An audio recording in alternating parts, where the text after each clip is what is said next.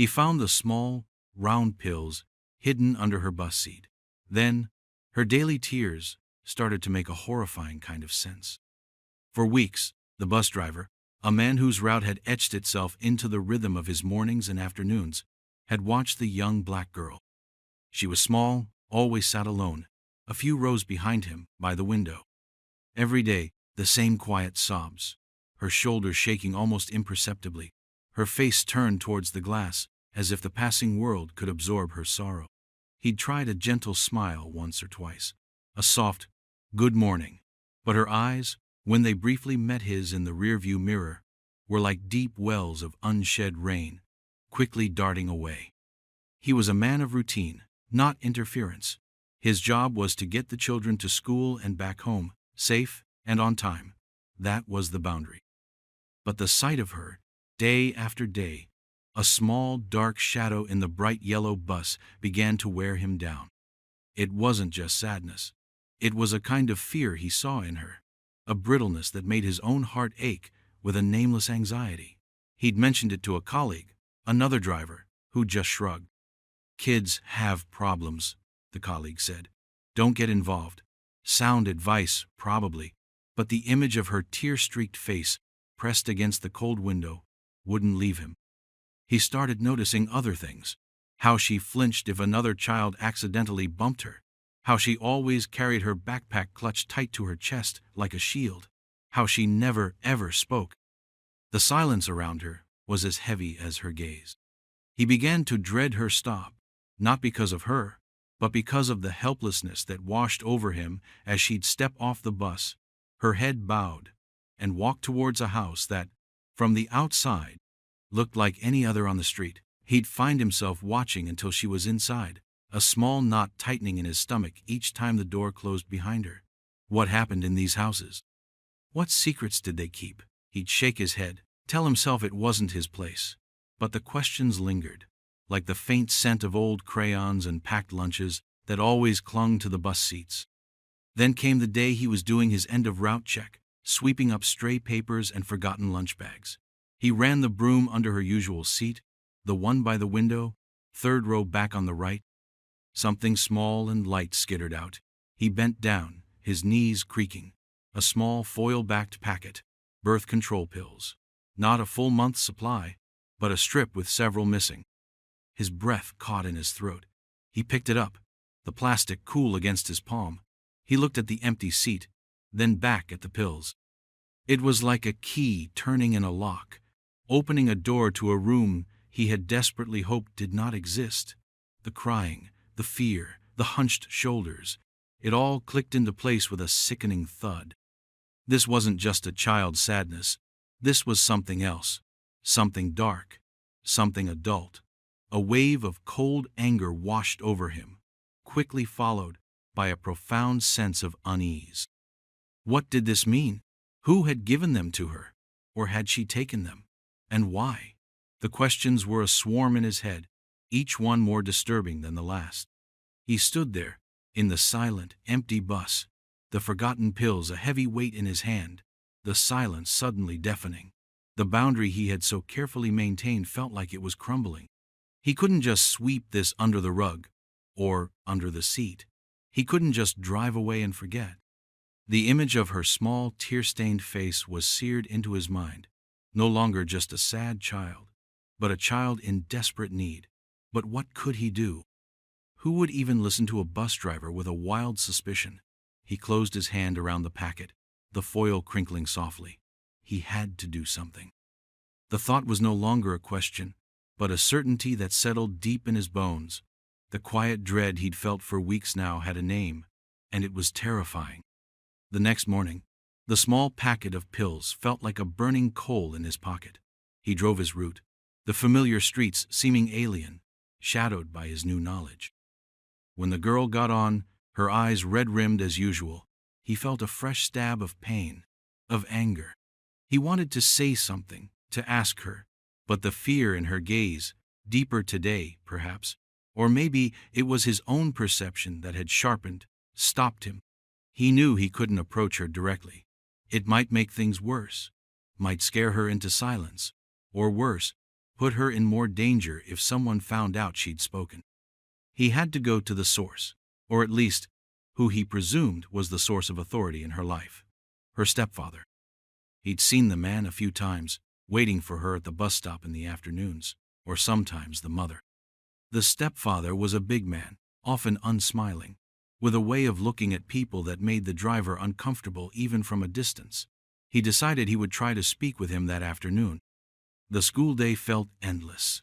Every child's laugh, every shout seemed to mock the silence and fear that clung to the small girl. When he finally pulled up to her stop, his heart was pounding. The stepfather was there, leaning against a beat-up car parked at the curb.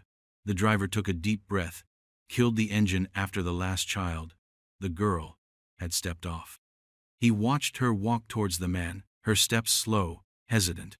The man didn't smile, just gestured curtly with his head for her to get in the car. Now or never. The driver opened his door, stepped out onto the pavement. "Excuse me," he called out, his voice sounding rougher than he intended. The stepfather turned, his eyes narrowed. He looked the driver up and down, a flicker of something unreadable in his expression. "Yeah? What is it?" The driver walked closer, trying to keep his tone even, non-accusatory. "It's about your daughter," he began, then corrected himself. "Your stepdaughter, the girl who rides my bus." He saw the girl freeze near the car door, her eyes wide, fixed on him. Fear, pure and undiluted, radiated from her. "What about her?" the stepfather said, his voice flat, impatient. "I'm just concerned," the driver said, choosing his words carefully. "She seems very unhappy, cries a lot on the bus. I was wondering if everything is all right at home." He didn't mention the pills. Not yet. He wanted to gauge the reaction first. The stepfather's expression hardened. A humorless smile touched his lips. "She's a sensitive kid, always crying about something." "It's none of your business, driver. You just drive the bus." The dismissal was cold, absolute. "I found something," the driver pressed, feeling a surge of desperation. He couldn't let it go this easily. Under her seat, some pills. He saw a muscle twitch in the stepfather's jaw. The man's eyes, already cold, seemed to turn to ice. "Pills? What are you talking about? She doesn't take any pills. You must be mistaken." He took a step towards the driver, his bulk suddenly more menacing. "Maybe you should stick to driving and stop imagining things, or sticking your nose where it doesn't belong." The threat was unspoken but clear. The driver stood his ground, though his insides were churning. "I'm not mistaken," he said quietly. "I just want to make sure she's okay." The stepfather let out a short, harsh laugh. "She's fine, perfectly fine. Now, if you'll excuse us." He turned his back on the driver, opened the car door, and nudged the girl inside. She scrambled in, not looking at the driver, her face pale. The car door slammed shut with a sound like a gunshot. The stepfather got into the driver's seat, started the engine with a roar, and pulled away from the curb, leaving the bus driver standing there, a cloud of exhaust fumes stinging his eyes. He felt a profound sense of failure. He had tried, and he had been shut down, dismissed, subtly threatened. The man's denial was too quick, too aggressive. It wasn't the reaction of a concerned parent.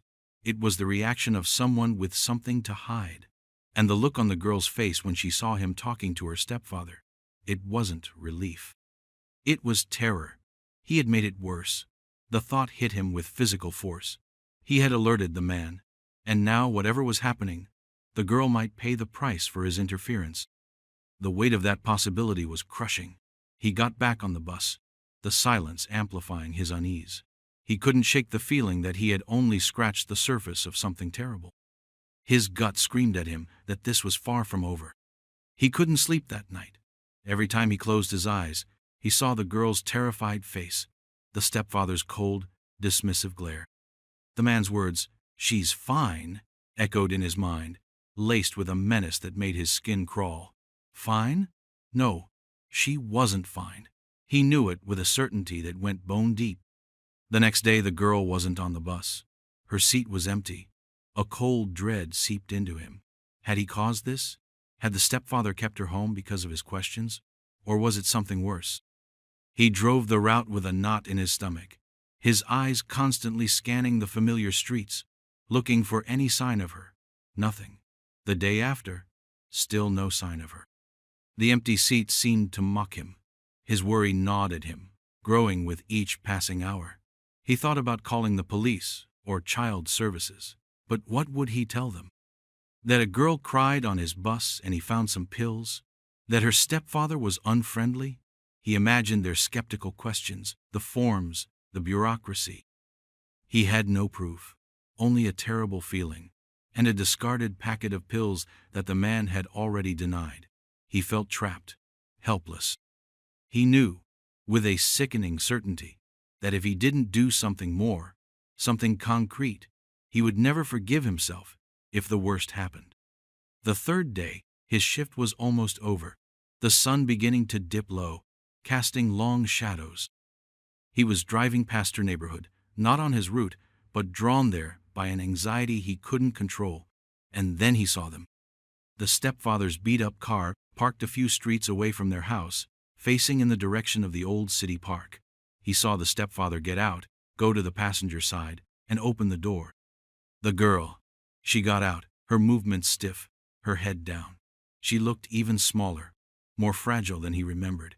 He felt a jolt, a surge of adrenaline. This was wrong. Why weren't they going home? Why here? Without a conscious decision, he pulled his own car over to the side of the road, a good distance back, keeping them in sight. He had to know. He had to see where they were going. It felt like he was crossing another line, stepping further into a place he shouldn't be, but the image of her small, hunched figure walking beside the large, imposing man erased any hesitation. The stepfather put a hand on her shoulder, not gently, and steered her towards the entrance of the park. It wasn't the main entrance, with the playgrounds and the picnic tables. This was a less used access point, leading to a more overgrown, neglected part of the park, dense with trees and tangled underbrush. His heart began to pound. This wasn't a father-daughter stroll. This felt furtive, planned. He waited a few moments, then started his car and drove slowly, following the direction they had taken, his eyes scanning the tree line.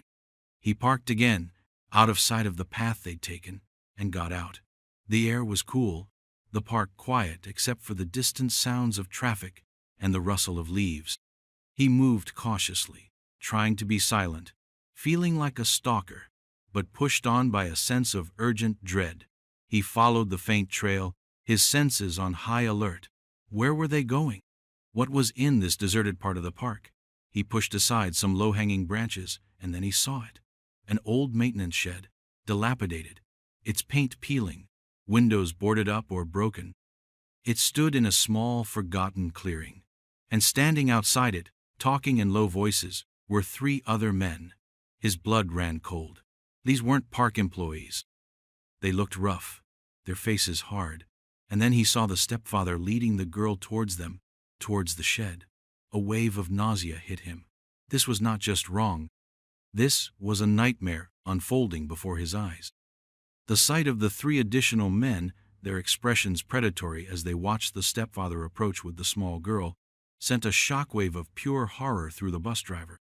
They weren't just rough, they were vultures circling. He froze, hidden by a thicket of trees, his breath catching in his chest. His mind struggled to process what he was seeing. This couldn't be happening. Not here, not to her. The stepfather said something to the men, a low murmur that didn't carry. One of them laughed, a short, ugly sound that made the driver's stomach clench. Then, the stepfather took the girl by the arm, more forcefully this time, and pulled her towards the shed's dilapidated door.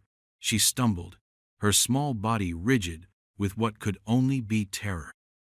She didn't cry out, didn't make a sound, which was somehow more horrifying than if she had screamed. It was the silence of utter subjugation. One of the other men pushed open the creaking shed door, revealing a dark, uninviting interior. The driver watched, his heart hammering against his ribs as the stepfather forced the girl inside. The door closed behind them, shutting out the fading daylight, engulfing her in whatever horrors lay within that small, rotten building. The other 3 men lingered outside for a moment. Then 2 of them followed, disappearing into the shed. The last man stayed by the door, lighting a cigarette, his posture casual, yet vigilant. He was a sentinel guarding a place of unimaginable darkness. The driver felt a surge of adrenaline so powerful it made him tremble. His first instinct was to run out there, to scream, to fight. But he was 1 man. They were 4, and 1 was already acting as a lookout. He was unarmed, unprepared for a physical confrontation with men who looked like they lived by violence.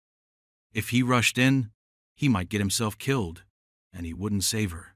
He might even make it worse, provoke them. Panic clawed at him, but he fought it down. He had to think. He had to do something smart, something that would actually help her. His hand fumbled for his phone in his pocket. His fingers were clumsy, shaking so badly he could barely grip it.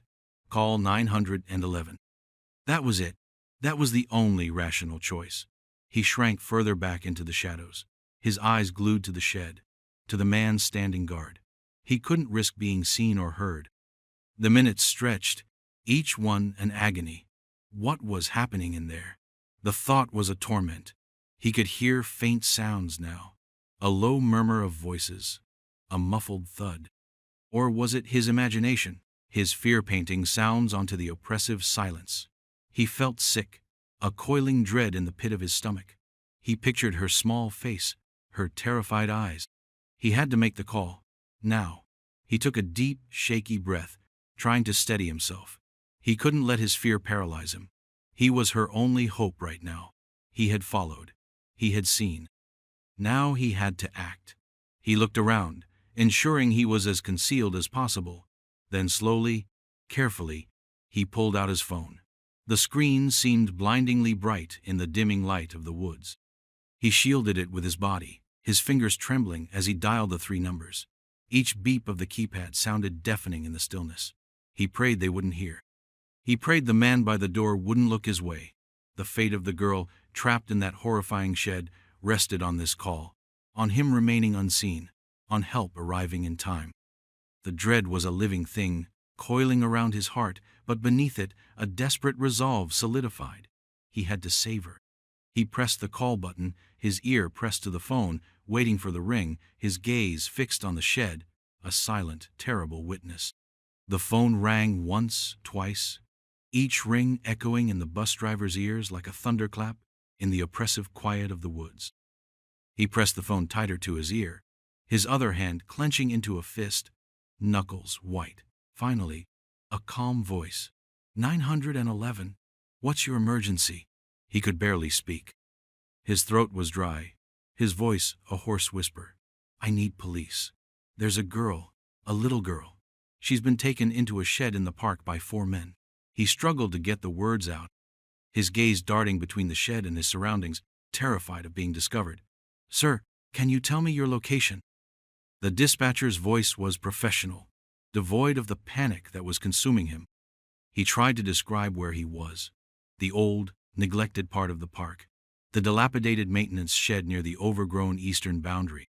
He gave the name of the park, the nearest cross streets he could remember. His mind raced, trying to provide clear, actionable information. How old is the girl, sir? I don't know, young. Maybe 9, 10? He wasn't sure. She always seemed so small, so vulnerable. And you said 4 men? Yes, her stepfather and 3 others. They took her inside. I think they're hurting her. The words were like acid in his mouth. He could hear the click of a keyboard on the other end of the line. Are they armed? Did you see any weapons? I don't know. I didn't see any, but they look dangerous. One of them is outside the shed, like a guard. He described the man, the shed, the isolation of the spot. Every detail felt crucial. Okay, sir. We're dispatching officers to your location. Can you stay on the line with me? Yes, he whispered, though every instinct screamed at him to hang up, to hide better, to make himself smaller, invisible. The minutes that followed were the longest of his life. He remained crouched in the bushes, the phone pressed to his ear, listening to the dispatcher's occasional questions, her reassurances that help was on the way. But time was stretching, distorting. Each second felt like an eternity. He kept his eyes fixed on the shed. The man outside was still there, smoking, occasionally pacing a short distance, and then returning to his post by the door. What was happening inside? The driver's imagination, fueled by fear and dread, conjured terrible images. He could hear faint, indistinct sounds from the shed. A muffled cry? A low laugh? He couldn't be sure. The wind rustling the leaves, the distant hum of traffic, his own ragged breathing. Everything conspired to mask the truth of what was transpiring in that dark place. He felt a profound sense of helplessness, a desperate impatience. Where were they? Why was it taking so long? He relayed his anxieties to the dispatcher in hushed tones. "They'll be there soon, sir. Try to stay calm and keep yourself safe. Do not approach them." He wasn't planning on it. His momentary surge of wanting to rush in had been replaced by a cold, calculated waiting. His only weapon now was his observation, his ability to guide the police when they arrived. Then, he heard it. A faint, distant siren. At first, he thought he was imagining it, hoping too hard. But then, it came again, closer this time, an unmistakable wail cutting through the evening air. Hope, sharp and desperate, pierced through his fear. They were coming. He whispered into the phone, "I hear sirens. I think they're close." The man outside the shed heard it too. He straightened up, dropping his cigarette, his head cocked, listening. He looked uneasy, peering into the trees. The driver held his breath. Would they find her in time? The sirens were getting louder, closer, converging on the park. The man by the shed door tensed, then turned and spoke sharply towards the closed door. The driver knew this was the critical moment. The fragile balance was about to break. The wail of the sirens grew louder, splitting the tense air, and the man guarding the shed door abruptly threw it open, shouting something urgent inside. The bus driver's heart leaped into his throat. This was it. There was a flurry of movement, shadows shifting in the dark doorway. He saw the police cars, lights flashing, pulling up along the park's edge, their beams cutting through the trees. Officers were already out, moving quickly, fanning out. The man who had been guarding the door looked panicked now. He darted back towards the shed, as if to warn the others more directly or perhaps to flee. But it was too late. "Police! Show me your hands!" The authoritative shout cut through the sounds of the woods and the dying sirens. The driver saw two officers, guns drawn, approaching the shed from different angles, their movements swift and professional. The lookout froze, his hands shooting up. More officers were converging. The driver remained hidden, his phone still pressed to his ear, though he wasn't speaking, just listening to the unfolding scene, his own breath catching in his chest. He heard orders being shouted, terse and clear. "Come out with your hands up!" There was a tense pause. Then the door of the shed was flung open from the inside. One by one, the men emerged, blinking in the sudden exposure, their faces a mixture of surprise, anger, and dawning fear.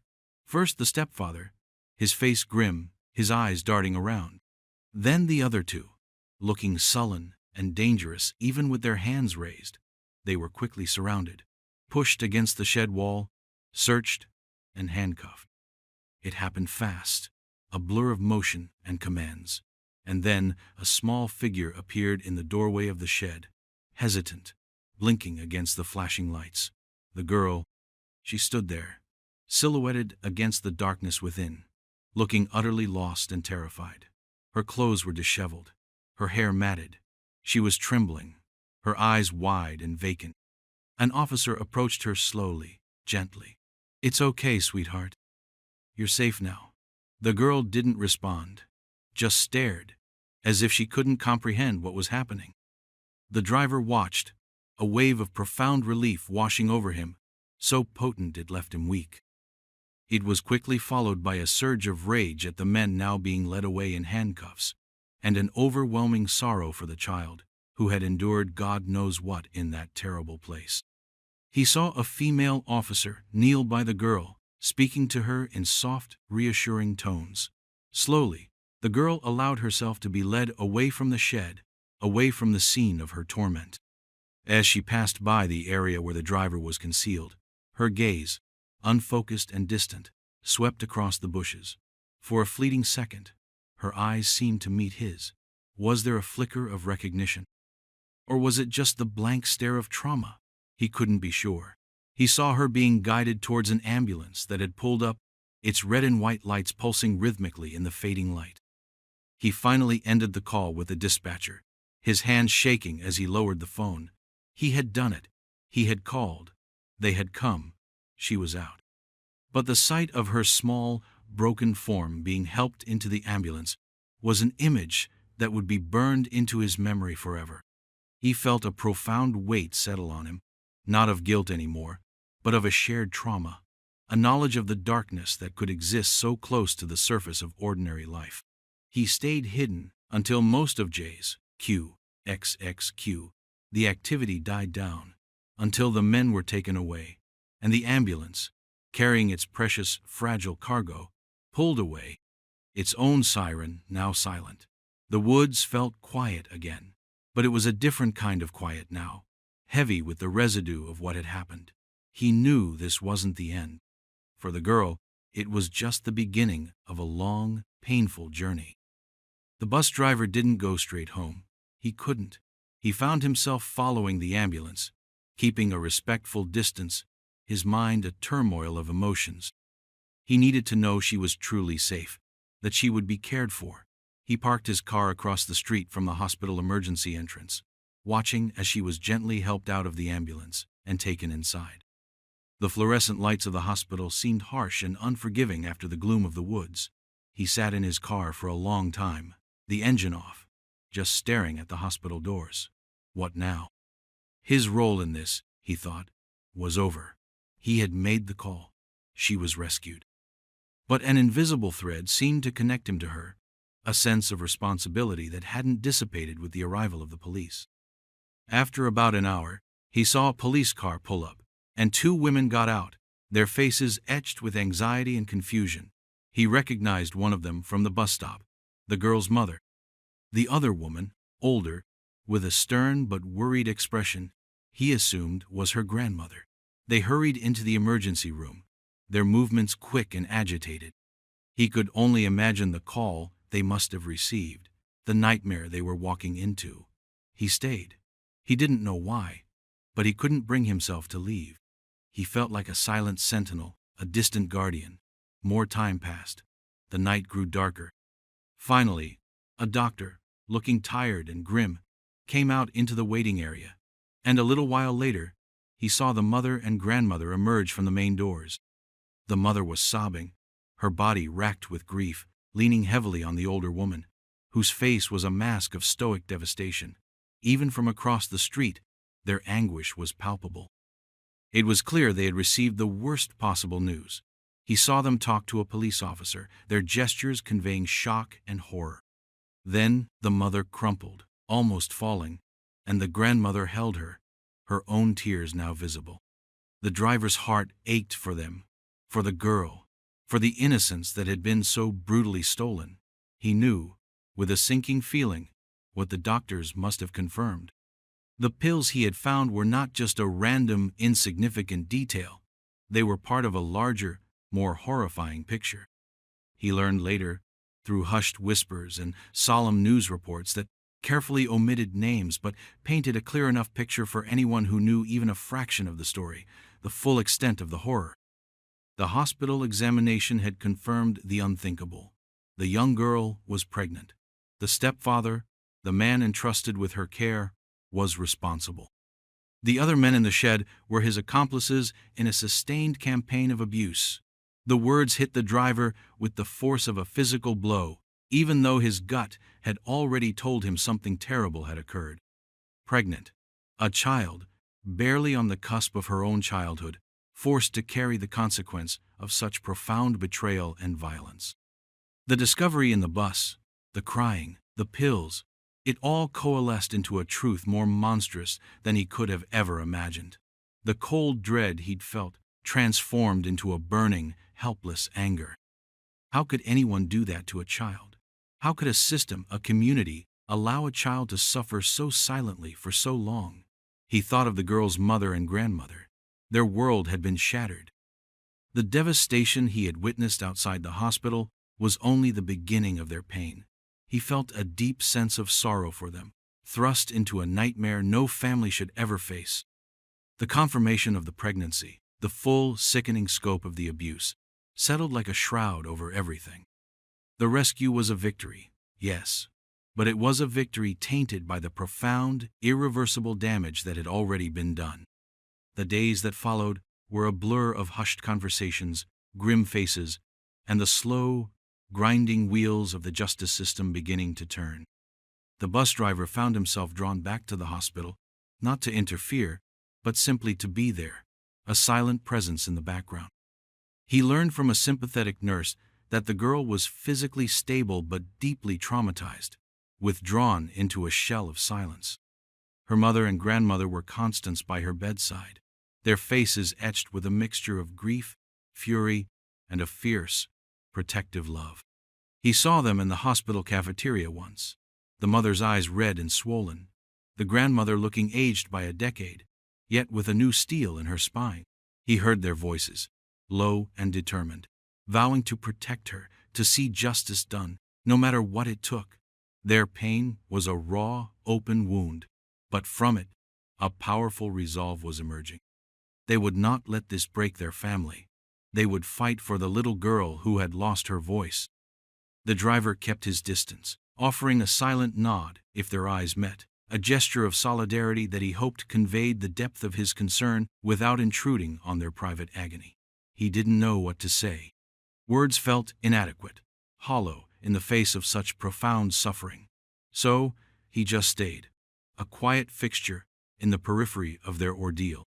He'd sit in the waiting room for a while, reading an old magazine, or just staring out the window, his thoughts consumed by the girl and her family. He brought a small, unopened coloring book and some crayons one day, leaving them with the nurse at the front desk, asking her to give them to the girl if she felt up to it, without saying who they were from. A small, anonymous gesture. He didn't expect thanks. He just wanted to do something, anything, to pierce the darkness, even in the smallest way. The nurse had smiled sadly, a flicker of understanding in her eyes. The news of the arrests had spread, though the details were kept under wraps to protect the victim. The stepfather and the other 3 men were in custody, facing a battery of horrific charges. The legal process would be long and arduous, another trial for the girl and her family to endure. But for now, they were off the streets. She was safe from them. That was the crucial first step. The driver replayed the events in his mind, over and over. The pills, the stepfather's denial, the decision to follow, the shed, the call. Had he done enough? Had he acted quickly enough? The what-ifs were a torment, but he pushed them away. He had done what he could, what he had to. He had seen something wrong, and he had not looked away. That was what mattered. One afternoon, as he was leaving the hospital, he saw the grandmother in the hallway. She looked tired, but her expression was resolute. She stopped him. "You're the bus driver, aren't you?" she asked, her voice quiet but firm. He nodded, unsure what to expect. "Thank you," she said, her eyes, though weary, holding a profound gratitude. "You saved her. You saved my granddaughter." Tears welled in her eyes and in his. He could only nod again, his throat tight with emotion. "We're going to get her through this," the grandmother continued, a fierce determination in her voice. "She's strong, stronger than any of them." He believed her. The family, shattered as they were, was drawing together, forming a protective shield around the girl, a bulwark of love against the darkness she had endured. Their vow was not just words, it was a promise etched in their hearts, a commitment to help her find her way back to the light, however long and difficult the path might be. The driver continued his route, the familiar streets now imbued with a different meaning. The yellow bus, once just a vehicle, felt like a silent witness to a story of profound sadness and unexpected courage. The girl's usual seat remained empty for a long time, a constant, poignant reminder of her absence, of what she had endured. Each time he passed it, a pang of sorrow, mixed with a quiet anger, would go through him. He checked in with the grandmother occasionally, brief phone calls, just to see how things were. He learned that the girl was slowly, painstakingly beginning her journey towards healing. There were good days and bad days. She was receiving therapy, surrounded by the unwavering love of her mother and grandmother. The legal proceedings were moving forward, a grim backdrop to their lives, but a necessary path towards accountability. The driver never asked for details about the girl's emotional state. He respected their privacy. But the grandmother would sometimes offer small snippets. A day the girl had smiled, a word she had spoken. Tiny victories, precious and hard-won. He found himself reflecting on his own actions. He was just an ordinary man, a bus driver. He had never imagined himself capable of such intervention, of playing a pivotal role in uncovering such a terrible crime. He had simply seen a child in pain, a child whose silent tears screamed for help, and he had chosen not to ignore them. That choice, that single decision to get involved, had changed everything. It had set in motion a chain of events that had pulled her from an ongoing nightmare. There was no glory in it, only a heavy sense of responsibility and a quiet satisfaction that he had done the right thing. He knew his life was also changed. He looked at the children on his bus differently now, more attuned to their silences, their unexpressed fears. He was more vigilant, his senses sharpened by the ordeal. He hoped he would never encounter such darkness again, but if he did, he knew he wouldn't hesitate. Months later, he heard that the girl and her family had moved to a new town, a chance for a fresh start, away from the shadows and whispers of the old neighborhood. He understood. They needed peace, a place where she could heal without constant reminders. He never saw her again. Sometimes, he would imagine her, older now, perhaps finding moments of joy, of normalcy. He hoped she was surrounded by people who cherished her, who helped her carry the burden of her past without letting it define her future. The driver knew that his act of courage hadn't erased her trauma, but it had given her a chance to live, to heal, to perhaps one day find her own voice again, strong and clear. The thought was a small comfort, a flicker of light in the lingering darkness of his memory. He often thought about the thin line between looking away and stepping in, and how one person's choice could make an immeasurable difference in the life of another. He had learned that courage wasn't the absence of fear, but acting in spite of it, and sometimes that was all it took to change the course of a life, to offer hope where there was only despair. His quiet guardianship had ended, but its impact, he hoped, would ripple outwards, a testament to the power of compassion in a world that often seemed too indifferent. The seasons changed. The driver continued his daily routes, the rhythm of the school year a familiar comfort. The raw edges of the memory had softened with time, but the weight of it remained, a permanent fixture in his heart. The girl's empty seat was eventually filled by other children, laughing, chattering, unaware of the silent story that seat held. Yet, for him, it would always be her seat. He thought of her often, a quiet prayer for her well-being, for her healing. He knew her path would be incredibly difficult. The physical and emotional scars of such profound abuse and betrayal would take a lifetime to manage, if not fully mend. There would be no simple, happy ending, no magic wand to wave away the darkness she had experienced. The pregnancy, a stark consequence of the horror, would forever tie her to that trauma, shaping her future in ways no child should ever have to confront. He imagined her mother and grandmother, their strength, their love, as the anchors in her turbulent life. Their fight was not just for justice in a courtroom, but for her spirit, for her right to a future where she could feel safe and, perhaps one day, whole again. It was a bittersweet reality. She was saved from the immediate danger, from the ongoing abuse. That was the undeniable victory, the direct result of his not looking away, of his decision to follow that gnawing feeling in his gut. The men responsible were facing the consequences of their heinous actions, the legal system slowly, methodically, working towards a resolution. But the damage was done. An innocence was shattered, a childhood irrevocably altered. There was a profound sadness in that, a tragic counterpoint to the relief of her rescue.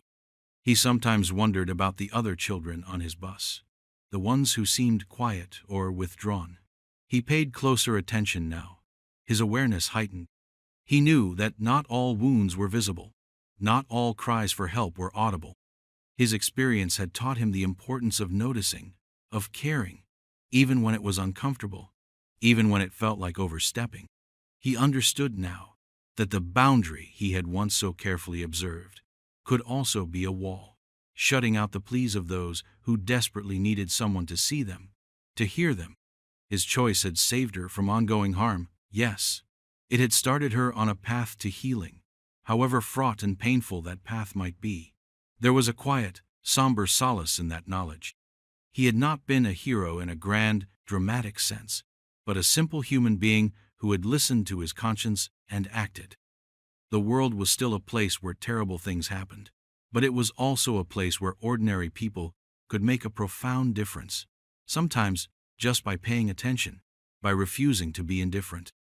The memory of the girl, her silent tears, the shed in the woods, would always be a part of him, a solemn reminder of the fragility of innocence and the enduring power of compassion. Her journey was hers to walk, but he hoped with all his heart that she found light in the shadows, and that the love of her family would guide her towards a future where peace was possible.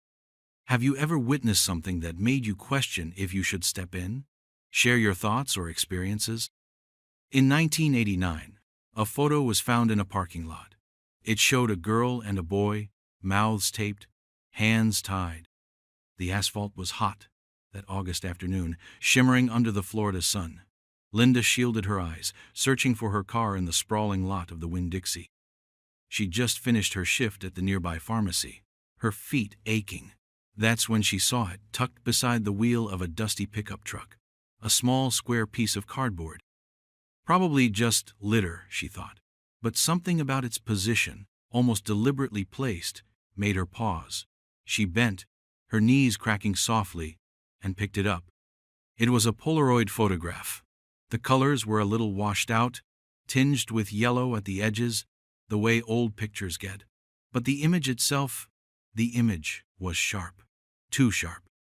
Linda's breath hitched. In the frame, a young woman, maybe late teens or early 20s, with dark hair falling around her shoulders. Beside her, a boy, younger, perhaps early teens, his hair shorter, eyes wide.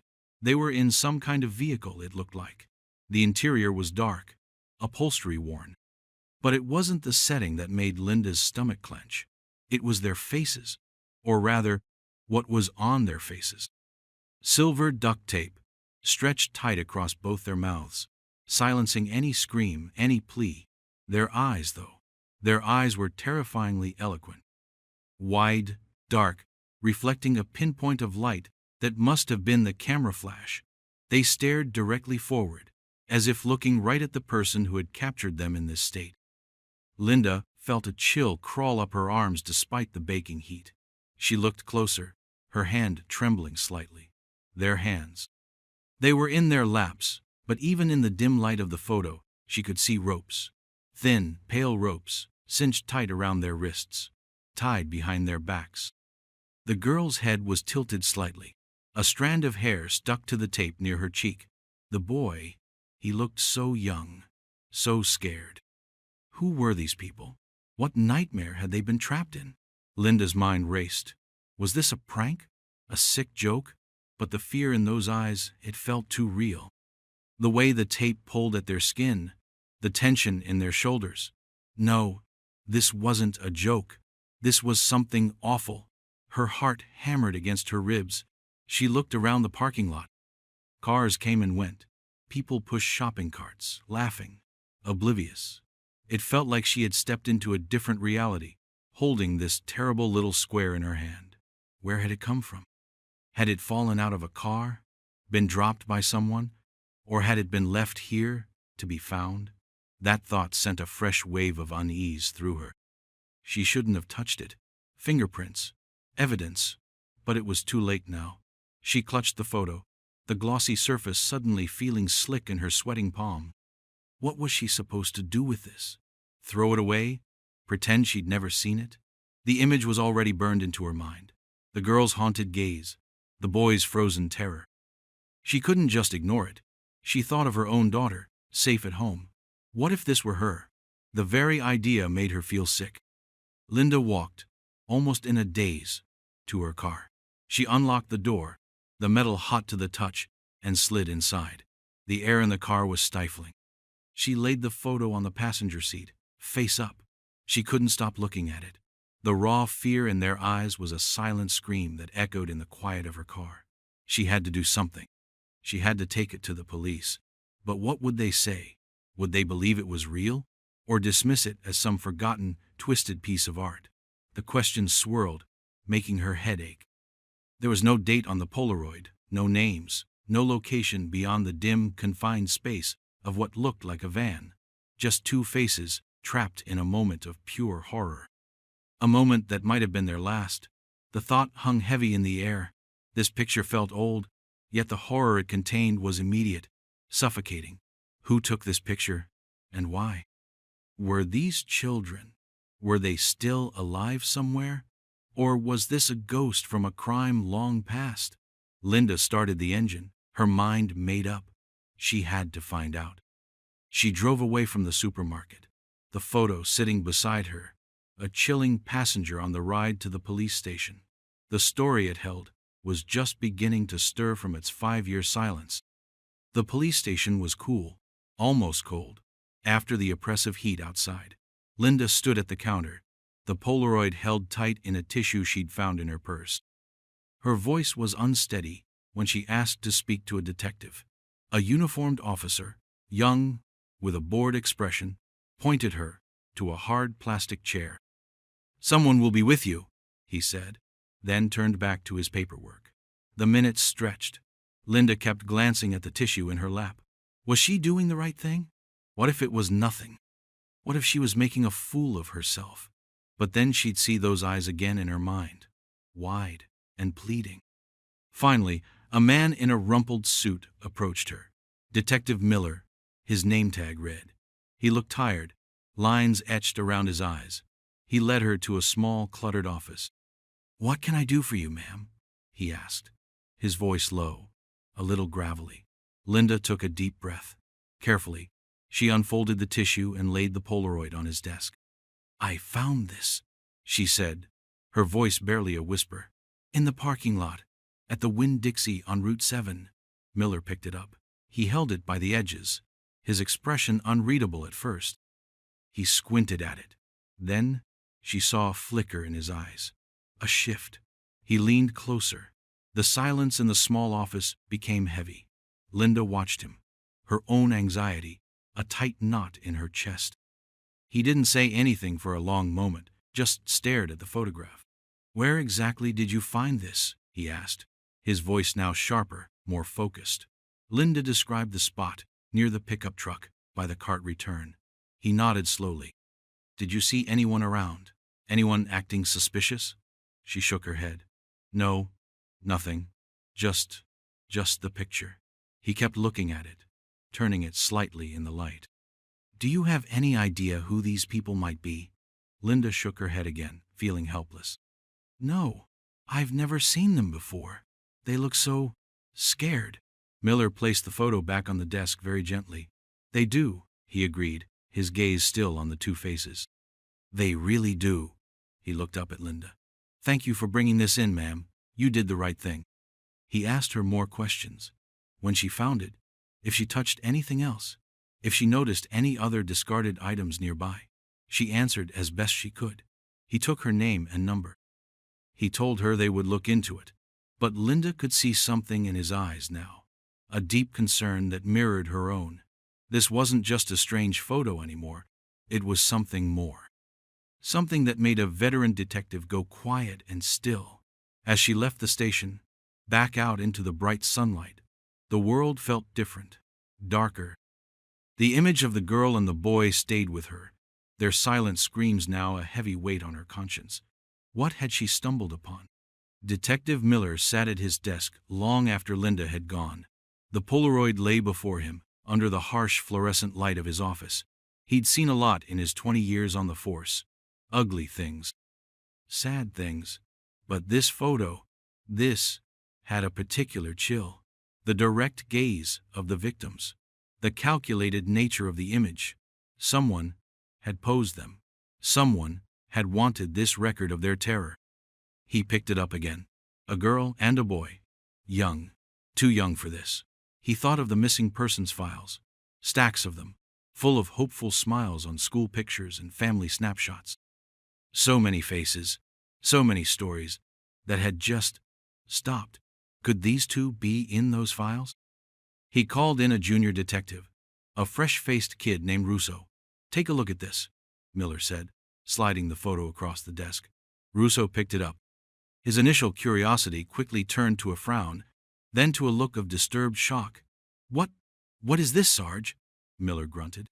"Found in a Winn-Dixie parking lot about an hour ago. Polaroid. Looks like it's been around a while, but the image is clear enough." Russo swallowed. "Their mouths, are they?" Miller nodded. "Duct tape. And ropes on their hands, looks like tied behind them. They're in a vehicle. Van, maybe? Or a large car. Upholstery looks like late 70s, early 80s. His mind was already working, sifting through possibilities. A kidnapping? A hostage situation that went undocumented? Or something even worse? "I want you to do something for me, Russo," Miller said, his voice grim. "Start pulling the unsolved missing persons files for the last, say, 10 years. Focus on late teens, early 20s for the girl, early to mid-teens for the boy. Pairs, if any, went missing together. Or individuals who vanished under strange circumstances." Russo nodded, his usual eagerness subdued. "And get this to forensics. See if they can pull anything off it. Age of the photo, any prints, even if it's a long shot, anything about the van interior. Maybe they can sharpen the background." Miller looked back at the photo. The girl's dark hair, the boy's wide, frightened eyes. Someone knew them. Someone, somewhere, was missing them. The question was, had they been missing for a few days? Or a few years? The faded quality of the Polaroid suggested time had passed. How much time? And what happened after this picture was taken? That was the part that made his gut tighten. He had a bad feeling about this. A very bad feeling. This photograph wasn't just a picture. It felt like a message from a forgotten nightmare. And it had just landed on his desk. The first step was identification. Who were they? Finding their names would be the key to unlocking the dark story held within that small square frame. The silence of the photo was deafening, but Miller was determined to make it speak. The call came 3 days later. Detective Miller was staring at the photo again, which now sat protected in an evidence bag on his desk. It had become a grim fixture in his office. Forensics hadn't found any usable prints on the photo itself, just smudges from Linda, and now a few of his own. The Polaroid film stock was common, used over a span of years, making it hard to date precisely without more context. They were working on enhancing the background details of the van, but it was slow going. Russo had been diligently sifting through missing persons files, his desk piled high. So far, no immediate matches for a boy and girl disappearing together under such circumstances. Then his phone rang. It was a detective from a neighboring county, a guy named Peterson he'd known for years. "Frank," Peterson's voice crackled over the line. "You still looking at that Polaroid you called me about? The one with the kids taped up?" Miller sat up straighter. "Yeah, Bill. Got it right here. Why?" There was a pause. Miller could hear Peterson take a slow breath. I think we might know who the girl is." Miller's heart rate quickened. "Go on," Peterson continued, his voice heavy. "We had a case back in 1984. College student. Sarah McCann. Disappeared on her way to see her boyfriend. Never seen again. 1984. 5 years ago." That would fit with the faded look of the Polaroid. "Sarah McCann," Miller repeated, writing the name down. "Dark hair? About 1920 back then?" "That's her," Peterson confirmed. "Pretty girl. Smart. Whole life ahead of her. Parents were devastated. Still are. We worked it hard, but nothing. Vanished into thin air." Miller felt a cold knot form in his stomach. Did you show them the photo?" he asked, already dreading the answer. Another pause. Her mother just saw it. We sent a copy over. She collapsed, Frank. It's her. She's sure of it. Said she'd know her daughter's eyes anywhere. The words hung in the air. Sarah McCann. After 5 years, a single horrifying image was the first sign of what might have happened to her. Miller closed his eyes for a moment. The relief of identification was immediately swamped by the horror of the context. This wasn't just a random disturbing photo. It was a piece of a real family's ongoing nightmare. What about the boy? Miller asked. Was anyone reported missing with her? Or, around the same time, a boy matching that description? Peterson sighed. No, that's the strange part. Sarah was alone when she left, headed to her boyfriend's apartment. The boy in that picture, he's a mystery to us. We never had a missing boy linked to her case. So, the photo had solved one mystery only to deepen another. Sarah McCann and an unknown boy. Together, in a dark van, their faces a mask of terror. Miller thanked Peterson, his mind already racing. Now they had a name, a starting point. A ghost from 1984 had just stepped out of the shadows, brought back by a faded Polaroid found in a supermarket parking lot. The task ahead was immense. To find out what happened to Sarah McCann and the boy beside her, and to find the person who had sealed their lips and captured their fear. The photo was no longer just an image. It was Sarah's voice, screaming silently for 5 long years, and Miller knew he had to listen. The case of Sarah McCann, cold for half a decade, was now burning hot. The news hit Sarah McCann's parents like a physical blow. 5 years. 5 years of agonizing uncertainty, of praying for a call, any call, that would tell them their daughter was alive, or at least what had become of her. They had kept her room untouched, a shrine to the bright, vibrant girl who had walked out the door one crisp October afternoon in 1984 and never come back. Her father, John, had aged a decade in those 5 years, his hair now completely white, his shoulders perpetually stooped. Her mother, Mary, had retreated into a quiet world of grief, finding solace only in tending her small garden, a place Sarah had loved, and now this, a photograph, a confirmation of their deepest, darkest fears. Detective Miller and a local officer assigned to help reopen the case visited them the next day. The McCann house was small, neat, filled with a quiet sadness that seemed to seep from the walls. Mary McCann sat on the sofa, clutching a framed picture of Sarah, a graduation photo, Sarah smiling, full of hope. Her eyes were red-rimmed, her face pale. John McCann stood by the window, his back to the room, looking out at the unchanging street. He hadn't said much since they'd arrived. Miller spoke gently, explaining what little they knew, which was essentially just the photo and Linda's account of finding it. He didn't press them for details of Sarah's disappearance yet. That would come. For now, this was about acknowledging their pain, their renewed trauma. "It's her," Mary whispered, her voice trembling as she looked at a copy of the Polaroid Miller had brought. She traced the outline of Sarah's face on the glossy paper with a shaking finger. "My Sarah. Oh God, what did they do to her?" Tears streamed down her face, unchecked. John finally turned from the window, his expression ravaged. He walked over and sat beside his wife, taking her hand. His own eyes were filled with a terrible, helpless anger. "Who's the boy?" he asked, his voice hoarse. "We don't know him. Did Sarah know him?" Miller had to tell them the truth. "We don't know yet, Mr. McCann. That's one of the things we're trying to find out. He wasn't reported missing with Sarah." This seemed to deepen their confusion, their despair. Another unknown horror layered onto their existing one. They talked about Sarah, what she was like. A good student, studying to be a teacher, loved books, music, hiking in the nearby state park. She was kind, they said, always helping others. Had no enemies they could think of. She was excited about visiting her boyfriend Michael that day. They were talking about getting engaged soon. Michael. Miller made a note to speak with him again. He'd been interviewed extensively back in 1984, of course. He'd been heartbroken, frantic. His alibi had been solid. he was at his apartment, waiting for Sarah. But 5 years was a long time. Memories faded, or sometimes new details emerged. The afternoon Sarah disappeared was etched in her parents' minds. October 12th, 1984. A Friday. She'd finished her classes at the community college around 3 p.m. She'd called home, a quick, cheerful conversation with her mother. Said she was going straight to Michael's. He lived about a 20-minute drive away. She was driving their old blue Ford Escort. The car was found a week later, abandoned in a mall parking lot, about 10 miles from Michael's apartment, in the opposite direction of her route. Keys in the ignition.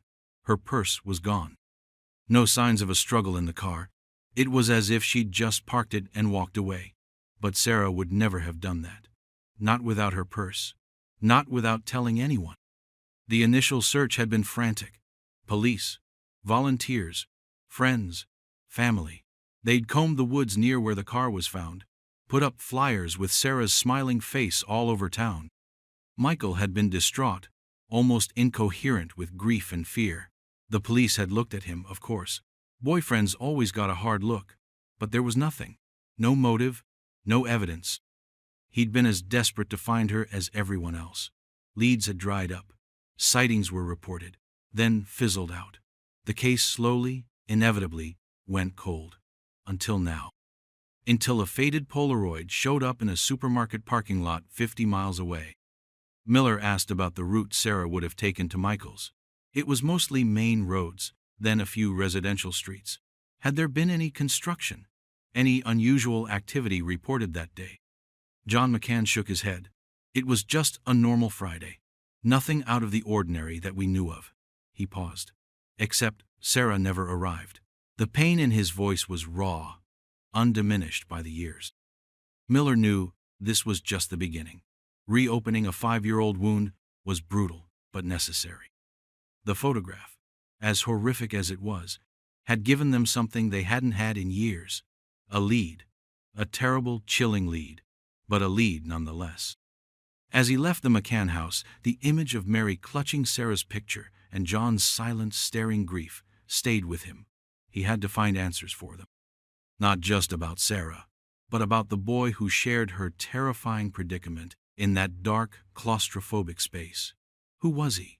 And how did his fate become so tragically intertwined with Sarah McCann's? The photo held the key, but the lock was proving to be incredibly complex. The darkness in that van seemed to stretch out, casting a long shadow over the present. The next step was to talk to Michael, Sarah's boyfriend from 1984. His name was Michael Bishop. Finding him wasn't hard. He still lived in the same town, though he'd moved from the apartment he'd shared with roommates back then. He was a manager at a local hardware store now, married, with a young child. When Detective Miller called him, Michael's voice was wary. When Miller mentioned Sarah McCann, there was a sharp intake of breath, then a heavy silence. He agreed to meet, his voice strained. They met at a small coffee shop, neutral territory. Michael Bishop looked older than his 30 years. The boyish charm Sarah's parents had mentioned was gone, replaced by a settled weariness. He seemed nervous, his hands fidgeting with a sugar packet. Miller got straight to the point, sliding a copy of the Polaroid across the table. He watched Michael's face. Recognition dawned slowly, then horror twisted his features. Is that Sarah?" he whispered, his eyes wide, fixed on the image of the girl. He looked pale, almost green. Miller nodded grimly. "We believe so. Her mother identified her." Michael stared at the photo, his breath coming in short, sharp gasps. "Oh my God," he said, shaking his head. "Oh my God. All these years, I always wondered. Hoped she'd just run off. Started a new life. Anything but—" His voice trailed off. He looked at the boy in the photo. "Who's the other one? The kid?" "We don't know yet," Miller said. "That's what we're trying to find out. Do you recognize him? Did Sarah know anyone who looked like him?" Michael shook his head, still staring at the photo, at Sarah's taped mouth, her terrified eyes. "No, I don't think so. Not that I can remember." He looked deeply shaken. The past, which he had clearly tried to bury, was rushing back with a vengeance. Miller let him compose himself for a moment. Then he began to ask questions about that day, 5 years ago. Michael's recollection was hazy at first, then sharpened as he focused. He remembered waiting for Sarah. She was supposed to arrive around 4:30. They were going to a movie. When she hadn't shown up by 5, he started to worry. He called her parents. They hadn't heard from her since her call after class. He started calling her friends. No one had seen her. I drove her route, Michael said, his voice low. From the college to my place. Looking for her car. Any sign of an accident. Nothing. Then I drove it again. And again. It was dark by then. I was frantic. He described the call to the police, the agonizing wait, the discovery of her car a week later. It didn't make any sense. The keys in it. Her purse gone. Why would she leave her car like that? He looked at Miller, his eyes pleading for an answer Miller didn't have. Did she seem worried about anything before she disappeared? Miller asked. Anyone bothering her? Any strange encounters? Michael frowned, thinking back. No, not really. She was happy. We were happy. Talking about the future. He paused. There was one thing, though. A few weeks before, she mentioned a van. A dark-colored van. She said she'd seen it a couple of times near the college, and once near her house. She thought it might have been following her. Miller leaned forward. A van? Did she describe it? Get a license plate? Michael shook his head. No, she wasn't sure. Said it was just a feeling. She thought she was being paranoid. I told her not to worry, that it was probably nothing. His face crumpled with guilt. I should have listened. I should have taken it more seriously. A dark-colored van. The people in the photo were in a van. This was the first concrete link, however tenuous. Did she say anything else about it? Make, model, any distinguishing features? Miller pressed. Michael struggled to remember. No, just dark, maybe a bit beaten up. She didn't get a good look at the driver. Said it was too far away, or the windows were tinted. It wasn't much, but it was something. A dark van. That matched the claustrophobic interior in the Polaroid. Miller spent another hour with Michael, going over every detail he could recall from that period. No new enemies of Sarah's came to light. No suspicious figures, other than the shadowy van. Michael had been thoroughly investigated at the time, his alibi confirmed by roommates and phone records. There was no reason to suspect him then, and nothing new suggested otherwise now. He was another victim of Sarah's disappearance, his life forever marked by it. As Miller left, Michael was still staring at the copy of the photo, his face a mask of grief and regret. Find them, detective, he said, his voice hoarse. Please, find out who did this to her. And to that boy. Miller nodded. We're trying, Mr. Bishop. We're trying. The van. It kept coming back to the van. The forensics team had been working on enhancing the image from the Polaroid. The interior was generic, typical of many American vans from the late 70s or early 80s. Worn fabric seats, a glimpse of what looked like wood paneling, common in conversion vans of that era. But there was one small detail, almost invisible to the naked eye, that the enhancement brought out. A tiny decal, or maybe a sticker, on the dashboard, partially obscured. It was a circular logo with some kind of bird in flight, too blurry to identify definitively, but it was a potential clue. Miller put out a bulletin to other departments, to DMV records, looking for information on dark-colored vans, possibly with custom interiors or that specific bird logo, that might have been active in their area or surrounding counties around 1984.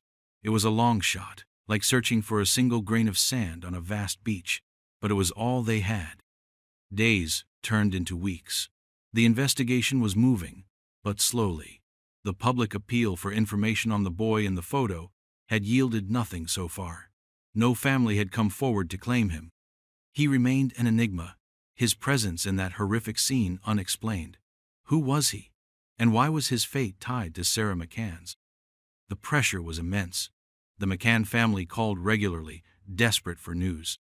The local media had picked up the story of the found photo, splashing Sarah's face and the blurred image of the boy across newspapers and television screens. Public interest was high. mixed with a morbid curiosity. Theories abounded, from random abduction to something more sinister and targeted. Miller felt the weight of it all. He kept the original Polaroid locked in his desk, but copies were pinned to a board in the incident room, surrounded by notes, maps, and timelines. Sarah's hopeful graduation smile, and then the terrified eyes in the van. The contrast was a constant, grim reminder of what had been stolen. Then, a break, or at least a potential one. A retired mechanic from a town about 30 miles away saw the news report about the van, the mention of a possible bird logo. He called the hotline. He remembered working on a dark blue Dodge Ram van back in '83 or '84. It had custom paneling inside, he recalled. And the owner had put a bunch of stickers on the dashboard.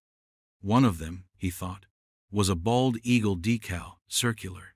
He even remembered the owner vaguely. A quiet guy, kept to himself. Name was Arthur Jenkins. Lived out on a rural route, had a bit of land. The mechanic wasn't sure if Jenkins still lived there or if he even still had the van. But it was a name, a possible match for the van. Arthur Jenkins. Miller felt a surge of adrenaline. It was thin, based on a fuzzy memory from years ago, but it was the most concrete lead they'd had on the vehicle itself. "Let's find out about Mr. Arthur Jenkins," Miller said to Russo. "Let's find out everything." The hunt for the van, and the man who might have owned it, was on. This could be it. This could be the thread that unraveled the whole horrifying tapestry.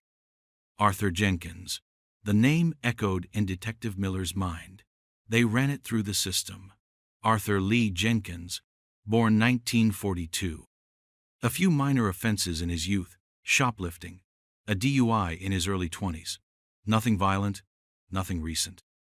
He owned a property on Old Mill Road, just outside the small town of Oakhaven, about 25 miles from where Sarah McCann had last been seen, and in the general direction of where her car was eventually found, if one took a very circuitous route. Property records showed he still owned it. No record of a dark blue Dodge Ram van currently registered to him, but that didn't mean much. He could have sold it, junked it, or it could be hidden away, unregistered. Miller decided on a cautious approach. He didn't want to spook Jenkins if he was involved.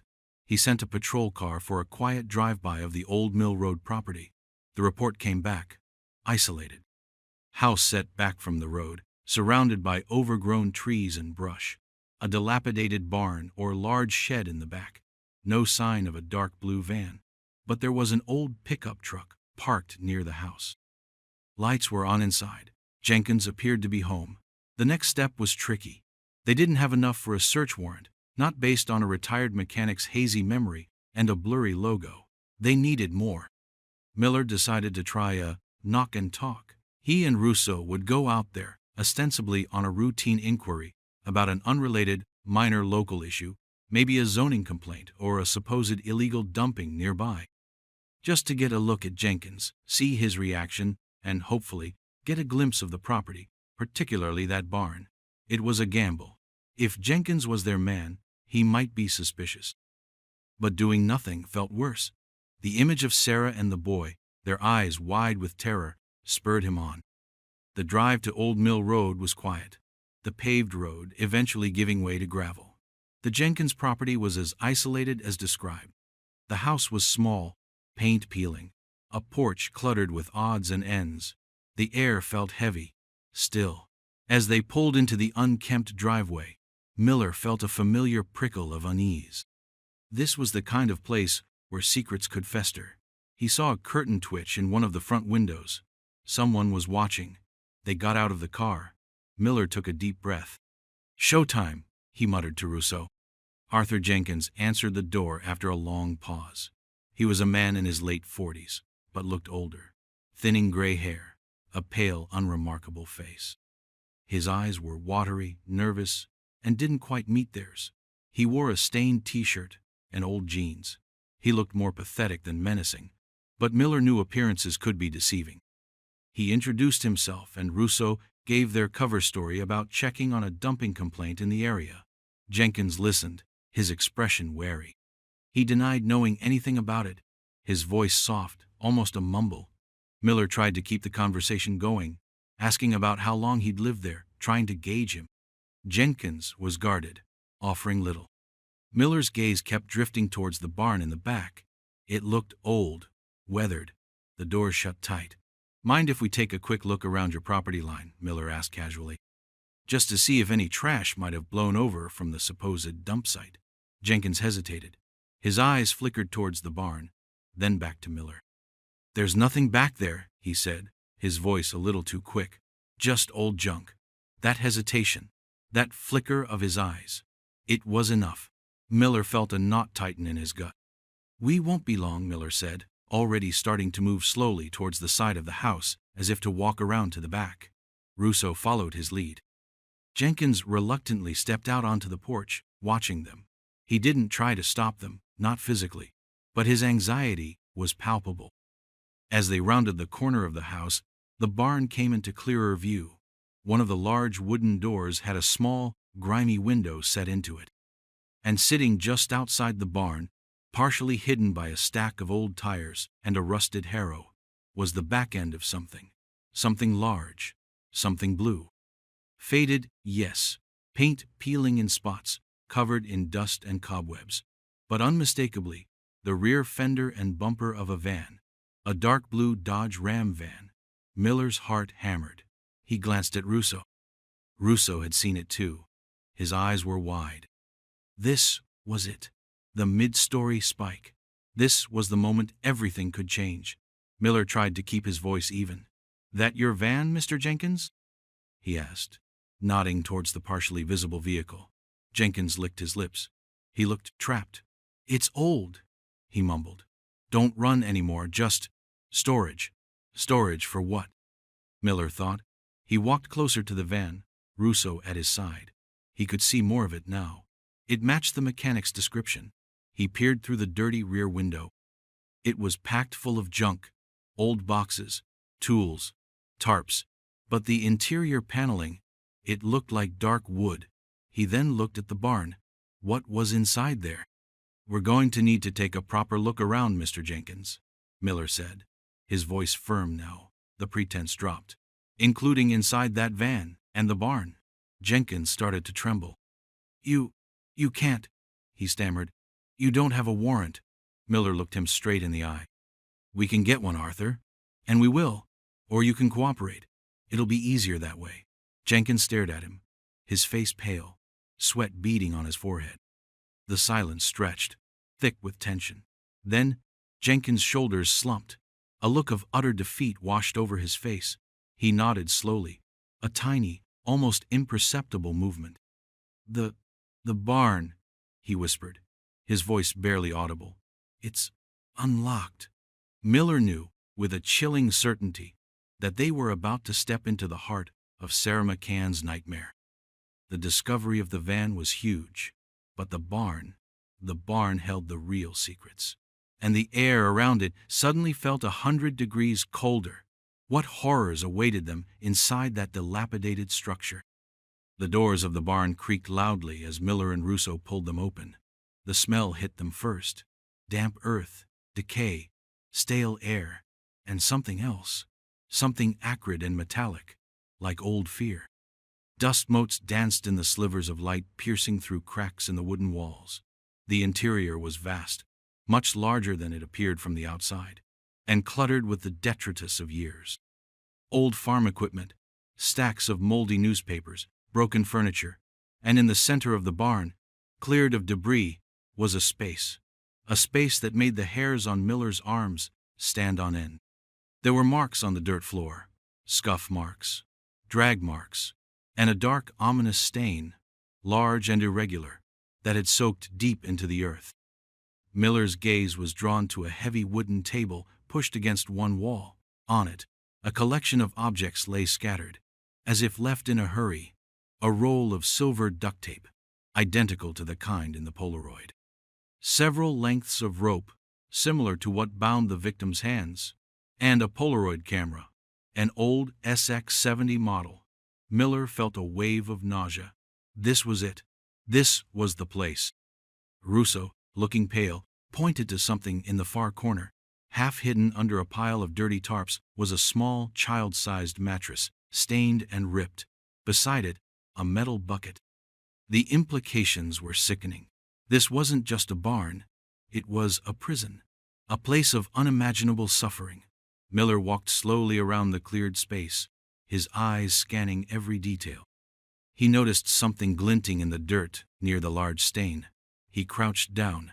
It was a small silver earring, a simple hoop. He carefully picked it up with a gloved hand and placed it in an evidence bag. Could this have belonged to Sarah? Jenkins stood silently by the entrance, head bowed, trembling. He looked like a broken man.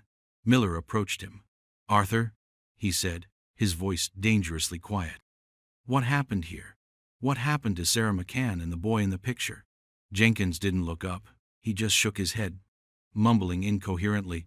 "Talk to us, Arthur," Miller pressed. "It's over. We found the place.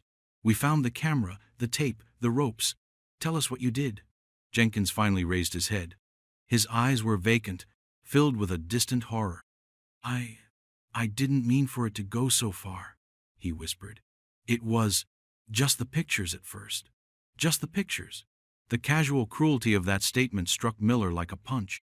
Over the next few hours, as more officers and the forensics team descended on the property, Jenkins, in halting, often contradictory fragments, began to tell his story. He was a loner, socially awkward, consumed by dark fantasies. He'd seen Sarah McCann near the college. He'd followed her. He admitted to being the one driving the van she'd noticed.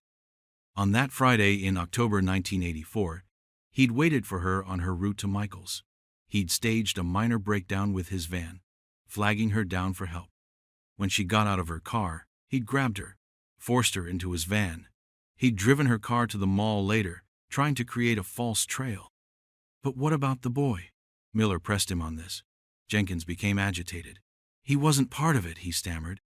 He saw me with her." The boy, it turned out, was a local paper boy named Danny Peterson, 12 years old. He'd been on his route, cutting through a wooded shortcut near where Jenkins had initially taken Sarah, a secluded spot where Jenkins had planned to take photos. Danny had stumbled upon them. Jenkins, panicking, had grabbed him too. 2 victims instead of 1. The Polaroid was taken in the back of the van, shortly after he'd abducted Danny, before he brought them both to the barn. He'd wanted a memento of his power, his control. The photo Linda found must have fallen out of his pocket or his truck at some point over the years, a ticking time bomb of evidence.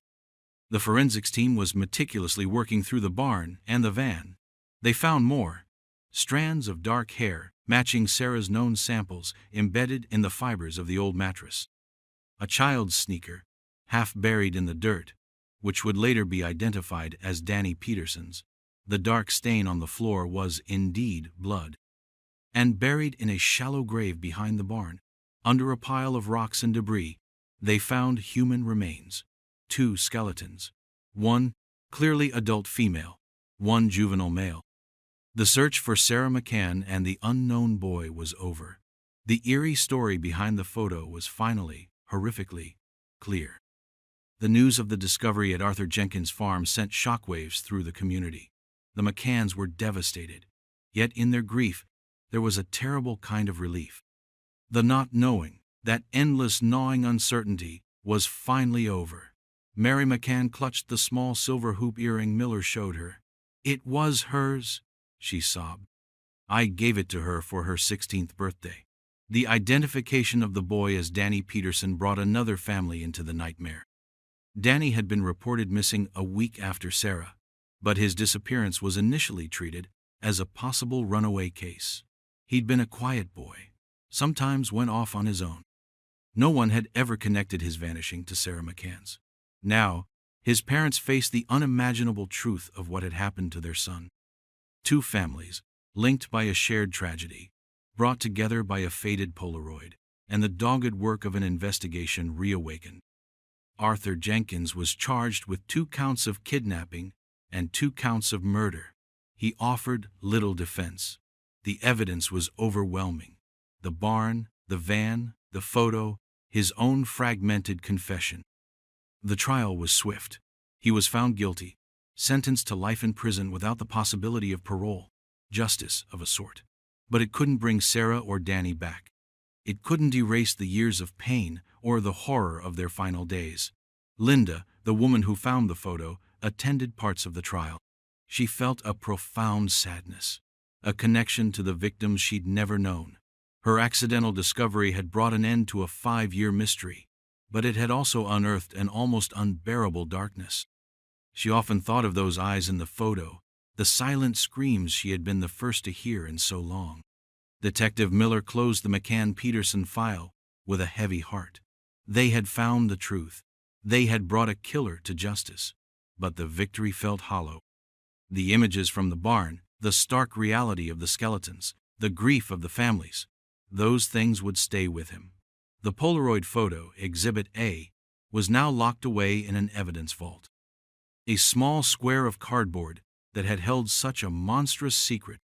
It was a reminder, he thought, of how fragile life was, how easily darkness could encroach, and how sometimes the smallest, most random discovery could illuminate the deepest shadows.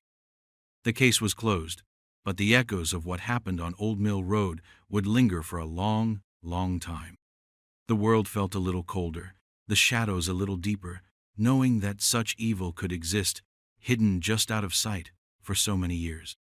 The silence of that van, the terror in those eyes, it was a story that would never truly be over for those who were touched by it. Have you ever heard of anything like this? Share your thoughts or stories in the comments. 15 years after the boy vanished into the forest, a hiker stumbled upon his camera. The photos inside were taken after he disappeared, and they were wrong. The hiker, a young woman named Sarah, hadn't been looking for anything more than a quiet day away from the city noise, a trail she'd found on an old map.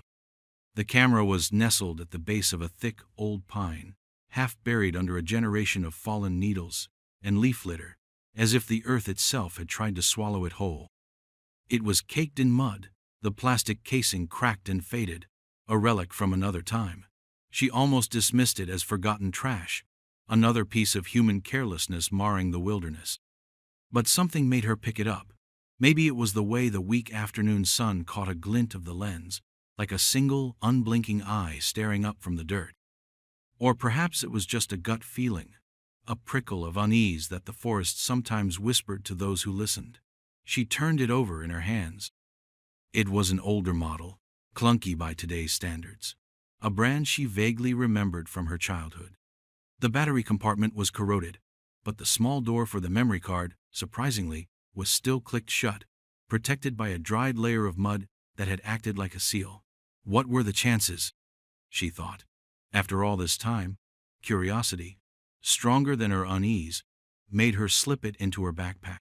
Later that evening, back in her small apartment, she managed to pry open the memory card slot. The card itself was tiny, an early type, but it looked intact. Her laptop didn't have a slot for it, so the next day, she took it to a camera shop, an old place run by a man who'd seen technology come and go. He had the right adapter. He seemed unsurprised. People found things, he said.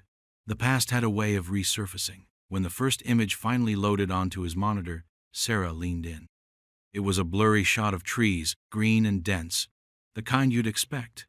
Then another, a slightly clearer view of a narrow, overgrown path. The third showed a pair of worn hiking boots, presumably the photographer's, resting on a mossy rock. Standard stuff. The shop owner grunted, ready to dismiss it. But Sarah felt a knot tighten in her stomach. There was something about the date stamp in the corner of the files, if it was accurate. 1998, a long time ago. She remembered a local story, a chilling one, from when she was just a kid, a boy, a hiking trip, vanished. The shop owner clicked to the next photo, and the air in the small, cluttered shop seemed to grow cold. This one was different. It was dark, poorly lit, as if taken inside a tent or a small, enclosed space, but there were no clear signs of a tent. Or maybe it was taken at night, with a weak flash. In the center, slightly out of focus, was a face. A young face, pale, eyes wide, and reflecting the flash. The expression was hard to read. Fear? Surprise? It was a selfie, but not a happy one. The date stamp was the same as the others. But then came the next. The timestamp was hours later. The image was a chaotic blur of leaves and branches, as if the camera had been dropped or swung wildly. Then another, a close-up of something dark and textured, unidentifiable. Then another, showing a patch of sky through a tiny opening in what looked like dense undergrowth or maybe something else. Sarah felt a chill crawl up her spine. These weren't holiday snaps. The shop owner, silent now, kept clicking. Each photo seemed stranger than the last. Some were almost completely black. Others showed fleeting, distorted shapes. One showed a hand, small and dirty, reaching out. Whose hand? The boy's? The last few images were the worst. They were almost abstract in their terror, streaks of light and shadow, a sense of frantic movement. But one, the very last one, was clearer, starkly so. It showed a small, crude drawing scratched into bare earth. A stick figure, lying down, and next to it, another, larger figure, standing over it. Sarah's breath hitched. She knew, with a certainty that settled like ice in her veins, what this camera meant. She knew whose camera it had been. The shop owner finally looked up, his face grim. "You need to take this to the police," he said, his voice quiet. "This isn't just lost property, this is something else." He didn't need to explain. The name of the boy, unspoken for years in any official capacity, hung heavy in the air between them. Mark Weatherton, 14 years old, vanished without a trace from the Blackwood Trail 15 years ago. And these pictures, these strange, disturbing pictures, were taken after everyone thought he was gone. What had happened to him out there, alone in the woods? And what terrible story did these silent images hold? The plastic casing of the camera suddenly felt cold, almost malevolent, in her memory. A forgotten object, holding a forgotten boy's last moments. Or had it? The question pulsed in the quiet room. What did these images truly mean? The call to the local sheriff's department was brief. The initial reaction one of mild bureaucratic interest. Lost property. Old case.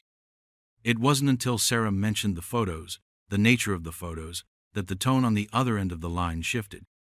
Detective Miles Corbin was assigned the file, more out of a sense of due diligence than any real expectation. He was a man who had seen too much, a man whose hope had been worn thin by years of unsolved cases and human misery. The Mark Weatherton file was legendary in the department, a ghost story told to new recruits, a symbol of the one that got away, swallowed by the wilderness, or by something else. Corbin remembered it vaguely. He'd been a rookie in a different precinct back then, but the headlines had been stark. Boy Scout vanishes. Massive search yields nothing. The woods were deep, unforgiving. It happened. But a camera, 15 years later, with photos taken after he was reported missing, that was new. That was a thread, however frayed, to pull. He met Sarah at the station. She looked shaken, handing over the camera and the memory card as if eager to be rid of them. She recounted her story, her voice low. Corbin listened, his face impassive, but his mind was already racing. What if the boy hadn't just gotten lost? What if he'd been alive for hours, maybe days, after the search parties had given up their first sweep? The memory card was sent to the state crime lab. They had better equipment, better software for recovering and enhancing old digital files. Corbin knew it was a long shot. Digital data degraded. The camera had been out in the elements for a decade and a half. What could possibly have survived? He pulled the old Weatherton file, a thick, dusty accordion folder filled with yellowing papers, maps with faded highlighter marks, and grainy photos of search teams fanning out into the trees. Reports detailed the initial response. The scoutmaster, a man named Alistair Finch, had reported Mark missing late in the afternoon of October 10, 1998. Finch had told deputies that Mark, always a bit of a straggler, had fallen behind the main group during a hike on the less traveled parts of the Blackwood Trail system. They'd waited, called out. No answer. Finch, an experienced hiker, claimed he'd backtracked, searched for a while, then, with daylight fading and other boys to consider, made the tough call to hike out and get help. He'd seemed flustered, perhaps a little defensive, the original reports noted. The search had started that night, a frantic, disorganized affair in the dark. By morning, it was a full-scale operation. Hundreds of volunteers, police, dogs. They'd scoured the area for weeks. Nothing. Not a footprint. Not a dropped piece of equipment. Not a shred of clothing. It was as if Mark Weatherton had simply evaporated. The official theory, after all avenues were exhausted, was that he'd gotten lost, succumbed to exposure, or perhaps fallen into one of the park's many hidden ravines or old mine shafts. His body never found. A tragic accident. But there were always whispers, doubts, the way Finch had seemed a little too quick to leave him, the fact that no trace was ever found. Now, this camera. Corbin stared at the property tag on the evidence bag. Could this old piece of plastic finally break the silence of 15 years? Or would it only add another layer of pain, another unanswerable question, to a tragedy that had long since faded from public memory, but never from the hearts of those who knew the boy? He thought of the parents. He'd have to notify them. That was the part of the job he dreaded most, reopening old wounds, offering a sliver of something that might be hope, or might just be more torment. The lab called a few days later. They'd recovered images. Quite a few, actually. The technician sounded hesitant. "You need to see these, detective," he'd said. "There's something about them, something you don't see every day." Corbin felt a cold anticipation. What had Mark seen in those last hours? What secrets had he captured before the darkness took him, or before something or someone else did? The forest had held its breath for 15 years. Now, it seemed, it was finally ready to exhale a piece of its story. But would it be a story anyone was prepared to hear? The original Disappearance, back in 1998, had torn a hole in the small community of Oakhaven. Mark Weatherton was just 14, a quiet boy, more interested in books and drawing than the rough and tumble of most kids his age. He'd joined the scout troop, his mother later said, because he'd wanted to try to push himself a little. He loved the idea of the woods, the quiet majesty of them, even if he wasn't the fastest or the strongest. The hike on that October day was meant to be a challenge, but manageable. Troop 42, led by Scoutmaster Alistair Finch, was a small group, just Finch and 5 boys, including Mark. They were exploring a less-used network of trails in Blackwood State Park, aiming for a scenic overlook. Mark, as usual, had been lagging a bit. He'd stopped to look at some interesting fungus, Finch would later recount, or maybe to tie his shoe. The other boys, eager to reach the summit, had pushed on ahead with Finch occasionally calling back, "Hurry up, Mark!" The group reached a fork in the trail. Finch said he shouted for Mark, waited a few minutes. He claimed he heard a faint reply, something like, "Coming!" So, they took the steeper path, assuming Mark would catch up. He never did. It was another hour before they reached the overlook. When Mark still hadn't appeared, a flicker of annoyance turned into a knot of concern. Finch sent 2 of the faster boys back down the trail a little way, calling Mark's name. Nothing. Just the rustle of autumn leaves in the breeze and the chirping of unseen birds. The sun was beginning to dip below the tree line, painting the sky in hues of orange and purple, beautiful but also a warning. Finch, according to his statement, then made the decision. He said he told the boys, "Mark probably took the wrong turn at the fork, or he's slower than we thought. He'll turn up, or he'll head back to the trailhead if he's smart. We need to get out before dark." But one of the other boys, years later in an informal interview for a cold case podcast, remembered it differently. He recalled Finch sighing, saying something like, "That kid is always holding us up. He's probably halfway back to the parking lot by now, tired of waiting for us." There was an edge to his voice, the boy had said, a dismissal that felt cold even then. They hadn't waited long. They hadn't searched much. They'd hiked out, the remaining boys quiet, uneasy. It was nearly dark when Finch finally called the park rangers, then the sheriff. The initial search was hampered by the night, by the rugged terrain. Mark's parents, Tom and Laura Weatherton, arrived at the trailhead in a state of growing panic.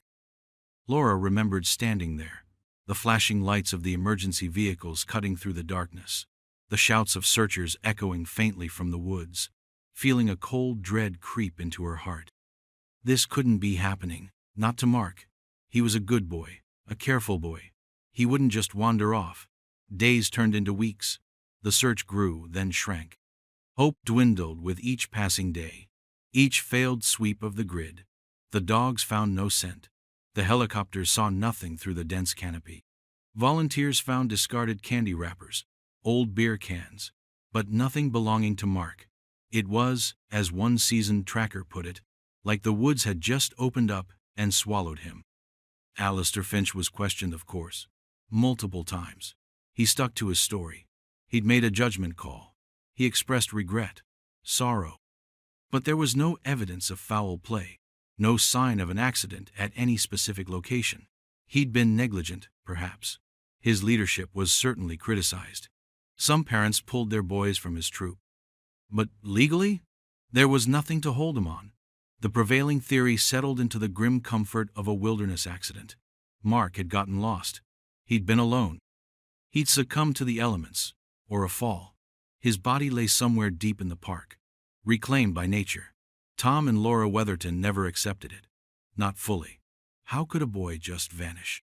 Without a trace? They'd funded private searches, consulted psychics, put up posters that faded and tore over the years until they were just sad reminders of a grief that never truly went away. The forest around Oakhaven became a place of sorrow for them, a constant, silent accuser. Every rustling leaf, every shadow under the trees seemed to whisper his name. And now, 15 years later, a camera that had been with Mark, a camera that held images from those lost hours. What would it show? Would it confirm their worst fears? Or, almost impossibly, could it offer something else? A clue? An answer? The thought was a painful spark in a darkness they had lived in for so long. Detective Corbin arranged to view the recovered photos in a small, darkened room at the crime lab. The technician, a young man named Dave, had them loaded on a large monitor. "There are about 38 images in total that we could recover, Detective," Dave said, his voice neutral but with an undercurrent Corbin couldn't quite place. "The first few, as reported, are standard, taken in daylight. Looks like just before he got separated." He clicked through them. Trees, a path, Mark's boots. Then, the selfie. Mark's face, pale, eyes wide. Corbin leaned closer. The fear was there, definitely. But also, confusion. He looked young. So young. Barely a teenager, lost in the wilderness. "The timestamp on this one is about 2 hours after Finch, and the others would have left him at that fork," Dave said, his finger hovering over the data displayed beneath the image. So he was alive. And he had his camera. That much was already a blow to the old narrative. He hadn't just wandered off and immediately fallen or gotten hopelessly lost. He was aware, functioning, for a while at least. Then came the next photo. The chaotic blur of leaves. "This is where it starts to get unusual," Dave murmured. He clicked again. A close-up of dark, damp earth, something that looked like moss, and what might have been a strip of blue fabric at the very edge of the frame. Too indistinct to be sure. Another click. A photo taken, looking almost straight up. A tiny patch of gray sky, framed by what looked like the edges of a hole, or a narrow opening between rocks. Was he in a cave? A crevice? The light was poor. "He's using the flash sporadically here," Dave noted. "Maybe trying to conserve the battery. Or maybe he didn't want to attract attention." Attract attention from what? Or whom? Corbin felt a familiar tightening in his chest. This was not going to be simple. The next image made him frown. It was angled downwards, showing what appeared to be the interior of a very small, confined space. The walls were rough, earthen, and in the foreground, out of focus but undeniably present, was a glint of metal. Part of a can? A buckle? It was impossible to tell. Then, a series of very dark photos, almost completely black. Dave adjusted the brightness on the monitor. Faint shapes emerged. "We think he was moving through somewhere very dark here," Dave said. "Or he was hiding." Hiding from what? The elements? Or something more? One photo showed what looked like a pile of rocks, unnaturally stacked. Another, a blurry image of something pale against a dark background. Bone? A piece of trash? The ambiguity was maddening. Corbin remembered the original searchers, combing every known cave and crevice. Had they missed something? Or had Mark found a place they hadn't even known existed? The hand. The photo of the small, dirty hand reaching out. Corbin stared at it. It was Mark's hand, he was sure. But what was it reaching for? Or from? It looked desperate. The quality degrades significantly in these later shots, Dave said, his voice softer now. The camera was old even then. Low resolution, poor, low light performance. He clicked again. An image that was just streaks of light, as if Mark had been running or falling, the shutter held open. Then, the second to last photo.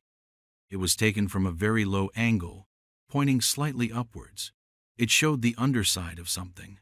Rough-hewn wooden planks, old and weathered, with gaps between them. Light filtered through the gaps. It looked like the underside of a floor, or a dilapidated bridge, or the roof of something crude, hastily built. Where would you find something like that, deep in Blackwood Park? There were no authorized structures in that remote area. Old hunters' blinds, maybe, but this looked different, more enclosed. Corbin felt a chill. You could almost feel the dampness, the confinement, emanating from the image. This wasn't just a boy lost in the woods. This felt like something else entirely. And then, "This is the last one," Dave said, his voice barely a whisper. He clicked. The crude drawing, scratched into dirt. The small stick figure, prone. The larger one, standing over it. Simple, childlike, and utterly terrifying. Corbin stared, his mind racing. Was this Mark's depiction of himself and someone else? An attacker? A captor? Or was it just the fearful imagining of a lost, scared boy? The rawness of it, the starkness, was undeniable. This was not a map. This was a message, a testament. After a long silence, Corbin finally spoke. He wasn't alone, was he? Dave shook his head slowly. Doesn't look like it, Detective. Not at the end. The implications were staggering. If Mark was with someone, who was it? And what had happened in that dark, confined space, under those rough wooden planks? The theory of him simply succumbing to the elements felt suddenly, horribly inadequate. The photos didn't show an animal attack. They hinted at something human, something deliberate. The woods hadn't just swallowed Mark Weatherton. It felt more like they had hidden him, or hidden what was done to him. Corbin thought of Tom and Laura Weatherton. How could he possibly show them this? These fragmented glimpses into their son's final, terrifying hours. It was a truth, perhaps, but a truth that might shatter them all over again. Yet, they deserved to know. And Mark deserved for someone to understand what these pictures meant. What was the story he was trying to tell with his dying battery, his failing light? The news of the camera's discovery, and the existence of new photos, reached Tom and Laura Weatherton like a distant tremor. An echo of an earthquake they had survived long ago, but whose aftershocks still rattled their lives. Detective Corbin had called them himself. He'd been gentle, cautious, warning them that the images were disturbing and unclear. He'd offered to come to their home. They lived in the same small house on the edge of Oakhaven, the one Mark had grown up in. His room was still his room, a shrine of arrested development, posters of spaceships and dinosaurs, a shelf of well-read fantasy novels, a collection of intricately drawn maps of imaginary lands. Laura had kept it that way. Tom hadn't been able to bring himself to change it either. It was as if, by preserving the space, they were preserving a sliver of hope, however irrational, that he might one day return to it. Corbin arrived on a gray afternoon. The sky outside matched the mood inside the neat, quiet house. He sat with them, at their kitchen table, the same table where Mark had once done his homework, where they'd shared countless family meals. The silence was heavy, filled with unspoken grief and a new, terrible anticipation. Laura's hands trembled as she clutched a worn handkerchief. Tom sat ramrod straight, his face a mask of stoic pain, but Corbin saw the flicker of raw hope and dread in his eyes. "We don't know what these pictures mean for sure," Corbin began, his voice low and steady. "They're fragmented. They raise more questions than answers right now. But they do show that Mark was alive for some time after he was separated from his group." Laura let out a small, choked sob.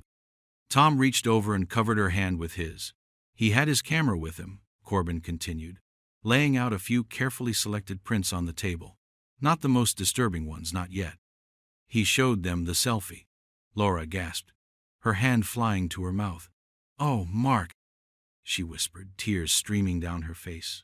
"My baby." Tom stared at the image of his son, his expression unreadable. It was Mark, undeniably. But the fear in his eyes was a fresh stab to the heart. He looked so alone, so vulnerable. Corbin then showed them the photo of the sky through the small opening and the one of the glint of metal in the earthen space. He described carefully some of the other images, the darkness, the sense of confinement. He avoided, for now, the drawing. "We believe he might have found some kind of shelter," Corbin said. "A cave, an old structure, we're not sure. The photos are very unclear in places." Was he hurt?" Tom asked, his voice raspy. "We can't tell from these, Mr. Weatherton. He appears to be moving around in some of them. But he was clearly in a distressing situation." Laura was weeping openly now, a quiet, heartbroken sound. Tom held her, his own eyes glistening. The pain of 15 years, always simmering beneath the surface, had boiled over. It was the not knowing that had been a unique form of torture. Now, they knew a little more. And that little more was terrifying. Did he die out there? Alone?" Laura managed to ask, her voice thick with tears. Corbin hesitated. This was the hardest part. "The last few photos are very difficult, Mrs. Weatherton. They suggest he might not have been alone." He saw the flicker of confusion, then dawning horror in their eyes. "What do you mean?" Tom asked, his voice sharp. Corbin took a deep breath. He hadn't wanted to show them the drawing, not here, not now, but they needed to understand the direction the investigation was now taking. He carefully placed the print of the stick figures on the table. The silence that followed was absolute, a crushing weight. Laura stared at it, her face ashen. Tom picked it up, his hand shaking slightly. He traced the crude lines with his finger. "What is this?" he whispered, though he knew. He knew what it looked like. "We don't know for sure," Corbin said softly. "But it's the last clear image on the camera. It suggests someone else might have been there." Laura made a sound, a low moan of utter despair. The thought of Mark, lost and scared, was agony enough. The thought of him facing some unknown human threat in his final moments was unbearable. "Who?" Tom demanded, his voice rising. "Who was with him? Did they hurt him?" "We don't know, Mr. Weatherton. That's what we're trying to find out. These photos, they're a new lead. A very old lead, but new to us." The hope that had flickered briefly in their hearts was now extinguished, replaced by a fresh wave of grief, this time laced with a cold, terrifying anger. Their son hadn't just been a victim of the wilderness. He might have been a victim of something far more sinister. The old wound hadn't just been reopened. It had been deepened, poisoned. The camera, that small, forgotten object, had brought their son back to them in the most ghostly, heartbreaking way. It offered glimpses, whispers, but no peace. Only a new, sharper set of questions, and a renewed, desperate need for answers that had been denied them for so long. As Corbin left their home, he knew this was just the beginning of a new chapter in their pain. The photos were a key, but to what door? And what horrors lay beyond it? The weight of Mark's lost voice, speaking through these silent, desperate images, settled heavily on his shoulders. The discovery of Mark Weatherton's camera, and the unsettling images it contained, sent ripples through the quiet corridors of the sheriff's department. Detective Miles Corbin found himself at the center of a revived investigation, one that now carried the heavy weight of 15 years of silence. The first step was a meticulous analysis of the photographs, trying to wring every possible clue from the grainy, low-resolution images. Corbin, along with Dave from the crime lab and a handful of other investigators, spent days staring at the enlarged prints, projected images, and digitally enhanced files. The selfie of Mark was scrutinized. His expression, the reflection in his eyes, could it reveal anything about his surroundings?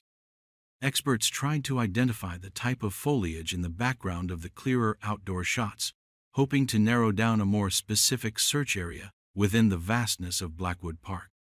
The photo of the blue fabric scrap, was it part of Mark's clothing or someone else's? His parents couldn't recall him owning anything that particular shade of blue. The glint of metal in the earthen confinement, they enhanced it, sharpened it. It looked like the rusted edge of a food can, perhaps, or a piece of discarded camping gear. Nothing definitive. The picture of the underside of the wooden planks became a focal point. What kind of structure would have such a floor or roof deep in the woods? Park officials confirmed there were no authorized buildings, no old cabins or ranger outposts in that specific sector where Mark was last seen. There were legends of old, abandoned mine shafts, some partially boarded up, but the photos didn't quite fit that description. This felt more like a den, a crude shelter, or a prison. The mid-spike in the investigation came not from a single dramatic revelation, but from a slow, dawning horror as they pieced together the sequence of photos. Mark was alive. He was moving. He was in a confined, dark space. And then, the drawing. The stick figures. It was the drawing that shifted everything. It moved the needle firmly from tragic accident to possible foul play. The larger figure, dominant, looming. It was hard to see it as anything but a threat. This led them to a critical question. Was Mark alone when he took these photos, documenting his fear and his surroundings? Or was someone else there, perhaps even forcing him? Some of the images were so chaotic, so blurry. Was it the disorientation of a lost boy, or the result of a struggle, the camera capturing frantic moments? One particular photo, previously overlooked due to its poor quality, was painstakingly enhanced. It was one of the very dark ones, taken inside what they now believed was the crude shelter. After hours of digital manipulation, a faint shape emerged in the deep background, something that wasn't just shadow or rock. It was a silhouette, vaguely human-shaped, but distorted, partially obscured. It was impossible to identify, impossible to be sure it wasn't just a trick of light and shadow, a product of pareidolia, but the suggestion was chilling. Was someone else in the shelter with Mark, watching him? Or had he photographed his captor unawares? The abduction theory, once a whisper in the background, now gained terrifying traction. He wasn't just lost in hiding. He might have been taken, held. The implications were horrifying. If he was abducted, by whom? A drifter, a local, someone who knew the woods, someone capable of snatching a boy without leaving a trace? Corbin felt a cold dread. If Mark had been abducted, his chances of survival would have been slim. And the fact that his body was never found, it pointed to a killer who was careful, methodical, or incredibly lucky. The team began to look at old missing persons files from around that time. Unsolved violent crimes in the region. Was there a pattern? A predator who might have been operating in the area? The search was frustrating, like looking for a single dark grain of sand on a vast, dark beach. The photos were too ambiguous. They hinted, they suggested, but they didn't provide concrete evidence. They didn't show another face clearly. They didn't pinpoint a location with certainty. They were ghosts of moments, taunting the investigators with their secrets. The weight of the case pressed down on Corbin. He found himself looking at Mark's young, scared face in the selfie, again and again. What did you see, kid? What were you trying to tell us? The forest had kept its secrets for 15 years. Now, it seemed, it was offering a puzzle, a series of terrifying breadcrumbs leading into an even deeper darkness. The question was no longer just where Mark had gone, but who he had been with. And that question opened up a whole new realm of fear and uncertainty. The team felt it, the shift from a cold case review to something active, something that felt like hunting a ghost, or worse, a monster who had walked free for far too long. The silence of the woods suddenly felt less like peace and more like a conspiracy. The new direction of the investigation inevitably led back to Alistair Finch, the scoutmaster who had been leading Mark's group that fateful day in 1998. If Mark had been abducted, the window of opportunity for that abduction was narrow.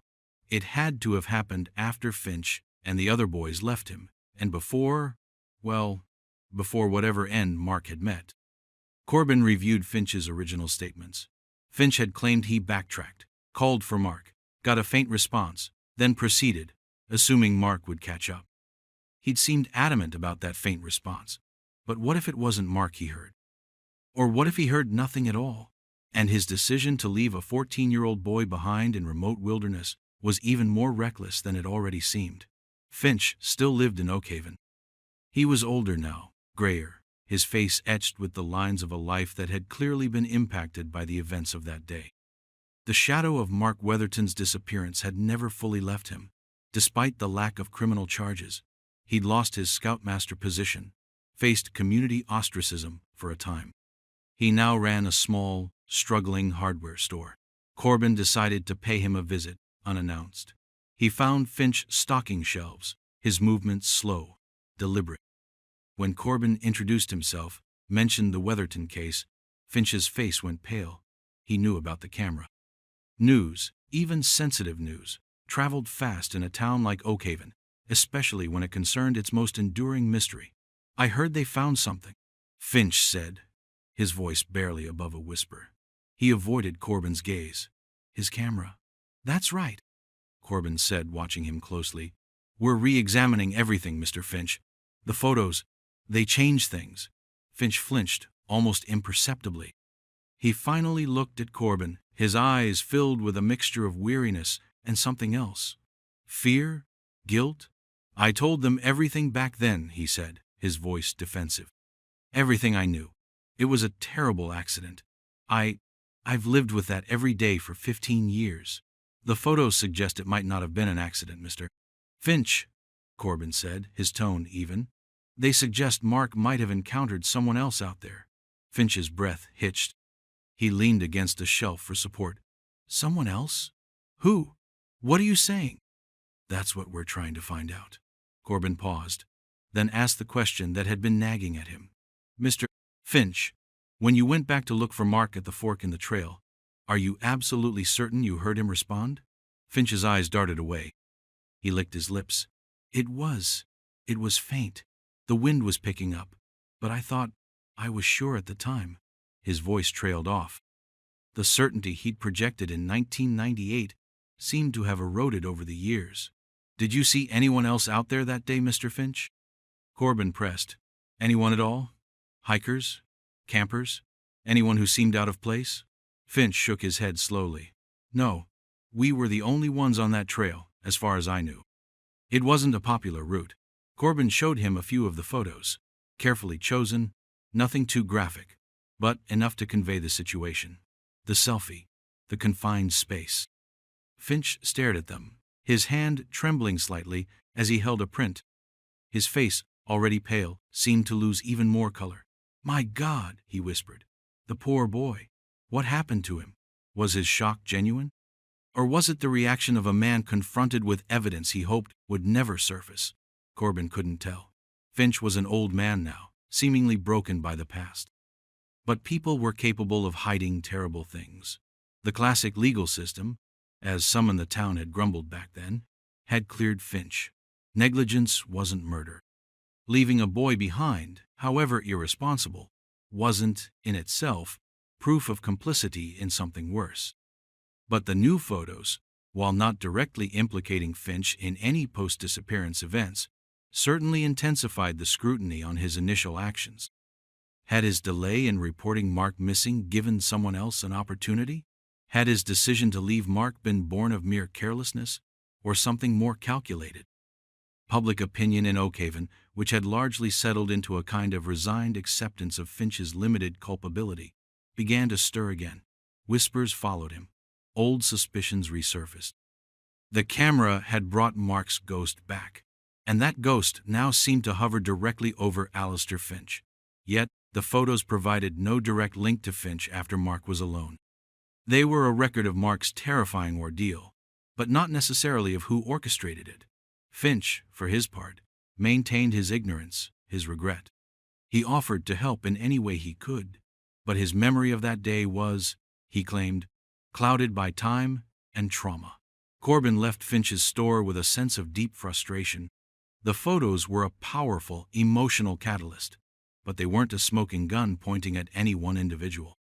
Finch's reaction could be that of a man with a guilty conscience, or simply a man haunted by a tragic mistake that had defined his life. The shadow of the scoutmaster loomed large over the case, but it remained just that, a shadow, indistinct, impossible to grasp. The law needed more than shadows. It needed proof. And proof, after 15 years, was proving as elusive as Mark Weatherton himself had been. The camera had opened a door, but it seemed to lead into a hall of mirrors, each reflection more disturbing and less clear than the last. Armed with the unsettling clues from Mark Weatherton's camera, Detective Corbin organized a new search of the Blackwood Trail area. 15 years was a long time. The forest was a living, changing entity. Trails eroded, trees fell, undergrowth reclaimed what was once clear. But the photos, however grainy, offered potential reference points. The type of rock formation seen in one shot, the specific density of trees in another, the possible orientation of the crude shelter relative to a distinctive ridgeline hinted at in the background of an upward-angled photo.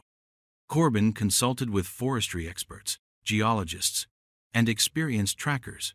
They pored over old maps and the new images, trying to triangulate a plausible search zone. It was a daunting task. The area where Mark went missing was rugged, remote, miles of dense woods, steep ravines, and hidden hollows. The search teams were smaller this time, more focused. They consisted of law enforcement, a few seasoned search and rescue volunteers who remembered the original effort, and a forensic team hoping to find any physical evidence that might have been missed or might have surfaced over the years.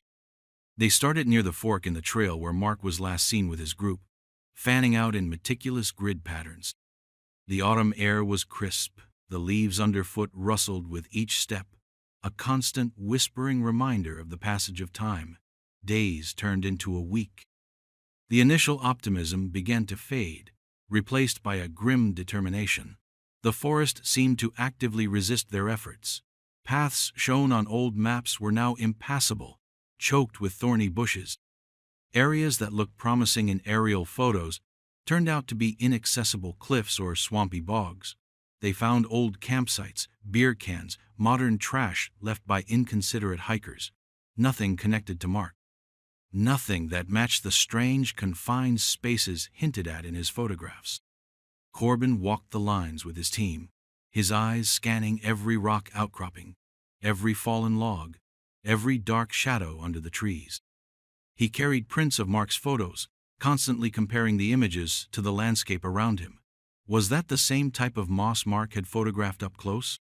Was that ridge in the distance the one visible through the opening in the shelter? The forest offered up tantalizing maybes, but no certainties. One afternoon, a young deputy called out. He'd found something. Tucked into a narrow crevice between two large boulders, almost invisible beneath a covering of damp leaves, was a small, rusted metal object. Corbin's heart leaped. It was a belt buckle. Old, corroded, but distinctly a belt buckle. He carefully bagged it. Later, at the station, they would compare it to descriptions of Mark's clothing. Tom and Laura Weatherton, when shown a photo of it, couldn't be sure. Mark had several belts. It could have been his, or it could have belonged to any hiker, any lost object from decades past. It was a frustratingly ambiguous find. Another day, they found a small cave, its entrance partially hidden by a rock slide that looked relatively recent, perhaps within the last 10 or 20 years. The interior was damp, cold. They searched it thoroughly. Animal bones, some old graffiti, but nothing that screamed Mark Weatherton. It didn't quite match the descriptions from the photos. The wooden planks were missing. The forest felt like a labyrinth, its secrets buried deep. The searchers felt like they were chasing ghosts, guided by the flickering, unreliable light of Mark's last images. The sheer scale of the wilderness was overwhelming. How could they possibly find one small hidden spot after so much time had passed? The psychic toll on the searchers was evident. The hope that had fueled them initially was ground down by the relentless indifference of the woods. Each fruitless day was another layer of discouragement. What if the shelter had collapsed? What if it had been completely reclaimed by nature, leaving no trace? What if it wasn't even in this part of the park? Mark could have wandered for miles, or been taken miles. Corbin began to feel the oppressive weight of the wilderness himself. It was vast, ancient, and utterly indifferent to human sorrow or human justice. It had swallowed a boy 15 years ago, and it seemed determined to keep whatever secrets it held. He thought of the stick figure drawing, a small prone figure, a larger, standing one. That image haunted him more than any other. It wasn't just about finding a location anymore. It was about understanding what that drawing meant. What horror had Mark tried to convey in that final, desperate message? The search was eventually scaled back, then officially suspended. They had found nothing definitive. No crude shelter, no body. The forest, it seemed, was not yet ready to give up its dead or its secrets. The belt buckle remained an isolated, uncertain clue. The woods remained silent, watchful, holding the truth of Mark Weatherton's fate locked tightly within its ancient heart. The question lingered, heavy and unanswered. What else was out there, hidden from sight, waiting to be found, or perhaps never to be found at all? The investigation, stalled by the fruitless search of the forest, turned increasingly to the silent witnesses, the photographs themselves. Detective Corbin knew that if Alistair Finch wasn't talking, and the woods weren't yielding any new physical evidence, then the answers, or at least stronger clues, had to lie within those 38 grainy images. He brought in outside experts, forensic photographers, criminal profilers, even a specialist in interpreting visual data from survival situations. They gathered in a sterile conference room, the images projected onto a large screen, each one dissected, debated, and re-examined. The forensic photographers focused on the technical aspects. Could the type of digital noise or artifacting in the low-light shots indicate the model of the camera more precisely, perhaps leading to a better understanding of its capabilities and limitations? Could the angle of shadows in the few outdoor shots give a more accurate time of day, a more precise trajectory of Mark's movements before he entered the shelter? They determined the camera was a very early consumer digital model, with a tiny sensor and a fixed focus lens. Its flash was weak, its battery life notoriously short. Mark would have been struggling to capture anything clearly, especially in his presumed state of fear and distress. This only made the images he did capture seem more significant, more desperate. The criminal profilers looked at the sequence, the content. What did it say about Mark's psychological state? The initial selfie showed fear, but also a degree of agency. He was still trying to document, to understand. The later chaotic images, the dark blurs, did they indicate panic? A struggle? Disorientation due to injury or dehydration? Or were they taken under duress? The drawing of the stick figures was a Rorschach test of horror. One profiler suggested it was classic child trauma art, a way of processing an overwhelming, terrifying event. The larger figure was clearly dominant, threatening. It wasn't an animal. The upright posture was distinctly human. "He's telling us he was confronted by a person," the profiler stated, her voice grim. "And he perceived that person as a threat, someone who had power over him." Another expert, who specialized in survival psychology, pointed to the photos of the confined space. If he found this place himself, she theorized, it was likely a desperate attempt to find shelter from the elements, or from a perceived threat. But the photos don't feel like someone settling in. They feel like someone trapped, someone scared in the shelter. not just of the outside. She pointed to the upward shot of the wooden planks. He's looking for a way out, or he's documenting his confinement. But what if he hadn't found the shelter? What if he'd been taken there? The questions multiplied, each theory branching into more possibilities, more dead ends. Was the drawing made before or after an attack? Was it a depiction of something he saw, or something that happened to him? The ambiguity was a torment. Corbin felt like he was drowning in maybes. The photos were a story, but key pages were missing, torn out, leaving only terrifying fragments. The expert opinions, while insightful, couldn't provide the concrete answers he needed. They could only deepen the sense of tragedy, the chilling possibilities of what Mark had endured. The camera's memory card was re-examined with even more advanced software. Were there any deleted files? Any metadata hidden in the code? Nothing new emerged. The 38 images were all that remained, a finite, closed loop of terror. The trail of digital breadcrumbs ended with that crude, horrifying drawing. After that, silence. The battery likely died. Or the camera was taken. Or Mark was no longer able to use it. The frustration was immense. They had more than they'd had for 15 years, but it still wasn't enough. It wasn't enough to find Mark's body. It wasn't enough to identify his tormentor, if there was one. It was enough to paint a picture of his fear, his isolation, his desperate fight for survival, but not enough to bring justice or even true closure. The experts packed their briefcases, offered their sympathies, and left Corbin with the same haunting images, now imbued with even more layers of dreadful meaning. The case felt like it was sinking under the weight of its own mystery. The photos, once a beacon of potential revelation, now seemed like a cruel taunt, a glimpse into an abyss from which no clear answers would ever emerge. The heavy weight of the unknown settled back over the Weatherton case, heavier than before, because now they knew just enough to imagine the true extent of the horror. They knew Mark hadn't just been lost. He'd been in a dark place, with dark things happening around him, or to him, and the camera had recorded it, a silent, unblinking witness, its story forever incomplete, forever horrifying. The investigators kept returning to the final sequence of images on Mark Weatherton's camera. The last few were the darkest, the most chaotic, almost abstract, in their depiction of fear. If there was a key, a definitive clue, it had to be here, in these last desperate frames.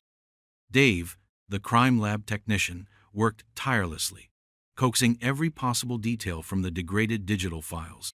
He isolated the second-to-last clear image, the one looking up at the underside of rough wooden planks, with light filtering through the gaps.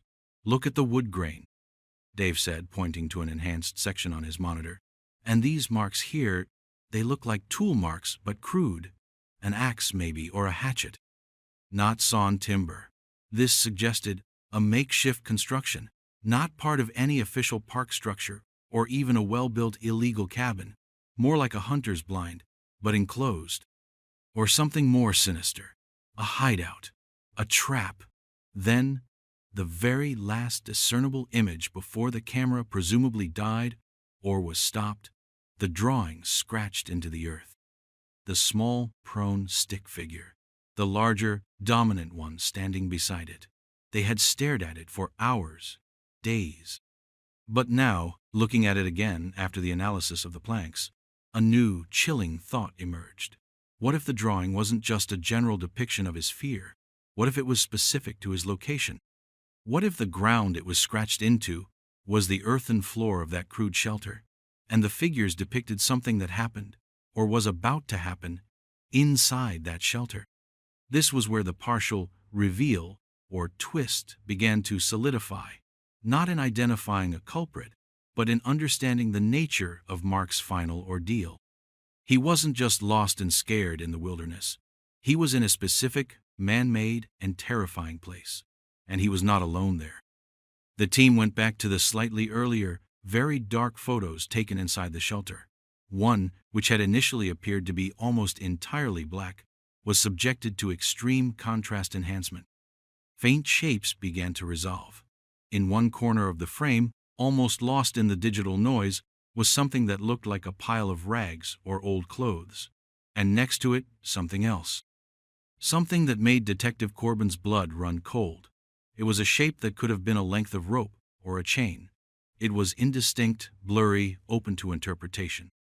But in the context of everything else, the confinement, the drawing, the fear in Mark's selfie, it was horrifyingly suggestive. The twist wasn't a sudden unmasking of a villain. It was the dawning, sickening realization that Mark Weatherton had likely been held captive. He hadn't just stumbled into a hole to escape the cold. He'd been imprisoned, however crudely. The photos were not just the record of a lost boy. They were the record of a victim. This new interpretation cast the earlier photos in an even more sinister light. The chaotic blurs, were they escape attempts? The hand reaching out, was it pleading for help from within his prison? The last photo, the drawing, now felt like his final, desperate message, a testament to what he was enduring. He was telling them, I am here. I am helpless. There is someone else. This realization, while not solving the crime, painted a far more terrible picture of Mark's fate. He hadn't simply succumbed to the elements. He had faced a human monster, the profilers agreed. The evidence, circumstantial as it was within the photos themselves, pointed towards a predatory abduction, likely opportunistic, by someone who knew how to use the remote wilderness to their advantage.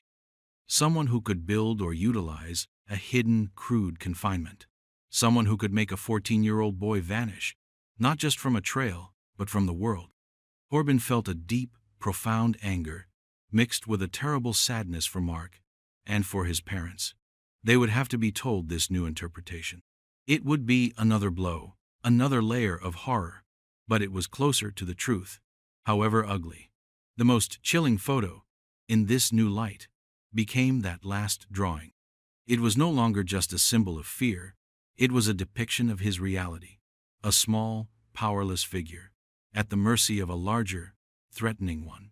It was a scene of subjugation, of terror. What, Corbin wondered, had made Mark scratch that into the dirt? Was it a final act of defiance?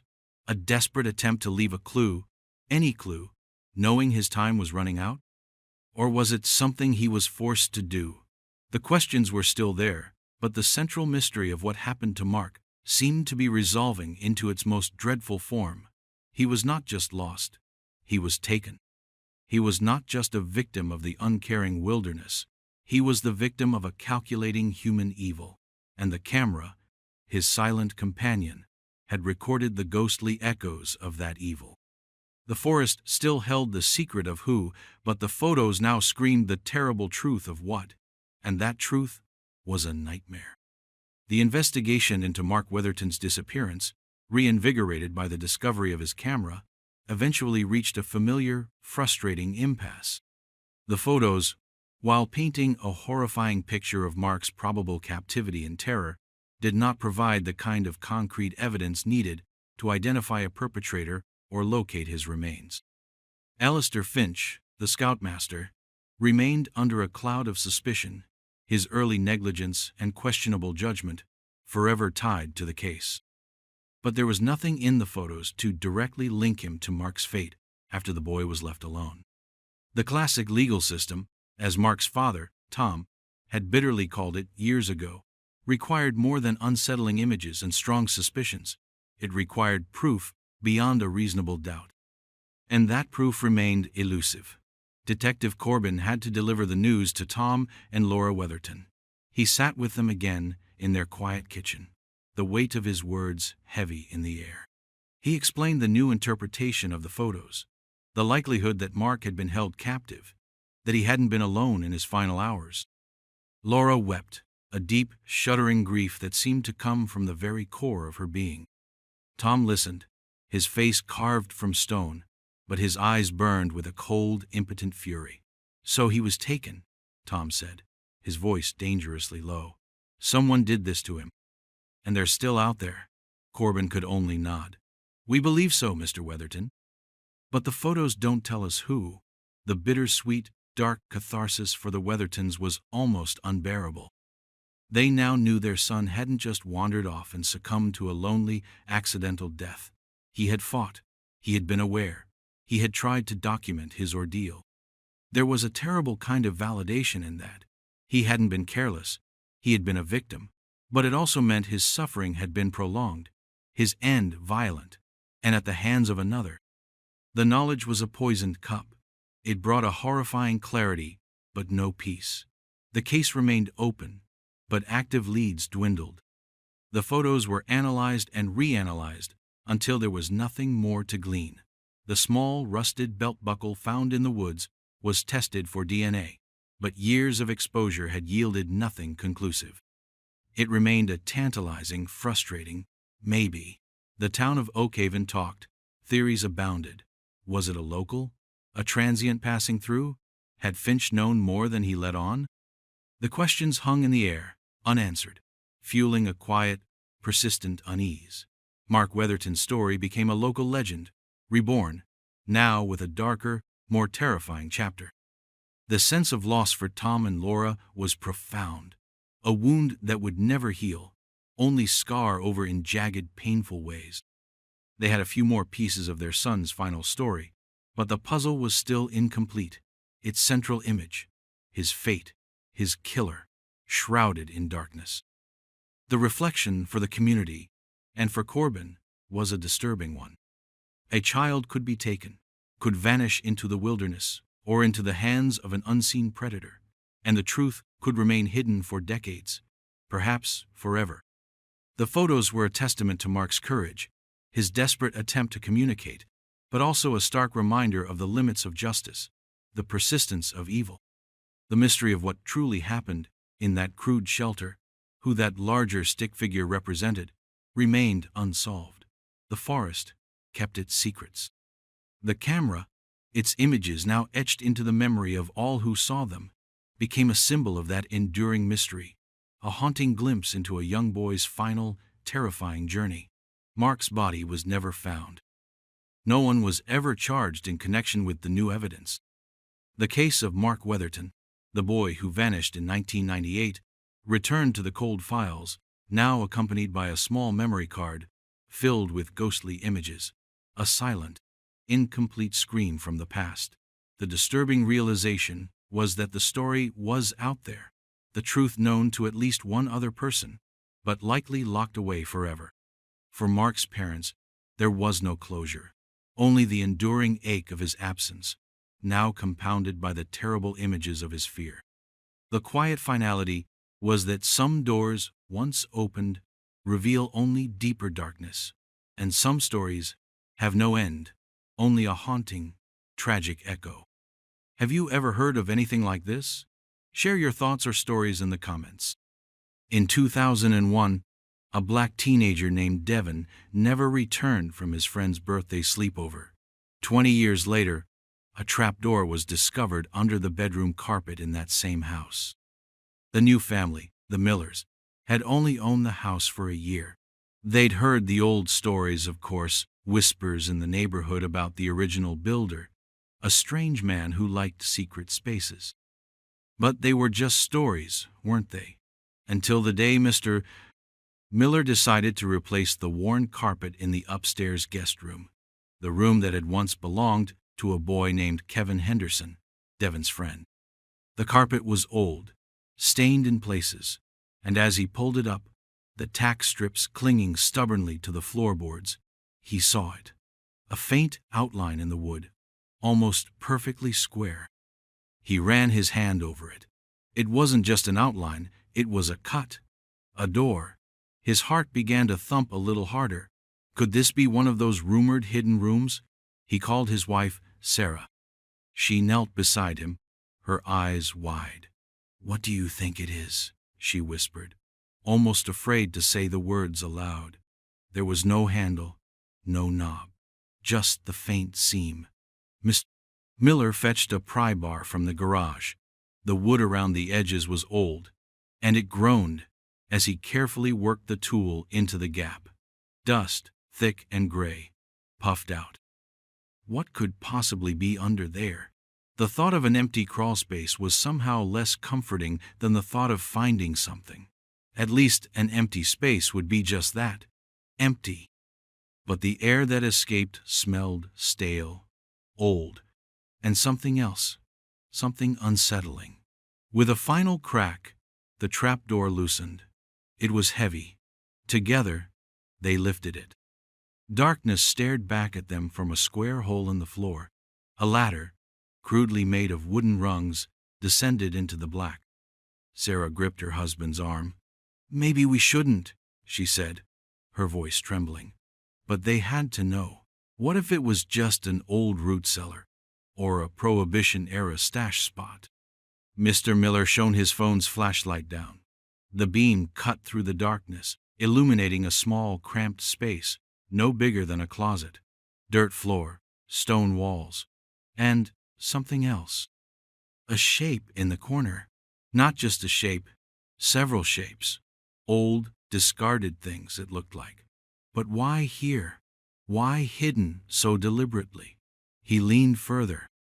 The light caught a glint of metal, then the dull fabric of what looked like a bag. I think there's stuff down there," he said, his voice hoarse. Sarah felt a chill snake down her spine, a primal fear that had nothing to do with spiders or the dark. This felt different. This felt wrong. Who would hide things in a secret room under a child's bedroom? And what kind of things? They didn't dare go down. Not yet.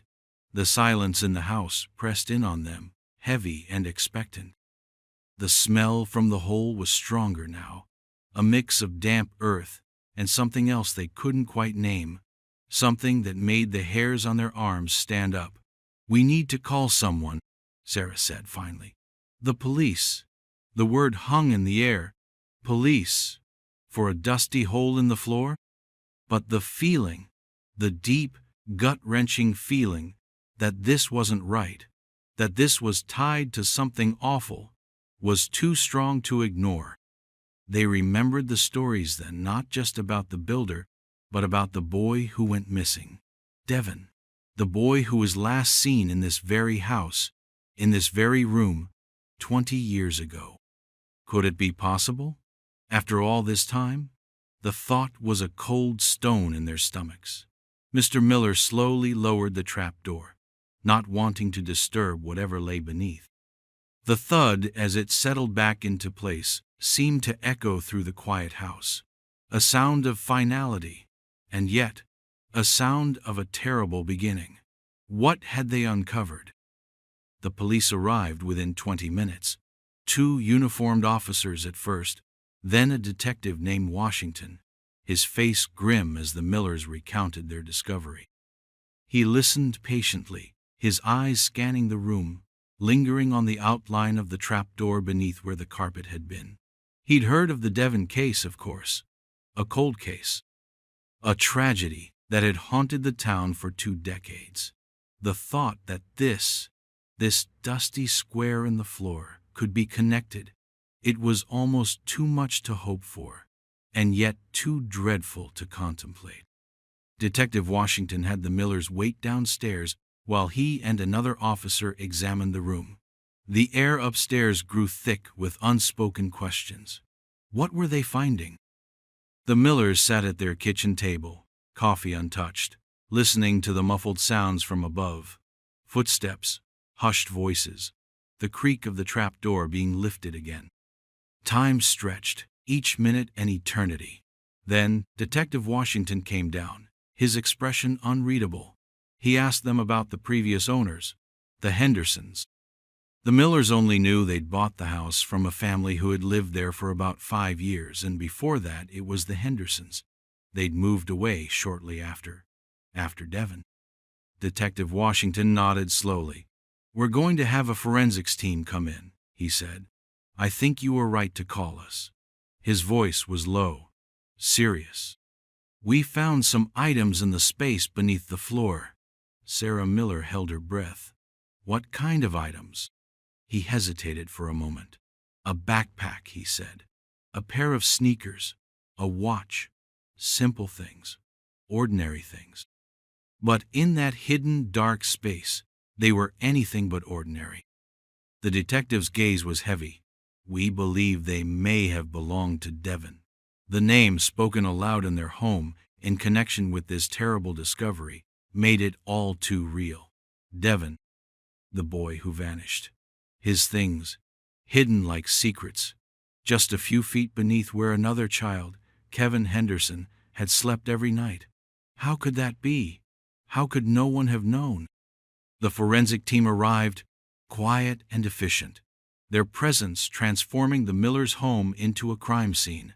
They documented everything, photographed the small, dark room from every angle. Each item was carefully bagged and tagged. The watch, its band frayed, its crystal cracked. The backpack, a popular brand from the early 2000s, faded and dusty but still intact. The sneakers, laces, still tied, as if just kicked off. Detective Washington watched them work, a knot tightening in his own stomach. He'd seen a lot in his years, but this had a particular chill.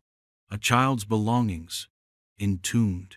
He thought of Devon's mother, Maria. He'd have to be the one to tell her.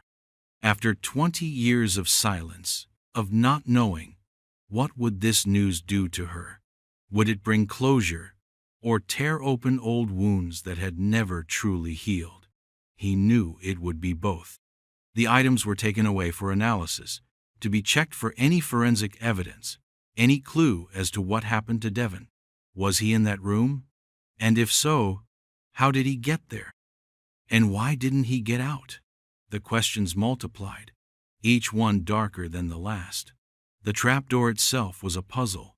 It was well concealed, the seams tight. From inside the hidden room, there was no obvious way to open it. No handle, no latch visible from below. It seemed designed to be opened only from above. The detective ran a hand over his jaw. This wasn't some accidental hiding spot. This was deliberate. Later that day, Detective Washington made the call he'd been dreading. He found Maria, Devon's mother, still living in the same small house where Devon had grown up, surrounded by his pictures. When he told her about the trap door, about the items found, there was a long silence on the other end of the line. Then, a choked sound, a sob held back for 2 decades. "His watch?" she finally whispered. "You found his watch?" It was the one she'd given him for his 14th birthday, just before he disappeared. The thought of it lying in the dark, all these years, it was unbearable. But amidst the crushing weight of renewed grief, a tiny, fragile seed of something else began to sprout. Not hope, not yet, but a desperate need for answers. After 20 years, they were finally closer to knowing what happened to her son. The detective asked Maria to come to the station to see if she could formally identify the items. As he hung up, he looked back at the Miller house. The sun was setting, casting long shadows. The house looked ordinary from the outside, but now he knew. It held a 20-year-old secret, a secret that was finally, painfully, coming to light. The initial search of the hidden room also yielded something else, something that didn't immediately make sense. Tucked into a crevice between 2 of the rough stones that formed the wall, forensics found a small folded piece of paper. It was brittle with age. Carefully, they unfolded it. It wasn't a note.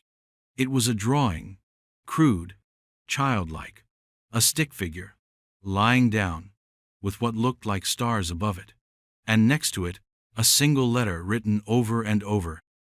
The weight of the past settled heavily on Maria as she walked into the police station the next day. 20 years. 20 years of birthdays missed, of holidays empty, of a silence in her house that screamed Devon's name. Every detective who had cycled through the cold case unit over the years had offered sympathy, but no answers. Now, Detective Washington, a man she'd never met, was telling her they'd found something. Something real. He led her to a small private room. On a table, covered with a cloth, were several evidence bags. He gently pulled back the cloth. Maria's breath hitched. The backpack. It was Devon's. Faded, yes, but she knew the worn patch on the front where he'd tried to iron on a band logo and singe the nylon. Her hand flew to her mouth. Then, the sneakers. His favorite pair, the ones he'd saved up for months to buy. And the watch. Oh God, the watch. The silver band. The slightly scratched face. She'd fastened it onto his wrist herself that birthday morning. His smile so bright. Tears streamed down her face. Silent. Unstoppable. These were not just items. They were pieces of her son. Echoes of his life. Tangible links to the boy who had been stolen from her. "It's his," she whispered, her voice thick with unshed grief. "It's all his." Detective Washington gave her a moment, his own heart aching for her. This was the part of the job that never got easier, bringing a parent face to face with the ghost of their lost child. He then showed her a photograph of the drawing found in the hidden room. The stick figure, the stars, the letter K repeated. Maria frowned, her brow furrowing through her tears. "K?" she repeated. "Kevin? His friend? Kevin Henderson? The boy whose house it was?" It had to be. Devon and Kevin had been inseparable that year. Kevin's birthday sleepover. That was the last place Devon was ever seen. The police had interviewed the Hendersons, Kevin and his parents, back in 2001. Their story had been simple. Devon had been there. They'd played video games, eaten pizza, and then, sometime during the night, Devon had apparently just left, walked out. No one heard him go. No one saw him leave. It was a story Maria had never fully believed. Devon wouldn't just leave without a word. Not her Devon. He was responsible. He would have called. The investigation at the time had been thorough, or so they said. They searched the Henderson house, the yard, the surrounding neighborhood. Nothing. No sign of Devon. No indication of foul play at the Hendersons' home. The case quickly grew cold, another name on a long list of missing children. Maria remembered Mrs. Henderson, a nervous bird-like woman who wrung her hands and offered tearful apologies. Mr. Henderson had been quieter, sterner, insisting they knew nothing.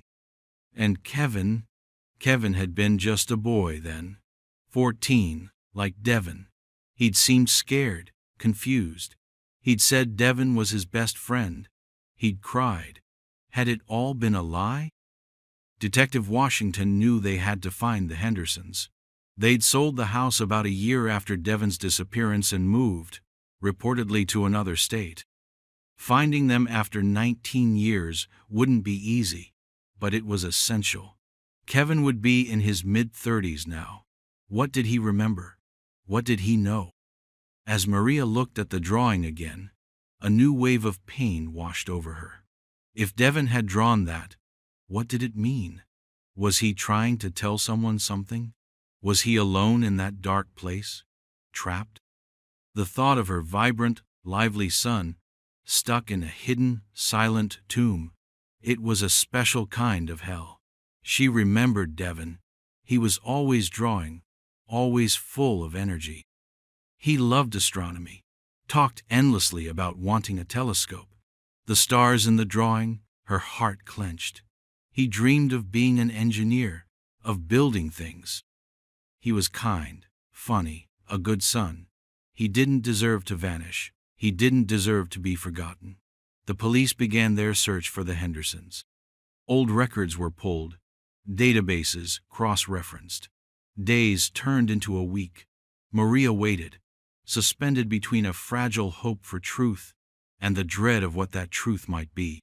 The discovery of Devon's belongings had reopened everything, made the loss raw and immediate again. The community, too, was stirred by the news. The old case, the one everyone remembered with a shudder, was suddenly alive again.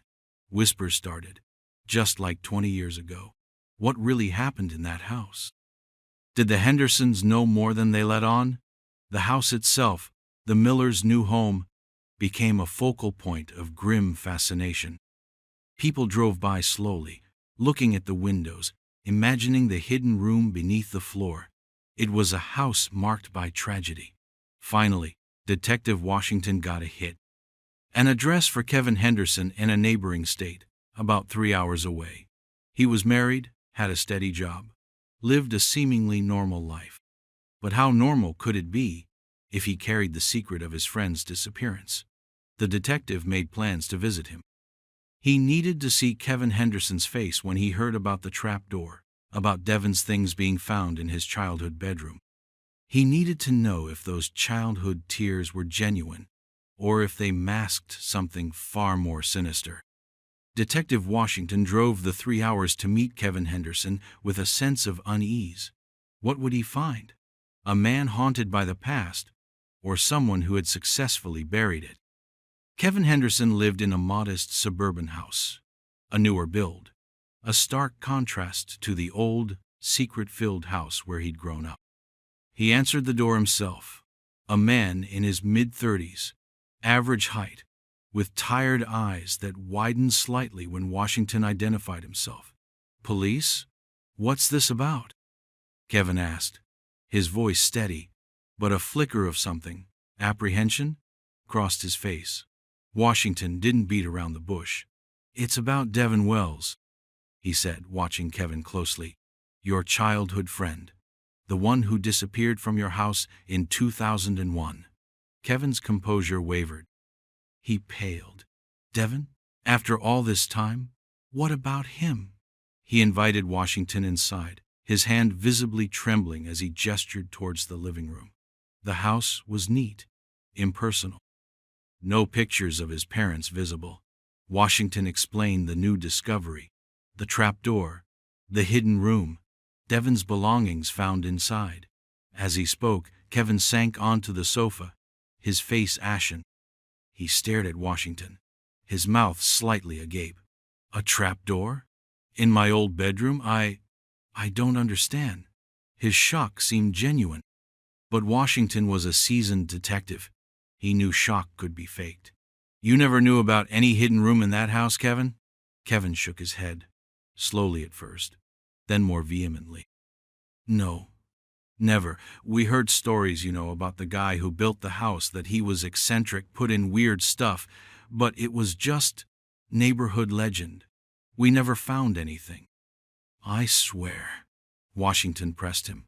"Think back to that night, Kevin. Devon's sleepover, your birthday. What happened?" Kevin closed his eyes for a moment, as if trying to summon a 20-year-old memory. His account was largely the same as it had been back then. Pizza, video games, talking late into the night. He said he fell asleep, and when he woke up, Devon was gone. He assumed Devon had gotten homesick and left. He'd done that once before, Kevin added, a detail Washington didn't recall from the old files. "Not from my house, but from another friend's sleepover. Just got up and walked home." "Did you or your parents search for him when you realized he was gone?" Washington asked. "Yeah, a bit," Kevin said hesitantly. "My dad looked around the yard, down the street. We called his house, but there was no answer at first. Then later, his mom called us, frantic. It all sounded plausible, yet a trapdoor, a secret room, right under his bed. How could he not know?" "Devon's things were in that room, Kevin. His backpack, his shoes, his watch, and this." Washington showed him a photo of the drawing. The stick figure, the stars, the letter K. Kevin stared at it, his face unreadable. I don't know what that means," he said, his voice barely a whisper. "Did Devon ever mention feeling scared in your house? Or finding anything unusual?" "No," Kevin insisted. "He loved exploring. We both did. We used to joke about finding secret passages, like in books, but we never did. Not a real one." Washington felt a growing frustration. Was Kevin telling the truth, or was he a consummate liar, hiding a terrible secret for 2 decades? he decided to push harder. Kevin, this room was directly beneath your bed. The trapdoor was under your carpet. It's hard to believe you lived there for years and never knew. Kevin looked up, his eyes filled with a sudden raw emotion. Fear? Guilt? I didn't know, he insisted, his voice rising. You have to believe me. If I had known, if I thought Devon was in there. He couldn't finish the sentence. He buried his face in his hands for a moment. When he looked up again, his eyes were wet. That night? He began, his voice cracking. Devon, he was obsessed with those stories about hidden stuff in the house. More than usual. He kept saying, what if there really is a secret room, Kev? What if we could find it? Washington leaned forward. And did you look? Kevin hesitated. A long pause stretched between them. Yeah, he finally admitted, his voice low. Yeah, we kind of poked around, tapped on walls, looked in closets, in the basement. Devon was convinced there was something. He even tried to pry up a loose floorboard in my room, near the window. He thought maybe there was a space under it. A floorboard. Near where the trap door was eventually found. And what did you find? Washington asked, his voice calm, dangerously so. Kevin shook his head. Nothing. Just solid floor. My dad came in, heard us messing around and got mad. Told us to stop before we broke something and go to sleep. So we did. His father, Mr. Henderson. Washington made a mental note. If Kevin and Devon were actively searching for a hidden space in that very room and Mr. Henderson interrupted them, what else might Mr. Henderson have known? Or done? So you're saying your father knew you were looking for a hidden space in your room that night? Kevin nodded. Yeah, he wasn't happy about it. This was new. A deviation from the simple he just left story. A small crack in the facade. Kevin Henderson seemed genuinely distressed, but was it because of a dawning, horrible realization, or because his carefully constructed story was beginning to crumble? Before Washington left, he asked one more question. Kevin, if Devon was in that room, how do you think he got there?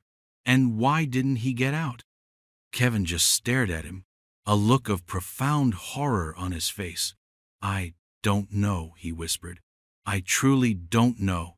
But Washington sensed he was holding something back. Or perhaps he was only just beginning to confront the terrifying possibilities himself.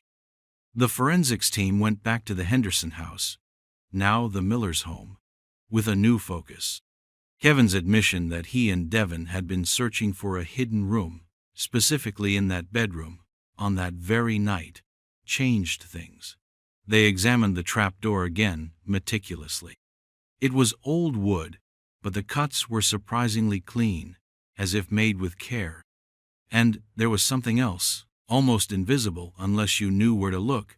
Tiny, filled-in nail holes around the perimeter of the door, as if it had once been more permanently secured, then later prized open and left to sit flush with the floor, hidden only by the carpet.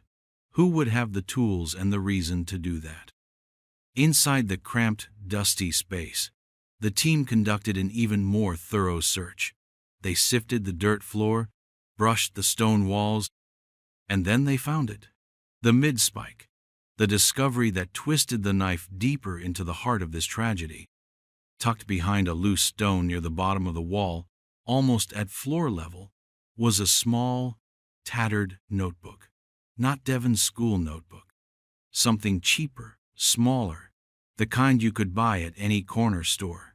Its cover was damp and stained. The pages warped. Carefully, they opened it. Inside, in pencil, was writing. Faint, smudged, but legible in places. It wasn't Devon's handwriting. It was more erratic, a scrawl. Some pages were just random doodles, frustrated scribbles. But then, there were words. Dates, tally marks. The first few entries were hard to decipher, but one date stood out.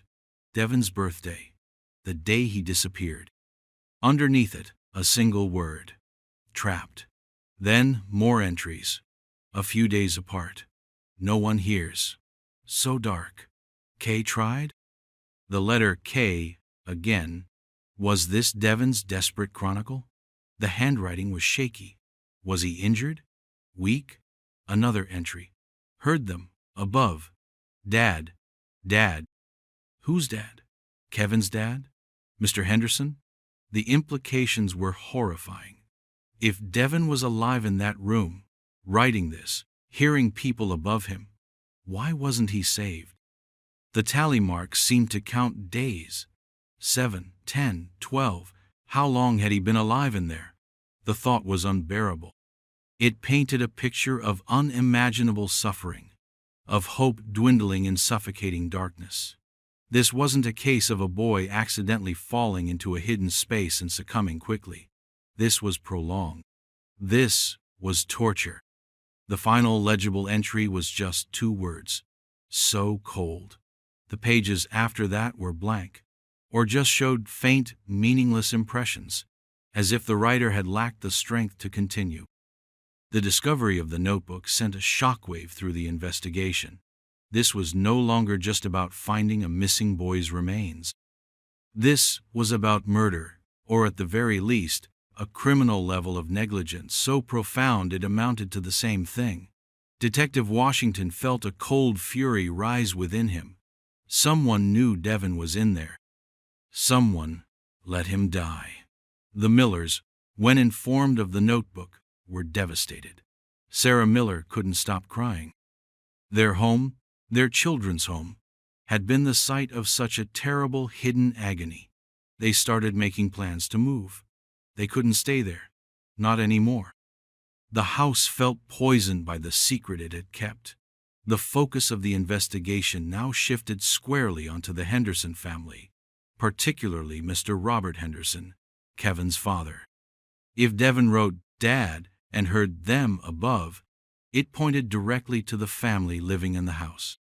Kevin's admission that his father had interrupted their search for a hidden room that night took on a far more sinister meaning. Had Mr. Henderson discovered Devon in the room later? Or worse, had he put him there? But why? What possible motive could there be? The police delved into the Hendersons' past. Robert Henderson had been a carpenter, skilled with tools. He would have known how to properly seal or unseal a trapdoor. There were no prior criminal records, no obvious signs of violence in their history. They were, by all accounts, an ordinary family. But ordinary families sometimes hid extraordinary darkness. Detective Washington knew he needed to talk to Robert Henderson and his wife Susan, and this time, it wouldn't be a polite inquiry. It would be an interrogation. The notebook was the key. It was Devon's voice, reaching out from the grave, pointing a finger. The image of those tally marks, counting down the days of a boy's dying hope, would haunt the detective. He had to find justice for Devon. He had to know who was responsible for letting that hope extinguish in the cold, silent dark. The search for Robert and Susan Henderson intensified. They hadn't stayed in the same state as Kevin. Tracing them took another week of painstaking work, sifting through old utility bills, property records, anything that might leave a digital or paper trail. Finally, they were located in a small, remote town several states away, living a quiet, almost reclusive life. Detective Washington and another senior detective made the trip. They found the Hendersons in a rundown cottage at the end of a long dirt road. Robert Henderson was older now, his hair gray, his face etched with lines, but his eyes still held a guarded, watchful quality. Susan Henderson seemed even more frail and nervous than Maria had described her from 20 years prior. When they saw the detectives, a look of stark fear passed between them. They knew why they were there. Washington didn't waste time. He laid out the evidence, the trapdoor, Devon's belongings, the notebook. He watched Robert Henderson's face as he described the tally marks, the desperate words. Henderson remained stoic, his expression unreadable, but his hands, resting on the worn formica tabletop, were clenched into fists. Susan Henderson, however, began to crumble. Her breath came in ragged gasps, tears welling in her eyes. "It was an accident," she whispered, her voice barely audible. "A terrible, terrible accident." Robert shot her a sharp look. "Susan, be quiet." But it was too late. The dam had broken. Washington focused on Susan. "What kind of accident, Mrs. Henderson?" Susan looked at her husband, then back at Washington, her face a mask of misery.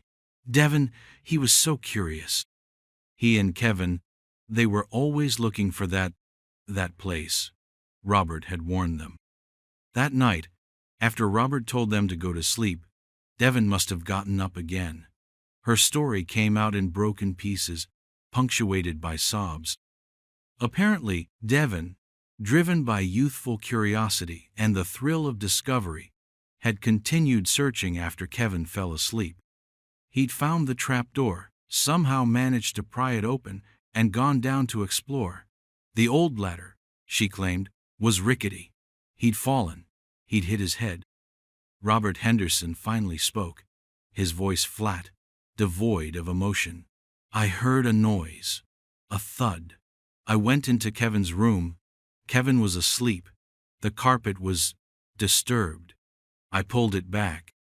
I saw the trapdoor was open a crack." He paused, his gaze distant. "I lifted it. Devin was down there. He was groaning. He'd hit his head, like she said. He was disoriented." "And what did you do, Mr. Henderson?" Washington asked, his voice dangerously calm. "I panicked," Henderson said. "He wasn't supposed to be there. I didn't know what to do. He looked bad. I thought he might die. I thought we'd be blamed." "So you closed the trapdoor on him?" Washington's question hung in the air, heavy and accusatory. Susan let out a wail. "No, not like that. Robert went down there. He tried to help him up, but Devin," he was mumbling, not making sense. "Robert got scared. He thought maybe Devin had seen something else in that room. Something we didn't want anyone to know about." Washington's eyes narrowed. "Something else? What was in that room, Mr. Henderson?" Henderson remained silent for a long moment. Then reluctantly, "Old things. Things from the previous owner, the builder. We never cleared it out. Some old tools, some boxes. Nothing illegal. But it was a mess. If police came, questions would be asked." It sounded weak, unconvincing. "So, because you were worried about some mess, you left a critically injured boy trapped in a dark hole." Susan was shaking her head violently. "We thought he'd just be quiet for a bit, that he'd come around." Robert checked on him later. He said Devin was asleep. We thought in the morning we'd figure out what to do. Make up a story, say he ran away." "And in the morning?" Washington pressed. Henderson's face was grim. "In the morning, he wasn't moving. He was cold. I checked for a pulse. There was nothing." He looked away, unable to meet the detective's gaze. "I didn't know what to do. I couldn't tell anyone. Kevin would be implicated. Our lives would be ruined. So I put the carpet back. I nailed the door shut more securely under the carpet. I told Susan we'd never speak of it again." It was a horrifying confession, a tale of cowardice and monstrous inaction. They had listened to a boy die beneath their feet, all to protect themselves from what? Scrutiny? Inconvenience? Washington felt a surge of disgust. The notebook. Devin had been alive for days. Writing. Hearing them. "He wasn't dead in the morning, Mr. Henderson," Washington stated, his voice like ice. "We found his notebook. He was alive for days. He wrote about hearing you. He counted the days." Robert Henderson stared at him, his composure finally shattering. His face went pale, then a mottled red. No, no, that can't be. He was still. Susan sobbed uncontrollably. Oh God, oh God, what did we do? The story of a quick, accidental death and a panicked cover-up was a lie, or at least a self-serving delusion. Devon had been alive, conscious, trapped, and they had known. Or, at the very least, Robert Henderson had known. Had he checked again after that first morning? Or had he deliberately ignored the faint sounds, the desperate hope of the boy dying beneath his son's bed? A former neighbor had recalled Mr. Henderson being unusually agitated in the days following Devon's disappearance, spending a lot of time in the yard, near the side of the house where the guest room window was. Had he been listening? Or ensuring silence? The full truth was still obscured by their fear and self-preservation, but one thing was clear. Devon Wells hadn't just died by accident. He had been left to die.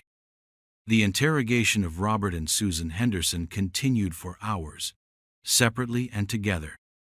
Their initial story of a quick, accidental death followed by a panicked cover-up began to fray under the weight of the evidence, especially the notebook. Susan, consumed by guilt and fear, eventually broke down completely. Her account painted a more damning picture of her husband's actions and her own passive complicity. According to Susan, after Robert found Devon in the hidden room, injured but alive, his primary concern was not Devon's well-being, but the potential discovery of the room itself and what it might imply. The Hendersons, it turned out, had been using the hidden space for something they didn't want discovered. They were storing undeclared cash from Robert's under-the-table carpentry jobs, avoiding taxes. It wasn't a fortune, but enough to make them paranoid. Devon, in his disoriented state after the fall, might have seen the cash boxes. Robert's fear was that if Devon reported the fall, or the room, their financial secret would be exposed. It was a petty, selfish motive for such a monstrous outcome. Susan admitted Robert had initially said Devon was just stunned and would be fine. He'd given him some water, but Devon didn't get better, he grew weaker. Robert, increasingly desperate, didn't call for help. Instead, he made the decision to keep Devon hidden, hoping he would recover on his own, or, if the worst happened, that his death could be concealed. Susan confessed she heard sounds from the room for several days, faint moans, a tapping. Devon's notebook confirmed this. She had pleaded with Robert to do something, to call an ambulance anonymously, but he had refused, convinced they were in too deep. He'd become more controlling, more menacing, warning her to say nothing. He'd even reinforced the trapdoor from above, making it harder for Devon to escape, if he'd even had the strength. He told Kevin the thumping noises were just the old house settling, or rats in the walls. The dad in Devon's notebook, hearing them above, it was all chillingly true. Robert Henderson, when confronted with Susan's detailed confession and the notebook's timeline, finally abandoned his pretense of a quick, accidental death. His version was still steeped in self-pity and attempts to minimize his culpability, but the core truth emerged. He had actively, consciously, chosen to let Devon die, rather than risk exposure for his minor financial misdeeds. He claimed he never intended for Devon to die, that he kept thinking Devon would miraculously recover, or that he'd find a way to get him out later, anonymously. But later never came. The sounds from below grew fainter, then stopped. He'd convinced himself Devon had finally succumbed quickly, peacefully. The notebook, with its tally marks stretching over nearly 2 weeks, was a brutal refutation of that self-deception. The K tried? In Devon's notebook, took on a new, heartbreaking meaning. Perhaps Devon, in his delirium, hoped Kevin knew he was there, hoped his friend was trying to reach him, unaware that Kevin was sleeping soundly above, oblivious, while his father actively worked to ensure Devon's silence. the investigation found no evidence that Kevin knew about Devon being trapped. He was just a child, and his father had carefully insulated him from the horror unfolding beneath his bed. The trauma for Kevin, upon learning the truth about his father, would be immense. Robert Henderson was arrested and charged with second-degree murder, arising from criminal negligence and unlawful imprisonment, resulting in death. Susan Henderson, due to her cooperation and the evidence of coercion by her husband, faced lesser charges related to obstruction and failure to report, though the prosecutor acknowledged her testimony would be crucial.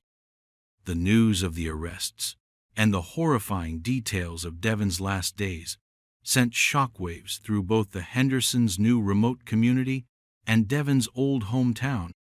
For Maria, Devon's mother, the truth was an almost unbearable agony. To know her son had suffered for so long, so close to help that never came, was a fresh hell. The image of him, alone in the dark, writing in that notebook, hoping, waiting, it would haunt her forever. Yet, amidst the pain, there was also a grim sense of validation. She had always known Devon wouldn't just walk away. She had always felt something was terribly wrong in that house. Now, the world knew it too. The hidden room, once a forgotten space, had become a tomb, a testament to a secret kept for 2 decades.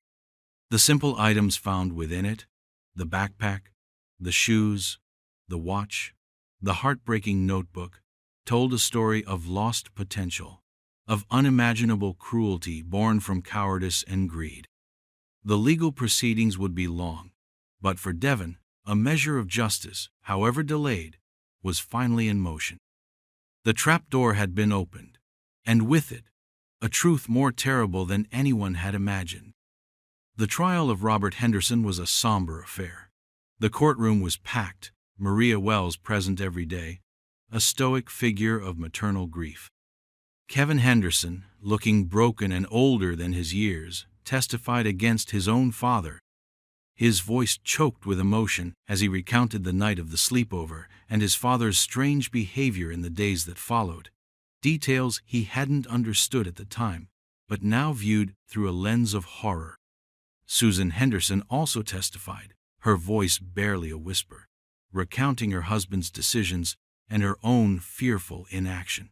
The centerpiece of the prosecution's case was Devon's notebook. Enlarged copies of its pages were shown to the jury. The faint pencil marks a silent scream from the past. The tally marks, the desperate words, "No one hears." So dark. Heard them. Above, Dad, painted an undeniable picture of Devon's suffering and Robert Henderson's culpability. Henderson's defense attorney tried to argue diminished capacity due to panic, a desperate attempt to portray him as a man who made a terrible mistake under pressure, not a cold-blooded killer. But the evidence of Devon's prolonged suffering, the days he lay dying while Henderson went about his life just feet above, systematically dismantled that defense. The jury deliberated for 2 days. When they returned, their verdict was guilty of second-degree murder. Robert Henderson received a sentence of 15 years to life in prison. For Maria, there was no elation, no sense of victory. Just a profound, weary sadness. Devon was still gone. No prison sentence could change that. But there was, perhaps, a small measure of something else, a sense that the world had finally acknowledged her son's life, and the terrible injustice of his death. Susan Henderson received a lighter sentence, probation and community service, largely due to her cooperation and the clear evidence she had lived in fear of her husband. Kevin Henderson, free of legal culpability but burdened by the weight of his family's secret, disappeared from public view, seeking to rebuild a life shattered by his father's actions. What happened to the house? The Millers, unable to bear living there, sold it at a significant loss to a developer who, after much public debate, decided to demolish it.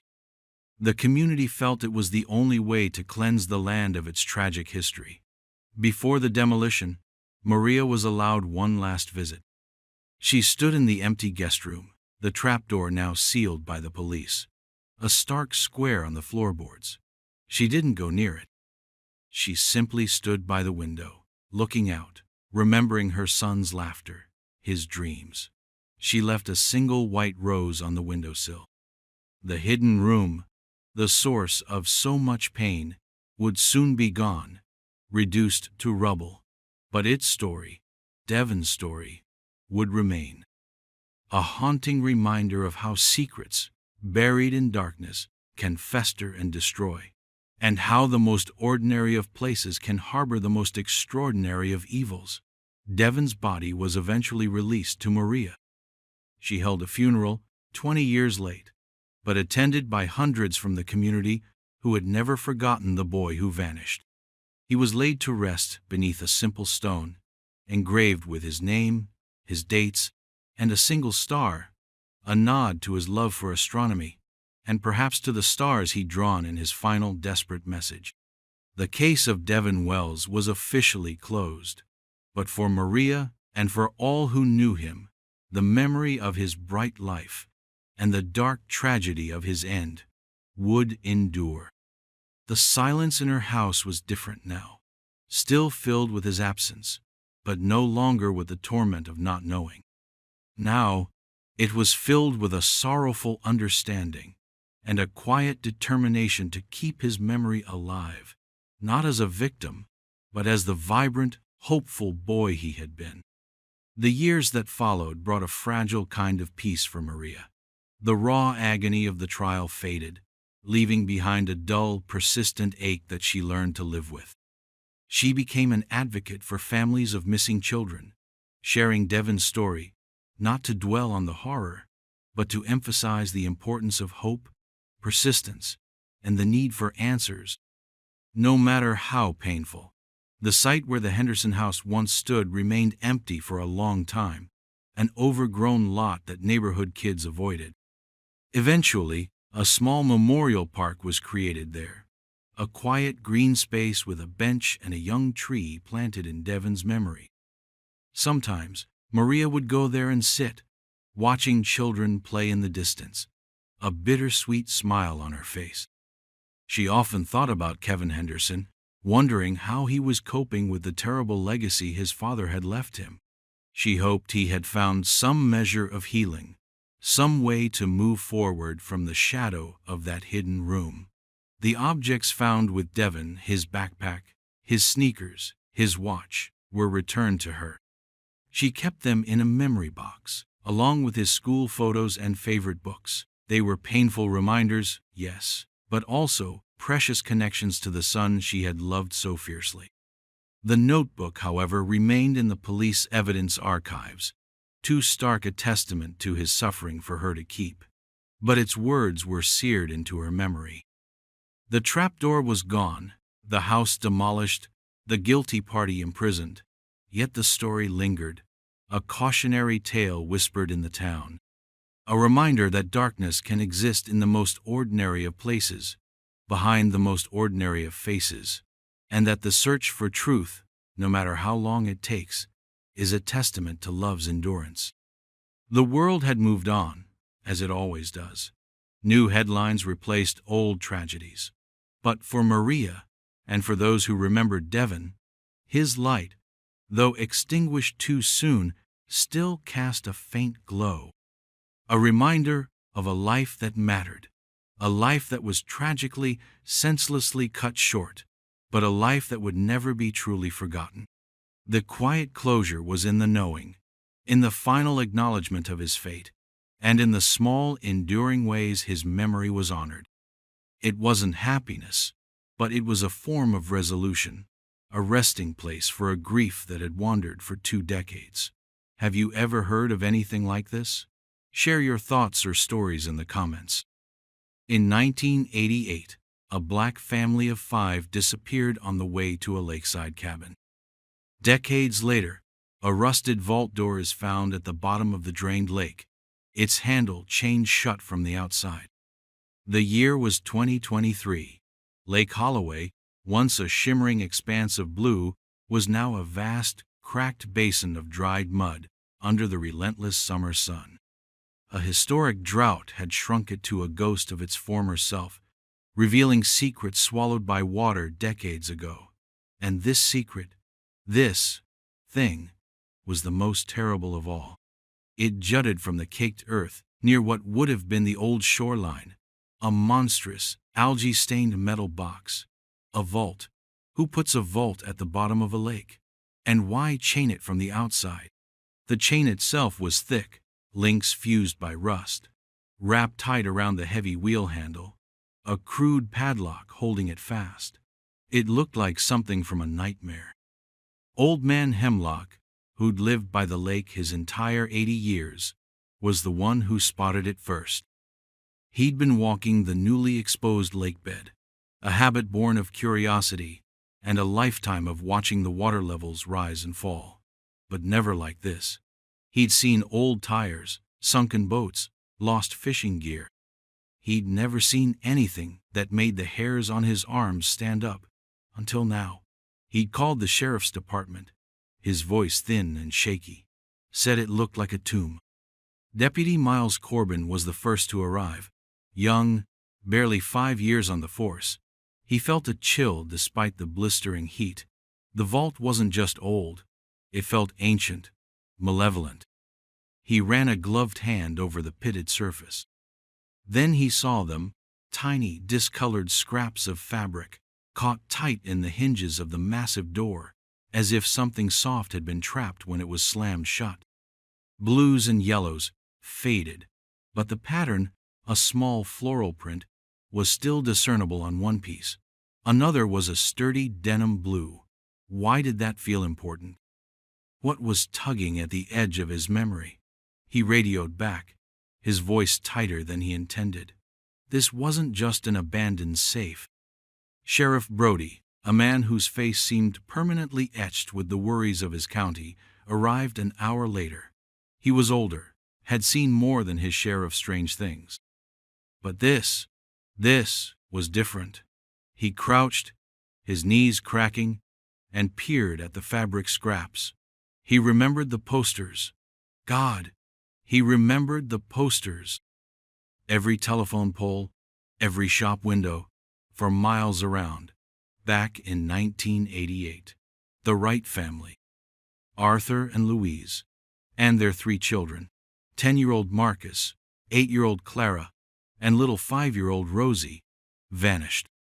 One Friday afternoon, they'd packed their old station wagon, headed for a rented cabin on the far side of Lake Holloway. They never arrived. No car, no note, no trace, just gone. The floral print, it was Rosie's favorite dress. Her mother had told the papers, her voice breaking. The denim, Marcus always wore jeans. Brody felt a cold sickness rise in his throat. 35 years. 35 years they'd been a local ghost story, a cautionary tale. And now this. He looked at the chain, the heavy padlock. Chained from the outside, the implication was suffocating. This wasn't an accident. This was deliberate. Someone had put them in there. Or something. But what? People? Were they looking at a family tomb, sealed against their will?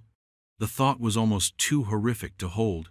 He straightened up, his gaze sweeping the desolate, empty lakebed. The silence was immense, broken only by the hum of insects and the distant cry of a hawk. He had to know.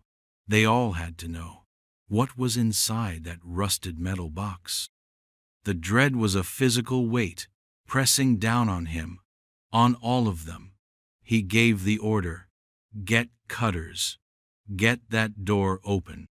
But as he said it, he wondered if they were truly prepared for what lay beyond that chained handle. Some doors, he thought, were maybe better left unopened. But this one had waited long enough. The family deserved that much. The truth, no matter how terrible. The news spread like wildfire through the small towns bordering the lake. The Wright family. After all this time, whispers turned into anxious murmurs. People gathered at the police cordon, their faces grim, hopeful, terrified. They remembered the picnics, the school plays, Arthur's easy laugh, Louise's kind smile. The children, bright sparks snuffed out too soon. Had they been here all along? So close? The thought of them trapped in the dark under the water, it was unbearable. The local news crews arrived, then the regional ones. The vault became a focal point, a dark star drawing all eyes. It sat there, impassive, indifferent to the turmoil it had caused, holding its secrets tight. The sun beat down, baking the mud, and the team prepared to breach it. Every person there felt it, a profound sense of approaching revelation, and an equally profound fear of what that revelation might be. The fabric scraps, those tiny, fragile flags of memory, fluttered slightly in the hot, dry breeze, a silent, heartbreaking testament. What had happened to Rosie's dress, to Marcus's jeans?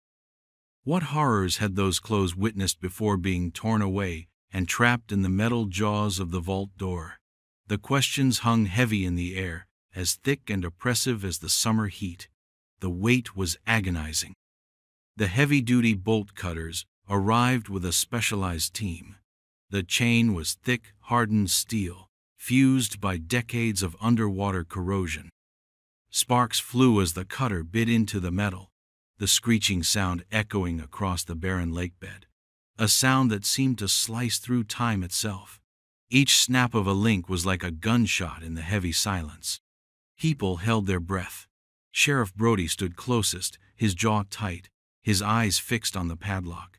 It, too, resisted, a final guardian of the vault's secrets.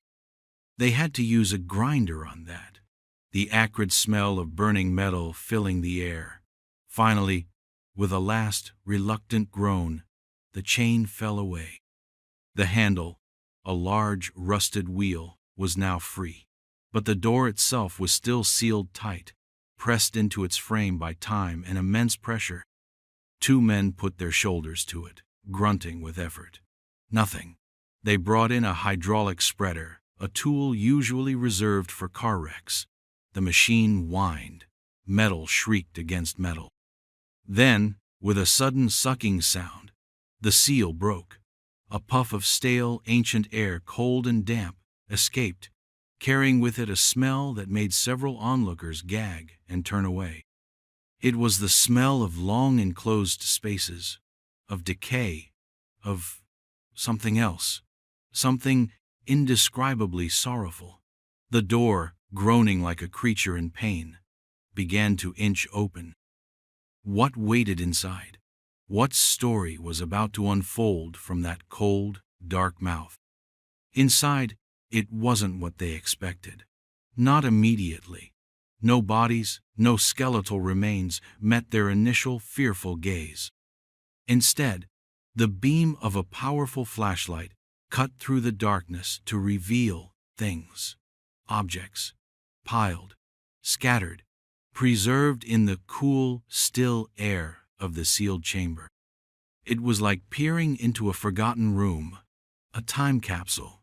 There were suitcases, old-fashioned hard-shell types, blankets, folded neatly on one side, a stack of books, their covers faded, and children's toys.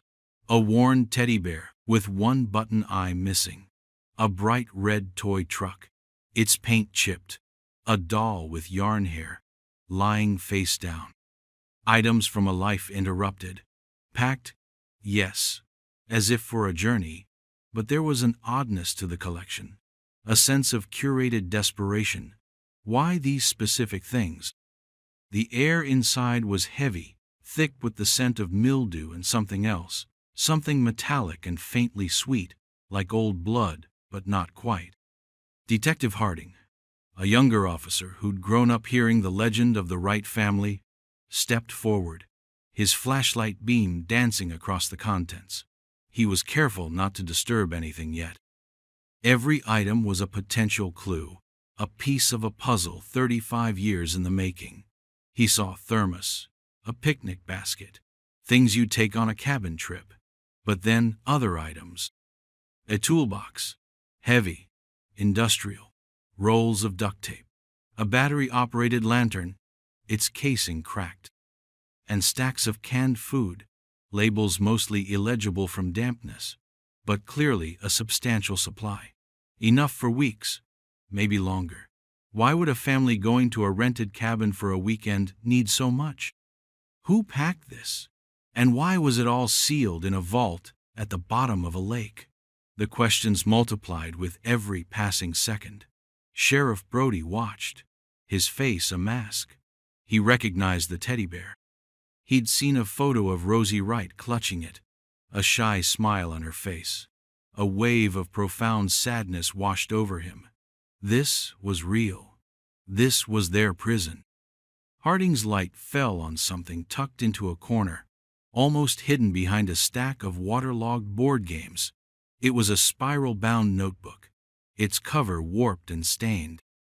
And beside it, a collection of stubby pencils, the kind used by children.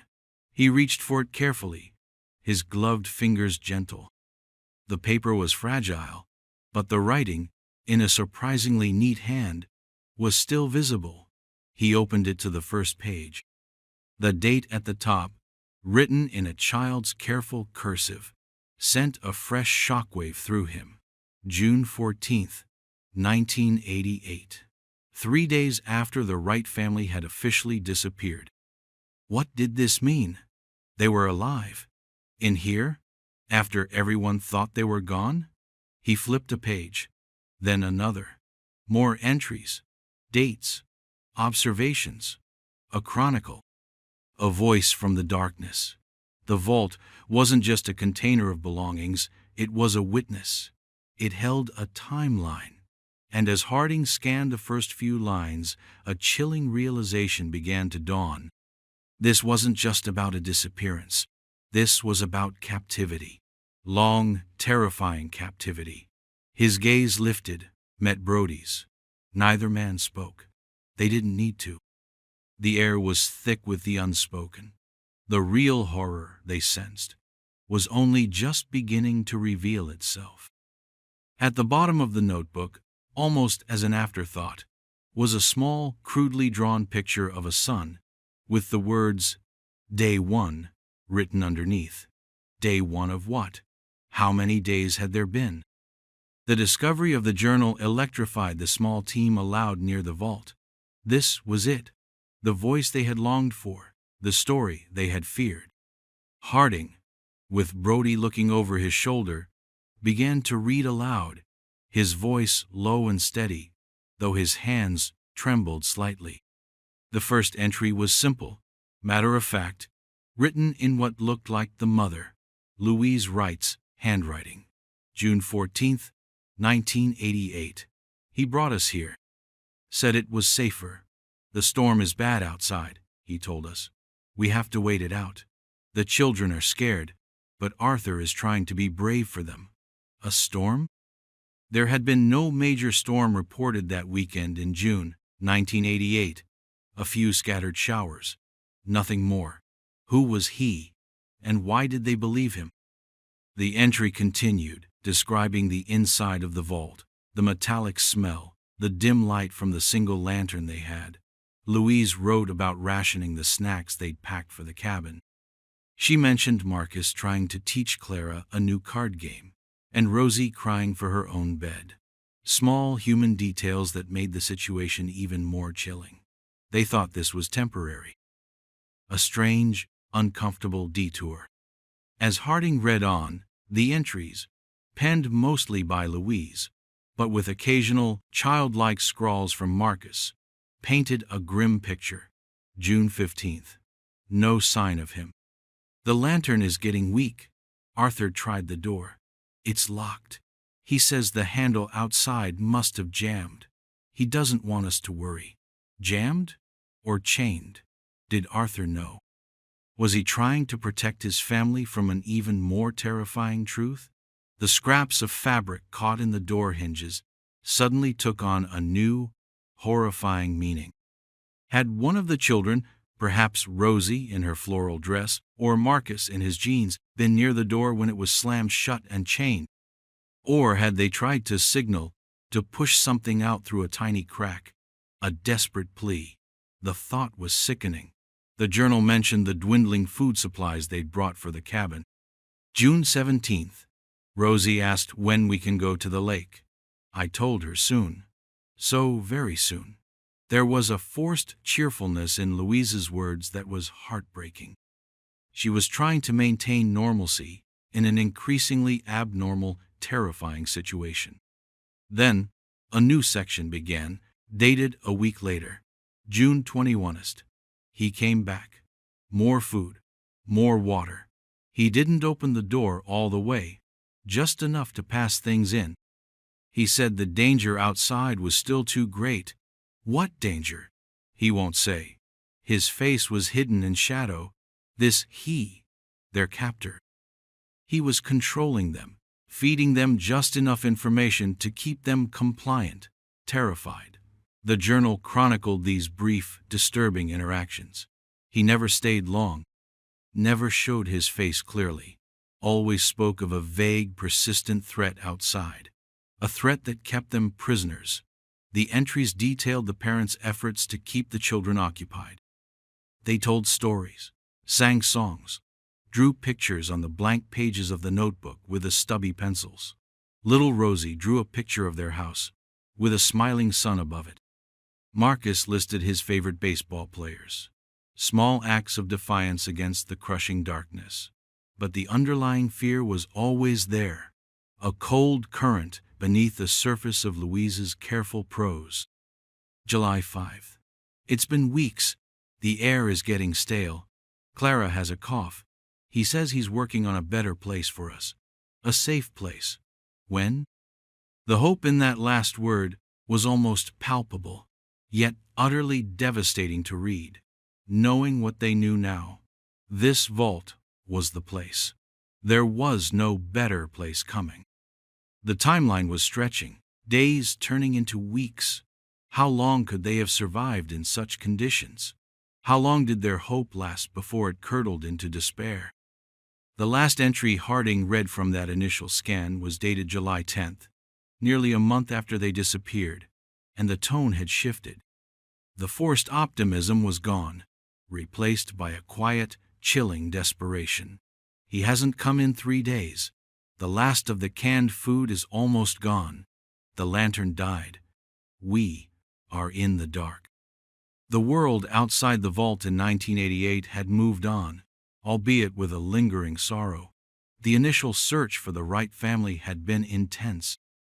Sheriff Miller, Brody's predecessor, a man now stooped with age and living in a nursing home a county over, had led it himself. He'd thrown every resource he had at it.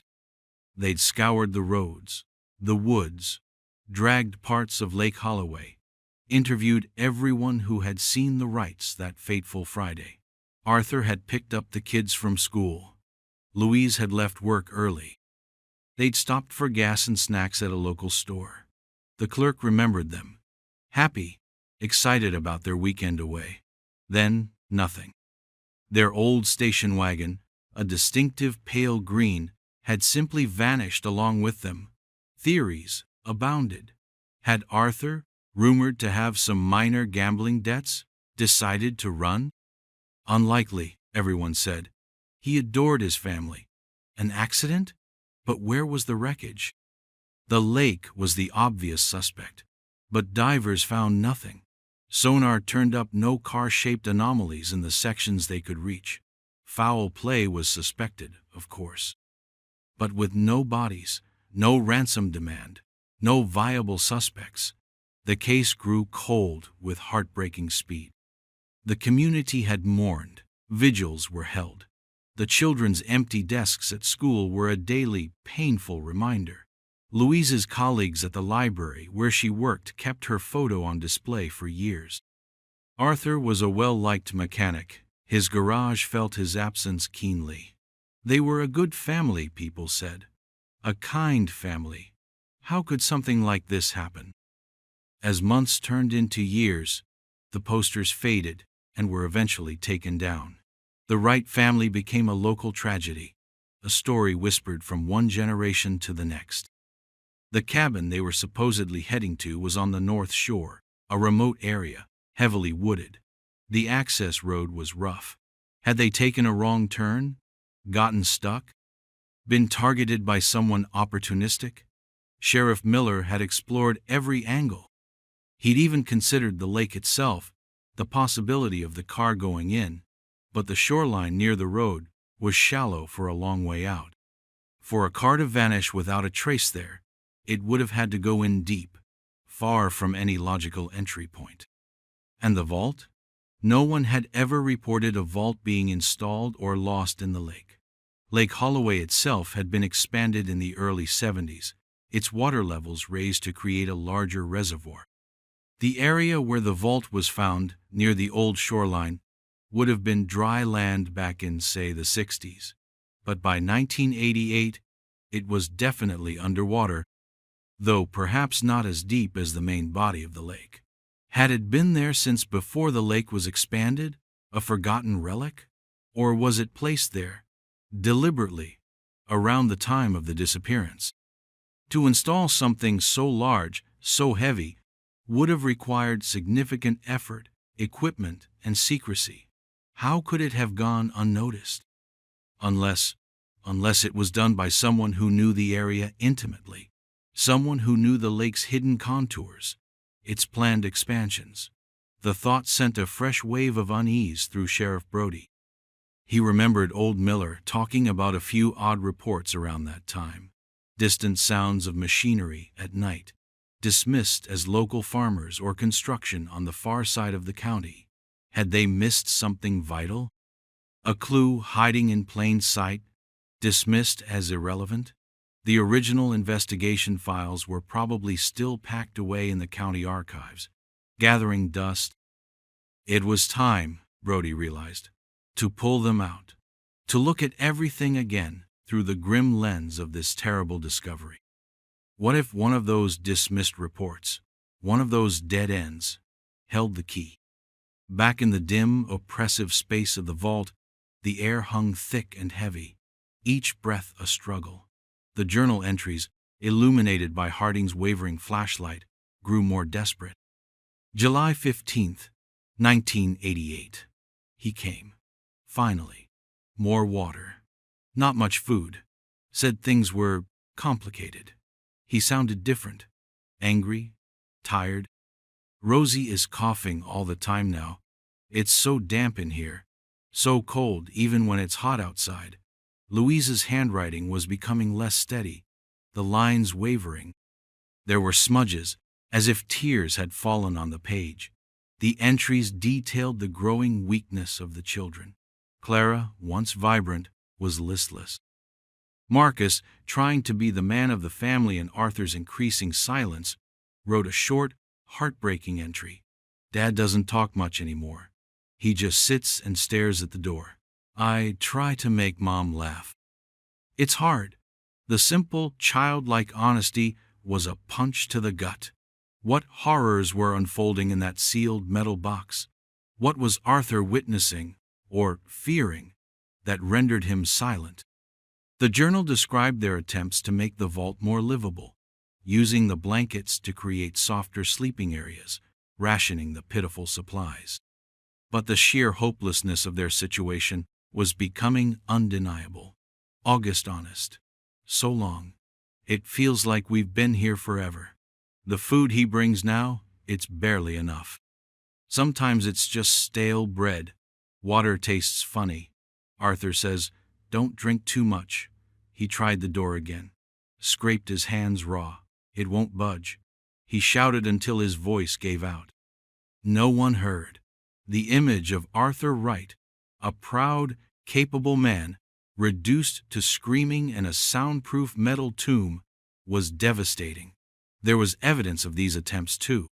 Scratches marred the interior of the heavy steel door, deep gouges around the locking mechanism, as if someone had tried to pry it open with a piece of metal, perhaps from the toolbox. A bent crowbar lay nearby. Its tip snapped. The frustration, The sheer, primal terror of being trapped was palpable in the silent evidence. Then, a specific, chilling entry.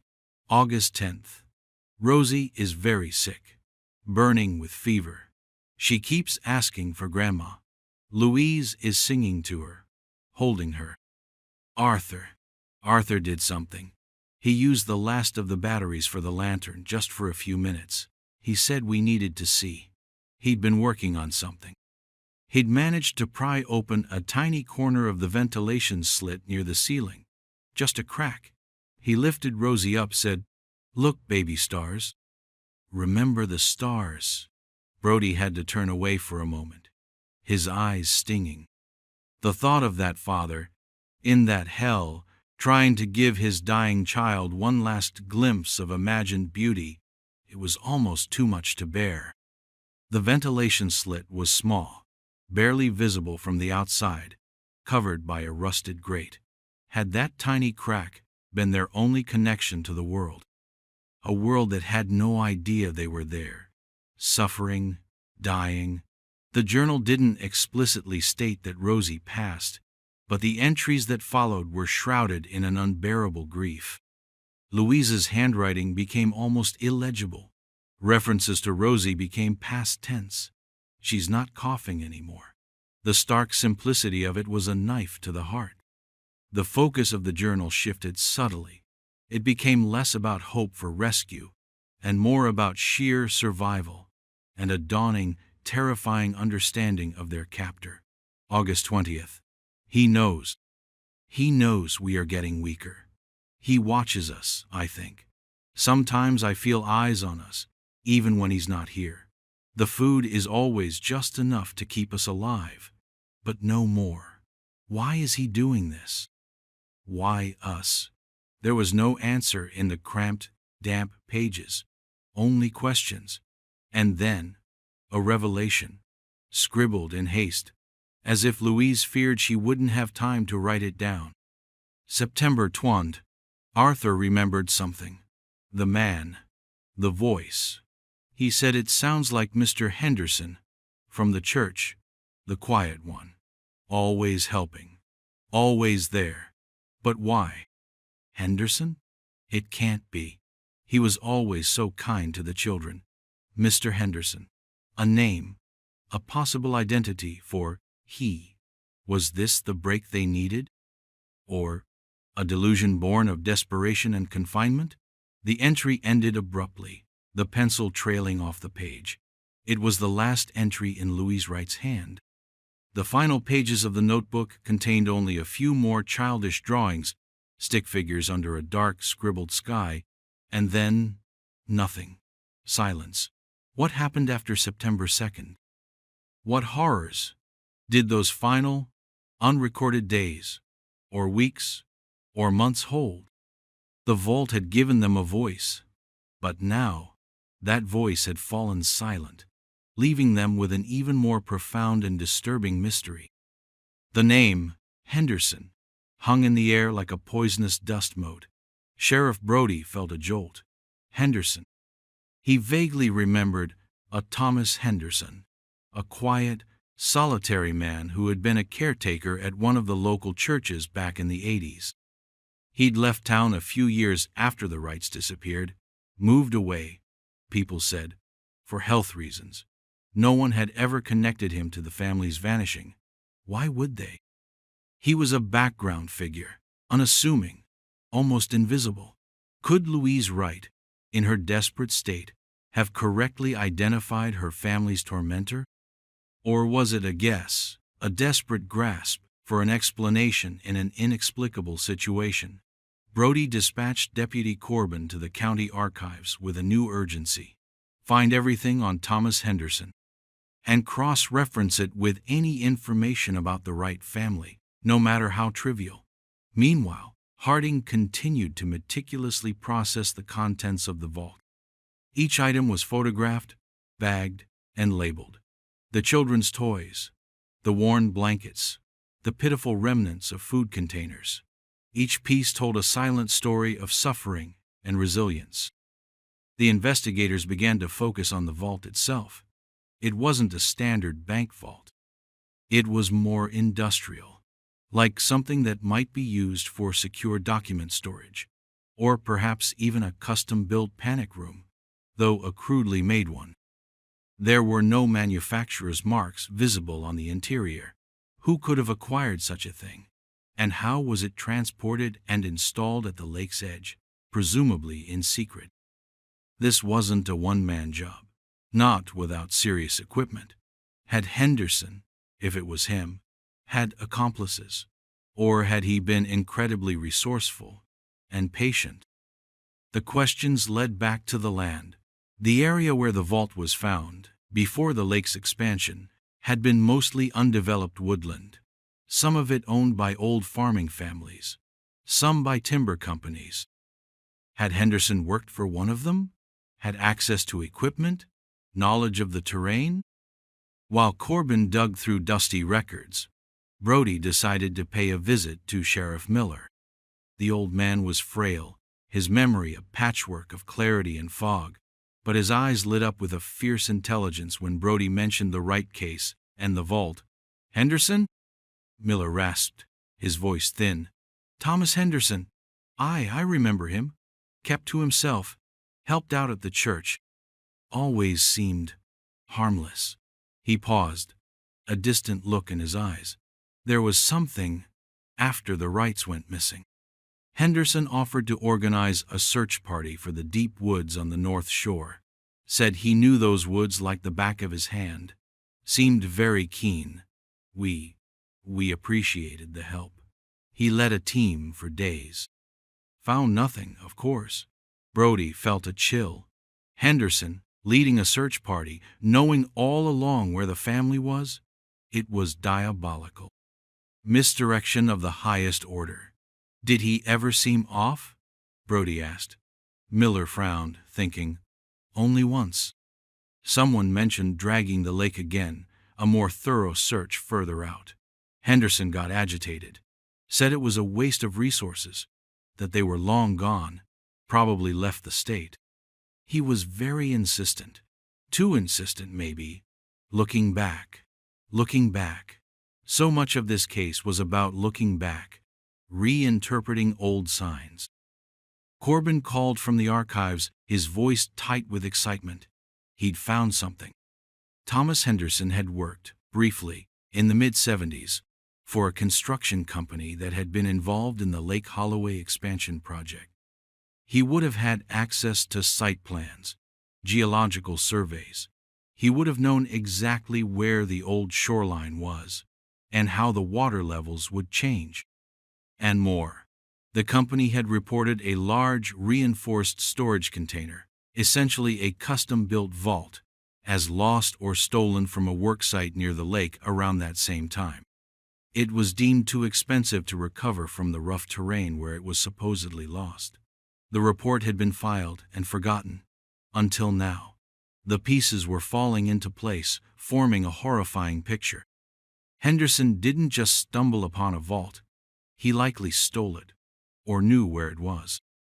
He had the means, the knowledge, and, it seemed, a deeply twisted motive that was yet to be fully understood. Why the Wrights? Had there been some connection, some perceived slight, some dark obsession? The vault's contents hinted at a captor who wanted to control, to possess, but not necessarily to kill quickly. It was a slow, torturous imprisonment. The final damning piece of information Corbin relayed was Henderson's current whereabouts. He was alive. 91 years old, living in a quiet retirement community, 2 states over. The discovery that Thomas Henderson was still alive, and the strong circumstantial evidence linking him to the vault and the Wright family's disappearance, sent a ripple of grim determination through the investigation. Sheriff Brody knew this was their one chance. Henderson was old, perhaps frail, but his mind might still hold the answers, the final pieces of this horrifying puzzle. What was his motive? And, the most pressing, agonizing question that the journal didn't answer, what happened to the bodies? The vault contained their belongings, their last messages, their fear, but not them. Had they perished in the vault and Henderson had later removed them? Or had he, as Louise had written he'd promised, moved them to a better place, a place perhaps even more sinister? The thought was unbearable. The team pored over the last entries in the journal, searching for any clue. Louise's final coherent entry mentioned Arthur remembering Henderson's voice. The childish drawings that followed, did they mean anything? One drawing showed stick figures, not inside a box, but standing beside a dark, looming shape that could have been a tree, or perhaps a vehicle. Was it a child's depiction of being moved? The drought, which had revealed the vault, continued its relentless grip on Lake Holloway. As more of the lakebed became exposed, search teams began a meticulous grid search of the area radiating outwards from the vault's location. Days turned into a week, the sun beating down mercilessly. They found old fishing lures, sunken debris, a lot of mud, and then, about 50 yards from where the vault lay, half buried in the hardened clay, a small metallic object glinted. It was a belt buckle, rusted but intricate. It depicted a soaring eagle. Detective Harding recognized it instantly. Among the items cataloged from the vault was a photograph, tucked inside one of Louise Wright's books. It was a family picture, taken perhaps a year before they disappeared. Arthur Wright was wearing that exact belt buckle. It was his. Why was it here, 50 yards from the vault? Had it fallen off during a struggle, or had he been outside the vault at some point? The discovery spurred the searchers on. They focused on this new area, and then they found more. Small fragments of rotted fabric, different from the scraps caught in the vault door. These were darker, heavier, and then a child's shoe, impossibly small, preserved by the dense mud. It was a little boy's sneaker, Marcus's size. It lay on its side, as if it had simply slipped off a foot. There were no bones, not yet, but the implication was clear. Something had happened outside the vault. The team worked with almost feverish intensity, sifting through the earth. A forensic anthropologist was called in. She confirmed their worst fears. Tiny fragments of bone, almost indistinguishable from the pebbles and dried earth, began to appear. Not enough for a full picture, but enough to say they were human. And then another, more definitive find. A few teeth, scattered, but clearly human. Dental records would be needed, but Brody had a sickening certainty. They had found the Wrights. Or at least, where their long journey had ended. Not in the vault, but here, in the cold mud of the lakebed, exposed after 35 years. Had Henderson moved them here after they died in the vault? Or had he brought them out, one by one, for some final, terrible act? The lack of complete remains suggested dismemberment or animal scavenging over the decades. A gruesome thought. But one thing was clear. The vault was not their grave. It was their prison. This patch of drying earth, 50 yards away, was where their bodies had come to rest. Watched over, perhaps, by their captor, until the lake rose and hid his terrible secret. The decision to approach Thomas Henderson was made quickly. Sheriff Brody, along with Detective Harding, flew to the state where Henderson resided. They found him in a small, neat room in a well-kept retirement facility. He was a shrunken figure in a wheelchair, his skin like old parchment, his eyes pale and cloudy. But when Brody introduced himself and mentioned Lake Holloway, a flicker of something sharp, almost cunning, passed through those eyes. He initially denied everything, claimed he barely remembered the Wright family, said he'd left town because of his asthma. His voice was weak, reedy, but there was an underlying current of something else, not fear, but a strange, unsettling calmness. Brody laid out the evidence, piece by piece.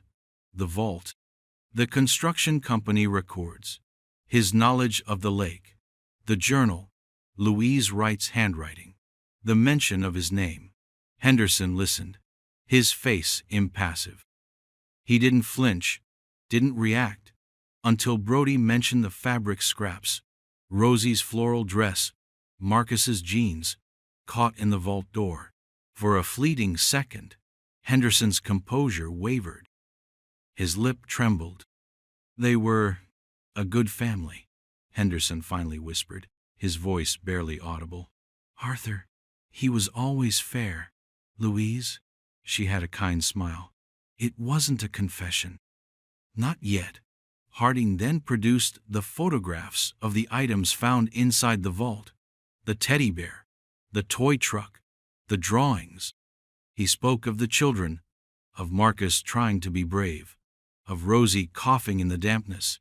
He described Arthur lifting his dying daughter to the vent to see the imaginary stars. Henderson closed his eyes. A single tear escaped and traced a path down his wrinkled cheek. The lake, Brody pressed gently. Why the lake, Thomas? Why the vault? Henderson was silent for a long time. The only sound in the room was the quiet hum of an air purifier. Then he began to speak, his voice a low, rambling monotone, as if recounting a dream or a story someone else had told him. He said he'd been worried about the Wrights. He'd heard things, whispers about Arthur's debts being more serious than anyone knew. He said he feared for their safety, that someone might harm them. He built the vault, he said, or rather, adapted the stolen container as a refuge, a safe place. I wanted to protect them, Henderson said, his voice gaining a strange, fervent intensity. The world outside, it was becoming too dangerous for a family like theirs. I convinced Arthur, told him there was a threat, a serious one, that they needed to hide just for a little while until I could sort things out. He claimed he brought them food, water. He said he checked on them. He painted himself as their reluctant savior, their guardian. But his story was full of holes, contradictions. Why the secrecy? Why the chains? Why the dwindling supplies? Why the terror in Louise's journal? Brody asked about the children. About Rosie. Henderson's face crumpled. She was delicate, he mumbled. The dampness. It wasn't good for her. He admitted she had died in the vault. And Clara, too, not long after. From pneumonia. Then Marcus, from despair and starvation, he implied. He claimed Arthur, in his grief, had become unresponsive, and then he too had faded away. He insisted he hadn't killed them, not directly. He had merely failed to save them from the dangers he himself had manufactured, or from the harsh conditions of the prison he had built. It was a monstrous, self-serving delusion. He spoke of their final days, of moving their bodies from the vault under the cover of darkness. I couldn't leave them in there, he whispered. It wasn't right. I buried them, near the water, so they could be near the lake they loved. It was a twisted, saccharine justification for an act of unimaginable cruelty. He had watched them die, slowly, horribly, and then disposed of their remains, all under the guise of protection. The truth, when it finally came, was more pathetic, more chillingly mundane in its evil than any grand, diabolical plot. It was the story of a lonely, disturbed man, obsessed with a family, who had played God, and in doing so, had become their destroyer. The confession, rambling and self-serving as it was, provided a horrifying narrative. Thomas Henderson hadn't set out to be a monster, or so he claimed. In his twisted mind, he was a protector. He'd admired the Wrights from afar, Arthur's steadiness, Louise's gentle nature, the children's innocent vibrancy. He saw them as an ideal, a symbol of something good he could never possess. When he overheard talk of Arthur's minor financial troubles, his mind warped it into a grave threat, a danger only he could shield them from. The stolen construction vault became his instrument. He'd worked for weeks, perhaps months, preparing it, stocking it with what he thought were adequate supplies, never truly grasping the horror of what he was creating. He lured Arthur to the isolated spot with a fabricated story of needing help. Then, with some pretext, a sudden storm, an imminent danger, convinced or coerced the entire family into the vault, promising it was temporary, for their own good. He was their jailer, doling out hope and sustenance in carefully measured, diminishing doses. The journal told the truth he tried to obscure. Louise Wright's entries chronicled their descent from bewildered trust to dawning terror, then to agonizing, slow despair. The danger outside Henderson spoke of was a phantom, a lie to maintain control. As their health failed, as the children sickened, Henderson's visits became less frequent. Perhaps the reality of what he was doing began to penetrate even his distorted perception, or perhaps he simply grew tired of his cruel game. Rosie died first, her small body succumbing to the cold, damp, airless conditions. Then Clara. Marcus, the brave older brother, held on longer, his small, defiant entries in the journal a testament to his spirit, before he, too, weakened. Arthur, broken by the loss of his children and the betrayal of their captor, faded into silence and then death. Louise was the last. Her final, almost illegible scrawls spoke of an unbearable loneliness, a crushing weight of grief. She likely died within days of her last coherent entry, her strength finally exhausted. Henderson admitted, in disjointed phrases, to finding them one by one. He spoke of dragging their bodies from the vault in the dead of night, using a small handcart, and burying them shallowly in the soft earth nearer the water's edge, where the belt buckle and shoe were eventually found. He chose the spot, he said, because it was peaceful. He even planted wildflowers there the following spring, a grotesque parody of remembrance. The legal proceedings against Thomas Henderson were complex due to his age, his failing health, and the decades that had passed. He was charged, but it was clear he would likely die before ever facing a full trial or serving any significant time in prison. For the community, for any distant relatives of the Wrights who were found, the partial confession was a bitter pill. They knew what had happened and who was responsible, but true justice felt elusive, stolen by time and the strange, pitiable evil of one lonely man. The vault, once emptied of its tragic contents, became a focal point of grief and remembrance. There was talk of preserving it, of creating a memorial. The items found within, the worn teddy bear, the chipped toy truck, Louise's journal, were treated with a near-sacred reverence. They were the last tangible pieces of a family erased too soon. The drought eventually broke. The rains returned, slowly at first, then with more conviction. Lake Holloway began to refill. The waters crept back over the exposed mudflats, inch by inch, reclaiming the land, covering the spot where the vault had been found, and the nearby patch of earth that had served as the Wright family's unhallowed grave. The secret was out, the story told, but the lake, in its impassive way, was taking back its dead. The ending was not clean, not happy. It was a tapestry woven with threads of unimaginable suffering, belated truth, and the enduring ache of loss. The Wright family had been found, their voices heard after 35 years of silence, but their lives remained stolen, their potential unfulfilled. Thomas Henderson would die in a secure medical facility a few months later, taking any further unarticulated secrets or true remorse to his grave. For Sheriff Brody and Detective Harding, the case left an indelible mark. They had unearthed a dark chapter of their county's history, given names to the ghosts. There was a grim satisfaction in that, a sense of duty done. but also a profound sadness for the years lost, the lives destroyed by one man's delusion. The community, too, was changed. The story of the Wright family was no longer a vague local legend. It was a visceral, painful truth.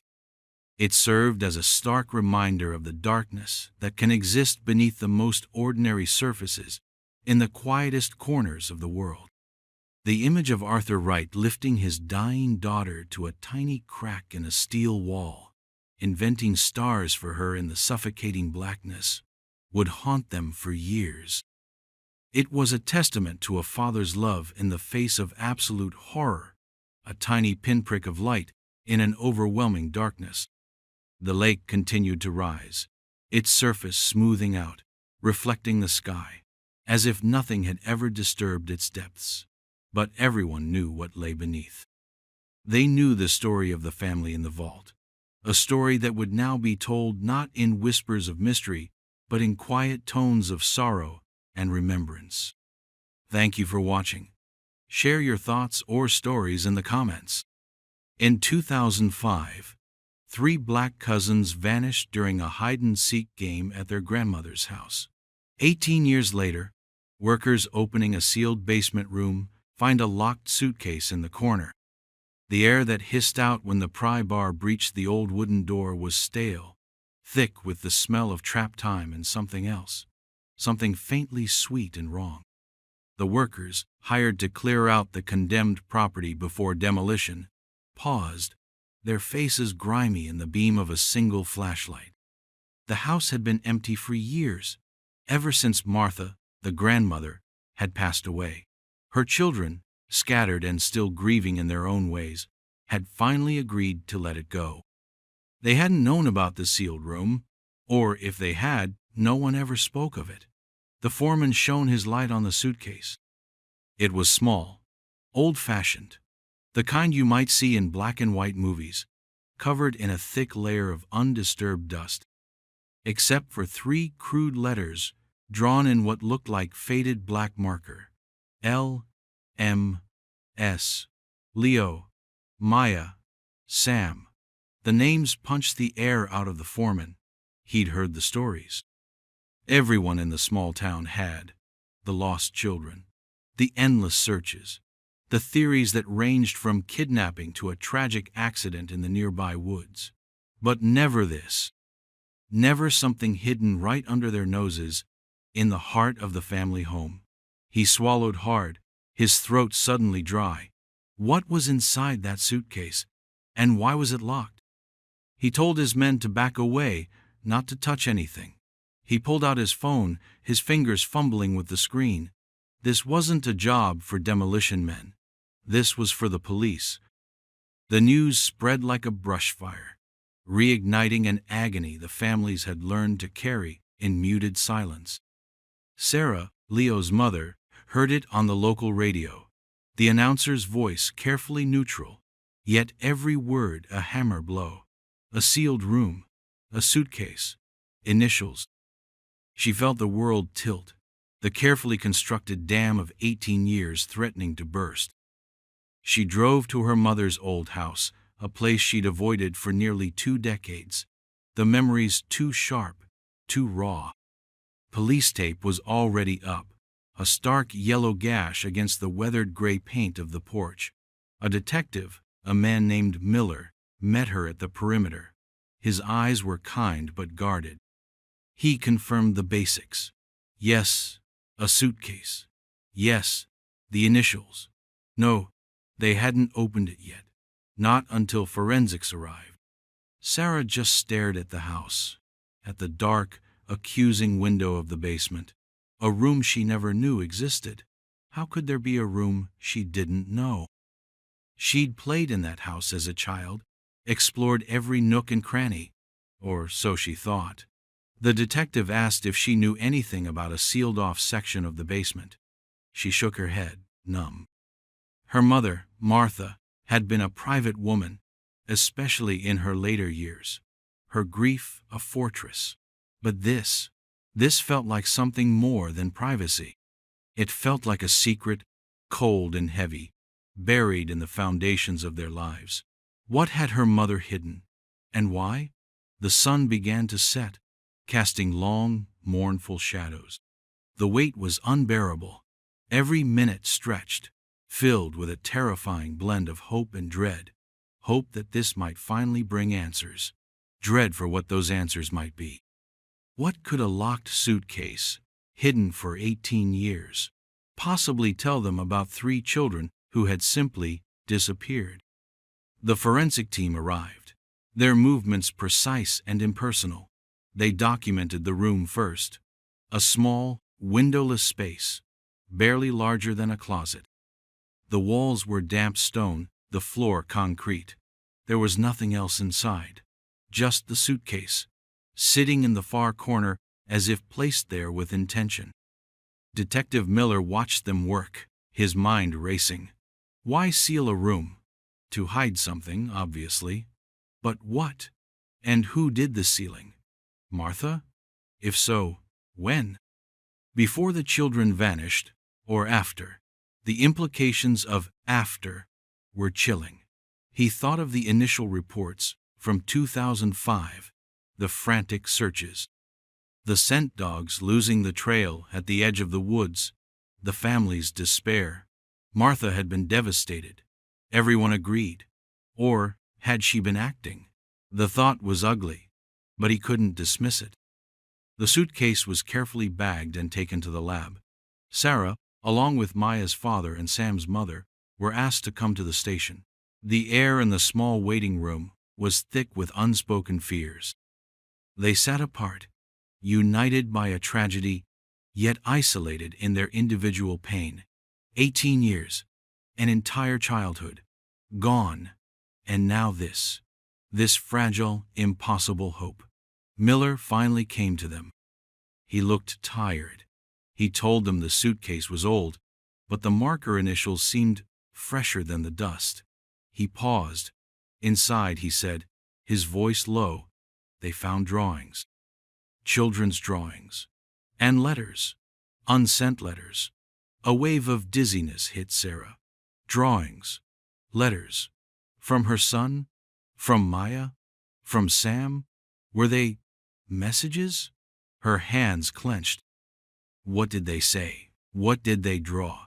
Were they trying to tell someone something? The detective's next words hung heavy in the air.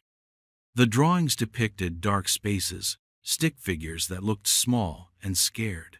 One drawing showed a door with a large, elaborate lock, a lock none of them had ever seen on any door in Martha's house.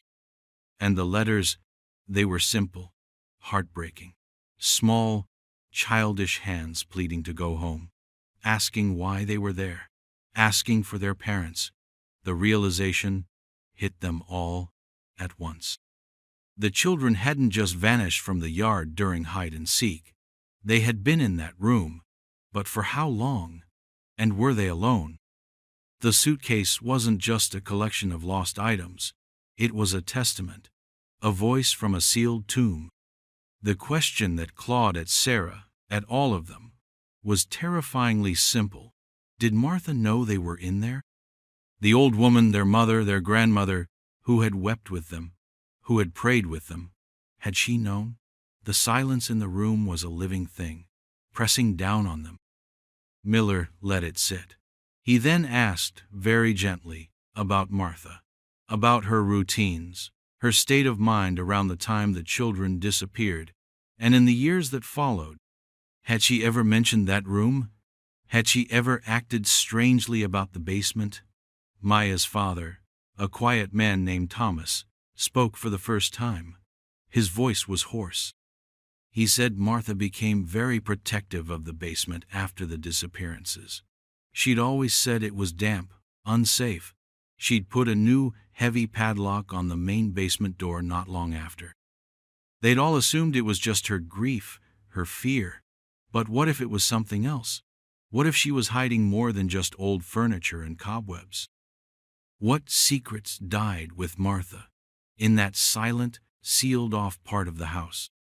Detective Miller knew this case, cold for 18 years, had just cracked wide open, exposing something raw and deeply unsettling. The focus shifted from a possible outside abduction to the house itself, to the family, to Martha. He needed to understand that sealed room. When was it sealed? By whom? And most importantly, why? He ordered a thorough search of Martha's remaining belongings, things her children had packed away into boxes, stored in an attic, reluctant to sort through the remnants of a life intertwined with so much pain. He also put a team onto the history of the house itself. Deeds, renovation permits, anything that might indicate when that section of the basement was walled off. The drawings from the suitcase were laid out on a large table in the evidence room, childlike, yet chilling. One drawing, presumably by Leo, the eldest, showed 3 small figures huddled together in a dark square. Above them, a larger, shadowy figure with no discernible features. Was this a captor? Or just a child's representation of fear, of the unknown? Another, by Maya, depicted a single barred window, though the sealed room had no windows. Was it a memory of another place, or an imagined hope of escape? Sam, the youngest, had drawn what looked like a plate of food, but scribbled over it in angry red crayon. What did that mean? Were they fed? Were they neglected? The letters were even more direct, more heartbreaking. Dear Mommy, I want to come home. It's dark here. Leo is scared, but he tries to be brave. Love, Maya. Another, in Leo's more practiced hand, said, We are in the basement. Grandma locked the door. Please come get us. Grandma locked the door. Sarah's breath hitched when Miller read that line to her. Her own mother. It couldn't be. Martha had adored those children. She couldn't, or could she? Grief did strange things to people. Had Martha somehow accidentally locked them in, panicked, and then, what? Let them stay there? The thought was monstrous, unfathomable. Yet, the letter. Miller pressed Sarah, gently, but firmly.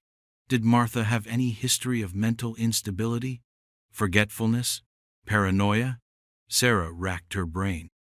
Martha had become more reclusive after her husband died, years before the children vanished.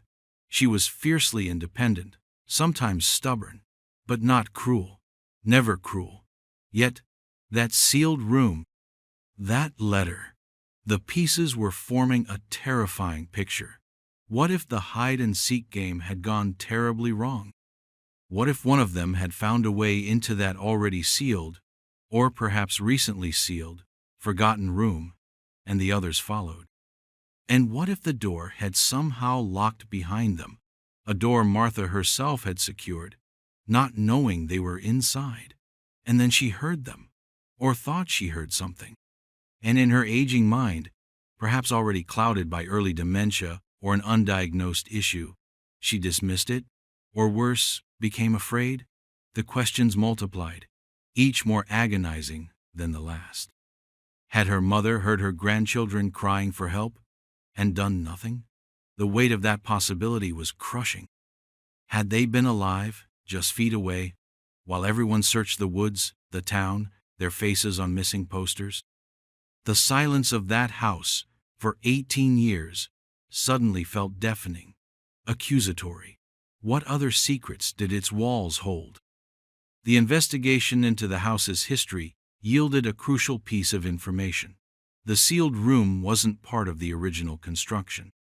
A permit had been filed by Martha's husband, Frank, nearly 30 years before the children disappeared, for basement storage modifications.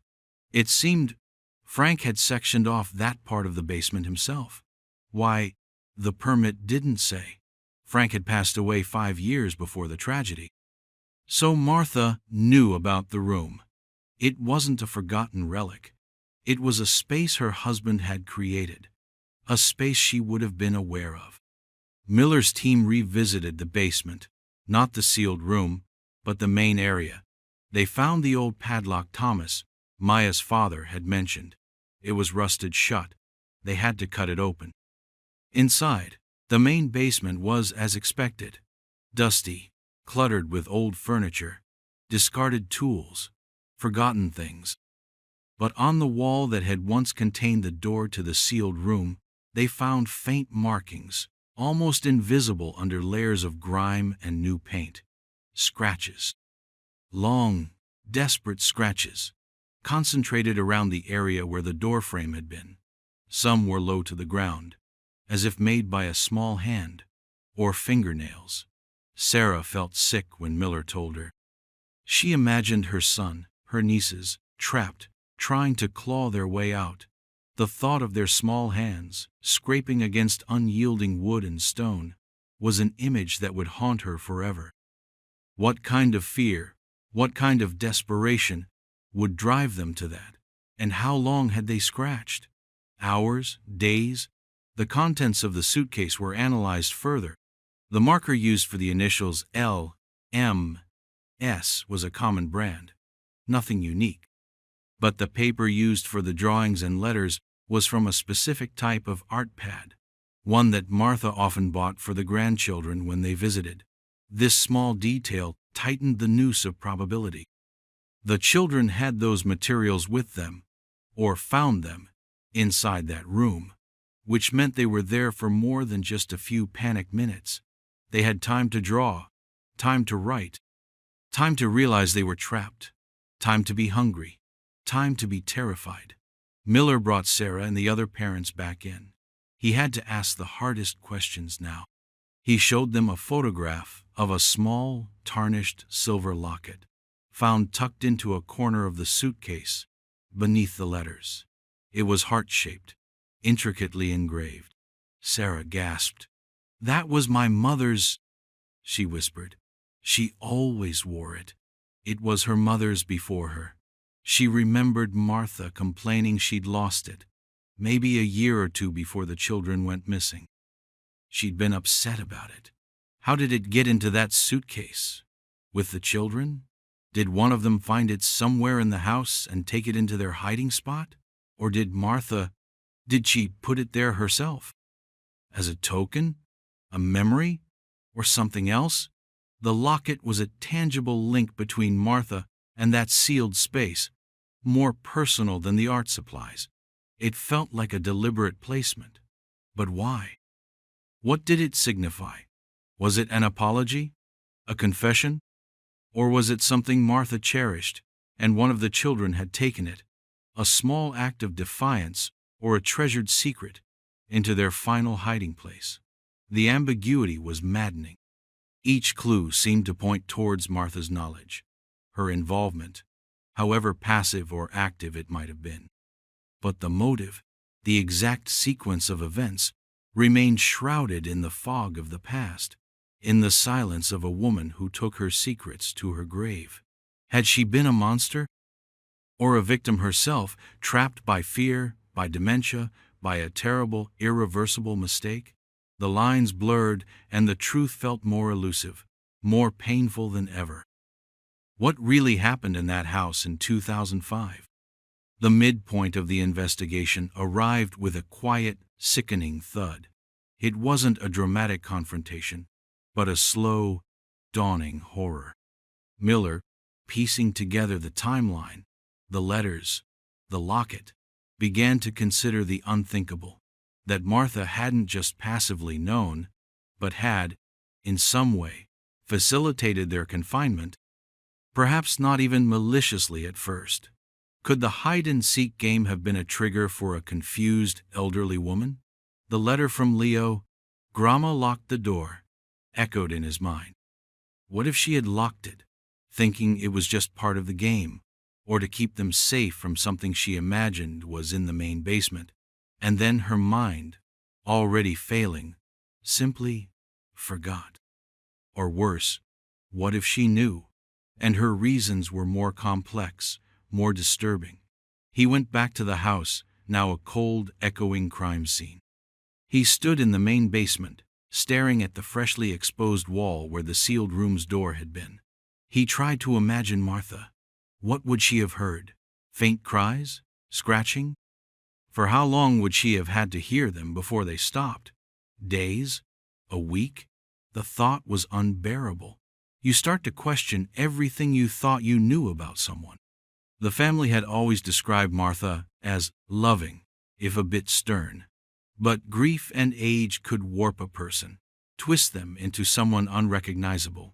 Miller recalled a detail from the original missing persons report. A neighbor had mentioned hearing odd sounds from Martha's basement a few days after the children disappeared, like muffled banging. At the time, it was dismissed. Martha had said it was probably rats or the old house settling. The police, focused on an abduction theory, hadn't pressed. Now, that neighbor's casual comment loomed large. Had those been the children? Still alive? Still hoping? This was the spike. The moment the investigation shifted from tragic accident to potential criminal neglect, or worse, Miller felt a cold knot in his stomach. He had to consider that Martha might have intentionally kept them there. But why? This wasn't a ransom situation. There was no note, no demand. Could it have been a twisted form of protection? Did she fear they'd be taken by someone outside, and in her deteriorating mental state, believe this was the only way to keep them safe? Or was there something in that room she didn't want them, or anyone, to find, and they'd stumbled upon it? The locket. Why was it there? If she'd lost it a year or two prior, it could mean one of the children found it and kept it. But if she hadn't lost it, if that was a lie, and she placed it there herself, what did that signify? A desperate, silent apology? A marker? A way of leaving a piece of herself with them? The team working on Martha's belongings found her diaries. Years of them. They were mostly mundane. Weather, church, complaints about her arthritis. But in the entries around the time the children vanished, there was a change. The handwriting became more erratic. There were strange, almost childlike drawings in the margins. And then, a week after they went missing, one chilling entry. The house is quiet now. Too quiet. They are finally sleeping. Sleeping. Not gone. Not missing. Sleeping. Miller read it, and the hair on his arms stood up. This wasn't the diary of a grieving grandmother. This was something else. Something terrifyingly calm. He called Sarah and the other parents. He had to tell them. The room was sterile, official, but the news he delivered shattered any remaining vestiges of composure. Sarah stared at the photocopy of the diary page. Her mother's familiar handwriting, suddenly alien, monstrous. Sleeping? She choked out. She wrote they were sleeping? Thomas, Maya's father, slammed his fist on the table, a single, sharp crack in the awful silence. Sam's mother just wept, silent tears streaming down her face. The implication was clear. Martha knew they were in that room, and she knew when they stopped. The word sleeping was a horrifying euphemism. The suitcase, the drawings, the letters, they weren't just messages from the trap. They were a record of their final days, their final hopes, all happening while their grandmother was just upstairs, living her life, writing in her diary. The betrayal was absolute, a poisonous knife twisting in a wound that would never heal. Why would a grandmother do this? What darkness had resided in Martha? The house itself seemed to groan under the weight of its secrets. Investigators combed through every inch of Martha's life, searching for an explanation, a reason, however mad, for her actions. The diaries were key. As they read further, a disturbing pattern emerged in the months leading up to the children's disappearance. Martha wrote increasingly about shadows in the house, about whispers in the walls. She mentioned her late husband, Frank, and the bad things he kept in the basement. There was a growing paranoia, a fear that something was trying to get out, or get in. Could it be that Frank, her husband, had used that sealed room for something sinister? Something Martha discovered or suspected only after his death? And when the children, in their innocence, stumbled into it during their game, did Martha panic, believing they had unleashed or encountered this bad thing?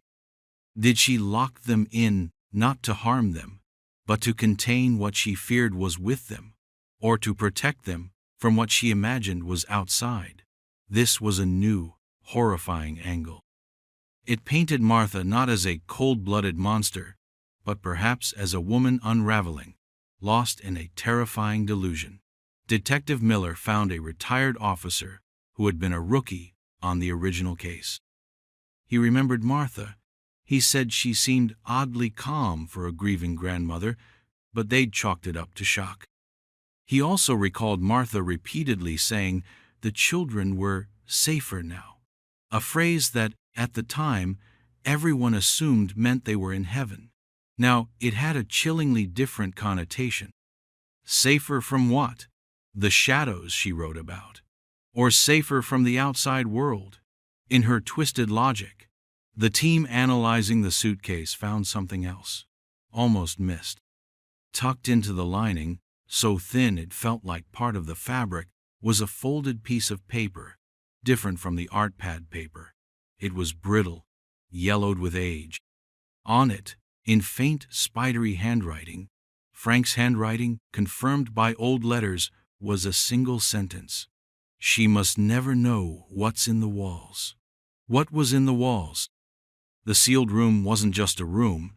It was inside the walls of the original basement structure. Had Frank hidden something there? Money? Documents? Something illegal? Something that, if discovered, could destroy his family or his memory? And had Martha, in her later years, started to suspect? Did her paranoia about whispers stem from a dawning, terrifying realization about her husband and that hidden space? Imagine the scene. The children play hide and seek. They find a loose board, a hidden catch, a way into this sealed-off section of the basement, a place Martha herself might have been too afraid to enter, or had only recently become fixated on, due to her husband's cryptic note, perhaps found long after his death. They go in. The door closes, or Martha, hearing noises from the forbidden place, and already in a state of heightened paranoia, slams it shut and locks it, believing she is containing her husband's secret or protecting the children from it in some confused way. The letters from the children, "Grandma locked the door," now took on an even more tragic light. They weren't accusing her of malice, perhaps, but stating a bewildered fact. Their grandmother, who they trusted, had locked them in. They wouldn't understand her fear, her delusions. They would only know they were trapped. And Martha, her mind a tangle of fear, grief, and delusion, might have convinced herself it was necessary. They are finally sleeping. Perhaps in her mind, they were finally safe from the bad things her husband had hidden, or from the shadows that haunted her. This didn't absolve her, but it painted a portrait of a tragedy born not just of evil, but perhaps of mental illness, fear, and a dark family secret that festered for decades. The what Frank hid remained a mystery. The room, when opened, contained only the suitcase and dust. Had he removed his secrets before he died? Or were they never physical objects, but deeds, memories, things that haunted Martha and led her to this terrible end for her grandchildren? The question hung unanswered. The focus now shifted to Frank, Martha's deceased husband. What kind of man had he been? What secrets could he have had that were so terrible they could lead, indirectly, to the deaths of his own grandchildren? The family members, Sarah, Thomas, and Sam's mother, were questioned again. What did they remember about Frank? He had been a quiet man, they said, kept to himself, worked as a stonemason, often taking on side jobs, some of them undocumented. He was known for being meticulous, strong, but also stern, a man of few words. No one recalled him being overtly cruel, but he had a temper, they admitted. And he had been very possessive of the basement. He'd always told the children, when they were young, to stay out of it. It was his workspace, he'd said. Off limits. Could the bad things Martha wrote about be connected to his work? Had he been involved in something illegal? Stolen goods? Hidden money? Or something darker? Miller had the sealed room re-examined, minutely. This time, they weren't just looking for clues about the children, but for anything Frank might have hidden. They tapped the stone walls, checked the concrete floor for any signs of tampering, any hollow spots. Nothing. It was as if whatever Frank had been concerned about had either been removed or was never a physical object. Perhaps his note, "She must never know what's in the walls," was a metaphor.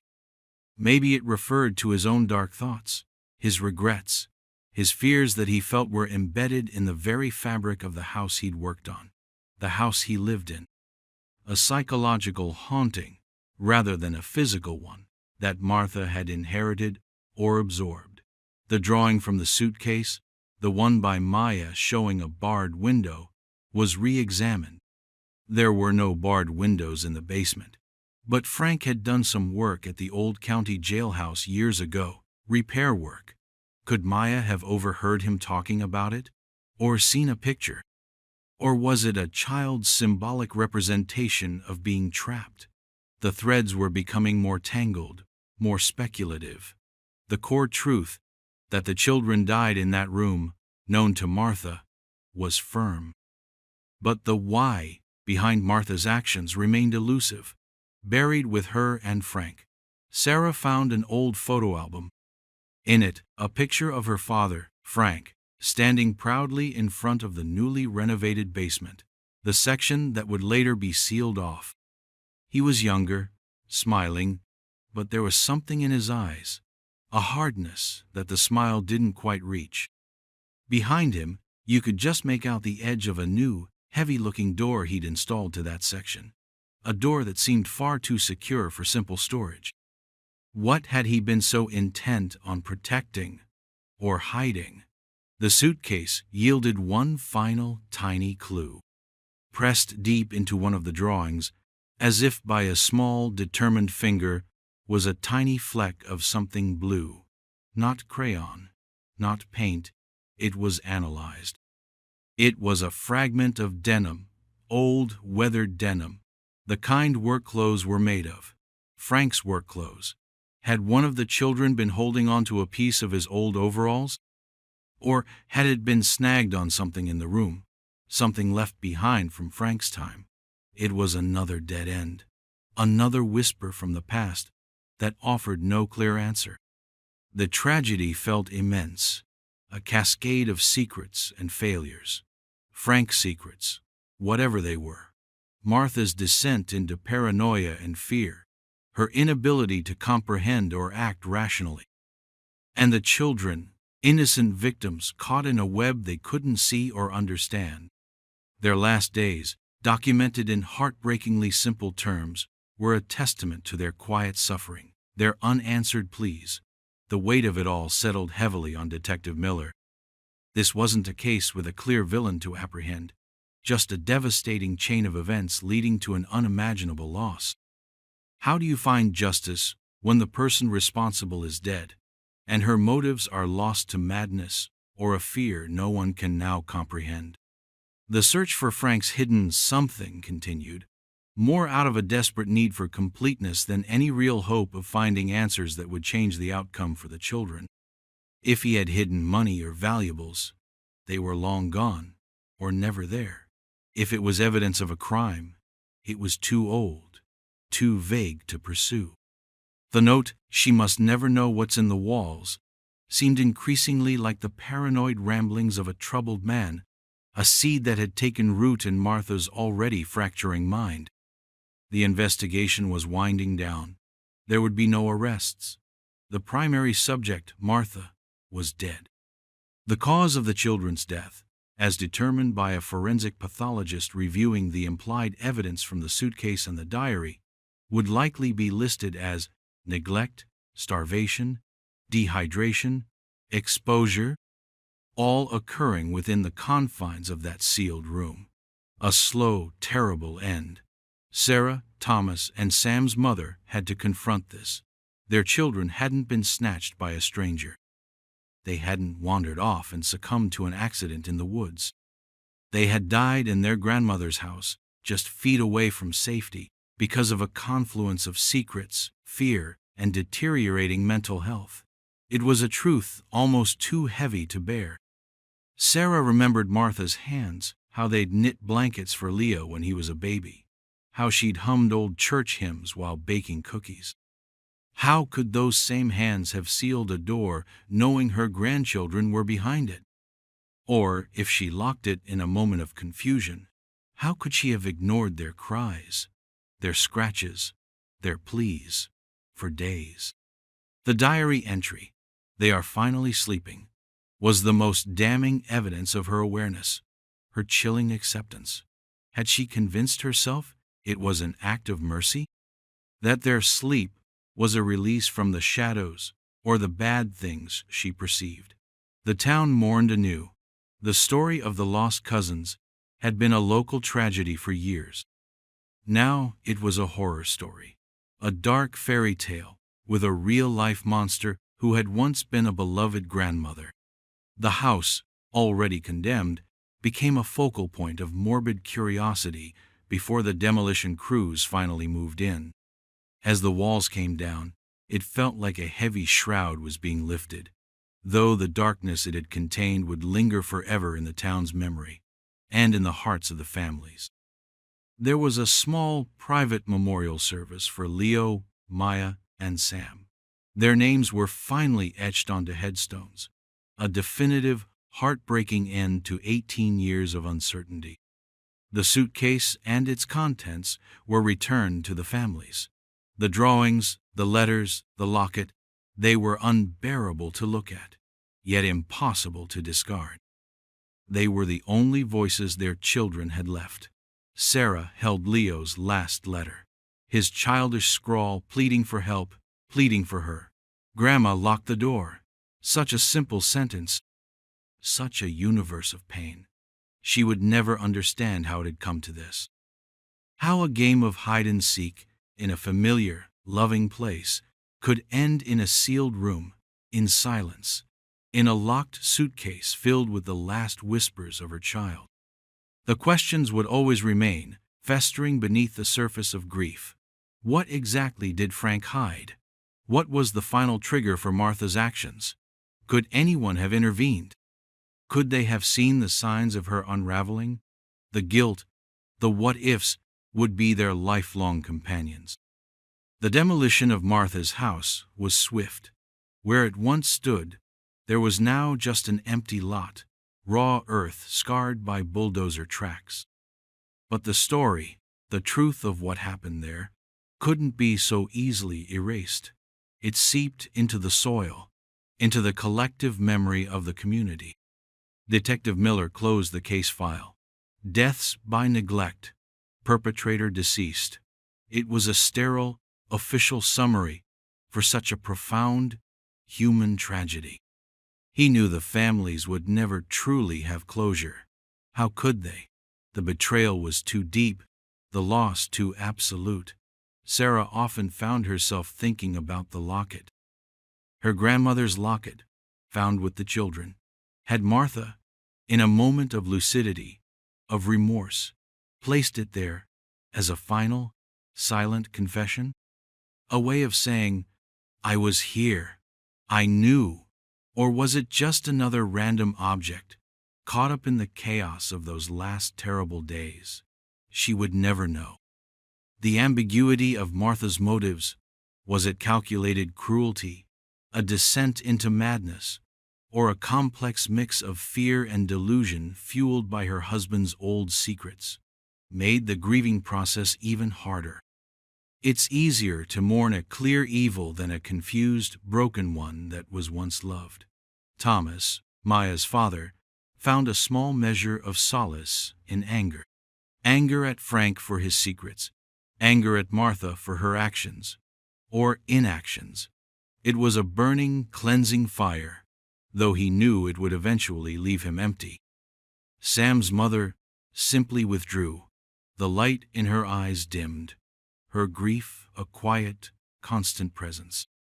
The three cousins, Leo, Maya, and Sam, remained forever young in photographs, their bright, innocent smiles a stark contrast to the darkness that had consumed their final days. Their story became a cautionary tale, a grim reminder of how secrets can fester, how mental health can deteriorate unseen, and how easily the unthinkable can become reality, even within the supposed safety of a family.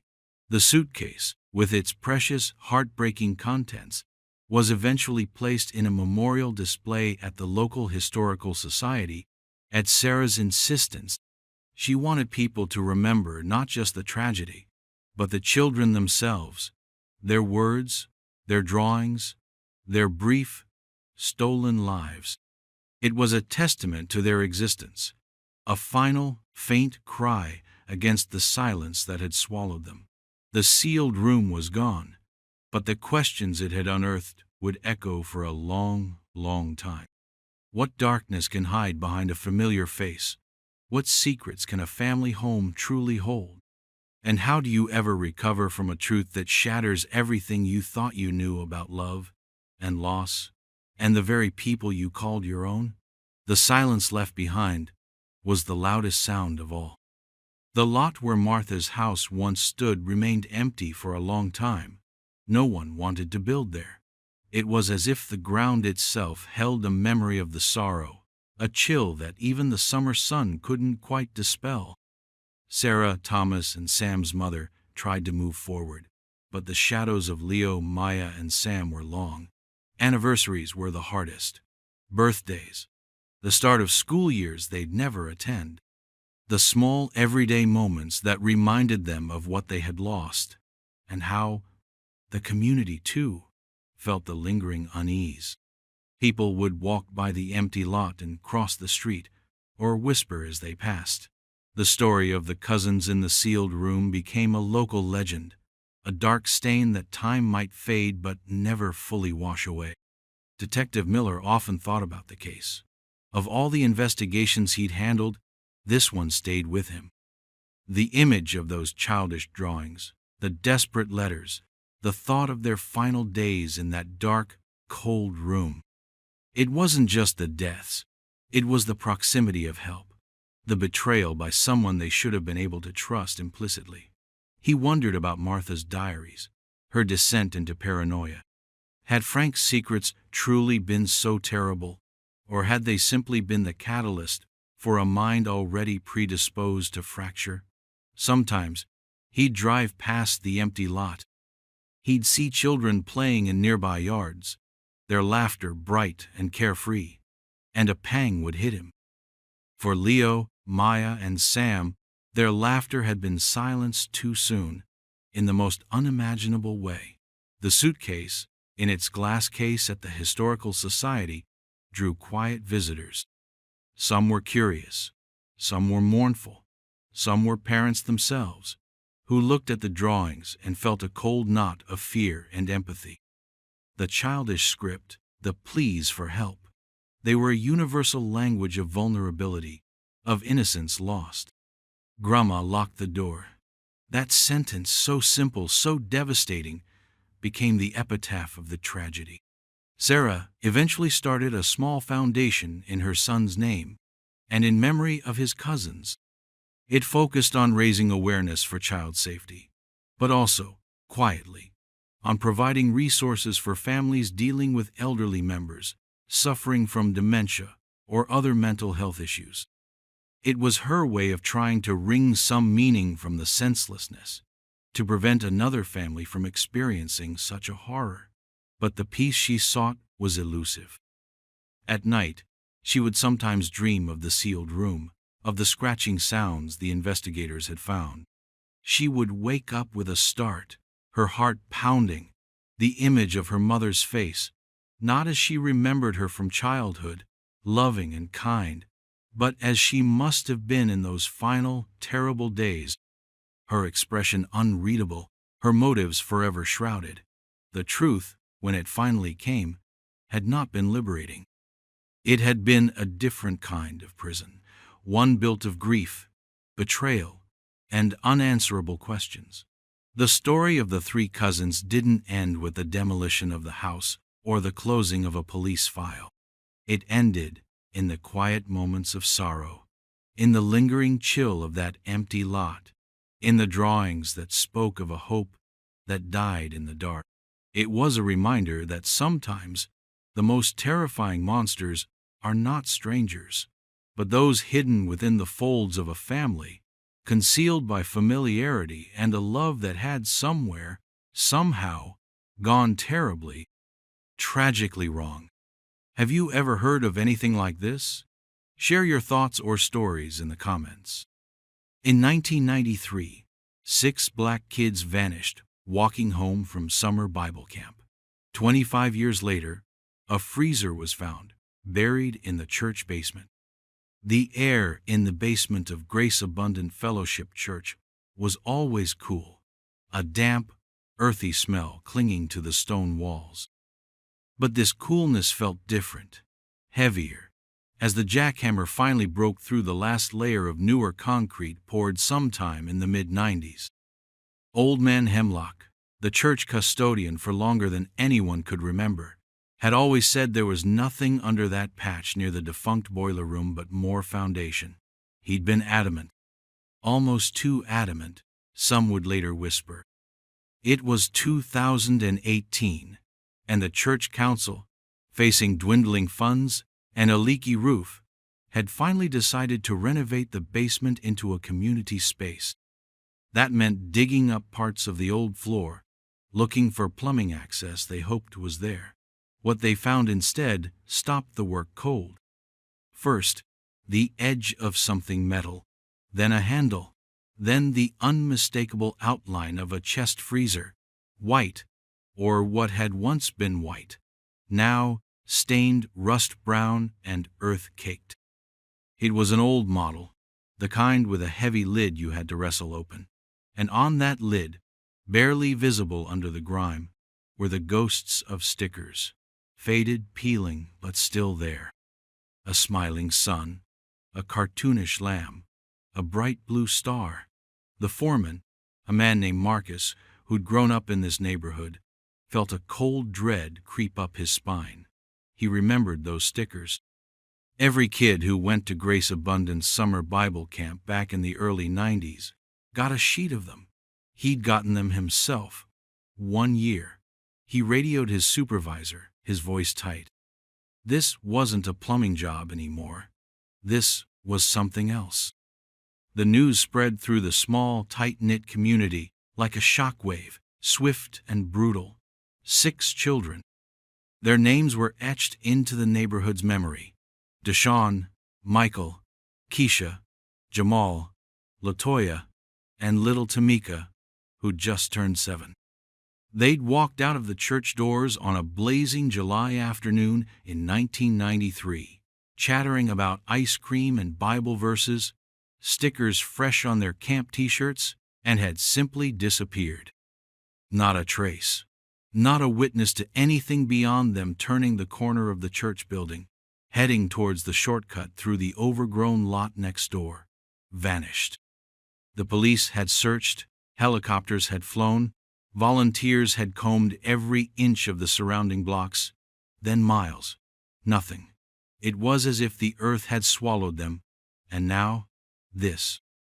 A freezer. Buried. In the church basement. Under concrete that had been poured not long after they went missing. The stickers were the damning link. The detail that twisted the knife in old, unhealed wounds. Could it be that simple? That horrifyingly close? All those years, the parents had prayed, had hoped, had imagined their children out there somewhere. Lost, perhaps, but alive. Now, a cold metal box suggested a different, far more terrible answer. An answer that had been sleeping right beneath their feet in the house of God. The weight of that possibility was crushing. The families, older now, their faces etched with a quarter century of grief and unanswered questions, began to gather outside the yellow police tape that now cordoned off their church. They stood in silence, mostly, waiting. What else could they do? The waiting had been their life for 25 years, but this wait felt different. This one promised an end. Or perhaps, a beginning to a new kind of nightmare. The old questions, the ones they'd tormented themselves with for decades, rose again, sharper, more urgent. Who and why? And how could this have happened here, in a place they trusted?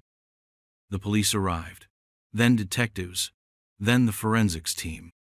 The basement became a scene, floodlights chasing away the perpetual gloom, casting long, dancing shadows that seemed to mock the solemnity of the task. Getting the freezer out was a slow, painstaking process. The concrete around it had to be carefully chipped away, the earth beneath catalogued. Every scrape of a shovel, every murmur of the investigators, seemed amplified in the charged silence. One of the lead detectives, a woman named Miller, relatively new to this precinct but not to old cases, watched with a grin set to her jaw. She'd read the original files.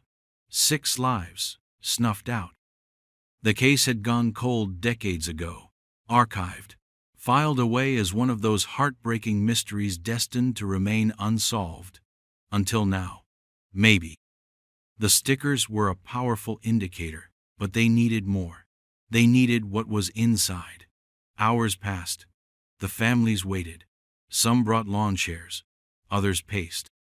Pastor Davies, the current minister of Grace Abundant, a kind man who hadn't even been in the state in 1993, tried to offer comfort, but words felt hollow against the cold, hard reality of that emerging freezer. He felt the stain of it on his church, a place meant for solace, now the site of a potential tomb.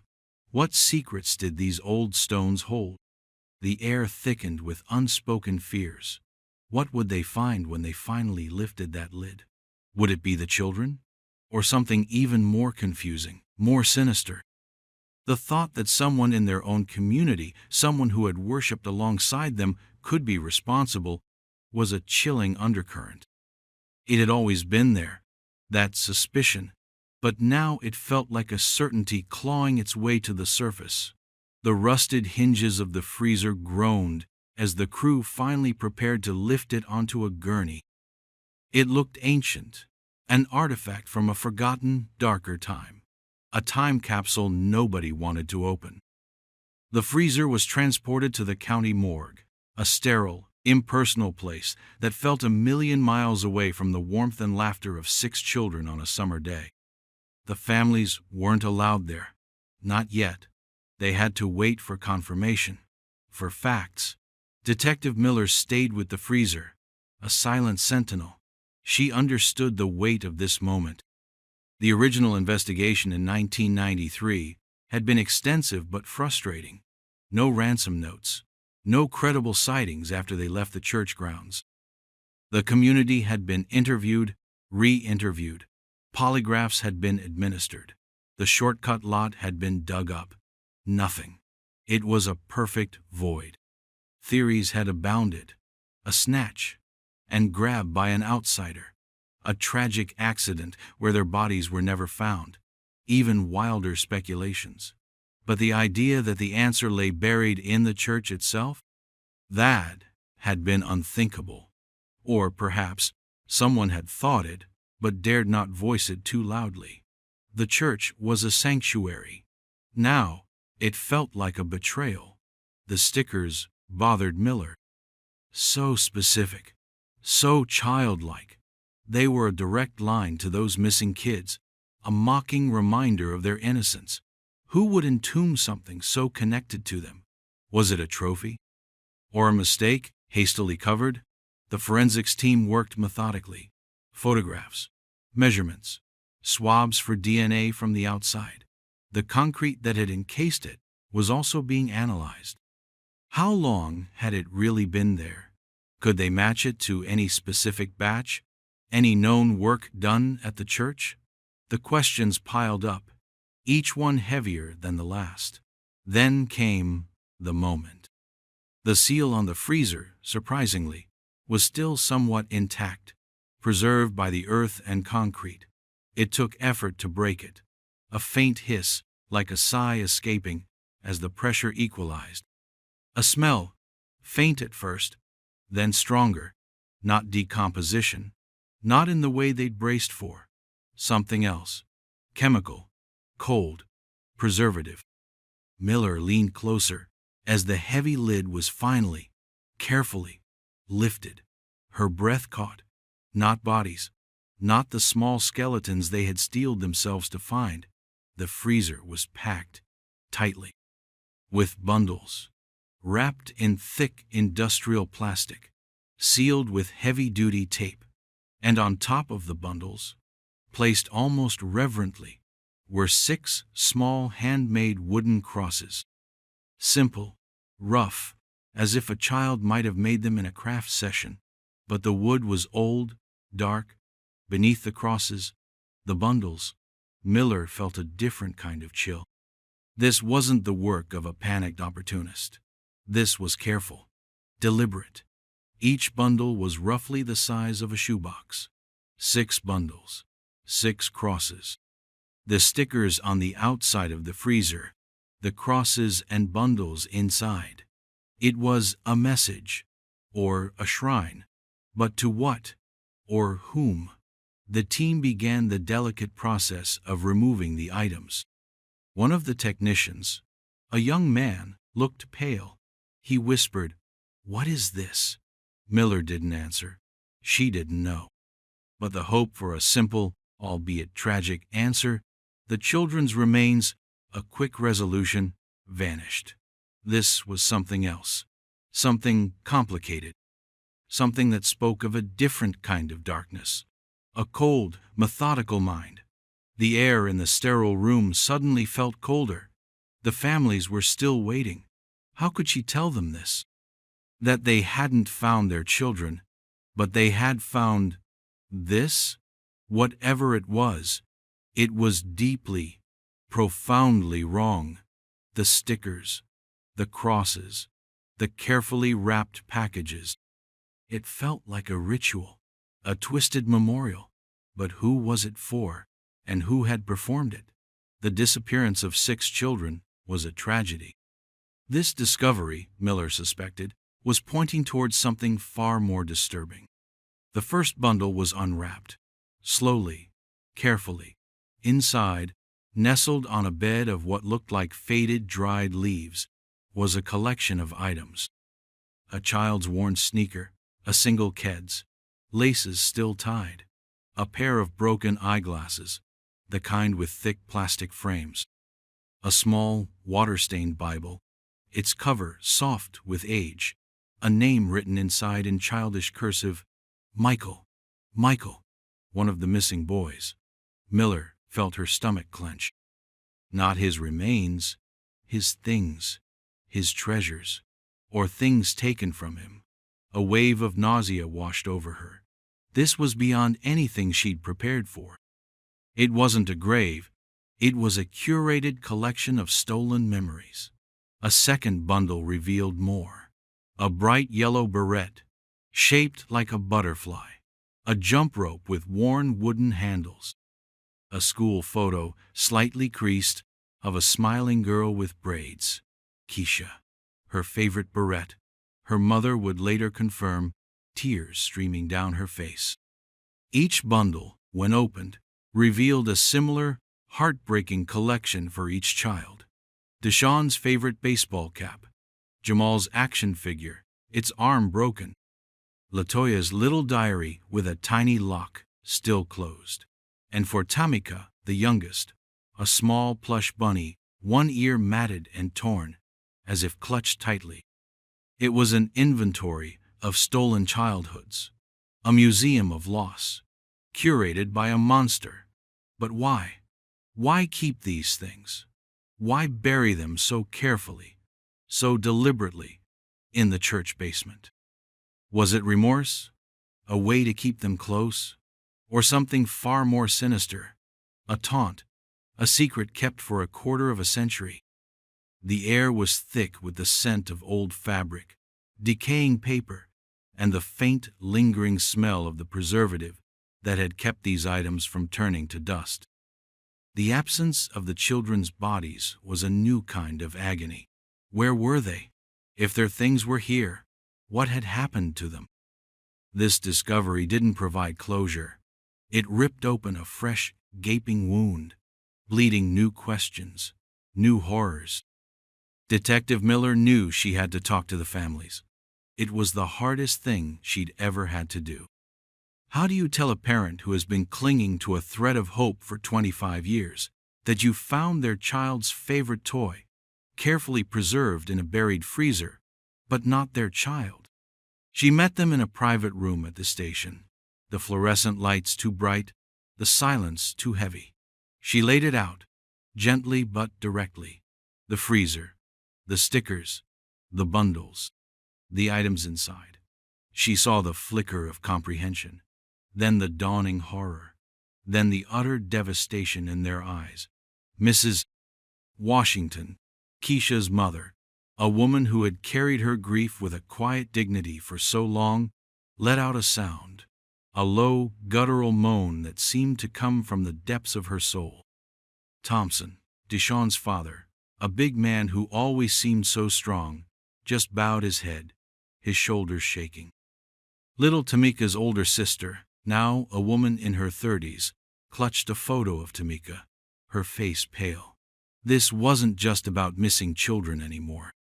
This was about a predator who had not only taken them, but had kept pieces of them, mementos. It felt violating on a level they hadn't even conceived of.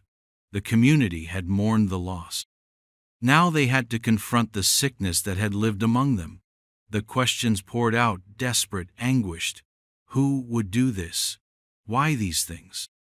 And the biggest one, the one that hung in the air like a physical weight, where are our babies? Miller had no answers for that. Not yet. But she made a promise, to them and to herself. She would find out. This case, cold for 25 years, was now burning hot. The freezer was a key, a very twisted, very dark key, and it had just unlocked a door they never knew existed. The focus shifted back to the church, Grace Abundant Fellowship, who had access to the basement in 1993, who knew about the plans for that new concrete floor, who was present during that summer Bible camp. The original case files were re-examined with fresh eyes, looking for any connection, however tenuous, to the church itself, to the freezer's contents. Old Man Hemlock, the custodian, had passed away nearly a decade ago, in 2009. He'd been a fixture at the church, quiet, unassuming, always busy with his tasks. He'd been interviewed back then, of course. He'd said he saw the children leave, saw them turn the corner, nothing more. His timeline had been vague, but no one had pressed him too hard. He was just the old custodian, but he would have known about the basement. He would have known about any work being done.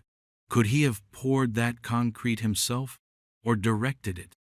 The thought was unsettling. He had been trusted, a familiar presence in their lives. The pastor from 1993, Reverend Alistair Finch, had retired and moved to Florida years ago.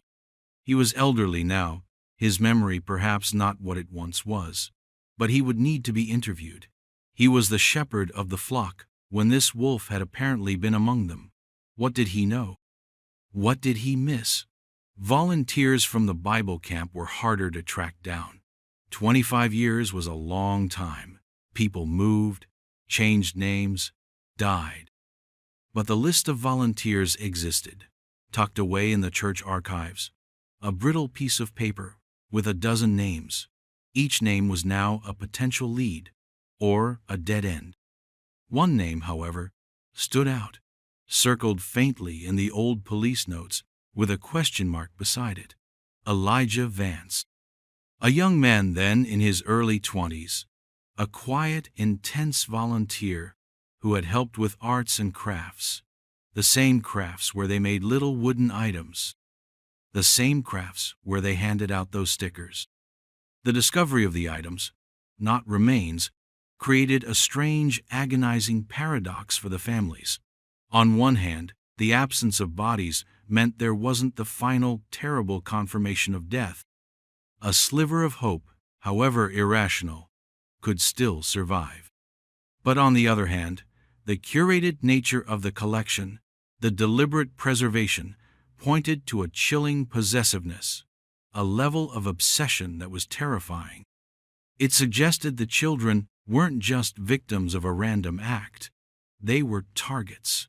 Someone had wanted not just to take them, but to keep a part of them. The media descended, of course. The story was sensational. Freezer of horrors. One headline screamed, "Church basement's dark secret." But for the families, it was intensely personal. Each news report a fresh jab of pain.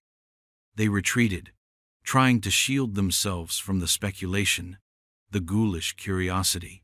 They needed answers, not headlines. Detective Miller's team began the painstaking work of forensic analysis on the items from the freezer. Were there fingerprints? DNA? Anything that could link them to a specific person other than the children themselves. The items were old, handled by children, then stored in less than ideal conditions, even with the preservative. It was a long shot, but the plastic wrapping, the tape, that was different. More industrial, less likely to have been handled by the children. Could there be a clue there? The lab technicians worked around the clock. The pressure was immense. 6 children. 25 years. A community desperate for justice, for peace. The city held its breath. The faded stickers on that freezer, the smiling sun, the lamb, the star, now seemed like symbols of a profound betrayal. Innocence, literally buried. But by whom? And where were the children themselves? The freezer had given them clues, but it had also deepened the mystery, pointing towards a darkness they were only just beginning to comprehend. The path ahead was still shrouded in shadow. The small handmade wooden crosses found in the freezer became a focal point. They were crude, almost childlike in their simplicity, yet there was an adult's precision in their uniformity. Forensics confirmed they were made of pine, common enough, but there was something about the way they were placed, one for each collection of items, that felt deeply unsettling. It wasn't just a random assortment, it was a ritualistic arrangement. Who made them? Were they made by the same person who gathered the children's belongings? Elijah Vance, the Quiet Arts and Crafts volunteer from 1993, his name kept coming up. He had been in charge of the craft sessions where children sometimes worked with wood, making simple things like picture frames or small decorations. The original police notes mentioned he'd been interviewed. He'd been calm, almost detached. He'd had an alibi.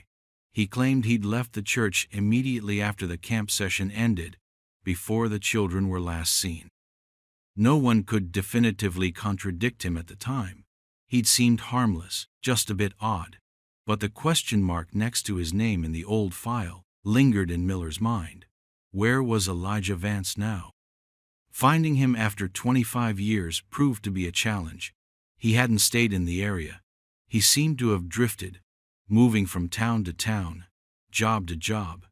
No family, few friends, a ghost. But the digital age had ways of finding ghosts. After weeks of relentless searching, they found him, living in a small rented room in a town 3 states away, working as a night watchman at a storage facility, a place full of other people's stored belongings. The irony was not lost on Miller. She and her partner made the trip. The drive was long, filled with a tense anticipation. What would he be like? Would he even remember that summer? Or would he stonewall them, just as he seemingly had back then? The families were waiting, their hope now hanging by the thinnest of threads. They needed a breakthrough. They needed a face to put to their nightmare.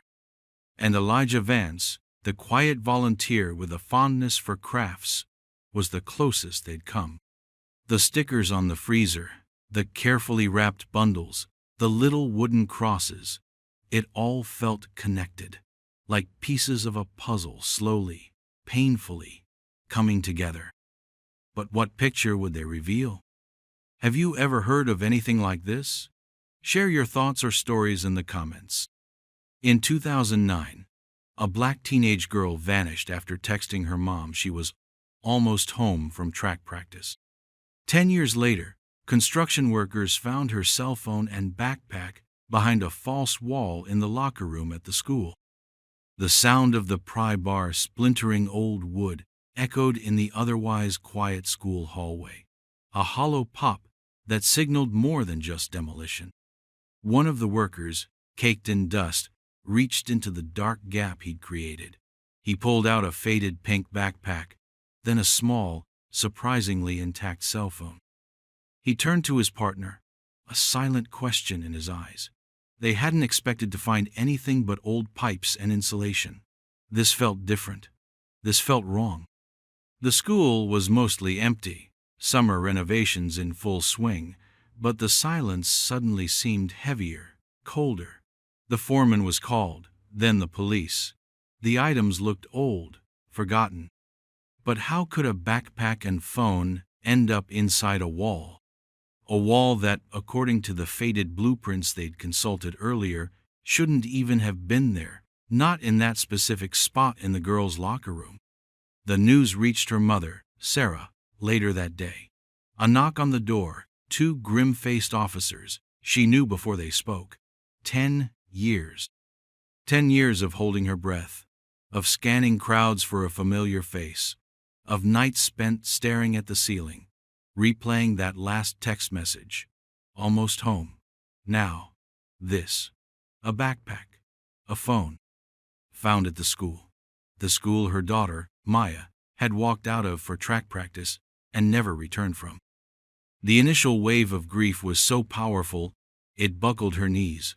A fresh, sharp agony, as if it had happened only yesterday. But beneath it, a tiny, terrible flicker of something else. Hope? No, not hope. More like a desperate need for answers. A need that had gnawed at her for a decade. What was on that phone? What secrets did that backpack hold? The officers were gentle, their words carefully chosen. They explained where the items were found, behind a section of wall that seemed to have been added later, not part of the original structure. A false wall. Why would there be a false wall in a high school locker room? And why were Maya's things behind it? The questions swirled. Too many. Too fast. Sarah nodded, numb. She remembered the early days of the search. The police combing the school. The woods behind it. The neighborhood. How could they have missed this? Or was it not there to be missed? Back then, the thought was a cold sliver of dread. Had this wall been built after Maya disappeared? The implications were horrifying. The police carefully bagged the items.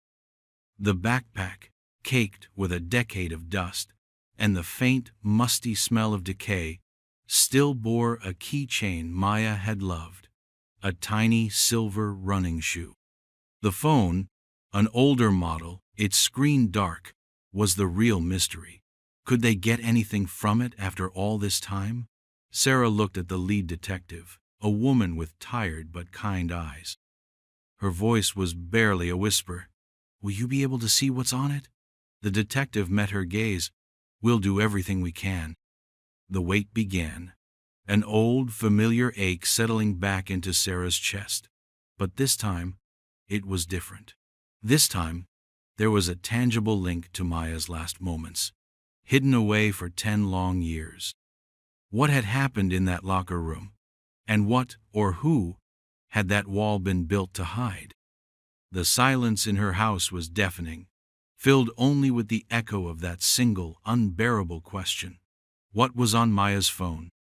The year 2009 replayed in Sarah's mind, a constant, looping film reel of Maya's last day. Maya, vibrant and full of life. Her laughter echoing in the kitchen that morning as she grabbed a banana, late for school as usual. She was a good kid, focused on her running, her grades decent enough. She dreamed of a track scholarship, of getting out, seeing the world. Sarah had encouraged it, proud of her daughter's drive. That afternoon, Maya had track practice. Standard routine. She'd texted Sarah around 5:30. Practice over. Almost home. Love you. Sarah had texted back. Love you too. See you soon. But soon never came. The hours ticked by. Dinner grew cold. 6 o'clock. 7. Sarah started calling Maya's phone. Straight to voicemail. Panic, a cold serpent, began to uncoil in her stomach. She called Maya's friends, the coach. Yes, practice ended on time. Yes, Maya left with everyone else, or so they thought. Some said she mentioned needing to grab something from her locker. By 9, Sarah was at the police station, her voice trembling as she filed a missing person report. The search began the next morning. The school was the first place they looked, of course. Classrooms, hallways, the gym, the locker rooms. Officers walked through, calling Maya's name. Dogs were brought in. They sniffed around her locker, then seemed to lose the trail. Had she even made it back inside after practice? Or did something happen on the way home, that short walk she'd made hundreds of times? The community rallied. Flyers with Maya's bright, smiling face were plastered on every lamppost, in every store window. Volunteers searched the woods, the local parks, every abandoned building they could find. The days turned into weeks. The police interviewed everyone, students, teachers, Maya's friends, their parents. Every lead turned into a dead end. Every whispered rumor was chased down, only to evaporate. There was talk of a quick renovation at the school, some urgent repair work in the girls' locker room area, not long after Maya vanished. Sarah remembered asking about it, a frantic edge to her voice. Could Maya be trapped? Could she have fallen? Been injured? The police assured her they'd checked. The construction was minor, they said. Some plumbing work, a bit of drywall repair, nothing to suggest a hidden space large enough to conceal a person or her belongings. The original detective assigned to the case, a man named Peterson, had seemed overwhelmed. He'd spoken to Sarah with a kind of weary sympathy that slowly eroded her hope. There were no signs of foul play, he'd said. Teenagers run away sometimes. But not Maya, Sarah had insisted. Not without her phone, her wallet, her favorite running shoes. Not without a word. The case grew cold. The flyers faded and tore in the rain. The news crews moved on to other stories. But for Sarah, it never grew cold. It was a living, breathing wound. Now, 10 years later, this, the backpack, the phone, found inside the school, inside a wall, that quick renovation. A cold dread washed over Sarah. Had they missed her? Had Maya been there, right there, all along? The thought was unbearable. The silence from the police about the phone's contents stretched, each day longer than the last. She tried to prepare herself for what they might find, or what they might not. The phone could be too damaged, its secrets lost forever, or it could hold the key. The police lab was a sterile, quiet place, a stark contrast to the chaotic emotions swirling around Maya's case. The phone, an old flip model, was carefully disassembled. Time, moisture, and confinement had taken their toll. The battery was corroded, the internal components delicate. Getting any data off it would be a small miracle. Detective Miller, the new lead on the reopened case, watched the technician work. She felt the weight of Sarah's unspoken plea. Miller hadn't been around for the original investigation, but she'd read the thick file, the dead ends, the fading hope. This was their first real break in a decade. While the tech team worked on the phone, another team meticulously examined the backpack. Its contents were heartbreakingly ordinary. A spiral notebook with algebra equations half solved, a dog-eared paperback novel, a bookmark partway through, a tube of lip gloss, a crumpled wrapper from a granola bar, a single silver stud earring, its partner likely lost long ago. These were the mundane artifacts of a teenage girl's life, now imbued with a tragic significance. Each item was a fresh stab of pain for Sarah when Miller later described them. She could picture Maya packing that bag, slinging it over her shoulder. It made her daughter feel so close, yet still impossibly far away. The days crawled by. Sarah called Detective Miller every morning, her voice tight with anxiety. "Anything?" "Not yet, Sarah. We're still trying." The process was painstaking. They had to bypass the damaged power systems, carefully extract the memory chip, and then use specialized software to try and reconstruct the data. Each step was fraught with the possibility of failure. Then, almost a week after the discovery, Miller's phone rang. It was the lab. "We got something," the tech said, his voice carefully neutral. "Not much, but something." Miller felt her own pulse quicken. "What is it?" "A few text fragments. And maybe, just maybe, a partial audio file." The fragments were corrupted, jumbled, but there was enough to suggest they were from the day Maya disappeared. Miller knew she had to see Sarah in person.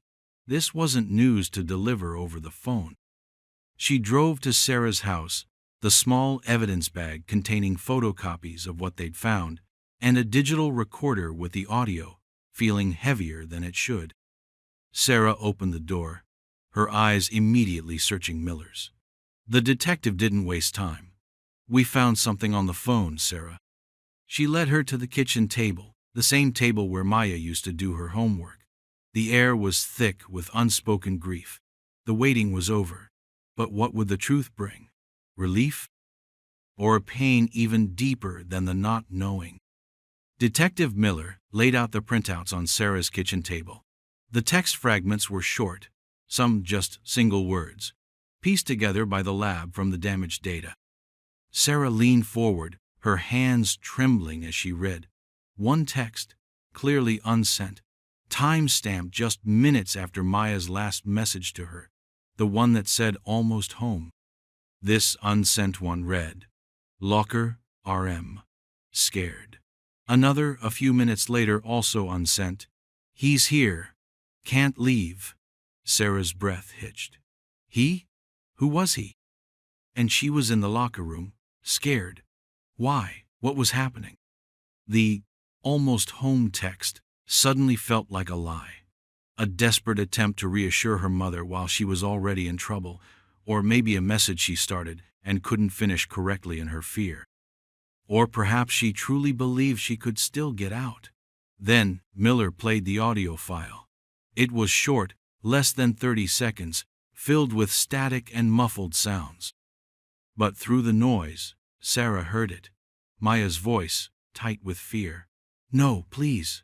Then a rustling sound, a thump. Another voice, male, low and indistinct. Then Maya again, a sharper cry, cut off abruptly. The recording ended, silence. Sarah stared at the digital recorder, her face pale. That was it. Maya's last sounds. Fear, a struggle, then nothing. She was in the school, trapped, with someone. The realization hit Sarah with the force of a physical blow. For 10 years, she'd imagined Maya being taken on the street, pulled into a car, a random, senseless act of violence. But this was different. This happened inside the school, a place Maya should have been safe, the place Sarah had sent her to every day. Who was he? And why was Maya scared of him in the locker room? The words "can't leave" echoed in Sarah's mind. She hadn't been able to leave. The false wall, the backpack and phone hidden. It wasn't an accident. It wasn't a runaway. Maya had been cornered. The pieces clicked into place with horrifying clarity. The almost home text now seemed like a desperate beacon, a message sent when she already knew she was in danger, perhaps hoping her mother would realize something was wrong when she didn't arrive. Or maybe she was trying to text someone else, her friend, 911, and in her panic, hit her mother's contact. The detective watched Sarah, her expression full of a quiet sorrow. These new clues painted a terrifying picture. Maya hadn't just vanished on her way home. She'd vanished from within the school itself, and her phone held the chilling evidence of her final frightened moments. The brief audio, the unsent texts, they were like ghosts, whispering a story that had been silenced for a decade. The horror of it was a fresh wave of grief, sharper, more defined than the dull ache of the unknown. Her daughter had been terrified. Her daughter had fought, and someone had silenced her. The investigation now had a new, terrifying focus: the school itself, specifically the girls' locker room, and that inexplicable false wall. Detective Miller and her team revisited the site. The construction crew had paused their demolition in that area, the jagged opening in the wall a grim reminder of what they'd found. Looking at it now, with the knowledge from Maya's phone, the wall seemed sinister, deliberately placed. Miller got the school's original blueprints and the records for the renovation that happened in late 2009, just weeks after Maya disappeared. The timing was more than suspicious. It felt complicit. Why the rush? The official records were vague: urgent plumbing repairs and associated structural reinforcements in girls' locker facility. But the false wall itself wasn't explicitly detailed in the main work order. It was almost an afterthought, a hastily scrawled addendum for additional partition storage area. Who authorized this specific addition? The signature on that addendum was difficult to read, belonging to a facilities manager who had retired years ago and moved out of state. The construction company that did the work was a local firm. Miller tracked down the owner, now semi-retired. He vaguely remembered the job. A quick contract, he'd said. The school wanted it done fast, during a short break or over a couple of weekends, to minimize disruption. He didn't recall anything unusual, but it was a long time ago. Did he remember who on his crew built that specific wall? He couldn't say for sure. They had several small teams. He promised to look through his old paper records, if he could even find them after all this time. The plans for the locker room showed an alcove, perhaps for old equipment or cleaning supplies. It was this alcove that had been walled off. Why? It didn't make sense from a design perspective. It created dead space, unless the purpose wasn't storage, but concealment. The thought sent a chill down Miller's spine. Someone knew Maya's belongings were there. Someone had directed them to be sealed away. Was it a panic move? A calculated effort to hide evidence? The workers who built it, were they unwitting accomplices, just following orders? Or did someone on that crew know more? The more Miller learned about the renovation, the more convinced she became that the false wall was key. It was too coincidental, too perfectly placed to hide what it had hidden. It was a tomb for Maya's last known possessions, and perhaps a clue to her fate. The structure itself felt like a silent testament to a terrible secret. Now, the question was, who knew that secret? Who had the authority, the access, and the motive to build a wall to hide the truth of what happened to Maya? The focus began to narrow. They needed to speak to everyone who worked at the school back then, especially anyone with access to the locker rooms, anyone involved in overseeing or carrying out that hurried renovation. The police began the painstaking process of re-interviewing staff who had worked at Northwood High in 2009. Teachers, administrators, coaches, custodians. Memories were faded, distorted by time. Many had retired or moved on, but the discovery of Maya's phone and backpack, the chilling new evidence, brought a fresh urgency. Detective Miller specifically asked about the locker room renovation and if anyone remembered anything unusual around the time Maya disappeared, that's when his name first came up, almost as an afterthought. Mr. Henderson, the janitor. One of the older teachers, Mrs. Gable, who still worked at the school, paused when Miller asked about custodial staff. She remembered Henderson. Quiet man, she said, kept to himself mostly. But then she added, there were whispers. What kind of whispers? Miller pressed. Mrs. Gable looked uncomfortable. Oh, just talk. Some of the girls felt he stared a bit too much. Hung around the girls' locker room area more than seemed necessary. Nothing concrete, just a feeling. He was let go, wasn't he? She asked. Around that time, I think. Shortly after the girl, Maya, went missing. Was it because of her? Or just budget cuts, maybe? Miller made a note. Henderson. Fired. Around the time Maya disappeared and the wall was built. The coincidence was glaring. School records confirmed it. Arthur Henderson, employed as a janitor, employment terminated 3 weeks after Maya's disappearance. Reason listed, restructuring and unsatisfactory performance. Unsatisfactory performance? Or was that a convenient excuse? Had there been complaints? The principal from that era was long gone, and personnel files were often sanitized. Miller cross-referenced Henderson's termination with the renovation timeline. He was fired the week the false wall was completed. Too many things were aligning around this one man. Had Henderson been interviewed back in 2009? Miller checked the original case file. Yes, a brief mention. Arthur Henderson, janitor. Stated he saw Maya leave with other students after track practice. Said he was cleaning the boys' locker room that evening. No follow-up. He wasn't considered a suspect.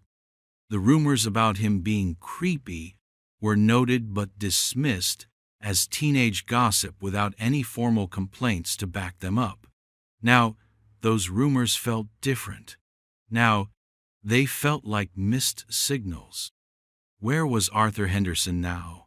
10 years was a long time. People move, change names, disappear themselves. Finding him would be the next critical step. The investigation, which had been a cold case for so long, suddenly had a very real, very tangible person of interest. He was there. He had access. He was fired right after. The air in the incident room crackled with a new tension. We need to find this janitor, Miller said to her team. Find out why he was really fired. And find out what he knew about Maya Banks and that goddamn wall. The hunt for Arthur Henderson began. Tracking down Arthur Henderson after a decade proved challenging. He hadn't stayed in the area. He'd moved several times, bouncing between low-wage jobs in different states. Detective Miller's team ran his name through every database they had. Finally, a hit. A recent traffic ticket in a small town 3 states away. An address. It was a start. While one team focused on locating Henderson, another dug deeper into the renovation records. The original construction company owner, after days of searching his dusty archives, found a faded work log. It listed the names of the 2-man crew assigned to the locker room partition. Neither name was Arthur Henderson. But it did note that a school custodian was on site to provide access and clear surplus materials. Which custodian? The log didn't specify. Sarah, Maya's mother, was kept informed of these developments. The name Henderson meant nothing to her at first. Just another faceless employee at a large school. But then, a vague memory surfaced.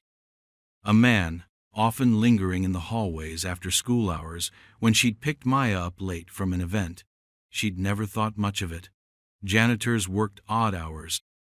But now, in this new, terrifying context, the memory felt unsettling. She remembered Maya once mentioning a creepy janitor, but had dismissed it as typical teenage exaggeration. The guilt of that dismissal was a fresh stab of pain. Detective Miller also reached out to Detective Peterson, the original lead investigator, now retired. Peterson was defensive at first. "We did everything we could with what we had," he insisted. The school was searched. Henderson was interviewed. He had an alibi. Said he was working in a different part of the school. There was no evidence to hold him, no reason to suspect him further at the time. The rumors about him were just that, rumors. No one ever filed a formal complaint. Miller listened, understanding the pressures of an old, cold case, but the missed opportunities were galling. The false wall, built so soon after. Henderson fired so soon after. Why hadn't those connections been made more forcefully then? The focus had been on Maya running away, or an abduction outside the school, not something happening inside. The team assigned to find Henderson finally got a visual confirmation. He was living in a run-down apartment complex, working a night shift cleaning job at a local factory. He was older now, grayer, but recognizable from his old staff photo. Miller and another detective made the trip. The drive was long, filled with a grim anticipation. What would Henderson say? Would he stonewall them? Confess? The weight of 10 years of unanswered questions, of Sarah's enduring grief, pressed down on Miller. This felt like it could be the moment. The moment the truth, however ugly, finally began to surface. They found Henderson's apartment, a bleak, anonymous door, in a long, dim hallway. Miller knocked. The seconds stretched. This was it. The door creaked open, revealing Arthur Henderson. He was thinner than in his old ID photo, his face etched with lines, his eyes wary. He looked like a man who expected bad news.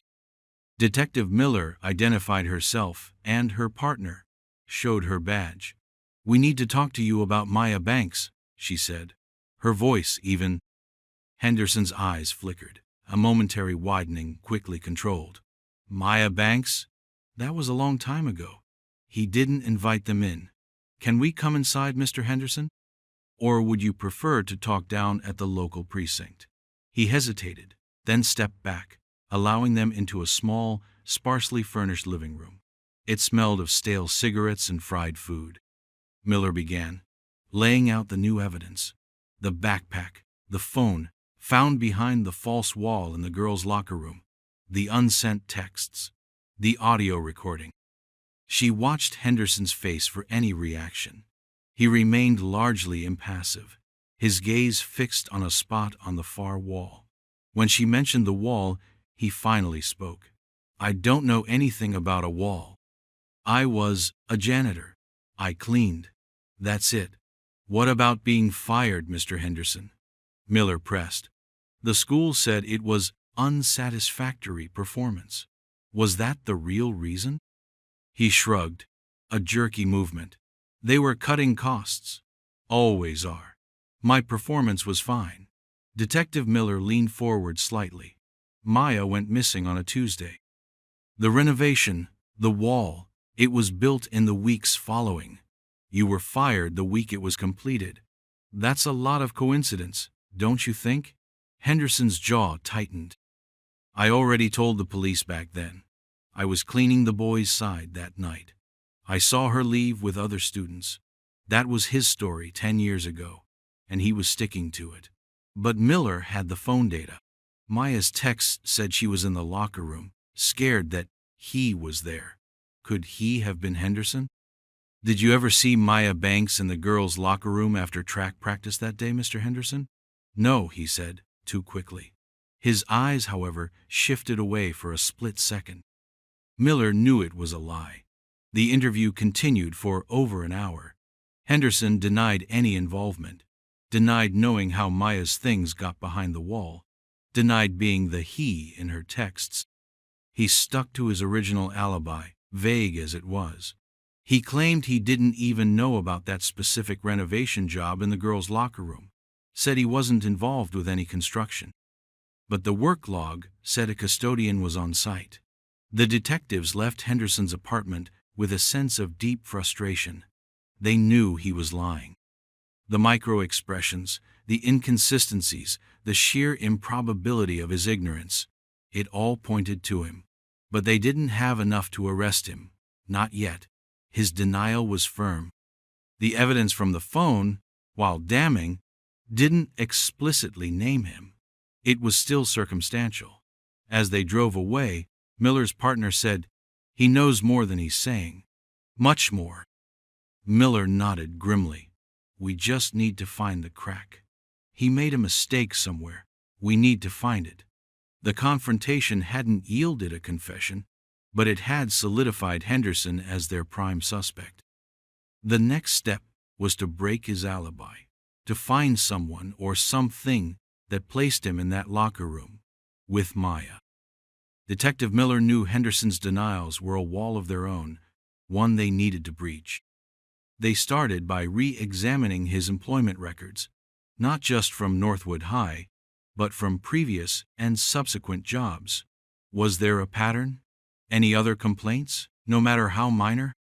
They found a brief note in his Northwood file about him being redirected from duties near the girls' gym on one occasion a few months before Maya disappeared.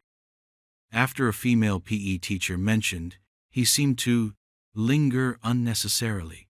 It wasn't a formal complaint, just an internal memo. Too little, too late.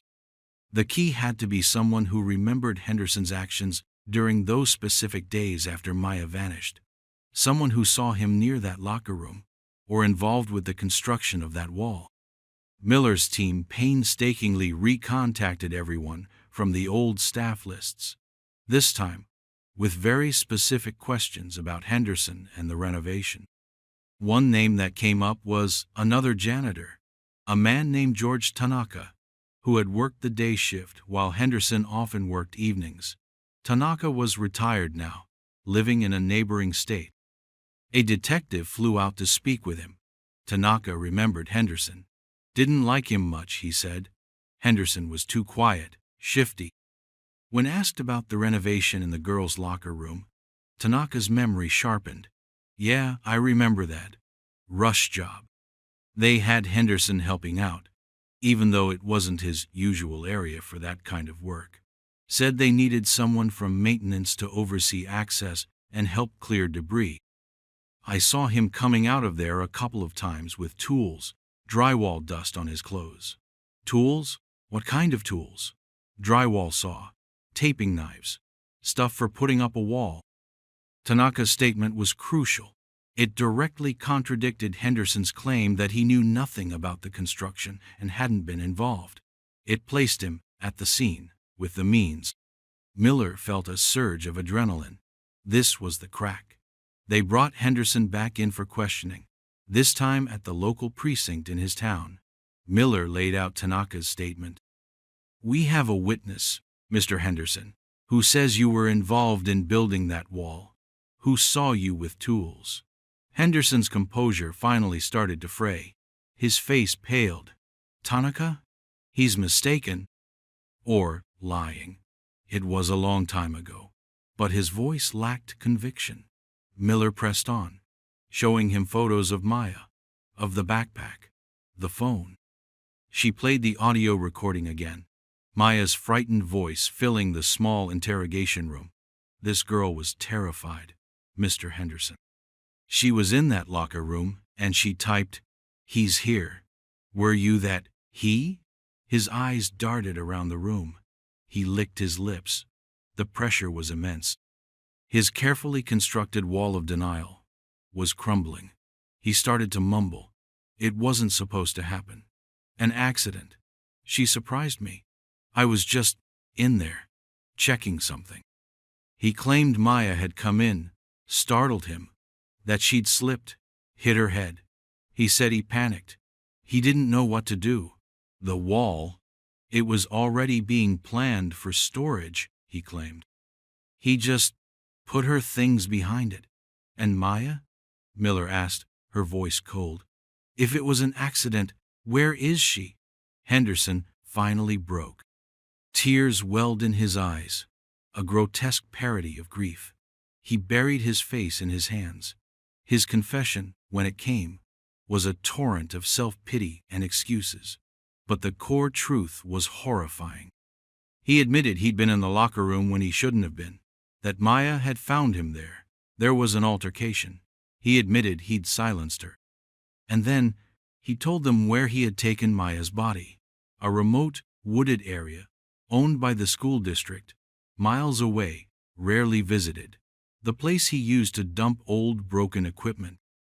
The information Henderson provided led search teams, including Detective Miller and a forensic unit, to a desolate patch of overgrown woods. It was an area the school had once used as an unofficial dumping ground for old furniture and equipment, long since forgotten. After hours of grim searching, guided by Henderson's tearful, fragmented directions, they found it. A shallow grave, concealed by years of fallen leaves and debris. Maya's remains were there. The discovery was a somber, heartbreaking confirmation.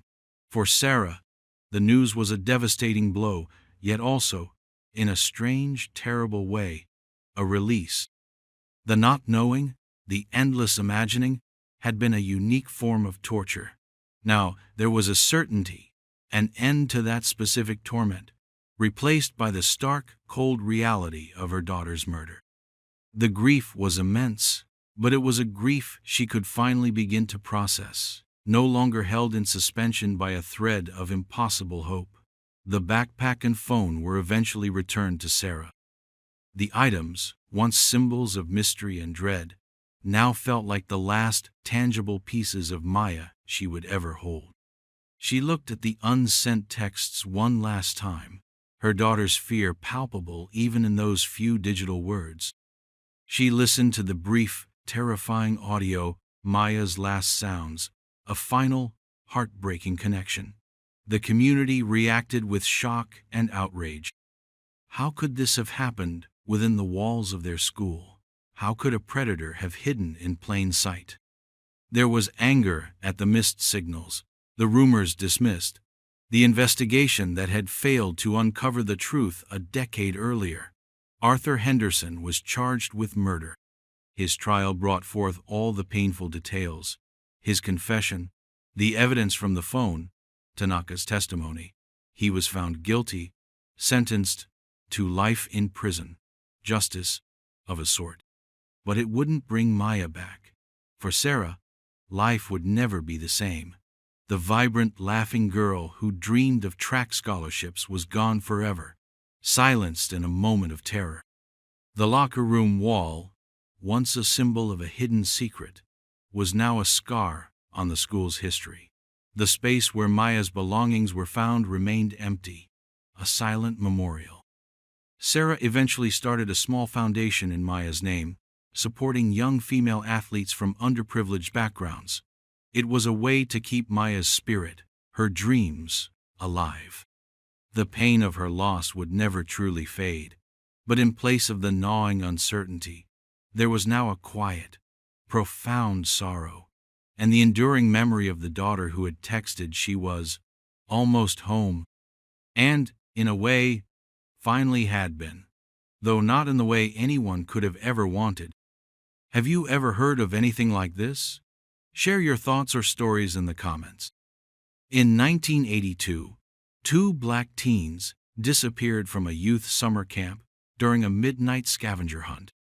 35 years later, a vault door is discovered inside a cave behind the camp's main building. The discovery wasn't loud, not at first. It was made by a pair of county surveyors, their boots crunching on fallen leaves and forgotten paths of what was once Camp Holloway. The camp had been closed for almost 2 decades, a place of overgrown weeds and decaying cabins, its cheerful signpost now just a rotted piece of wood pointing crookedly towards the silent woods. What were they even looking for, those surveyors? Boundary lines, forgotten easements. They weren't looking for a story, certainly not one that had been buried for so long. The cave itself was known, marked on old camp maps as Bear Cave. Though no bear had likely lived there for a century, it was considered a shallow, uninteresting formation, mostly ignored. But a recent landslip, perhaps triggered by heavy spring rains, had cleared away a curtain of earth and roots from the cave's deeper recesses, revealing something that didn't belong. A wall of metal. Dark, rusted, but unmistakably steel. It was set deep into the rock. A man-made scar in the ancient stone. A vault door. Who puts a vault door in a cave behind a children's summer camp? That was the first question, hanging heavy in the damp air. The surveyors reported it, of course. A curiosity. An anomaly. It took days for the news to trickle from county offices to the local sheriff's department, filed under unusual finding. For a while, that's all it was. Just a strange thing. But then, someone remembered. Someone always remembers, don't they? An older clerk in the records office. Her memory jogged by the name Camp Holloway. She recalled the whispers, the old, unresolved tragedy. The two kids, Marcus and Lena, gone without a trace. The official story, pushed hard by the camp director at the time, a Mr. Henderson, was that they'd run away. Two troubled teens, he'd called them, eager for the city's bright lights, tired of camp rules. Their families never believed it, not for a second. Marcus, always so responsible. Lena, scared of the dark. Run away? In the middle of a scavenger hunt, with a storm brewing? It made no sense. But what could they do? There were no leads, no evidence, just the word of a respected camp director against the desperate pleas of two grieving families. The woods were searched, of course, perfunctorily. The river was dragged. Nothing. Eventually, the case went cold, filed away like so many others, a dull ache in the heart of a small community. 35 years. A lifetime. Parents had grown old. Some had passed away, carrying that ache to their graves. Siblings had grown up with a shadow over their childhoods. The vault. When the connection was finally made, a shiver went through the small sheriff's department. Could it be? After all this time? A deputy was sent out. Then a detective. They stood before the thing, a hulking metal plate, its edges almost fused with the rock by time and rust. It looked like it had been there forever. There was no handle, no obvious lock, just a flat, forbidding surface. And then, one of the deputies, running his flashlight beam slowly across the pitted steel, saw them. Scratches. Deliberate. Not animal claws, not random damage. Letters. He knelt, wiping away grime. Faint, but legible. Two names, Marcus. And below it, Lena. A collective intake of breath. It was them, their names, etched into the cold, unyielding metal. And then more words, a frantic, desperate scrawl beneath their names. We didn't run. The silence in the cave was absolute, broken only by the dripping of water somewhere in the darkness beyond the door. What did it mean? That they were here? Inside? The thought was too horrifying to voice immediately. 35 years. Trapped. The implications began to press down, suffocating. News, once a trickle, now became a torrent. The local paper picked it up, then regional news. Camp Holloway, once a forgotten name, was suddenly on everyone's lips. For Sarah, Marcus's younger sister, the phone call came on a Tuesday morning. She was 42, a teacher with a family of her own. But the news, the mention of Marcus's name, stripped away the years in an instant. She was 7 again, small and bewildered, her big brother gone, her parents' faces etched with a grief she couldn't comprehend but felt in her bones. That grief had become a part of her, a quiet hum beneath the surface of her life. She'd learned to live with the not knowing, the endless, agonizing questions, but she'd never forgotten. How could she? Now, this, a vault, his name, a message, hope, sharp and painful, pierced through her. Or was it something else? a prelude to a truth more terrible than any she had imagined. She had to go. There was no question. She booked a flight that afternoon, a small, worn photograph of Marcus tucked into her purse. A boy of 15, grinning, arms slung around a shyly smiling Lena, both in their bright yellow Camp Holloway t-shirts. The photograph felt heavy, like a stone. What secrets did that camp still hold? And what waited behind that impossible door? The flight felt endless, each mile closing the distance to a past she thought was buried, but was now, somehow, being exhumed. The old camp was even worse than Sarah had imagined. She arrived on a gray, drizzly morning, the kind that leaches color from the world. The main gate sagged, chained, and padlocked, a faded, no trespassing sign barely clinging to the rust. Detective Miller, a young, serious man from the county sheriff's office, met her there. He had a kind face, but his eyes held a weariness that spoke of difficult truths. He'd been assigned the case, this sudden resurrection of a ghost. He led her past the derelict cabins, their windows like vacant eyes, the mess hall, roof caved in on one side, the flagpole, askew, its rope rotted away. Everywhere, the scent of decay, of damp wood and forgotten summers. Sarah felt a tightness in her chest. Marcus had walked these paths. Lena had laughed here. It was hard to reconcile the vibrant memories her parents had shared, the youthful energy of that old photograph, with this ruin. The cave was at the far end of the property, partially hidden by a thicket of overgrown rhododendrons. Yellow police tape cordoned off the area. It wasn't a large cave opening, more like a dark mouth in the hillside. And inside, illuminated by portable work lights, was the door. It was more imposing in person, larger, uglier, a solid slab of what looked like battleship steel, rough around the edges where it met the uneven rock. Rust bloomed in orange and brown patches, but the metal itself felt immensely strong, cold to the touch. Sarah stared at the scratches. Marcuslena. We didn't run. Her brother's name. A sob escaped her, small and tight. Miller put a gentle hand on her arm. He said, "We're doing everything we can." The words were meant to comfort, but what comfort could there be? Standing before this tomb? The air in the cave was cold, heavy with the smell of damp earth, and something else, something metallic and faintly unsettling. How long had those names been there? Who had scratched them? And with what?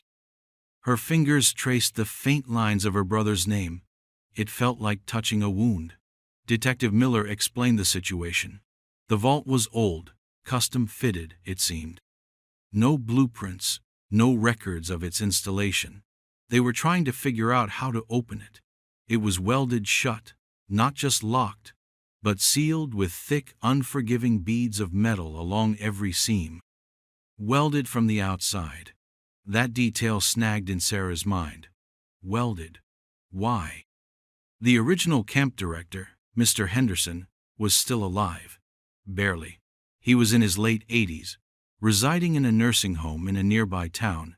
Miller had already paid him a visit. "How did that go?" Sarah asked, her voice quiet. Miller hesitated. "He's frail. His memory is patchy. Or so he claims." When Miller had mentioned Camp Holloway, the vault, the names, Henderson had become agitated. He'd insisted, his voice a reedy rasp, that the teens had run away. Bad blood, he'd apparently muttered. Always knew they were trouble. He denied any knowledge of a vault. A storage locker maybe for old equipment long forgotten. He'd dismissed the names as a prank, a cruel hoax.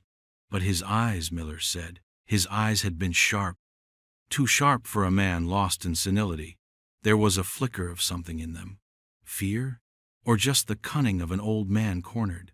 Sarah felt a cold knot tighten in her stomach. Henderson.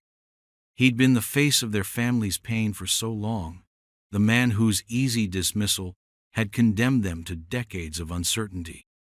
He was the one who said Marcus and Lena were irresponsible, ungrateful. He had shaped the narrative. Could he have shaped this monstrous reality too? The challenge of the vault was immense. Experts were consulted. Demolition crews, safecrackers, engineers. Each one who examined it shook their head. This wasn't a standard safe. This was something else. Fortified. Crude but effective. It would take time, specialized equipment, and money. The county was small, its resources limited. Days turned into a week. Sarah stayed, renting a room in a small motel, the silence of it amplifying the turmoil inside her. She visited the camp every day, standing by the police tape, a silent sentinel. She needed to be there. For Marcus, for Lena, for her parents, who had died with this question burning in their hearts. The local community, initially just curious, began to rally. Old-timers remembered the disappearances, the fear that had gripped the town that summer. Younger people, hearing the story for the first time, were outraged. Donations started to come in for the Holloway Vault Fund. A local welding company offered its services, its equipment. The weight of 35 years of silence was pressing in, demanding to be broken. But the steel held firm, a silent, defiant guardian of whatever lay within. What if it was nothing? Sarah tortured herself with that thought. What if Henderson was right, and it was just an old storage space? The name's a cruel coincidence.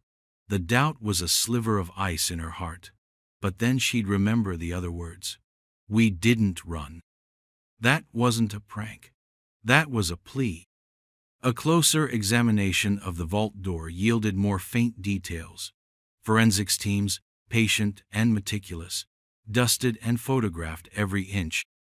Beneath the larger, clearer message, "We didn't run," were other, fainter scratches, almost invisible under the layers of grime and rust. It took high-intensity lights and magnification to decipher them. One phrase, tiny and jagged, made Sarah's breath catch. He locked us in. Chills traced down her spine. He? Who was he? It had to be Henderson. It had to be. The words were like a scream trapped in metal. What kind of person would do this? The investigators documented it all. The cold precision of their work, a stark contrast to the boiling emotions the discovery evoked. They tried to determine what tool was used for the scratches. Something small, metallic, sharp. A nail? A piece of broken glass? Or, a chilling thought, perhaps an item from the scavenger hunt itself. A compass needle? A belt buckle? The image of Marcus or Lena, trapped in darkness, desperately etching their truth onto that unyielding steel, was unbearable. Yet, Sarah couldn't look away.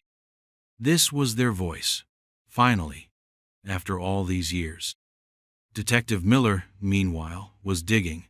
He pulled the original police files from 1982. They were thin, mostly witness statements from Henderson and a few camp counselors. The prevailing theory: the teens ran away. Case closed, unofficially. But Miller was looking for discrepancies, for anything that didn't fit Henderson's smooth narrative. He found an old, itemized receipt tucked into the back of the folder, almost overlooked.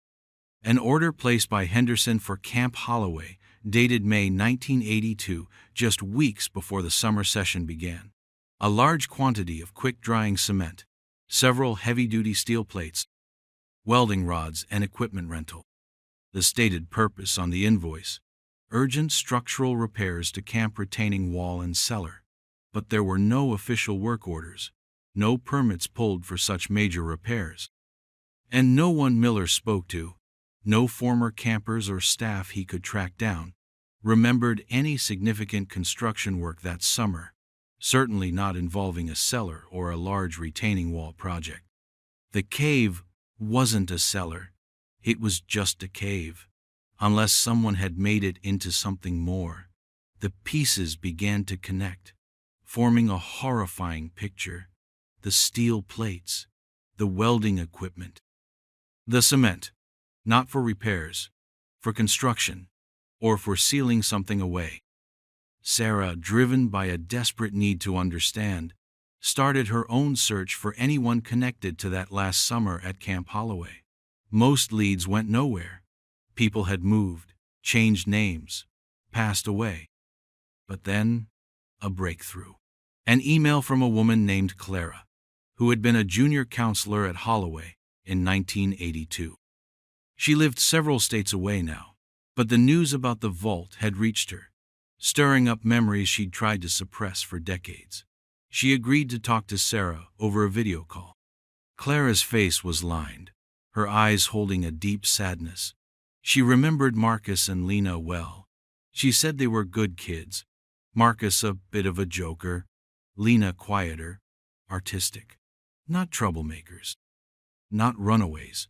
She'd never believed it. What did she remember about Henderson? Sarah asked. Clara's expression darkened. He was strict, she said. Very controlling. He had a temper he usually kept hidden, but sometimes it flared. And he was strange about the woods behind the main cabins, especially the area around the cave. He'd forbidden anyone from going near it. Said it was unstable, dangerous, which was odd, because it had always been a known, if unexciting, landmark. The night of the scavenger hunt, Clara recalled, was chaotic. A storm had blown in suddenly, with fierce winds and torrential rain. The hunt was called off, counselors scrambling to get the kids back to their cabins. Marcus and Lena were on the same team. They were last seen heading towards the woods, following a clue that supposedly led to a hidden treasure near the old oak tree, which stood not far from the cave. When they didn't return, the initial assumption was they'd gotten lost or were sheltering from the storm. Henderson, however, seemed strangely unconcerned, almost calm. He organized a cursory search, but mostly, Clara said, he seemed intent on managing the narrative. By morning, when there was still no sign of them, he was already telling everyone they'd run off. He'd found a note, he claimed, in their cabin. A poorly written confession of their plan to escape. No one ever saw that note. He said he'd given it to the police, but it wasn't in any file. Clara had always doubted it. Now, hearing about the vault, a terrible suspicion she'd harbored for years solidified into a sickening certainty. Did she know anything about a vault being built? Or materials being brought in? Clara shook her head. Henderson handled all the camp's maintenance and supplies himself, or with a groundskeeper who was fiercely loyal and equally taciturn. If something like that was happening, it was kept very quiet. But the cave being off limits, his strange demeanor, it all felt connected now, didn't it? A dark, ugly knot tightening around that summer. The day came for the first serious attempt to open the vault. A specialized heavy works crew arrived, their truck loaded with cutting torches, hydraulic spreaders, and diamond-tipped saws. The air around the cave crackled with anticipation and a heavy sense of dread. A small crowd had gathered, local residents, a few reporters with cameras, Sarah, and Detective Miller. The mood was somber, almost reverent. This wasn't just about opening a door. It was about uncovering a truth that had been entombed for over 3 decades. The crew chief, a burly man with grim eyes, surveyed the vault door. He said, "This won't be easy. That steel is thick, and those welds are deep." They started with the torches, the hiss and roar echoing eerily in the confined space of the cave. Sparks flew, a shower of orange against the gloom. The smell of burning metal filled the air, acrid and sharp. Hours passed. The crew worked in shifts, the noise relentless. Sarah sat on a folding chair Miller had provided, clutching a cold bottle of water, her gaze fixed on the glowing point of the torch against the steel. Each minute stretched into an eternity. Progress was agonizingly slow. The welds were proving even tougher than anticipated, almost as if they were made of something more than just steel, something infused with a desperate will to remain sealed. Then, a setback. A major one. The primary cutting torch overheated and failed. A specialized drill bit, attempting to pierce the plate itself, snapped with a jarring crack. The hydraulic spreader, designed to pry open reinforced doors, strained against the vault's edge but couldn't find purchase, the metal groaning in protest but refusing to yield. The crew chief finally called a halt, wiping sweat and grime from his face. He told Miller, "This is beyond what we have here. The steel is incredibly hard, almost like it's been case-hardened, and the way it's set into the rock, it's like it became part of the mountain. We need heavier gear, maybe even controlled blasting, but that's risky with the cave stability." A wave of despair washed over Sarah. So close, yet the door remained, unbreached, impenetrable. It felt like a physical blow. Hope, which had flickered so brightly, now dimmed, threatening to extinguish. The crowd murmured, a collective sigh of frustration and disappointment. Some of the reporters started packing up. The story was losing its immediate momentum. Was this it? Would the vault keep its secrets forever? Mr. Henderson, through a newly hired, expensive-looking lawyer, seized the opportunity. He issued a public statement. It was cold, dismissive. He expressed sympathy for the lingering pain of the families, but stated unequivocally that the vault was an old, forgotten camp storage unit, possibly dating back to before his tenure as director. The names, he suggested, were a cruel and recent defacement, an attempt by unknown parties to sensationalize a tragic but closed chapter. He decried the media circus and the unfounded speculation that was tarnishing his reputation in his final years. He was an old man, he said, who had dedicated his life to youth development. This was a witch hunt. The statement was a calculated move, designed to sow doubt, to paint himself as the victim. And for some, it worked. The narrative began to shift, just slightly. Maybe he was right. Maybe it was all a terrible misunderstanding, a modern hoax layered onto an old tragedy. Sarah felt a surge of rage, cold and fierce. That smooth, practiced denial. It was the same tone her parents had faced 35 years ago. Henderson was still trying to control the story, even now. But the words, "He locked us in," burned in her memory. That wasn't a hoax. That was a testament. She looked at the vault, defeated for now but not forever. She told Miller, "We have to open it, whatever it takes." He nodded, his jaw set. "We will," he promised. "We will." The failed attempt was not an ending, she realized. It was just another obstacle, and it made her more determined than ever. Detective Miller, undeterred by Henderson's statement, redoubled his efforts. He started digging into Henderson's financial history from the early 1980s. It was a painstaking process, sifting through old bank records, property deeds, business licenses. What he found was telling. Henderson wasn't just a humble camp director.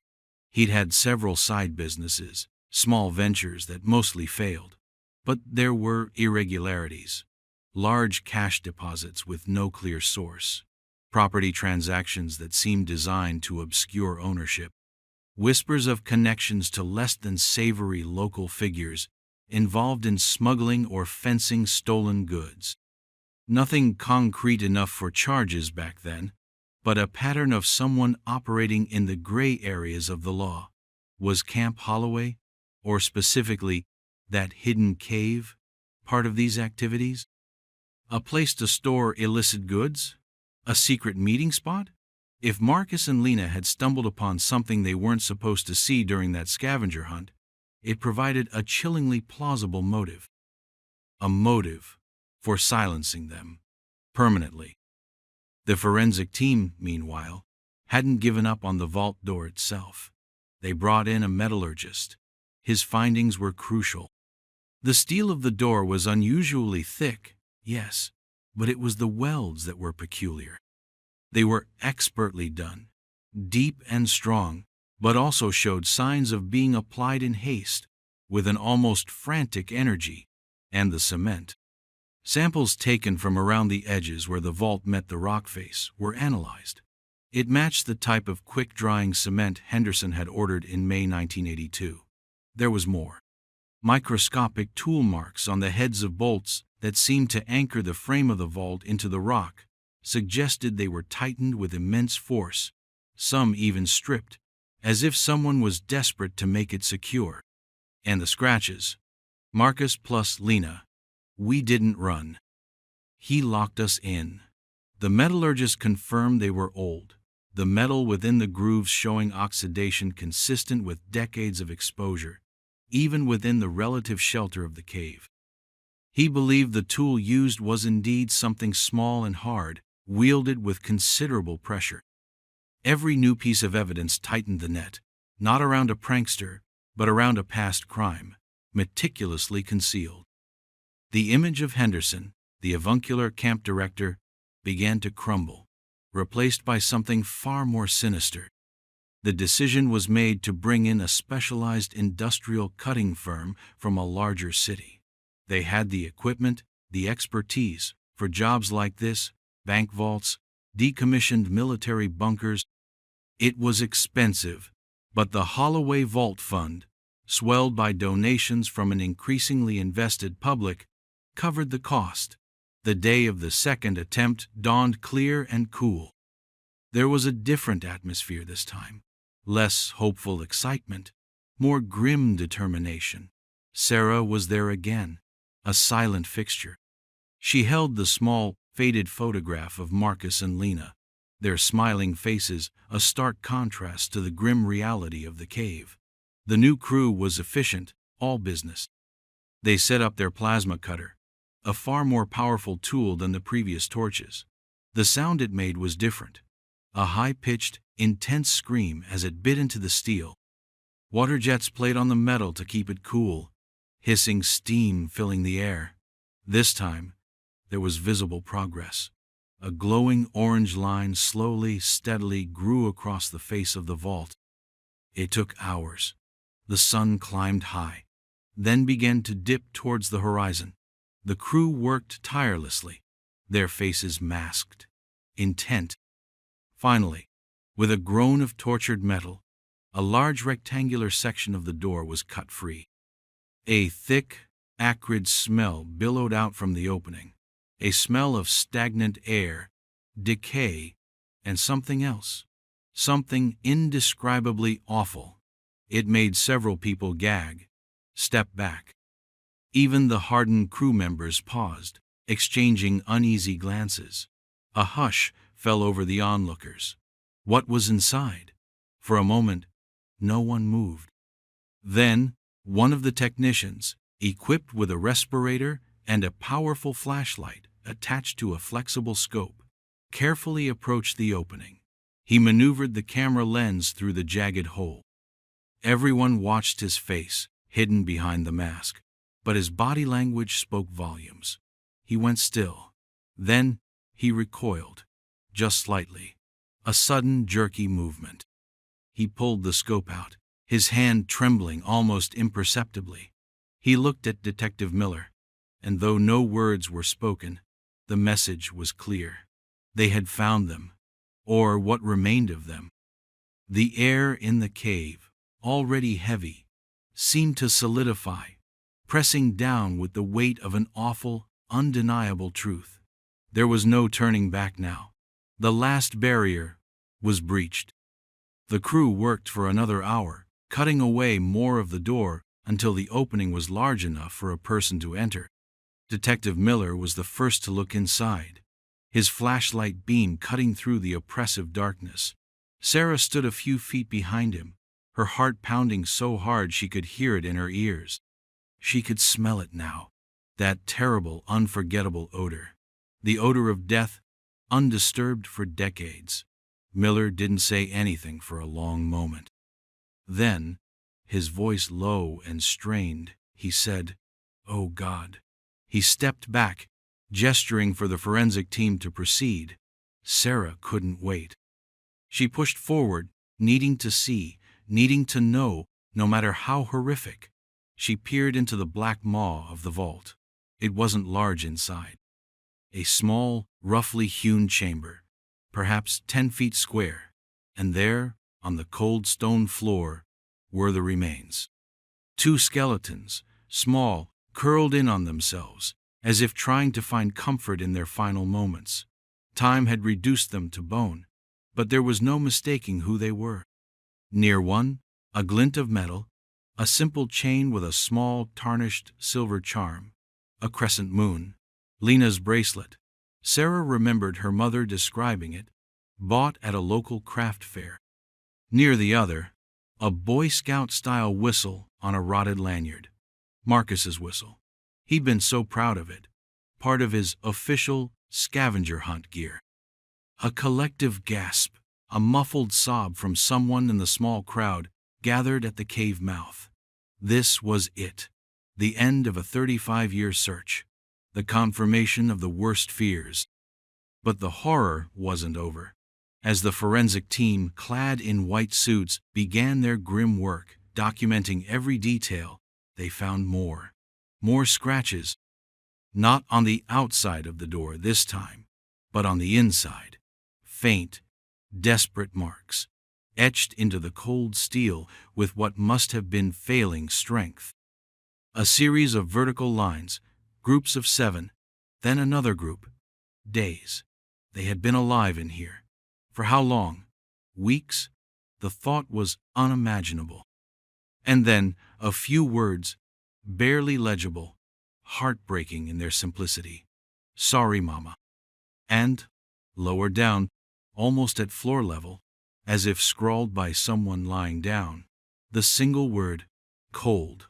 Sarah sank to her knees, a raw cry torn from her throat.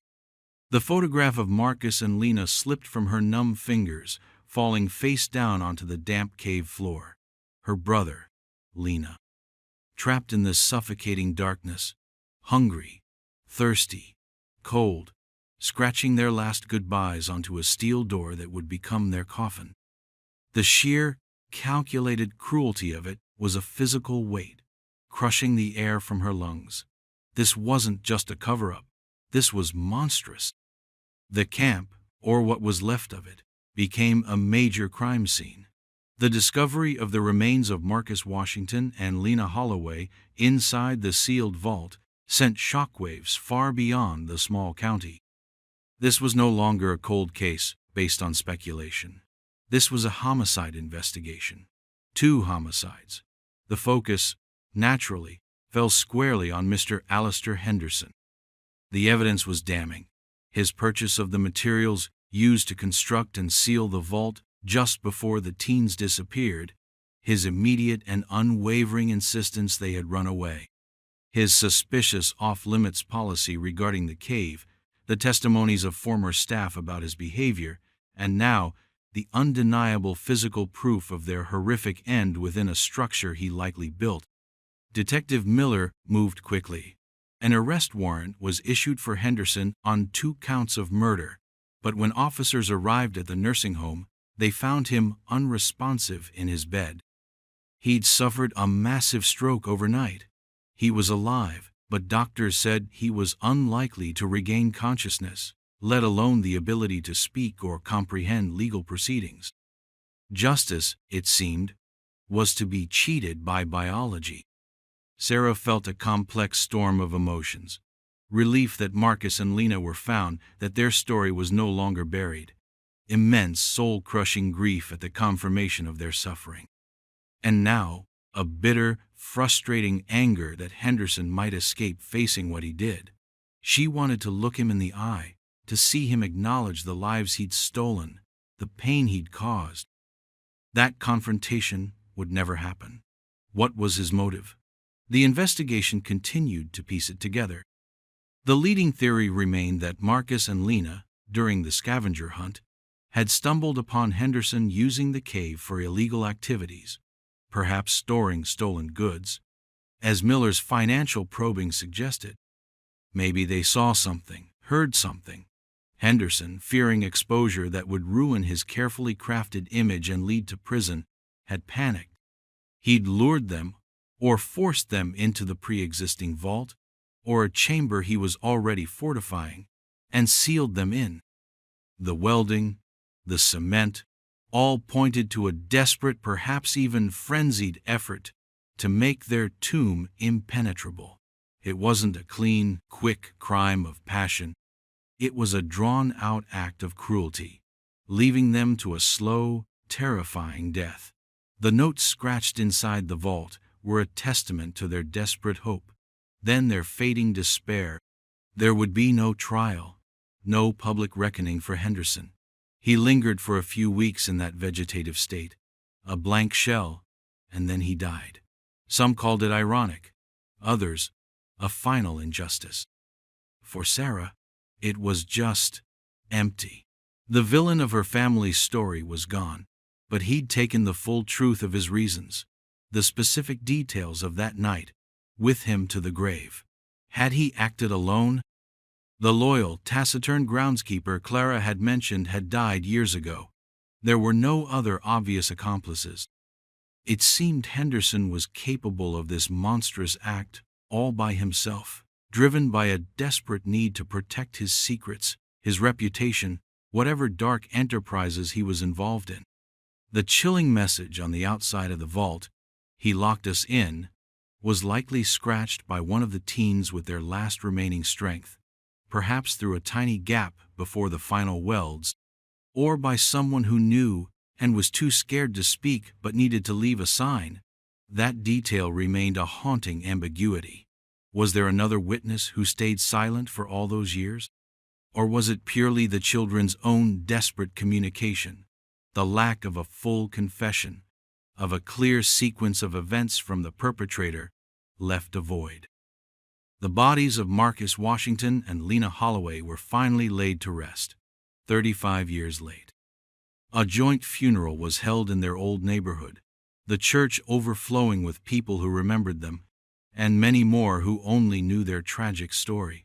Sarah spoke, her voice thick with emotion but steady. She spoke of Marcus's laugh, Lena's kindness, their bright futures stolen away. She spoke of the parents who had waited, hoped, and grieved without answers for so long. There was a sense of profound sadness, but also a quiet dignity in finally being able to say goodbye. The camp itself was condemned, the land eventually taken over by the state.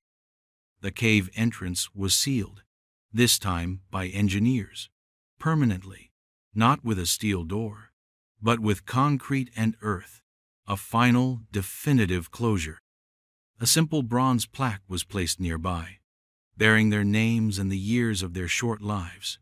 Marcus Washington, 1967, 1982. Lena Holloway, 1968, 1982. Lost, but not forgotten. Sarah returned home, carrying the weight of the truth. It was a heavy burden, but lighter in some ways than the decades of not knowing. The resolution was bittersweet, deeply imperfect.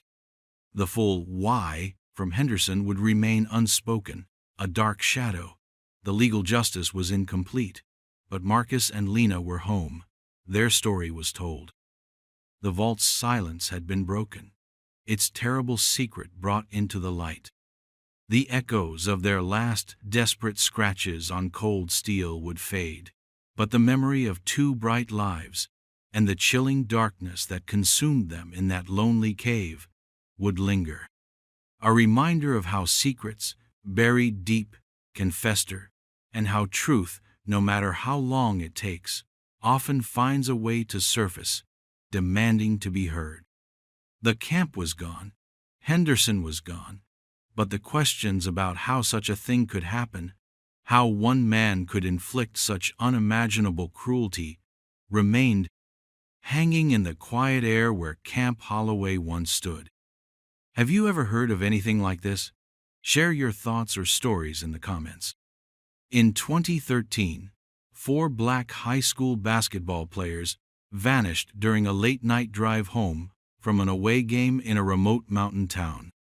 10 years later, hikers discover a blocked cave near the old highway, with varsity jackets and muddy sneakers half buried in the dirt at the entrance. The fabric of the jackets, once bright school colors, was now faded and stiff with caked earth. One sneaker lay on its side, laces undone, as if kicked off in a hurry. The hikers, a young couple out for an autumn afternoon, felt a chill that had nothing to do with the mountain air. They knew, everyone in the sparsely populated county knew, about the boys who never made it home.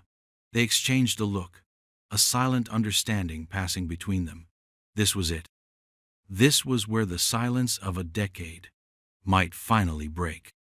They backed away slowly, careful not to disturb anything further, their eyes fixed on the dark opening of the cave, a space mostly sealed by a rock slide that looked almost deliberately placed. One of them pulled out a phone, fingers fumbling with the screen, the signal weak and intermittent in the rugged terrain. "We need to call someone," one whispered, the words barely audible above the rustle of dry leaves underfoot. "Who do you even call for ghosts?" The news, when it finally reached the sheriff's office in the small town of Oakhaven, the closest settlement to that stretch of forgotten highway, landed like a physical blow. Sheriff Brody, a man who'd been a deputy back in 2013, felt the years collapse. He'd known the boys. Not well, but he'd seen them play, seen their faces in the missing posters that had papered every telephone pole and storefront for years. Those posters were long gone now, weathered away or taken down, but the faces remained etched in the town's collective memory. He drove out to the site himself, the old highway barely more than a gravel track, overgrown and forgotten since the new interstate bypassed it years ago.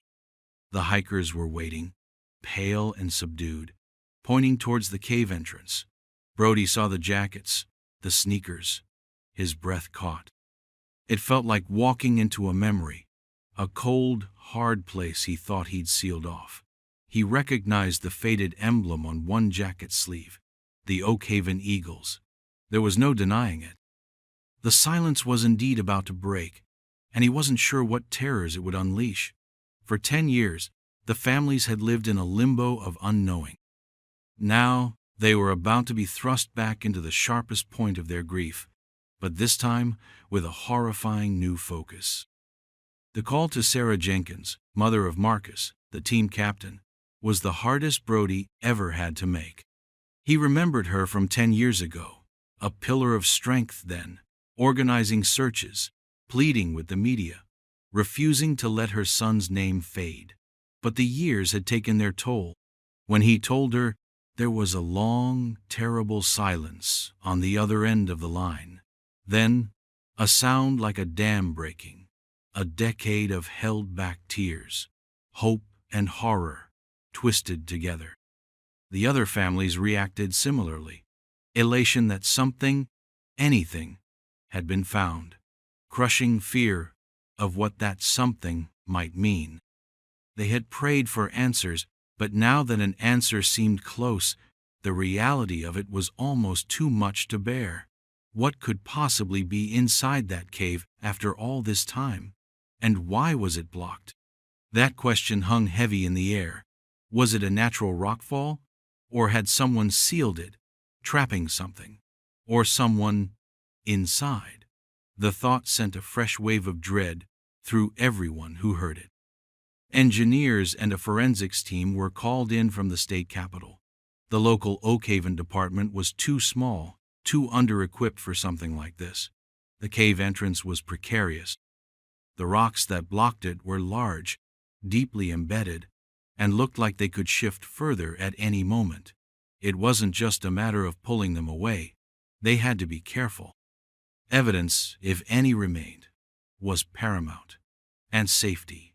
No one wanted another tragedy. News crews started to arrive, kept at a distance by a quickly established police line, their cameras like hungry vultures. The families gathered too, a small, somber group, watching from afar, their faces etched with a mixture of grief, anxiety, and a fragile, flickering hope. Every movement at the cave mouth, every shouted instruction from the engineers, made them jump. Each passing hour felt like an eternity. They had waited 10 years. What were a few more days? But these days, these hours, were different. They were filled with the suffocating possibility of an ending they might not be ready for. The jackets and sneakers were carefully bagged, tagged, and sent for analysis. Were they really the boys? After so long, could they even tell? The mud on the sneakers, the condition of the fabric, every detail would be scrutinized. But the real answers, everyone knew, lay beyond that wall of rock and earth. What secrets did that mountain hold? And had it held them for a decade, waiting? The first night fell on the active scene, floodlights bathing the area in a harsh, unnatural glow. The mountain loomed, dark and silent, watching. The initial assessment from the engineers was grim. The blockage was significant, a jumble of boulders and compacted soil.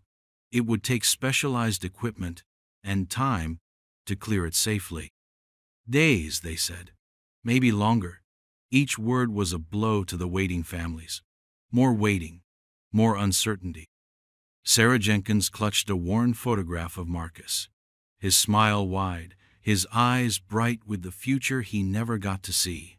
Beside her, David's father, Mr. Henderson, a quiet man who had aged 20 years in the last 10, stared blankly at the illuminated cave entrance. He hadn't spoken much since his son disappeared. What was there to say?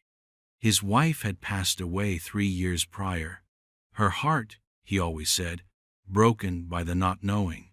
Now he stood there, alone with his grief, on the precipice of an answer that might break him too.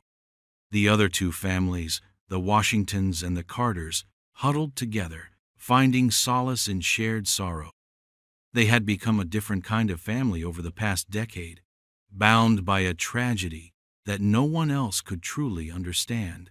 The discovery of the cave, the clothes, it was a shockwave. It ripped open old wounds, made them fresh and raw again.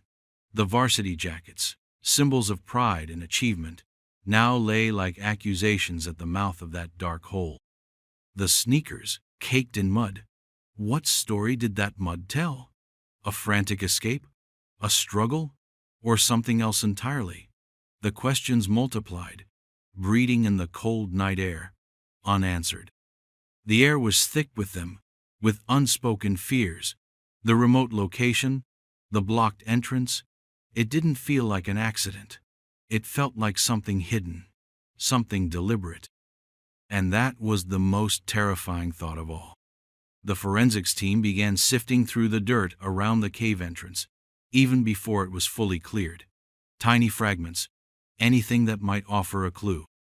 Every shovelful of earth was treated like sacred ground.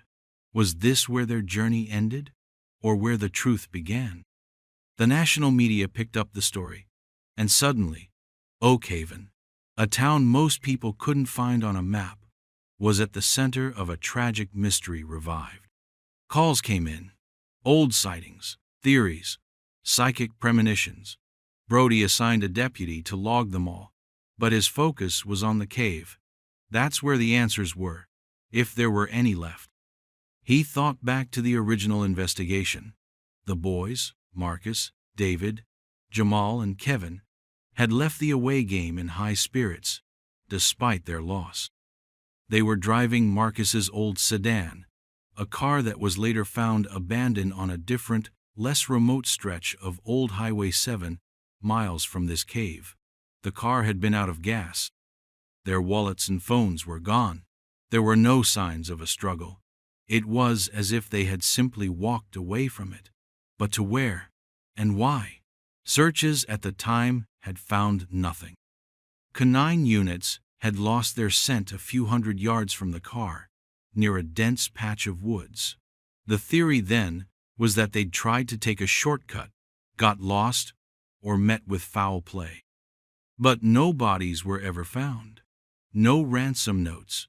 Just silence. Now, this cave, miles away from where the car was found. How did that fit? It didn't. Not yet. The discovery of the items here, so far from the car, opened up a whole new set of terrifying possibilities. It suggested they hadn't just wandered off. It suggested they had been taken to this remote place. Or fled here. But from what? The first layer of rocks was moved by the second day. The ground beneath was damp, disturbed. It wasn't a recent rockfall. The engineers confirmed it. This had happened a long time ago, perhaps even 10 years ago. The air grew heavier. The waiting became almost unbearable. What horrors lay sealed within? What story was that mountain finally ready to tell? By the third day, a small opening had been created, just large enough for a specialized camera to be inserted. The families watched on a monitor set up in a temporary command tent, their hands gripping each other, breaths held. The image flickered, then stabilized. Darkness, then shapes. Indistinct at first. The camera operator, a stoic man from the State Forensics Unit, maneuvered it slowly. He said nothing. The only sound was the whir of the camera's motor and the ragged breathing of the families. Then, a collective gasp. Something was there. Something man-made. Not just rocks and dirt. It was a backpack. A school backpack lying on its side, partially buried, much like the items outside. Its color was impossible to tell in the monochrome camera feed, but its shape was unmistakable. Next to it, another. And then, something else. Something that made Sarah Jenkins cry out. A raw, wounded sound. It looked like a bone. The camera operator quickly panned away, but the image was seared into their minds. A bone. The word echoed in the sudden crushing silence of the tent. Was it animal? Or was it them? The operator, under instruction from the lead forensic anthropologist who had just arrived, focused the camera back, more slowly this time. The anthropologist, Dr. Aris Thorne, a woman known for her calm demeanor in the face of the grim, spoke quietly to the operator. A little to the left. Hold it there. The image sharpened. Yes, it was a bone. Long, slender, and another, partially visible. Dr. Thorne made a quiet note on a pad. She didn't offer any immediate conclusions to the families. She couldn't. Not yet. But the hope that had flickered so tentatively in their hearts began to dim, replaced by a cold, encroaching dread. The cave was not empty, and it was not a haven. It was starting to look like a tomb. The work to clear the entrance redoubled in urgency, yet with even greater care. If there were remains, they needed to be preserved, handled with the utmost respect and scientific rigor. The mood among the workers became more somber. The initial excitement of a potential breakthrough was replaced by the grim reality of what they were likely to find. Sheriff Brody felt a weight settle on his shoulders, heavier than any he had carried before. He had to prepare the families, but how do you prepare someone for this? He remembered the boys' laughter, their cocky, teenage confidence. To think of them ending up in a place like this, it was unthinkable. Yet the evidence was pointing in a terrible direction. The location of the cave, so far off any known path, and so far from where their car was found, screamed of foul play. The blocked entrance only amplified that suspicion. Who would go to such lengths? And why? Were these boys, full of life and promise, victims of something random and brutal? Or was there something more sinister? Something connected to that remote mountain town they had just visited? The town, Northwood, had always been insular, wary of outsiders. Its reputation was complicated. Stories circulated, whispers of old grudges, of a place that kept its secrets buried deep. Back in 2013, investigators had looked into Northwood. They'd interviewed locals, the opposing team, anyone who might have seen the boys after the game. But they'd hit a wall of silence, of polite but firm deflections. Nothing concrete had ever emerged. Now, with the discovery at the cave, those old uneasy feelings about Northwood resurfaced. Was it possible the answers lay not just in the cave, but back in that town, a town that seemed to prefer being forgotten? The discovery of the backpacks and the possible bones inside the cave shifted the investigation into a new, darker phase. This was no longer just a missing persons case. It was now, almost certainly, a homicide investigation. The question was, a homicide of how many, and by whom? The state investigators took the lead, with Sheriff Brody and his small department providing local support. Dr. Thorne, the forensic anthropologist, would be the one to enter the cave first, once it was deemed safe. Her job would be to map the scene, to understand the arrangement of whatever was inside, before anything was disturbed. It was a painstaking process, slow and methodical. For the families, it was agonizing. They were so close to answers, yet still so far. Sarah Jenkins found herself staring at the mountain, this silent, brooding behemoth that had held her son captive for a decade. She felt a rage building inside her, a rage against the mountain, against the people who did this, against the 10 lost years of not knowing. But beneath the rage, there was also a profound, aching sorrow. Marcus, her bright, funny, talented Marcus. What had his last moments been like? Had he been scared? Had he suffered? These were the questions that haunted her sleep, that would likely haunt her for the rest of her days, regardless of what they found in that cave. David Henderson's father simply sat, his shoulders slumped, his eyes fixed on the ground. He had no more tears to cry, no more words to speak. He was a hollow shell, waiting for the final, terrible confirmation. As the sun began to set on the 4th day, the engineers announced that a stable, narrow passage into the main chamber of the cave had been cleared. It was time. Dr. Thorne, dressed in full protective gear, prepared to enter. A hush fell over the entire area.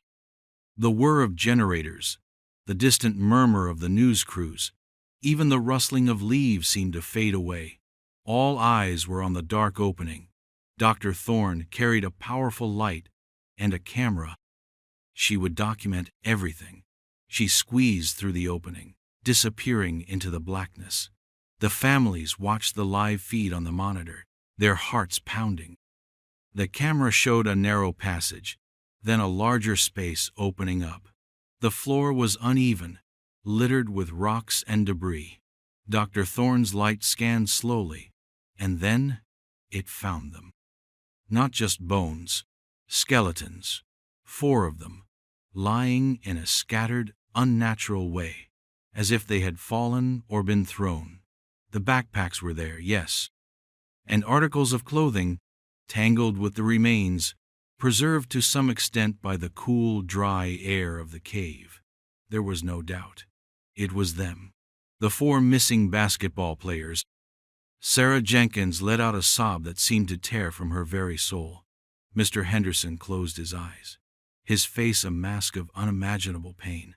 The Washingtons and the Carters clung to each other, weeping openly. 10 years of hoping against hope, of clinging to the slimmest chance that their boys might still be alive somewhere, all of it crashed down in that moment. The truth was here, in this cold, dark cave. It was brutal. It was final. Dr. Thorne's voice, calm and professional, came over the speaker, narrating her findings for the record, but her words were a distant buzz to the families. They saw only their sons, lost, and now found in the most heartbreaking way imaginable. The silence in the tent was broken only by the sounds of their grief. The mountain had given up its secret. And it was a nightmare. Dr. Thorne and her team worked for hours inside the cave, meticulously documenting, mapping, and beginning the delicate process of recovering the remains. Each bone, each fragment of clothing, each item found was treated with reverence. These were not just pieces of evidence. They were the last vestiges of 4 young lives cut tragically short.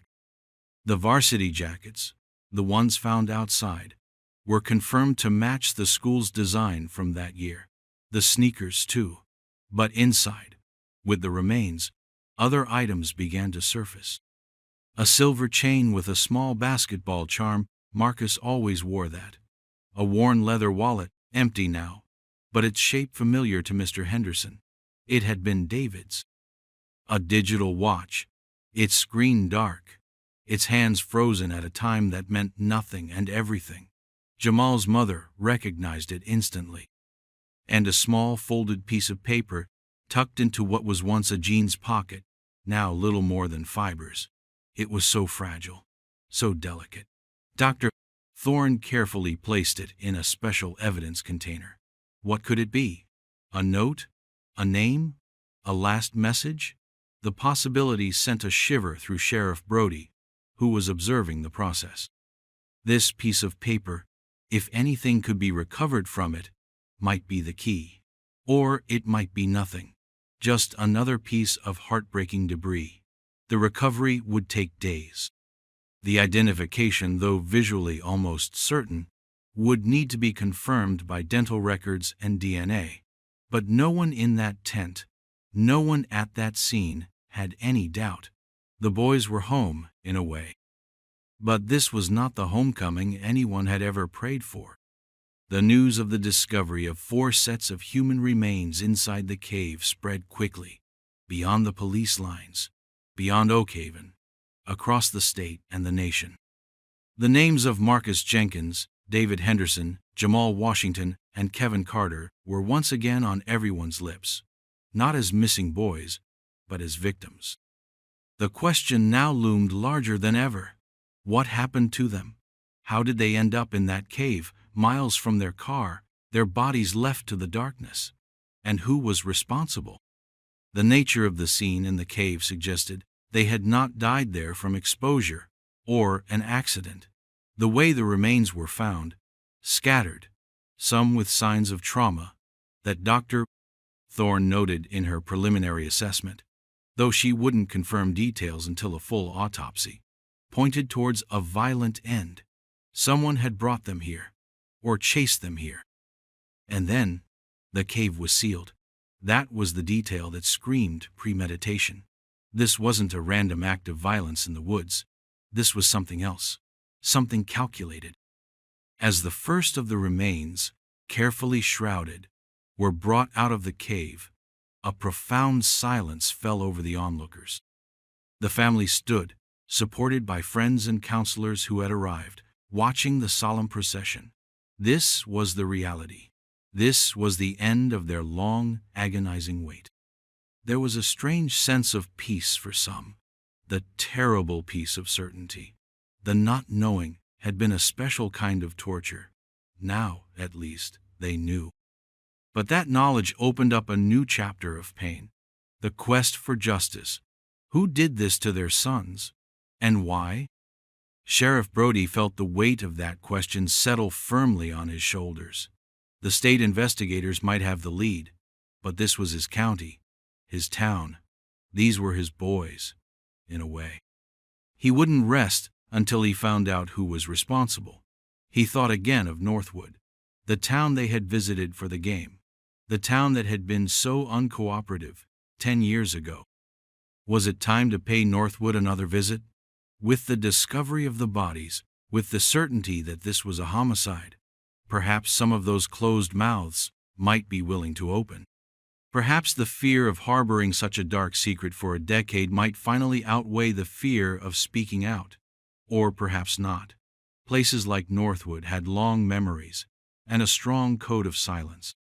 He knew it wouldn't be easy. But now they had something they didn't have before. A crime scene. A tomb.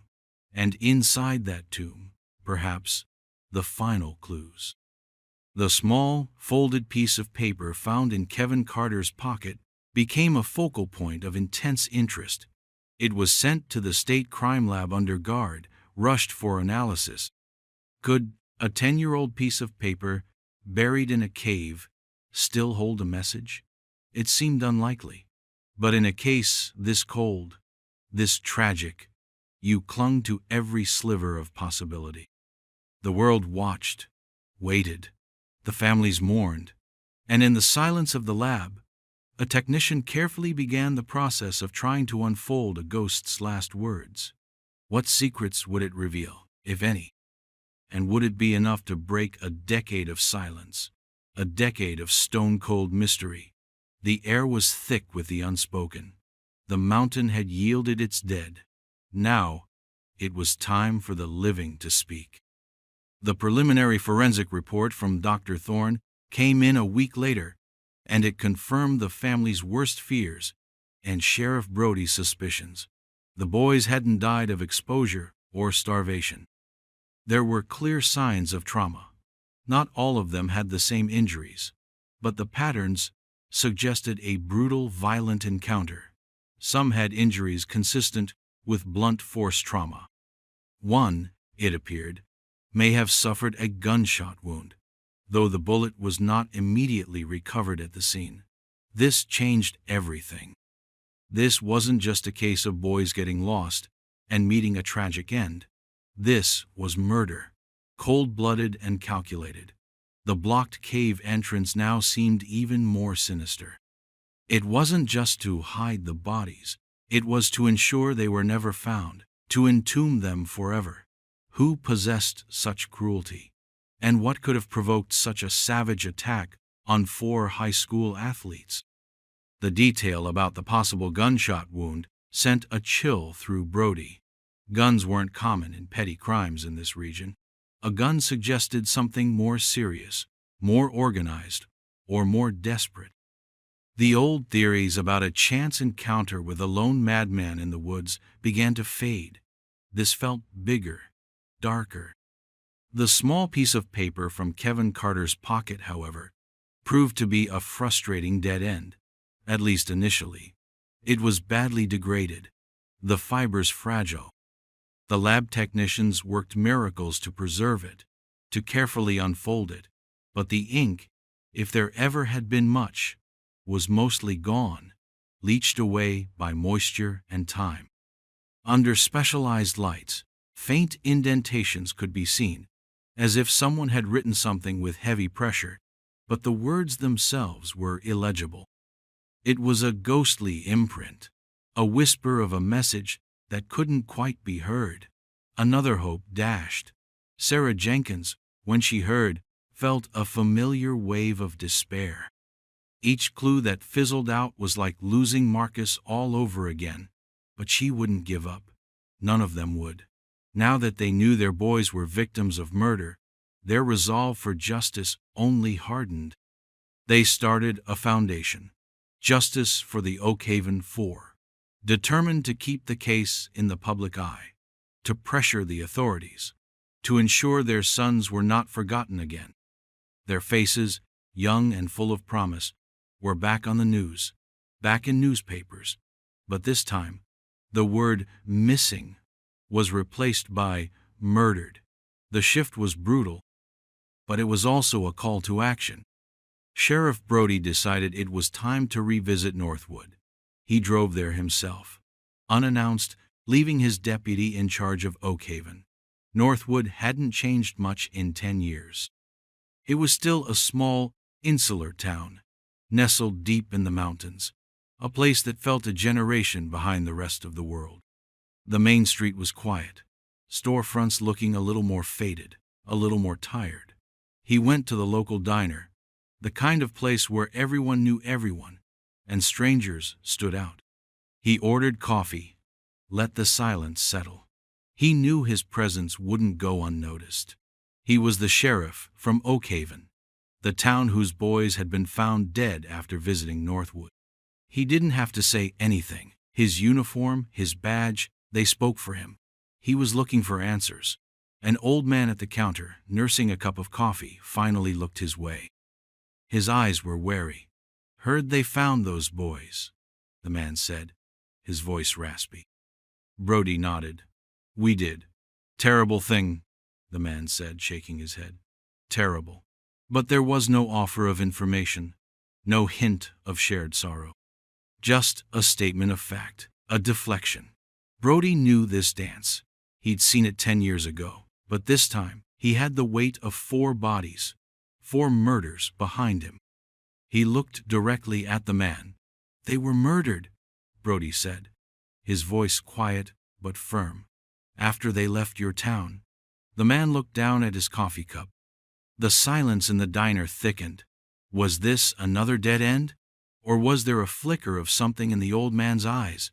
Fear? Guilt? Brody couldn't tell. But he knew one thing. Northwood still had secrets, and he was determined to unearth them, no matter how deep they were buried. He spent the next few days in Northwood, talking to people, or trying to. He visited the high school, spoke to the coach who had been there 10 years ago. The coach was older now, more weathered, but his story hadn't changed. He remembered the game, remembered the Oakhaven boys, said they were good kids, good players. Said he didn't see anything unusual after the game. They left, and that was it. Brody pressed him.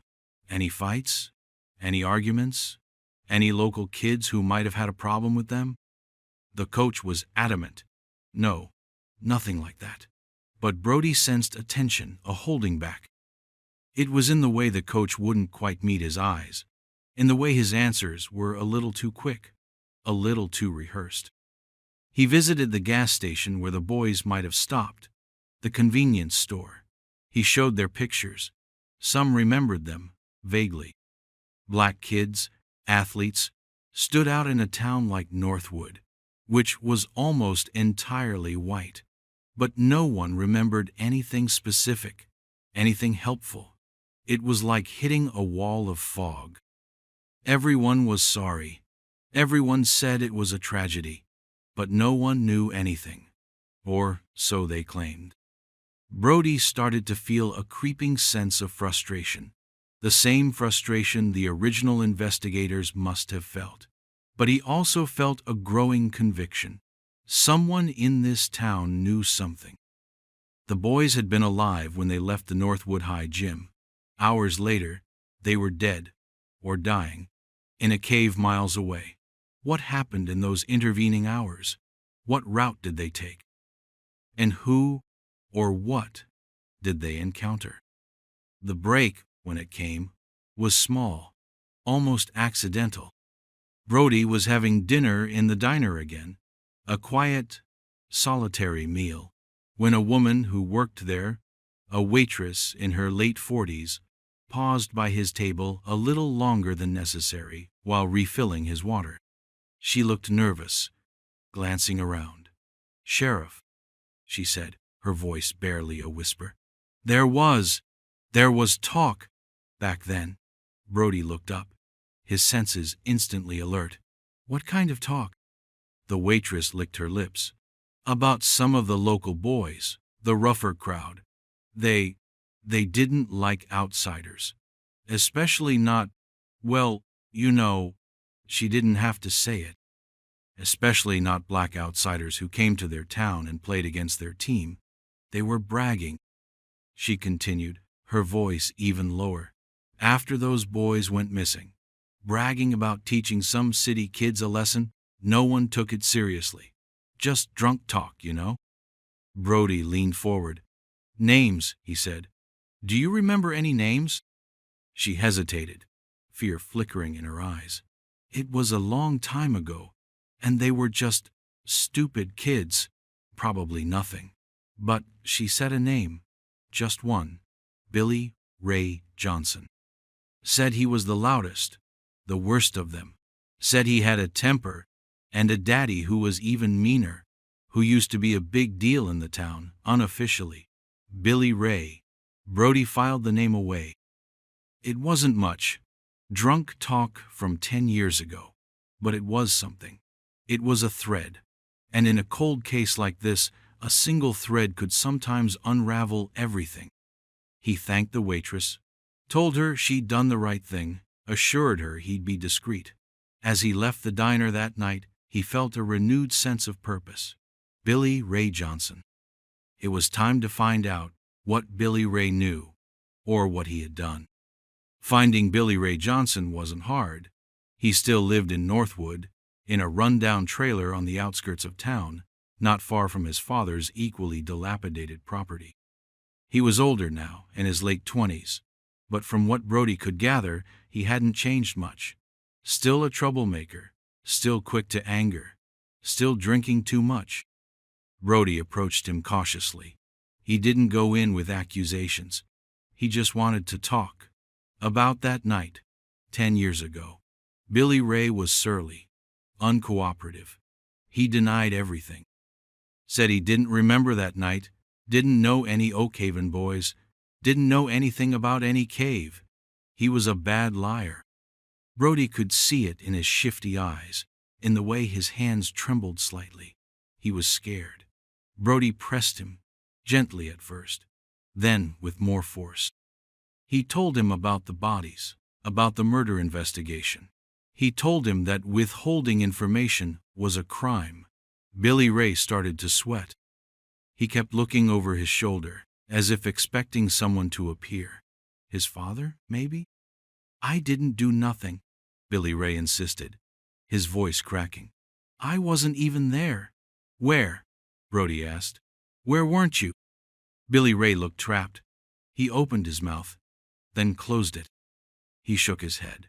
"I ain't saying nothing more without my lawyer." Brody knew he couldn't push him further, not without more evidence. But he had seen enough. Billy Ray Johnson knew something. He was involved, somehow. The fear in his eyes was too real. As Brody left, he saw a curtain twitch in the window of the nearby trailer, the one belonging to Billy Ray's father, Earl Johnson. Earl was watching. And Earl, Brody knew from local gossip, was a man to be reckoned with. A man with a dark reputation. A man who protected his own no matter what. The thread was leading somewhere. Somewhere dangerous. The state investigators, armed with the name Billy Ray Johnson and the information about his father, Earl, started digging. They pulled old police records, interviewed other people who knew the Johnsons. A picture began to emerge of a family steeped in petty crime, violence, and a fierce, almost tribal loyalty. Earl Johnson, it turned out, had a history of run-ins with the law, though nothing major had ever stuck. He was known for his racist views, his hatred of anyone not from Northwood. Billy Ray was his father's son, easily influenced, eager to please, and prone to violence when fueled by alcohol or his father's rhetoric. The theory began to form: what if the Oak Haven boys, after leaving the game, had a confrontation with Billy Ray and his friends? Maybe a minor incident, a fender bender, or just words exchanged. Something that escalated, fueled by alcohol and prejudice. Something that got out of hand, terribly out of hand. But how did it lead to a cave miles away and 4 murders? That was still a huge leap. They needed more than just a theory. They needed evidence. They started looking at Billy Ray's known associates from 10 years ago. Who were his friends? Who was part of that rougher crowd the waitress had mentioned? One name kept coming up: Dale Higgins. Dale had also been a known troublemaker, Billy Ray's right-hand man. But Dale Higgins, they discovered, wasn't in Northwood anymore. He left town a few years after the boys disappeared, moved out of state. No one seemed to know exactly where. Finding Dale Higgins became the new priority. Maybe, away from Northwood, away from the influence of the Johnsons, Dale might be willing to talk. Maybe Dale held the key to unlocking the truth of what happened that night. The search for Dale Higgins took weeks. He'd moved around a lot, never staying in one place for long. It was as if he was running from something. Finally, they tracked him down to a small town in a neighboring state, working a dead-end job, living a quiet, almost reclusive life. 2 state investigators went to see him. They found him in a greasy diner, much like the one in Northwood, hunched over a plate of cold fries. He looked older than his years, haunted. When the investigators identified themselves, Dale didn't seem surprised. It was as if he'd been expecting them. He didn't say much at first, just listened as they laid out what they knew, what they suspected. They told him about the bodies in the cave, about the murder investigation. They told him they knew he was friends with Billy Ray Johnson. They asked him what happened that night. Dale stared at his fries, pushing them around his plate with a fork. The silence stretched. Then he looked up, his eyes filled with a mixture of fear and something else. Resignation? Relief? "It was an accident," he mumbled, his voice hoarse. "It wasn't supposed to happen like that." The investigators exchanged a look. This was it. The dam was breaking. "Tell us, Dale," one of them said, his voice gentle. "Tell us what happened." And Dale Higgins began to talk. His story, when it finally spilled out, was a horrifying account of a night gone terribly wrong. A story of prejudice, stupidity, and escalating violence that ended in unimaginable tragedy. Dale confirmed that he, Billy Ray, and a couple of other local boys, fueled by cheap beer and resentment after their team lost, had decided to mess with the Oak Haven players. They followed Marcus's old sedan as it left Northwood, heading down the old Highway 7. Their plan, Dale said, was just to scare them. Run them off the road, maybe rough them up a bit, teach them a lesson about coming to their town. They managed to force Marcus's car to a stop in a remote stretch of road. That part matched where the car was found, out of gas. Dale said they siphoned the gas, just to be mean, to leave them stranded. The Oak Haven boys, outnumbered and in a strange place, were scared but tried to stand their ground. Words were exchanged, shoves. Then Billy Ray, always the hothead, escalated things. He pulled out a tire iron from their truck. He hit one of the boys, Marcus, hard. Marcus went down. That's when things spiraled completely out of control. Panic set in. The other Oak Haven boys tried to fight back, to defend their friend. But they were no match for Billy Ray, now enraged. And his friends, armed with whatever they could find, rocks, branches. Dale claimed he tried to stop it, said it was going too far, but Billy Ray was like a man possessed. And then, Earl Johnson showed up. Billy Ray had called him, panicked, when Marcus first went down. Earl arrived, took one look at the scene, at the injured boy, and his cold, calculating mind took over. He knew this couldn't be left unfinished. Witnesses couldn't be allowed to survive. According to Dale, it was Earl who directed them to the cave, an old hunting spot he knew, remote, hidden. He said it was Earl who had the gun. He said Earl made them march the remaining 3 boys, along with the now barely conscious Marcus, to that cave. What happened inside the cave, Dale was less clear about, his voice choked with emotion, his eyes wide with remembered horror. He said there was shouting, begging, then the sound of the gun, and the thuds. He said Earl made them all help block the entrance, threatening them, telling them they were all in it together now. They were never to speak of it, ever. Dale's confession was a bombshell. It painted a chilling picture of calculated cruelty, orchestrated by Earl Johnson, carried out by his son and his cronies. The investigators pressed Dale for the names of the other boys involved.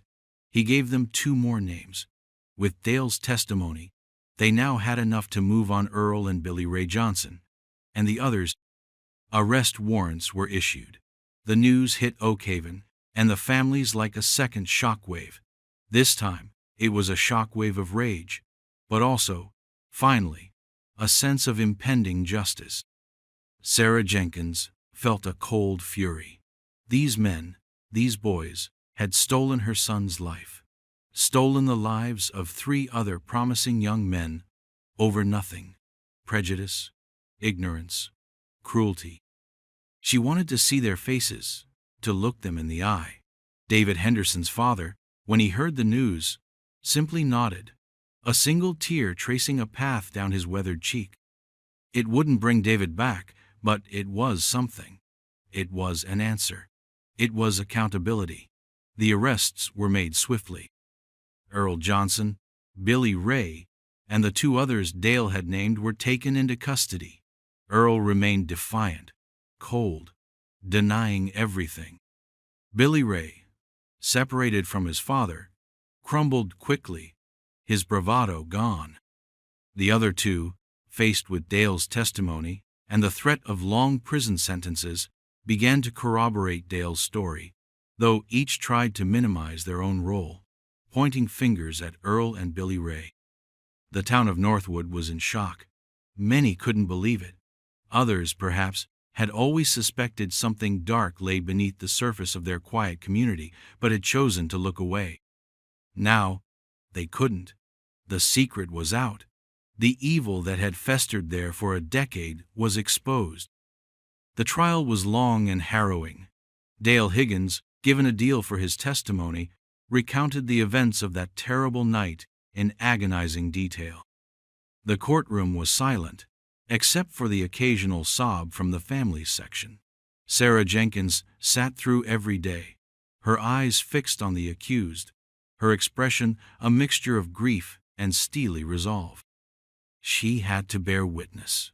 For Marcus, for all of them. The defense attorneys tried to discredit Dale, tried to paint the Oak Haven boys as aggressors, tried to argue it was self-defense gone wrong. But the evidence from the cave, Dr. Thorne's meticulous forensic report detailing the brutal injuries, the gunshot wound, it all painted a very different picture. The varsity jackets, the muddy sneakers found outside the cave, now seemed like ghostly relics of that desperate final journey.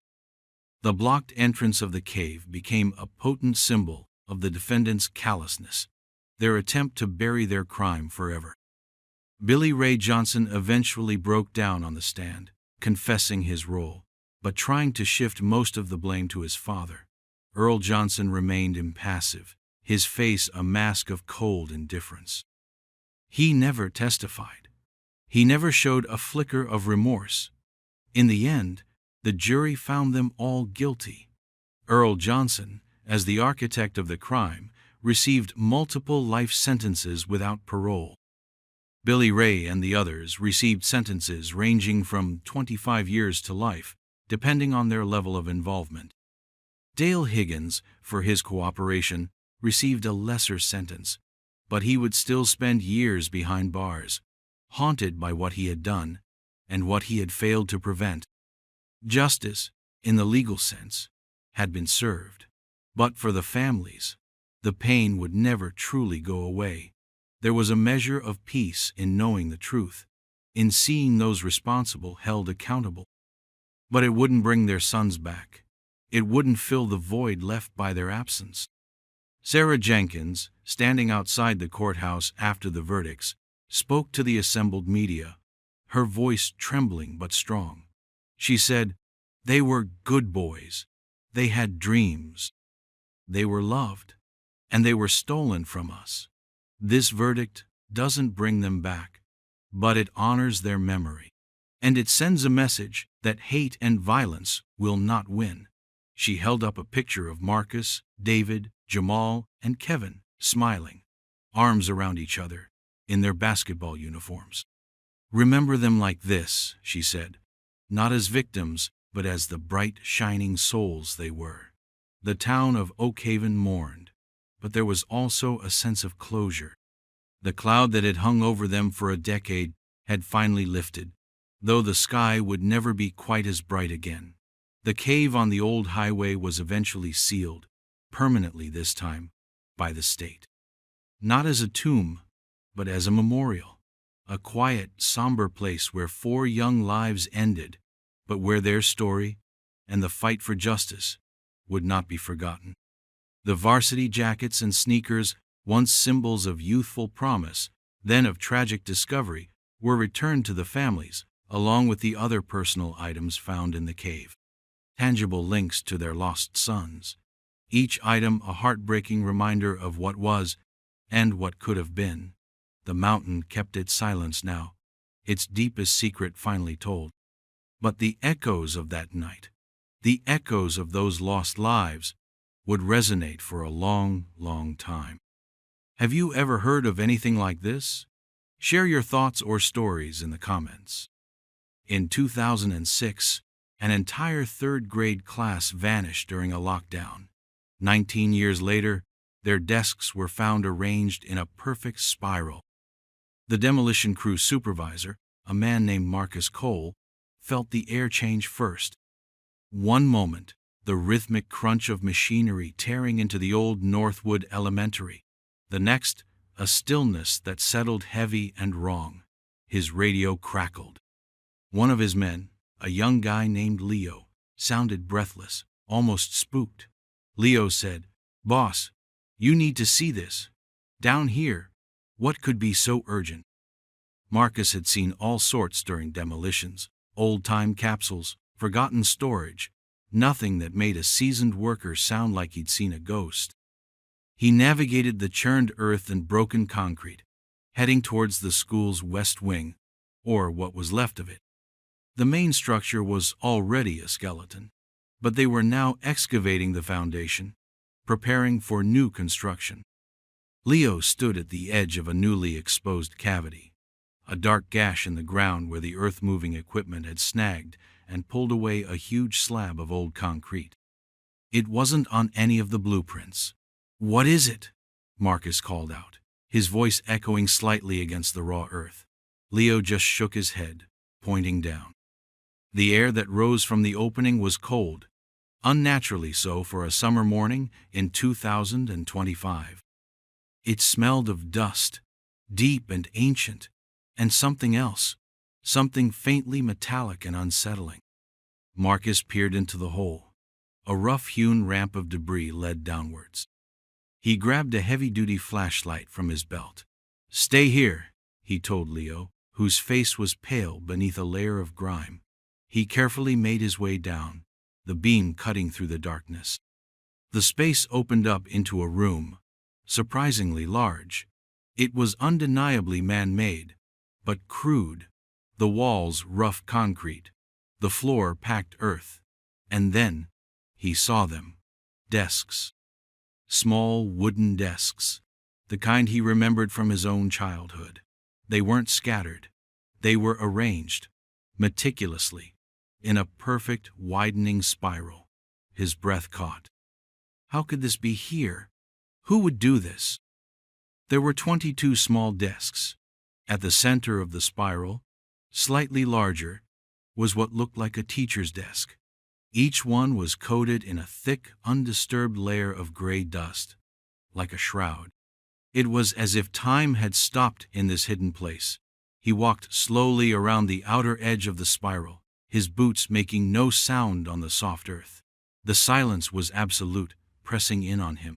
He felt a prickling on his skin, a primal urge to turn and leave, to run back into the sunlight.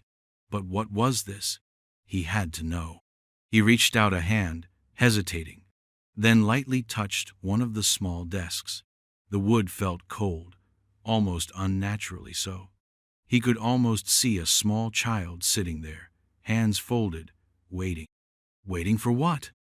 The sheer impossibility of it was staggering. Northwood Elementary had been a fixture in the town for over 60 years. Generations of children had passed through its halls, but this room? No one knew it existed. It wasn't on any plans, old or new. It was a secret, buried deep. Why? He swept his flashlight beam across the desks again. Some had faint etchings, a heart, initials, the kind of idle graffiti kids make. But the order, the deliberate, almost ritualistic arrangement, that wasn't child's play. A chill, deeper than the subterranean air, crawled up his spine. What had happened here? His light caught something on the teacher's desk at the spiral's core. He moved cautiously towards it. A book, splayed open, its pages stiff and yellowed with age, also covered in that same thick dust. He couldn't make out the title. It was too coated. Beside it, a single, dried flower, its color long faded to a brittle brown. A wave of profound sadness washed over him, unexpected and overwhelming. This wasn't just an old storage room. This felt different. It felt like a tomb. He backed away slowly, his heart hammering. He knew, with a certainty that settled like lead in his stomach, that he had stumbled upon something terrible. Something that had been deliberately hidden, deliberately forgotten. He had to call the police. This was beyond a simple worksite anomaly. He turned to leave, his light sweeping across the far wall, a section of rough concrete that looked newer, less integrated than the rest. And that's when he saw it. A crack. A significant fissure running from floor to ceiling, as if the ground had shifted, or something had impacted it from the other side. Curiosity, stronger than his unease, pulled him closer. Was there another chamber beyond this one? He leaned towards the crack, angling his flashlight. The beam penetrated the darkness, and for a moment he couldn't process what he was seeing. It looked like a pile, a heap of something soft, jumbled. He squinted, trying to make sense of the shapes. Were those shoes? Small shoes? He pushed gently at the edge of the crack. A piece of concrete dislodged and fell inwards with a soft thud, widening the opening. He shone his light through again. His stomach clenched. Not just a few. Hundreds. Hundreds of children's shoes, tumbled together in a dusty, silent heap. Some were tiny, boots and sneakers, party shoes and sandals, a chaotic collection spanning decades of styles. A wave of nausea hit him. He stumbled back, his hand flying to his mouth. Leo's voice, distant and tinny, crackled over the radio. "Boss, everything okay down there?" Marcus couldn't answer. He could only stare at the impossible, horrifying sight. What in God's name was this place? He finally found his voice, hoarse and shaky. "Leo," he managed. "Call the police. Tell them to get everyone here. Now." The silence of the spiral room seemed to deepen, waiting.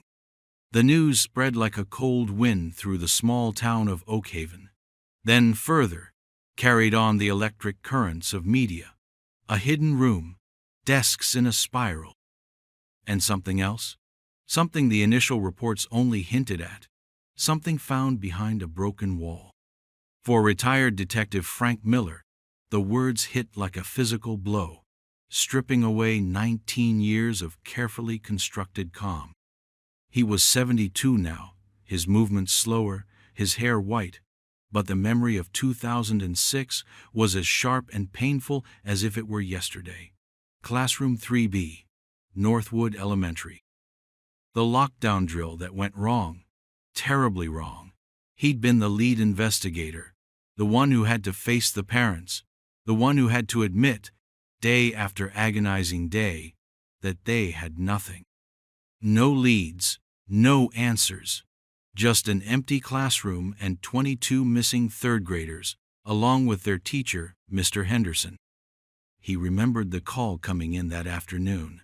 A code yellow lockdown drill at Northwood, standard procedure.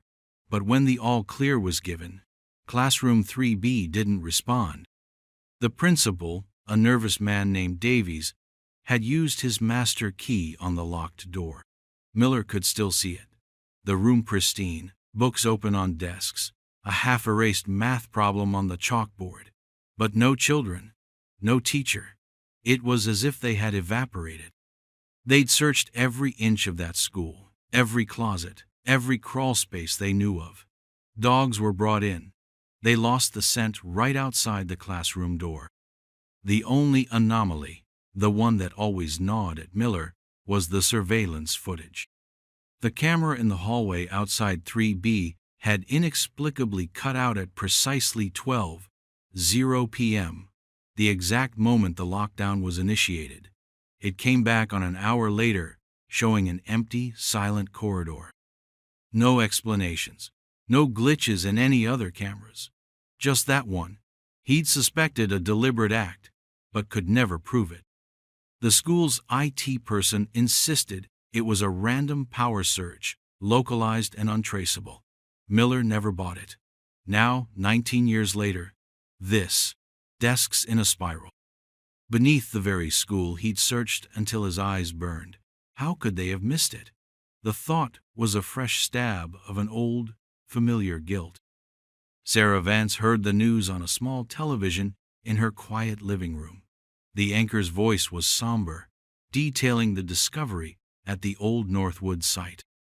Sarah clutched the worn photograph she always kept nearby, her Emily, smiling gap-toothed in her third-grade school picture. Emily, who would be 27 now. For 19 years, Sarah had lived in a limbo of hope and despair. Every unsolved case, every unidentified remains story, sent a fresh jolt of fear through her. But a part of her, the mother part, refused to let go of the possibility that Emily was out there, somewhere. This new discovery, it was different. It was tangible. It was at the school. The spiral of desks. It was too specific, too chilling. She felt a cold dread creep into her heart, a dread she hadn't allowed herself to feel in years. Was this it? Was this the answer she'd both craved and feared? She had to go. She had to see. Miller felt a similar pull. He dug out his old case files from a dusty box in the attic. The faded paper and typewritten notes, a testament to a case that had consumed him, then broken him, leading to his early retirement. So many dead ends. So many theories that led nowhere. The parents' grief, a constant, silent accusation. He flipped through the pages, his gaze falling on a name: Arthur Jenkins, a janitor. Quit a week after the disappearances, claimed a family emergency out of state. They'd tried to follow up, a perfunctory check, but he'd vanished. At the time, with no evidence linking him to anything, his departure was noted, but not heavily pursued. There were so many other, more pressing avenues. But Jenkins had access. Jenkins knew the school's layout. He remembered interviewing him briefly. A quiet, unremarkable man, kept to himself. Now, Miller wondered, what if that quietness had hidden something else? He closed the file, a new resolve hardening his gaze. He wasn't on the force anymore, but this case was still his. He had to go to Northwood. He had to see that room. He remembered something else, a tiny detail, something Jenkins had said, or hadn't said. It was like an itch in his brain, something he couldn't quite scratch. He grabbed his keys. The drive to Oakhaven would take a couple of hours. Plenty of time to think. Plenty of time for old ghosts to whisper. What was waiting for them in that hidden room after all these years? The image of the spiral, as described on the news, burned in his mind. It felt like a question, demanding an answer. And as he drove, the old forgotten detail about Jenkins started to surface, like a piece of debris rising from a dark pool. Jenkins had been asked if he'd seen anything unusual that day, anything at all. He'd simply shaken his head, eyes downcast. But there was a flicker, Miller recalled now, a hesitation so brief he'd dismissed it. What had Jenkins really seen? Or, more chillingly, what had he known? The thought spurred Miller to press down a little harder on the accelerator. He needed to get there. The police had cordoned off the entire demolition site by the time Miller arrived. He flashed his old badge and managed to talk his way through to the acting lead, a young detective named Harris, who, to Miller's surprise, actually knew who he was. Detective Miller, Harris said, extending a hand. Your name is all over the original case files. Legendary, in a sad way, Miller grunted. Legendary for not solving it, you mean? Harris had the decency to look uncomfortable. This discovery, it's something else, sir. We're still trying to process it. He led Miller towards the excavation. The air of grim activity was palpable. Forensics teams in white suits were already on site, their movements precise and careful. The opening to the sub-basement gaped like a wound in the earth. Miller stared down into it, feeling that old, familiar coldness seep into his bones. This was where the answers lay. Or, perhaps, just more questions. Harris gestured to the fissure in the far wall of the newly discovered chamber. The desks are one thing, sir, he said, his voice low. But what we found behind that wall... He paused. You better see for yourself. Miller nodded, his gaze fixed on the dark opening. He knew, with a grim certainty, that whatever was in there, it was going to change everything. As he prepared to descend, he saw Sarah Vance standing at the police tape, her face a mask of anguished hope. Their eyes met for a brief second, a shared understanding of 19 years of waiting passing between them. He gave a curt nod, a promise he wasn't sure he could keep.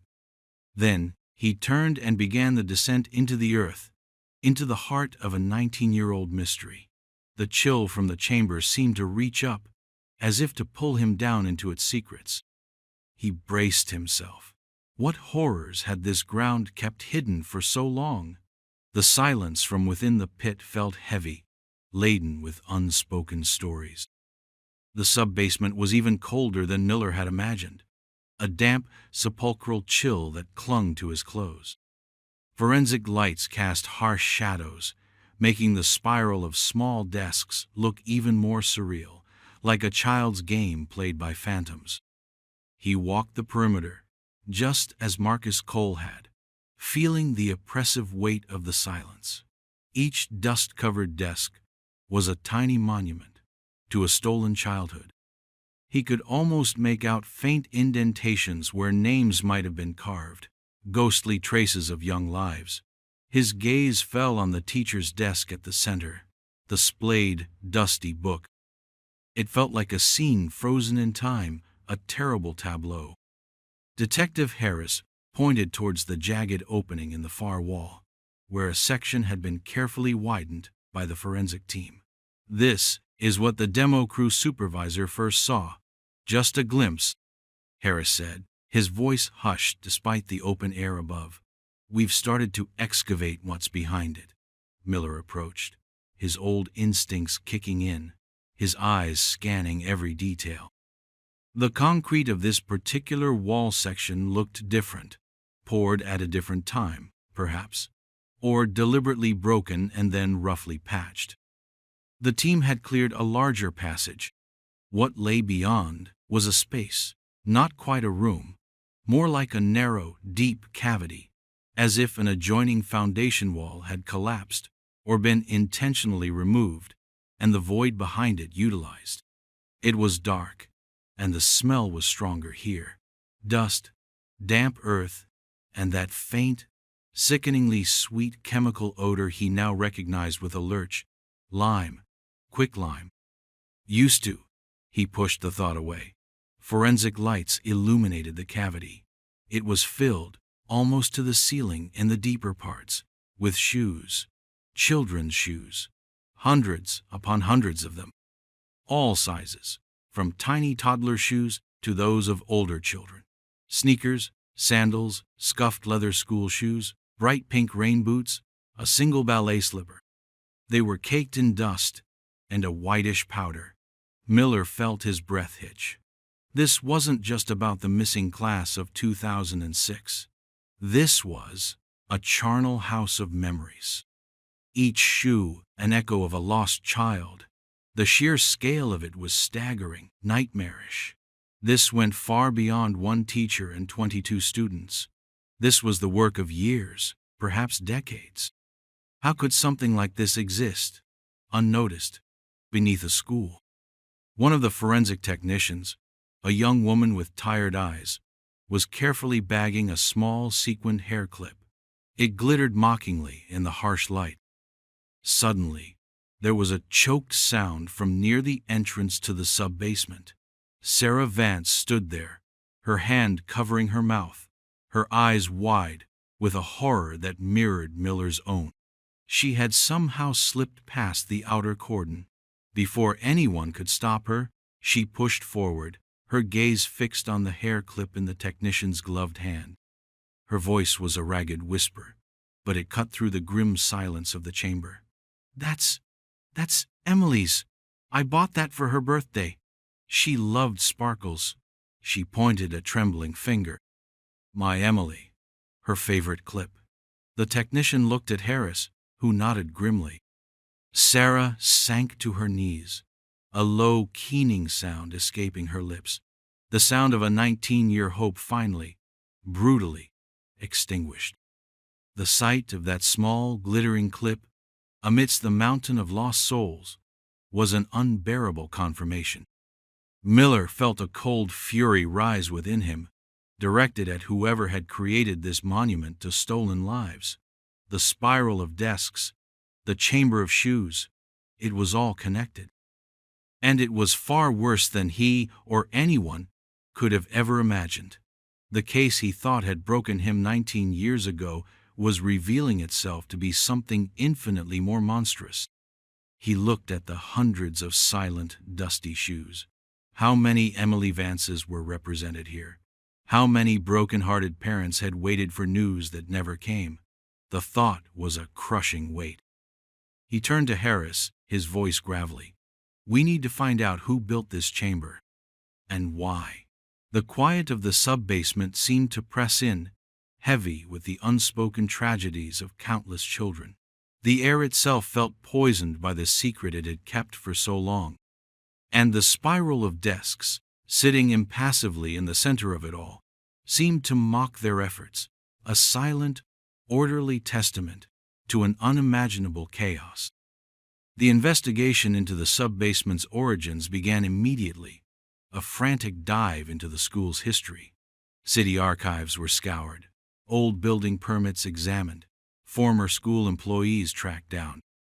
But the blueprints, dating back to the school's construction in the 1950s, showed nothing. No sub-basement, no hidden chambers. It was as if the space didn't officially exist, a ghost structure beneath the known building. Some of the older concrete work in the sub-basement itself suggested it might have been part of an even earlier structure, something the school was built over and around, its presence either forgotten or deliberately concealed. Who would have the knowledge and the means to adapt such a space for such a horrifying purpose? The question hung heavy in the air of the temporary command post set up near the demolition site. Miller, though officially retired, found himself drawn into the whirlwind, his old notes and memories suddenly vital. He focused on Mr. Henderson, the missing teacher, Elias Henderson. Quiet, scholarly, passionate about local history. Was it possible Henderson knew about this place from his own research, something outside official school records? Had he viewed it as a potential, albeit desperate, hiding place? Or was his presence with the children in that empty classroom something more sinister? The ambiguity was maddening. Miller shared his files on Arthur Jenkins, the janitor who had vanished. The name sparked a new, urgent search. Jenkins had been in his late 40s in 2006. If he was still alive, he'd be in his mid-60s. Detective Harris assigned a team to run nationwide checks, looking for any trace of the man. Addresses, employment records, anything. The detail Miller had recalled about Jenkins's brief interview was his almost preternatural quietness when asked about anything unusual. It wasn't just a denial, it was a complete lack of engagement, as if the question itself was irrelevant. At the time, Miller had put it down to a dull or incurious personality. Now it seemed chillingly evasive. While the search for Jenkins was underway, forensics continued their painstaking work in the sub-basement. They examined every inch of the desks. Underneath Mr. Henderson's larger desk, the one at the heart of the spiral, a technician found something. Scratched into the wood, almost invisible under the decades of dust, was a symbol. It wasn't a child's doodle. It was precise, deliberate, a circle with a dot in the center, surrounded by 3 wavy lines. Not complex, but somehow unsettling. Harris took a photo and sent it for analysis. Could this be a clue to who had used this room, or why the desks were arranged so specifically? Hours later, an email came back from a university symbologist. The symbol was obscure, but it had appeared in some local folklore collections from the late 19th and early 20th centuries, associated with an old, forgotten sect that supposedly practiced rituals in underground spaces. They were rumored to believe in guiding souls, or trapping them, through specific patterns and symbols. Spirals were also mentioned in connection with them, representing journeys into other realms, or cycles of rebirth. The sect had faded into obscurity, dismissed as mere local superstition, until now. The connection, however tenuous, sent a fresh wave of unease through the investigators. Was this some kind of ritual site? The careful arrangement of the desks, the symbol, it pointed to something more than just a hiding place or a dumping ground. It suggested a purpose, a terrible, twisted logic. The overlooked detail about Jenkins that Miller had been trying to recall finally clicked into place. During that brief interview, Miller had asked Jenkins about his access to cleaning supplies, specifically lime. Standard procedure after certain types of biohazard spills. Jenkins had simply said, "We keep it stocked," but his eyes had flickered, just for a second, towards a locked supply closet in the basement, a closet that wasn't on his usual cleaning route. Miller had noted it but hadn't pushed, as there was no reason to suspect him of anything concrete at the time. Now, that flicker seemed like a beacon. What if Jenkins had access to large quantities of quicklime?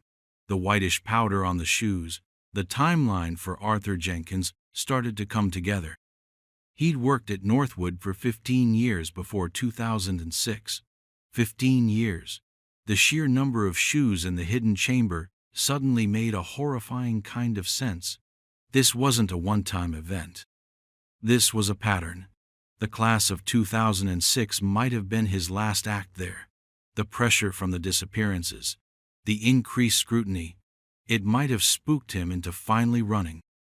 The search for Jenkins intensified. They found an old address for him, a small, run-down house on the far outskirts of Oakhaven, a place that had been sold for back taxes years ago and had stood derelict ever since. Miller and Harris decided to check it out immediately. Perhaps Jenkins had left something behind, some clue to his mindset or his whereabouts. The house was decaying, windows boarded up, the yard overgrown with weeds. It felt like a place secrets would go to die. The air around it was heavy, still. As they forced open the front door, a gust of stale, musty air greeted them, carrying the scent of rot and old memories. What would they find in the abandoned home of a man who might be a monster? The silence inside was thick, watchful. The interior of Arthur Jenkins's abandoned house was a landscape of decay. Wallpaper peeled in long, leprous strips, furniture lay overturned and broken, and a thick layer of dust and grime covered everything. It smelled of mildew, neglect, and something else, something faintly acrid that pricked at Miller's nostrils. They moved cautiously from room to room, flashlights cutting through the gloom. The place felt like a physical manifestation of a disturbed mind. In what might have been a living room, they found a scattering of old newspapers, all dated around the time of the Northwood disappearances. The headlines stark: "School children vanish. Town prays for safe return." Jenkins had been following the coverage, it seemed. But was it with fear or with a twisted sense of accomplishment? Then, in a small, dank bedroom at the back of the house, they found the drawings, pinned to a decaying corkboard, and scattered across a rickety table were dozens of them. They were rendered in crayon and marker, with a crude, almost childlike hand, yet the subject matter was anything but innocent. Spirals featured prominently, drawn over and over, some tight and constricting, others expanding like dark galaxies. There were crude renderings of stick-figure children, their faces blank or contorted in fear. And then Harris let out a sharp exclamation. "Miller, look at this." He was pointing to a larger sheet of paper, a hand-drawn map. It was unmistakably Northwood Elementary. And there, in the area of the West Wing, circled in red crayon, was a crudely sketched box labeled Sub B. Below it, another spiral. This was it. Jenkins knew. He absolutely knew about the sub-basement. He hadn't just stumbled upon it. He had it marked, planned. This was the mid-spike, the undeniable confirmation that Jenkins wasn't just a peripheral figure. He was central to the horror. But there was more. The map showed something else.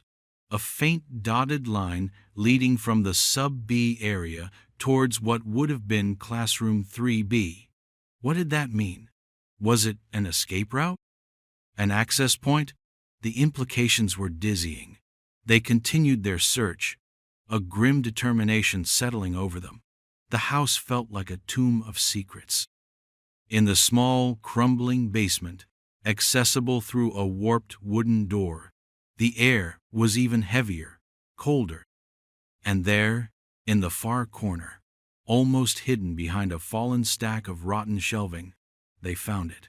A small room, barely more than a closet, its door secured with a heavy padlock, rusted shut. Harris managed to break it open with a crowbar from their kit. The door creaked open, revealing a space no bigger than a large cupboard. Inside, the sight made Miller's blood run cold. There was a single, small, child-sized cot, its thin mattress stained and torn. Next to it, a neat stack of school textbooks, third-grade level. Copyright dates: 2005, 2006. And on the wall, more drawings. These were fainter, as if made by a weaker hand. More spirals. But also, a crude drawing of a tall, thin figure with no face, looming over smaller figures. The atmosphere in the tiny room was suffocating, thick with unspoken terror. Had Jenkins brought one of the children here? Or was this a place of preparation, of fantasy, the cot, the books? It was a horrifying tableau of stolen innocence. Miller felt a wave of nausea. This wasn't just about a hidden room anymore. This was about a predator who had operated in plain sight, using the very place meant to protect children as his hunting ground. The silence of the abandoned house seemed to scream Jenkins's guilt. They backed out of the basement room. The image of the cot burned into their minds. The discovery here shifted everything. Jenkins wasn't just a janitor who knew about a hidden space. He was deeply, intimately involved. The question now was, how deep did his depravity run? And was he acting alone? The sheer number of shoes in the sub-basement argued against a lone operator, or at least suggested a level of activity that was hard to imagine one man sustaining for so long without any suspicion. The map, the cot, the drawings, it all painted a picture of a meticulously planned, long-term horror. The findings at Jenkins's house cast a sickening pall over the investigation. The cot, the third-grade textbooks from 2006, the crude, disturbing drawings, they all pointed to a dark obsession, a horrifying premeditation.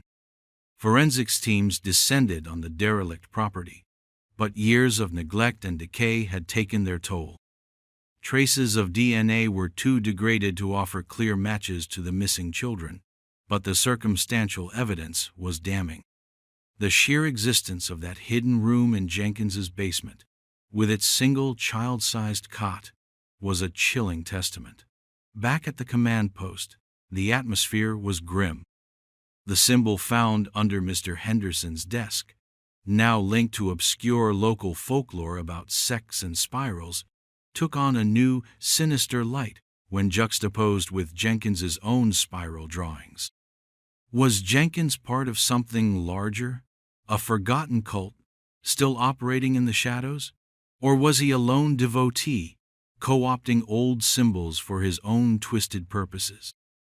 An expert on fringe beliefs and local legends, a Dr. Alistair Finch, was brought in.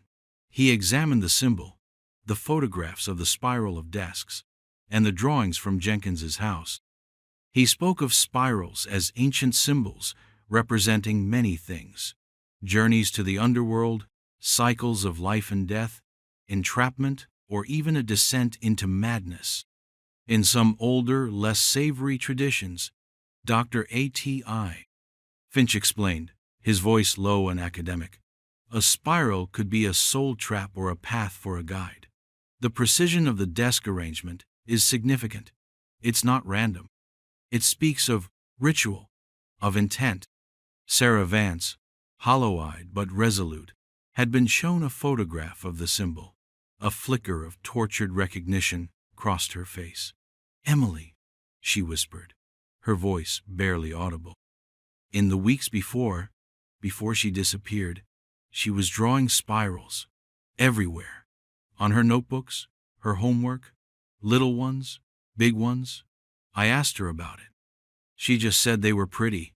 I thought it was just a phase, something kids do. She buried her face in her hands. Oh God, what if it meant something? What if she was trying to tell me something? The thought that her daughter might have been exposed to this symbol, this darkness, even before the disappearance, was a fresh wave of agony for her. Miller felt a pang of sympathy, mixed with a grim understanding. Children pick up on things. Had Emily seen Jenkins drawing spirals? Had he shown them to her, to other children? Were these symbols part of his grooming, his method? The focus returned to the sub-basement, to the desks themselves. The team re-examined each one, looking for anything they might have missed. Beneath one of the small student desks, number 12 in the spiral, a technician noticed a floorboard that seemed slightly loose. It was old, packed earth beneath, but this one board, probably scrounged from elsewhere, had a slight give. Carefully, he pried it up. Underneath, nestled in the shallow depression, was a single, folded piece of paper. It was brittle, yellowed with age, and smudged with dirt.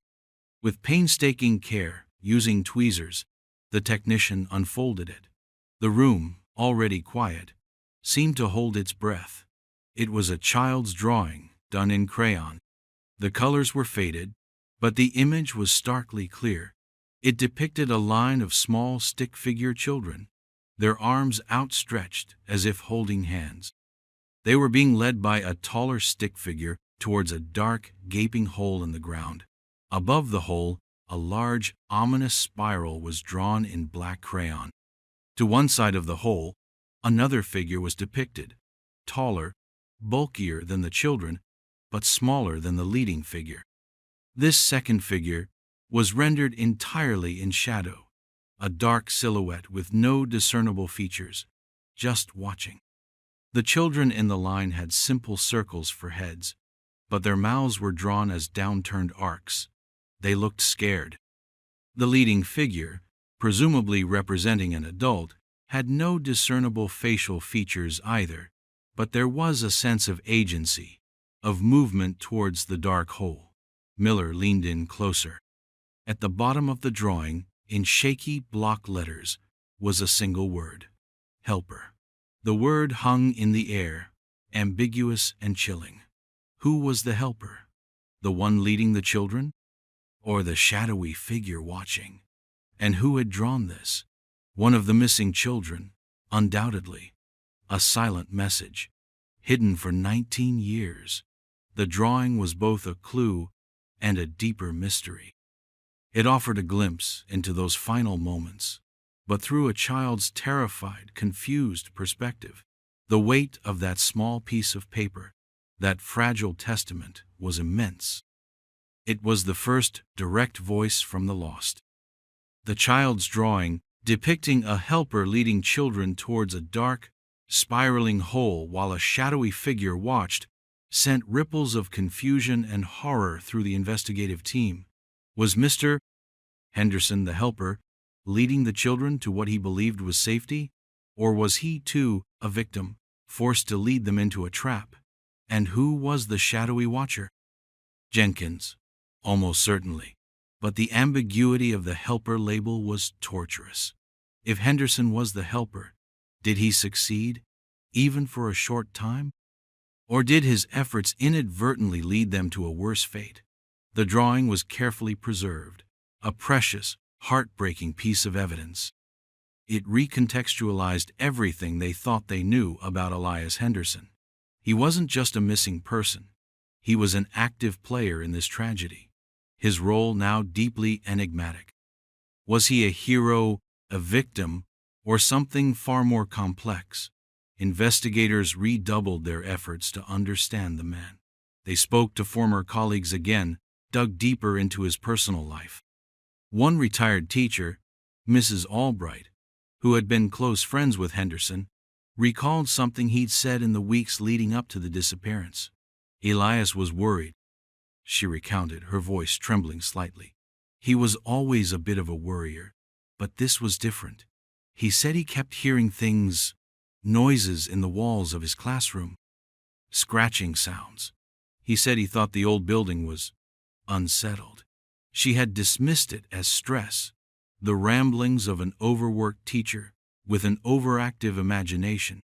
He even mentioned something about the school's history, that it was built on unhallowed ground, as he put it. He was a history buff, obsessed with local lore. I told him he was reading too many old books. Now, her dismissal haunted her.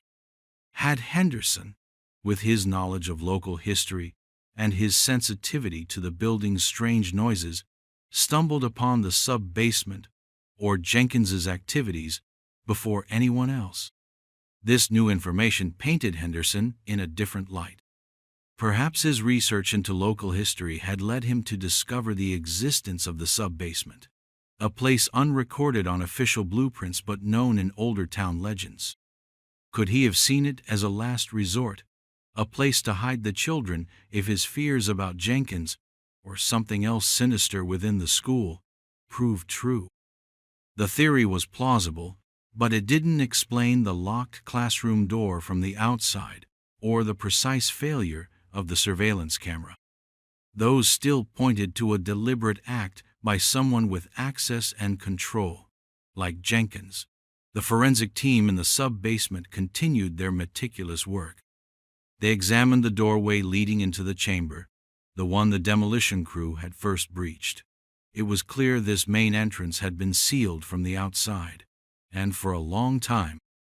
But then, one of the technicians noticed something on the inside surface of the heavy, makeshift door, faint, desperate scratch marks. Dozens of them, concentrated around where a handle or latch might have been. They were gouged deep into the wood, as if made by fingernails, or a small, sharp object. Were these the marks of someone trying to claw their way out? Or, more chillingly, had someone been trying to claw their way in after it was sealed? The directionality was hard to determine with certainty. The discovery of the scratch marks added another layer of horror. If Henderson had led the children there for safety, what happened next? Were they trapped? Did their helper become their jailer? Or was he trapped with them? The single word on the drawing, helper, echoed in Miller's mind, becoming more ominous with each new finding. The sub-basement, once a silent tomb, was slowly giving up its secrets, each one more disturbing than the last. And the question of Arthur Jenkins loomed larger and darker. Where was he? And what other secrets had he taken with him? The hunt for him became the absolute priority. If he was alive, he held the key to unlocking the full, terrible truth of what happened in that hidden room 19 years ago. The investigation now intensely focused on the mechanics of the disappearance, particularly the lockdown drill on that fateful day in 2006. How did an entire class, plus their teacher, vanish from a locked room with the hallway camera conveniently offline? Detective Harris ordered a deep dive into the school's maintenance and IT records from that period. Buried in an archive server, an old IT incident report surfaced. It detailed a manual override of the surveillance system for the West Wing corridor, the one outside Classroom 3B. The override was traced back to a janitorial access panel located in a basement supply closet, a closet Arthur Jenkins had regular access to. This was concrete. Jenkins hadn't just benefited from a random camera malfunction. He had actively, deliberately disabled it. The timing, precisely at 12:00 p.m. when the lockdown began, was too perfect. He had created a blind spot, a window of opportunity. But what about the classroom door? It had been found locked from the outside by the principal. Standard lockdown procedure was for the teacher to lock the door from the inside and remain with the students. This discrepancy had always bothered Miller. If Mr. Henderson had initiated an evacuation, for some reason, he wouldn't have locked the door from the outside behind him. That pointed to someone else securing the room after it was empty, or trapping them inside. Or, perhaps, Henderson had led them out through an alternate route, and Jenkins, knowing the room was now empty or wanting to ensure they couldn't get back in, locked it. The sub-basement itself, how had the children and Mr. Henderson reached it? The main entrance found by the demolition crew had clearly been sealed for a very long time, and likely from the outside. There had to be another way in, a hidden passage that Henderson knew about, perhaps the one hinted at by the dotted line on Jenkins's crude map. The search teams, armed with Jenkins' map and new ground-penetrating radar equipment, began a systematic sweep of the area around and beneath Classroom 3B and the sub-basement. They focused on the wall in the sub-basement, directly opposite the spiral of desks, the wall that would have been closest to the main school building above. One section sounded hollow when tapped. Carefully, meticulously, they began to remove the cinder blocks. Behind them, not solid earth, but a narrow, dark opening. It was a tunnel, rough-hewn, barely tall enough for a small adult to crouch in, but wide enough for children to crawl through. It was shored up with rotting timbers and seemed to slope gently upwards. It was choked with dust and cobwebs, clearly unused for many years, but it was undeniably a passage. Flashlights revealed it snaked for about 30 feet, ending at what looked like a solid earth wall, but with a distinct wooden frame embedded in it. It was a trapdoor, concealed from the other side. The team supervisor radioed Harris. "We found it, a tunnel. Leads from the sub-basement right up to what we think is the crawl space directly beneath Classroom 3B. Miller, listening in, felt a grim satisfaction. This was how Henderson had moved them. During the chaos of the lockdown, with Jenkins having disabled the camera, Henderson hadn't taken the children out into the hallway. He had led them down, through a hidden trap door in his classroom, probably in a supply closet, into the crawl space, and then through this crude tunnel into the sub-basement. He must have believed it was a temporary refuge, a place no one knew, where he could keep his students safe from a threat he perceived inside the school. But if Jenkins knew about the sub-basement, as his map proved, did he also know about this tunnel? Or did he discover Henderson's desperate plan and follow them? The image of the helper leading the children into the dark hole, with the shadowy figure watching, flashed in Miller's mind. The pieces were falling into place, forming a picture of terrifying clarity. Henderson had tried to save them, but the Watcher had been one step ahead. The silence from the newly discovered tunnel felt ominous, as if it still held the echoes of frightened children and a desperate teacher. The discovery of the tunnel was a breakthrough. It snaked its way from the sub-basement directly to a cleverly concealed trapdoor found in the floor of what had been Classroom 3B's large supply closet. Mr. Henderson, with his knowledge of local history, and perhaps alerted by strange occurrences, must have discovered this hidden route and seen it as a desperate emergency exit. He had used the lockdown drill, a moment of sanctioned quiet and closed doors, as cover to lead his 22 students down into the earth, into what he likely believed was a temporary, unknown sanctuary. The drawing found under the desk, the helper, leading the children into the dark, spiraling hole, now seemed to depict Henderson's desperate gamble. But the shadowy figure watching, that had to be Jenkins. The horrifying truth began to coalesce. Arthur Jenkins wasn't just a disturbed loner. He was a predator who had turned the hidden underbelly of Northwood Elementary into his domain. The sub-basement was his. The hundreds of shoes were his trophies, collected over years, perhaps decades, from countless unknown victims. He had operated in the school's secret spaces, a monster hidden in plain sight. Henderson must have, through his own research or by accidentally stumbling upon some evidence of Jenkins' activities, begun to suspect the janitor. Perhaps he'd found the shoe chamber. Perhaps he'd confronted Jenkins. Or Jenkins realized he was getting too close. The lockdown drill provided Henderson an opportunity to act on his fears, to get the children away from a threat he couldn't yet prove or fully comprehend but knew was imminent. He led them through the trap door, down the tunnel, into the sub-basement. But Jenkins, methodical and cunning, must have anticipated Henderson, or quickly discovered his plan. Jenkins controlled the cameras. He knew the school's hidden ways better than anyone. He likely followed them, or was waiting for them. The locked classroom door from the outside now made sense. Jenkins sealing off their retreat, ensuring they couldn't get back up into the school. He had trapped them in the sub-basement. Mr. Henderson, the helper, had inadvertently led his charges into the spider's parlor. What happened next, in that cold, dark room, was the core of the 19-year mystery. The spiral arrangement of desks. Was it a desperate attempt by Henderson to maintain order and morale for the terrified children as they waited for a rescue that would never come? A way to conduct lessons? To keep their minds occupied in the face of unimaginable horror? Or was it something Jenkins did later? A ritualistic arrangement over their remains? A final twisted act of possession, as suggested by Dr. Finch and the symbol under Henderson's desk?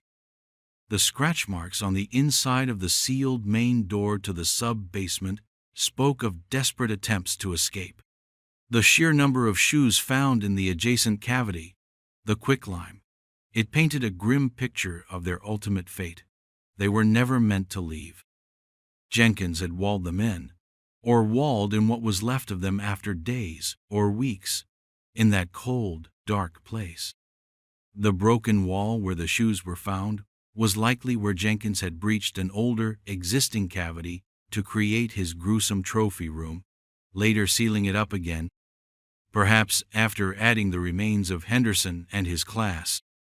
The hundreds of shoes were a testament to a reign of terror that had gone on for years, with the class of 2006 being its final, horrifying chapter at Northwood.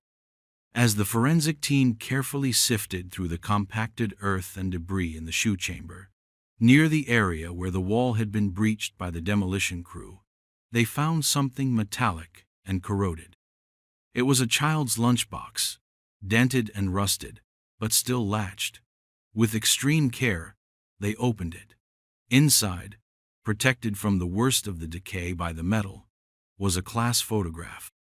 22 smiling third-grade faces surrounding their teacher, Mr. Elias Henderson, who had a kind, if slightly weary, smile. It was the class of 2006. Sarah Vance, when shown a high-resolution image, confirmed it was Emily's year. Then, the technician gently turned the photograph over. On the back, written in faint, spidery handwriting, almost illegible, but painstakingly enhanced under special lighting, were a few words. It looked like a last testament, scrawled by a weakening hand. Tried to save them. He knew. He found us. Hid this. Forgive me. E.H. Elias Henderson. His final message. A confession of his desperate attempt and his failure. A plea for forgiveness. The truth, in all its devastating simplicity, was finally revealed. Henderson was a hero, a tragic one, who had fought to protect his students until the very end, only to be overcome by a monster. The sub-basement hadn't been his choice of tomb. It had been Jenkins' trap. Miller closed his eyes, the weight of 19 years pressing down on him. The children hadn't just vanished. They had been led to slaughter by a man who should have been their protector's shadow, a man who walked the halls with them every day. The note on the back of the class photograph was a devastating period at the end of a 19-year-long sentence of uncertainty. Elias Henderson had tried. He had fought. He had failed. Arthur Jenkins, the quiet janitor, was the monster who had lurked beneath the everyday surface of Northwood Elementary. The search for Jenkins, which had been frantic, now took on an air of grim finality. He had to be found, not for clues, but for a reckoning. But the world, it seemed, had already delivered its own kind of justice, albeit a blind and unsatisfying one. Records eventually surfaced. Arthur Jenkins, age 51, had died 7 years after the Northwood disappearances, in 2013. He'd been living under an assumed name in a small town several states away. His death was mundane, almost anticlimactic, hit by a delivery truck while crossing the street. An accident. No confrontation, no confession, no chance for the families to face him. He had simply ceased to exist, taking the full, horrifying scope of his secrets with him. The hundreds of shoes in the sub-basement chamber remained largely anonymous, a silent, heartbreaking testament to decades of potential victims, children whose disappearances were perhaps never linked, or never reported, or who were simply forgotten by time. Each pair was a ghost story without a name. For Sarah Vance, the discovery of the lunchbox, the photograph, and Henderson's heartbreaking note brought a terrible, crushing certainty. The 19 years of clinging to faint, impossible hope dissolved into a tidal wave of fresh grief, yet beneath it, there was also a strange, bitter kind of peace. She finally knew. Emily hadn't been abandoned. She had been fought for. Her teacher had tried to be her helper. It was a sliver of solace in an ocean of pain.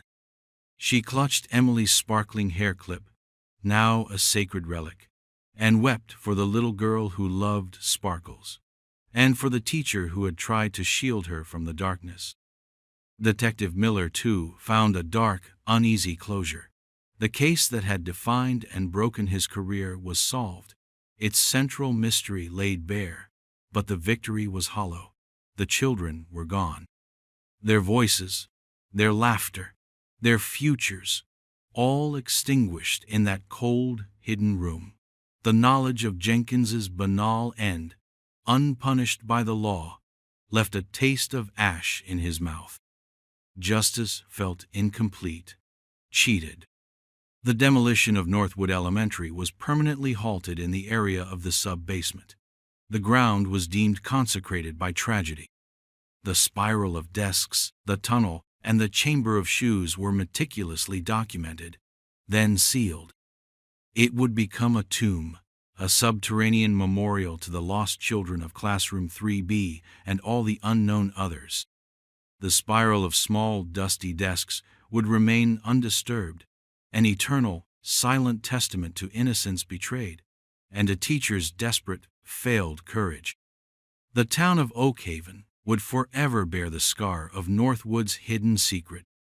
The school, a place intended for learning and safety, had harbored an unimaginable darkness for decades, its foundations literally built over a place of horror. The story became a grim reminder of the unseen monsters that can walk among us, hidden behind ordinary faces in ordinary places. The resolution was bittersweet, a tragedy understood but not undone. The loss remained, profound and echoing, a disturbing realization of the fragility of safety and the deep shadows that can lie beneath the most familiar surfaces. The quiet horror of what one man had done for so long in secret would linger for generations. Have you ever heard of anything like this? Share your thoughts or stories in the comments. In 2023, a trapdoor revealed the lost children's Halloween. It was hidden in the basement of the last house on the block, the same house where, on a cold Halloween night in 1993, 6 neighborhood children had vanished. They'd been trick-or-treating, a giggling pack of superheroes and princesses, their laughter echoing down the quiet street. They rang the bell at this very house, the one at the very end, bordered by dark woods. And then, nothing. Their brightly colored costumes, a cheap vampire cape, a glittery fairy dress, a plastic Power Ranger suit, were found the next morning, scattered like fallen leaves in those same nearby woods. Little, empty shells. But the children themselves, they were simply gone, swallowed by the night. For 30 years, that disappearance had been a raw, open wound in the town of Oakhaven, a chilling local legend whispered by new generations of kids dared to approach the shadowed property line. 30 years of silence. Until now. The developer, a man named Mark Ashton, had bought the old house cheap. It had stood empty for years, decaying slowly, its paint peeling, its garden overgrown. Locals avoided it. He'd planned to gut it, modernize it, flip it. He was a practical man, not given to believing in ghosts or curses, just profit margins and structural integrity. The basement was the last room he'd properly inspected. It was stone-lined, damp, smelling of mildew and earth, standard for a house of its age. He was checking the foundation, tapping along the walls with a hammer, listening for hollow spots that might indicate damage, when he found it. Not a hollow spot in the wall, but in the floor.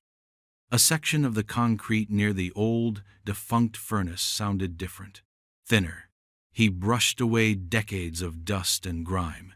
He saw no lines, no handle, but there was something. A faint discoloration, perhaps. He got a crowbar. It took effort, the concrete around the edges chipping. But then a square section, about 3 feet by 3 feet, groaned and shifted. A trapdoor. Not wood, but concrete set into a hidden metal frame, designed to blend seamlessly. His heart gave a little thump of something, curiosity, maybe a touch of unease. Who hides a section of a basement floor? He pried it open. The hinges, surprisingly, were well oiled, moving with a quiet suck of air. A wave of smell hit him, different from the general basement mustiness. It was cold, still air, thick with the scent of damp concrete, but also something else, something faintly, sickeningly sweet, like rotten fruit mixed with old plastic. He shone his heavy-duty flashlight down. A short, steep set of narrow concrete steps led into blackness. He hesitated. This wasn't on any blueprints. This felt wrong. But the house was his now. He had to know what was down there. Holding the flashlight steady, he descended. 1 step, 2, 5. The air grew colder, the silence absolute. He reached the bottom, a small square chamber, no more than 10 feet by 10 feet. Entirely concrete. Walls, floor, ceiling. No windows. One bare bulb fixture overhead. The bulb long dead. It felt like a tomb. His light beam swept across the space. He saw the bags first. Dozens of them. Old trick-or-treat bags. Plastic pumpkins with faded, leering smiles. Flimsy bags with ghosts and black cats from a bygone era of Halloween decorations. Some were half full, their plastic stretched and misshapen by whatever was inside. Others lay flat and empty. They were just there. A jumbled, colorful pile in one corner, like a forgotten discard from a party that ended badly. What were they doing here, preserved in the cold damp? His skin prickled. This wasn't just old storage. Then his flashlight beam caught the shoes. His breath hitched. Against the far wall, a row of small shoes. Children's shoes. Sneakers, boots, a pair of shiny black Mary Janes. They weren't tossed aside like the bags. They were lined up, neatly, perfectly spaced, toes pointing forward, as if awaiting their owners for morning assembly. There were maybe 10 or 12 pairs. A cold dread, sharp and sudden, pierced through Mark's practical mind. This wasn't right. This was deeply, horribly wrong. Why would anyone keep children's shoes lined up in a hidden concrete room? He took a hesitant step closer, the crunch of his own work boots loud in the oppressive silence. He crouched, his flashlight beam trembling slightly. He reached for the nearest shoe, a small, mud-caked sneaker, its laces still tied in a messy knot. He picked it up. It was light, empty. He tilted it, and his light caught something inside, on the worn insole. Writing, small, block letters, inked in what looked like permanent marker. A name, Timmy B. His blood ran cold. Timothy Ballinger. He was one of them. One of the 6 children who had disappeared from this street, from this very house's doorstep, all those Halloweens ago. Mark's mind reeled. He remembered the old newspaper clippings he'd seen in the local library when he was researching the property's history, the grainy photos of smiling children, their names listed below. Sarah, Michael, Emily, David, Jessica, and Timothy. He quickly, almost frantically, checked another shoe. A little red boot. Inside, Sarah G. Another name. Another lost child. His heart hammered against his ribs. He felt sick. The sweet, cloying smell in the chamber suddenly seemed to cling to him, to the back of his throat. He looked at the row of shoes, each one a tiny monument, each one holding a name. Did each shoe match one of the missing 6? Or were there more? He hadn't counted. He couldn't bring himself to count, not yet. He looked back at the pile of trick-or-treat bags. Dozens, he'd thought. Far more bags than shoes in that neat row. What did that mean? Were there more shoes hidden? Or did the bags belong to others? The question swirled, making him dizzy.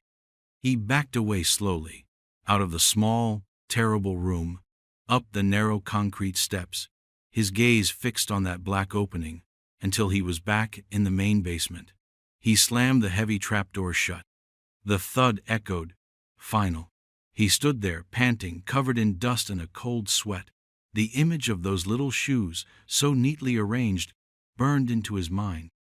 He fumbled for his phone, his fingers clumsy. He dialed 911. His voice, when he finally spoke to the dispatcher, was hoarse, barely a whisper. He told them what he'd found. He didn't know what else to say. The last house on the block, the missing children, the shoes. He waited upstairs, on the porch, not wanting to be inside the house a moment longer. The October air was crisp, the sky turning a bruised purple as evening approached. Halloween was just a few weeks away. He shivered, though it wasn't entirely from the cold. He kept seeing those shoes, lined up, as if waiting. The first police car arrived within minutes, then another, and another. The quiet, forgotten street was suddenly alive, with flashing lights and the crackle of radios.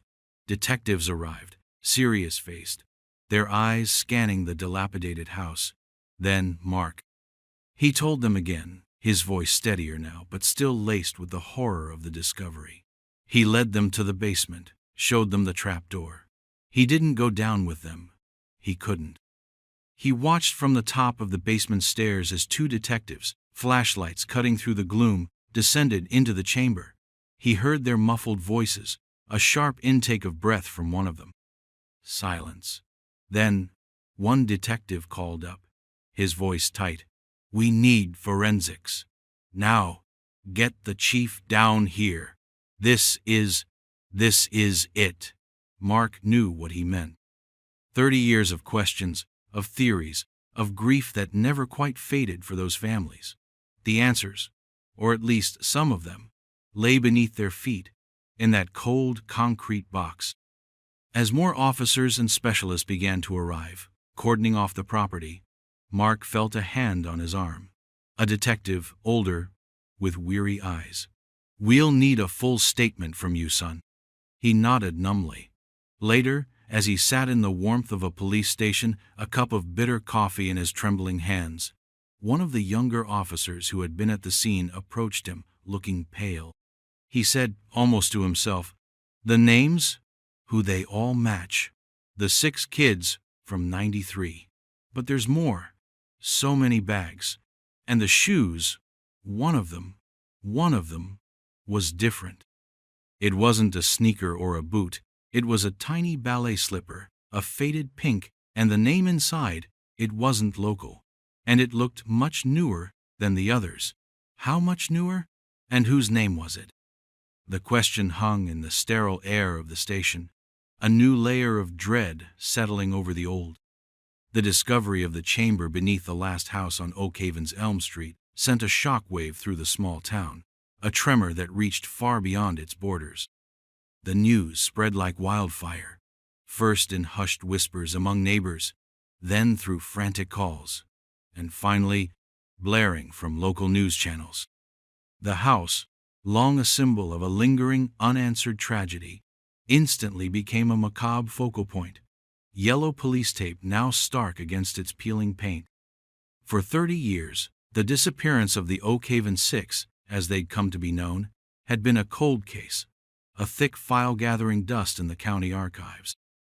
There had been searches, hundreds of them, combing the woods, dragging the nearby river, interviewing every resident, every possible witness. Theories abounded. A drifter, a tragic accident, a carefully planned abduction, but no real evidence, no ransom notes, no bodies. Just those heartbreakingly empty costumes in the woods, a cruel, theatrical gesture that left investigators baffled and families tormented. The woods had been searched so many times. Had they missed something vital right under their noses, inside the very house the children were last seen approaching? The thought was a fresh stab of pain for those who had lived through the initial search. Now, this. A hidden room. The children's shoes. Their names. It was a confirmation of the darkest fears, yet also, perversely, a kind of terrible relief. An answer, however horrifying. The police presence at the house was immense. Forensics vans, unmarked cars, officers standing guard at the perimeter, keeping the press and the morbidly curious at bay. The chief of police, a man named Frank Holloway, had been a rookie cop back in 1993, assigned to perimeter duty during one of the early searches. He remembered the faces of the parents, etched with a kind of wild, hopeful despair that slowly, over the weeks and months, had hardened into a permanent, hollow grief. He had never forgotten it. Now, it was his case to oversee this ghost from his own past, rearing its head with a new, even more grotesque revelation. Inside the concrete chamber, the scene was meticulously processed. Every speck of dust, every fiber, every item was treated as sacred, horrifying evidence. The air was still cold, and carried that faint, sickly sweet odor that Mark Ashton had noticed, an odor the older forensic examiners recognized with a grimace, the smell of very old candy, decaying textiles, and something else less identifiable, something that spoke of time and confinement. The dozens of trick-or-treat bags Mark had reported were counted. There were 37. 37 plastic pumpkins, ghosts, and superheroes, some still bulging with their Halloween haul, others collapsed and empty. The candy inside the fuller bags was ancient, discolored, some of it crumbling to dust, some eerily preserved, still wrapped in faded, brittle cellophane. Little chocolate bars, lollipops, packets of hard candies, brands that hadn't been on shelves for decades, a time capsule of childhood treats. But why so many bags? Were they all from that one Halloween night in 1993? Or did they represent something else, something spread over time? And then there were the shoes. 10 pairs neatly lined up, not 12 as Mark had initially, hazily estimated in his shock. 10 pairs. Each meticulously cleaned on the outside, yet still bearing the intimate impress of a small foot within, each with a name. The first 6 names corresponded, chillingly, to the Oakhaven 6, Timmy B., Sarah G., Michael P., Emily R., David K., Jessica L. The block letters were neat, almost too neat, as if inscribed with deliberate care. The sight of them, physical proof that these children had been in this room, sent a fresh wave of grief through the investigators. But there were 4 more pairs of shoes, 4 more names. These were the ones that caused a new alarm to ripple through the investigative team. One was the tiny, faded pink ballet slipper the young officer had mentioned to Mark. The name inside was Lily M. Another was a scuffed cowboy boot, Leo S. Then a sturdy-looking hiking boot, barely worn, Chloe W. And finally, a simple canvas sneaker, Sam N. None of these names were part of the Oakhaven 6. None of them were immediately recognizable as missing children from the area, not from that specific time frame anyway. The ballet slipper, Lily M's, did indeed look newer, the canvas less rotted, the ink of the name sharper, fresher. The others were harder to date visually. Were these children also from 1993, from somewhere else? Or had this horrible collection grown over the years? The implication was staggering. This wasn't just about one terrible night. This could be far bigger, far more prolonged. Chief Holloway stared at the evidence photos laid out on a table in the temporary command post set up in a nearby community center. The shoes, the bags, the neatness of the shoes, the jumble of the bags. It was a contradiction that bothered him. Order and chaos, side by side. What did it mean? He picked up the photo of Timmy B's sneaker. He remembered Timothy, a freckled, gap-toothed kid with a mischievous grin, dressed as a miniature Dracula that Halloween. His mother, Mary Ballinger, had shown Holloway a photo of him in his costume just hours before he'd gone out, her voice full of pride. Mary was still alive, still lived in Oakhaven. All the parents of the original 6, except for David K's father who had passed away from a heart attack 5 years after the disappearance, were still alive, living in a suspended state of not knowing. How were they going to tell them this? That their children's shoes had been found, kept like trophies, just yards from where they'd last been seen? And what about these other 4 names? 4 new potential heartbreaks, 4 new families to find, to inform. The weight of it felt immense. The number of shoes, 10, did not match the 37 trick-or-treat bags. Why the discrepancy? Were there other shoes somewhere? Or did some children not leave shoes behind? Or did the bags represent something else entirely? Failed attempts, perhaps, or souvenirs of encounters that didn't end with a child in this chamber? The questions were multiplying, each one darker than the last. He looked at the photo of the ballet slipper again. Lily M. The ink looked so fresh. When was this shoe placed here? Could it be recent? The thought sent a chill down his spine that had nothing to do with the autumn air. Had this house, this hidden chamber, been active long after 1993? Perhaps even until very recently. The call came in the late hours of the morning. after a mostly sleepless night for Sarah Gilmore's mother, Helen. She was in her 70s now, frail, her once bright eyes clouded by years of unshed tears and fading hope. The voice on the other end was gentle, a detective from the county. He said there had been a development in Sarah's case, a significant one. Could they come over? Helen's heart, a tired, worn-out muscle, gave a painful lurch. A development? After 30 years? What could it possibly be? She agreed, her voice a dry whisper. Her son Michael, Sarah's older brother, who lived nearby, would be there with her. He'd been only 15 when his little sister, his shadow, had vanished. The loss had shaped his entire adult life, a quiet sorrow that never truly left him. When the two detectives, Chief Holloway himself among them, arrived an hour later, their somber faces told Helen all she needed to know. It wasn't good news. It was the news she had somehow always been expecting, yet dreading with every fiber of her being. They sat in her small, neat living room, surrounded by photographs. Sarah at her 5th birthday, blowing out candles. Sarah on her first day of school, a gap-toothed smile.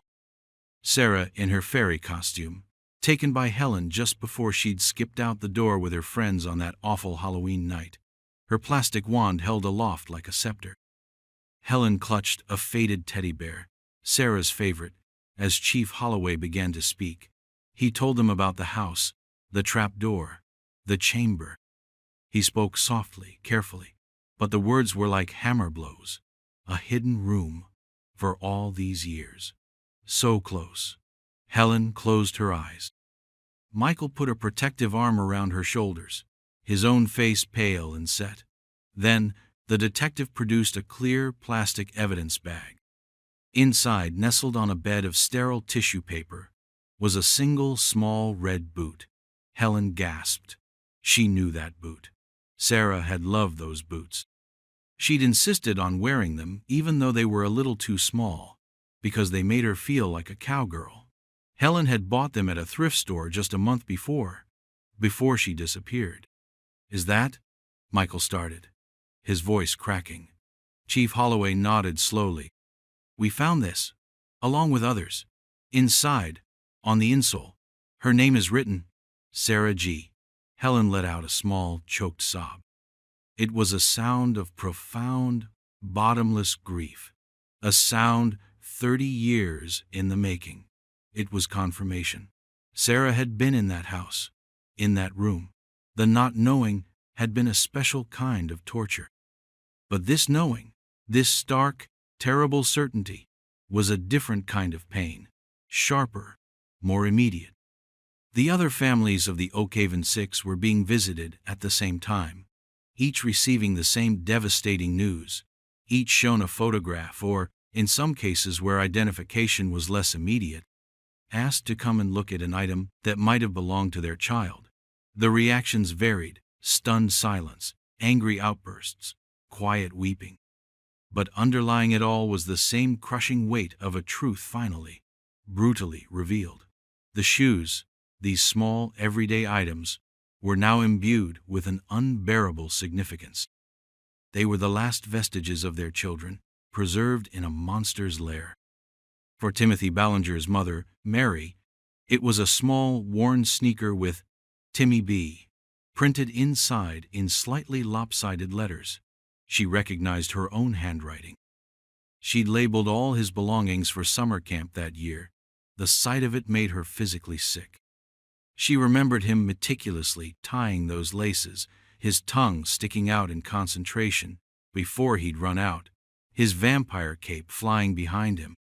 For Emily Rodriguez's parents, it was a delicate, patent leather Mary Jane. Emily had called them her princess shoes. The questions came tumbling out amidst the tears. Who did this? Why? Are they? Chief Holloway had to tell them they didn't know yet. They had found no remains in the chamber, only the bags and the shoes. The absence of bodies was another layer of cruelty. Where had the children gone after their shoes were taken? What had happened in that concrete box? The house itself, the last house on the block, loomed large in their minds. It had been owned back in 1993 by an elderly man named Arthur Blackwood. A recluse, people had called him. He rarely came out, his groceries delivered. He'd been questioned, of course, back then. He'd denied seeing any children, claimed he hadn't even answered the door that night, said his bell was broken. His house was searched, but cursorily, perhaps. An old man, frail, seemingly harmless. No one had thought to look for a hidden concrete chamber in his basement. No one imagined such a thing. Blackwood had died of natural causes about 10 years after the disappearances, in 1999. The house had passed to a distant relative who lived out of state and left it to rot, eventually selling it to the development company Mark Ashton worked for. Arthur Blackwood. Was he the monster? A quiet, elderly man? It seemed impossible. Yet the evidence was in his house. Or had someone else had access to that hidden room? The families clung to any detail, any hope for a fuller answer. But then Chief Holloway had to tell them about the other shoes. The 4 other names: Lily M., Leo S., Chloe W., Sam N. He showed them the picture of the pink ballet slipper. A new chill entered the room. This wasn't just their tragedy. It was bigger. And that ballet slipper, so clean, so relatively new, it suggested the horror hadn't ended with Arthur Blackwood's death. Had someone else continued his work? Or was Blackwood himself just a cover for something even more sinister? The thought that the nightmare might have continued, perhaps for years after their own children were taken, was almost too much to bear. It opened up a whole new abyss of possibilities, each more terrifying than the last. The investigation into Arthur Blackwood began immediately, a deep dive into the life of a man who had been a ghost in his own neighborhood for decades. He had no local family, no close friends that anyone could recall. He'd moved to Oak Haven in the late 1960s, already a middle-aged man, buying the house on Elm Street for cash. He'd worked, according to Old Town records, as a watch repairman, a quiet, meticulous trade, often from his home. No criminal record, no red flags that anyone had ever noticed. Neighbors from back in '93, those who were still around and could remember, described him as odd, quiet, but harmless. Kept to himself was the common refrain. A bit spooky, but, just an old man. No one recalled him ever having visitors, especially children. The thought of him luring 6 children, then more, into that house, into that hidden chamber, seemed to defy everything they thought they knew. But the chamber was there. The shoes were there.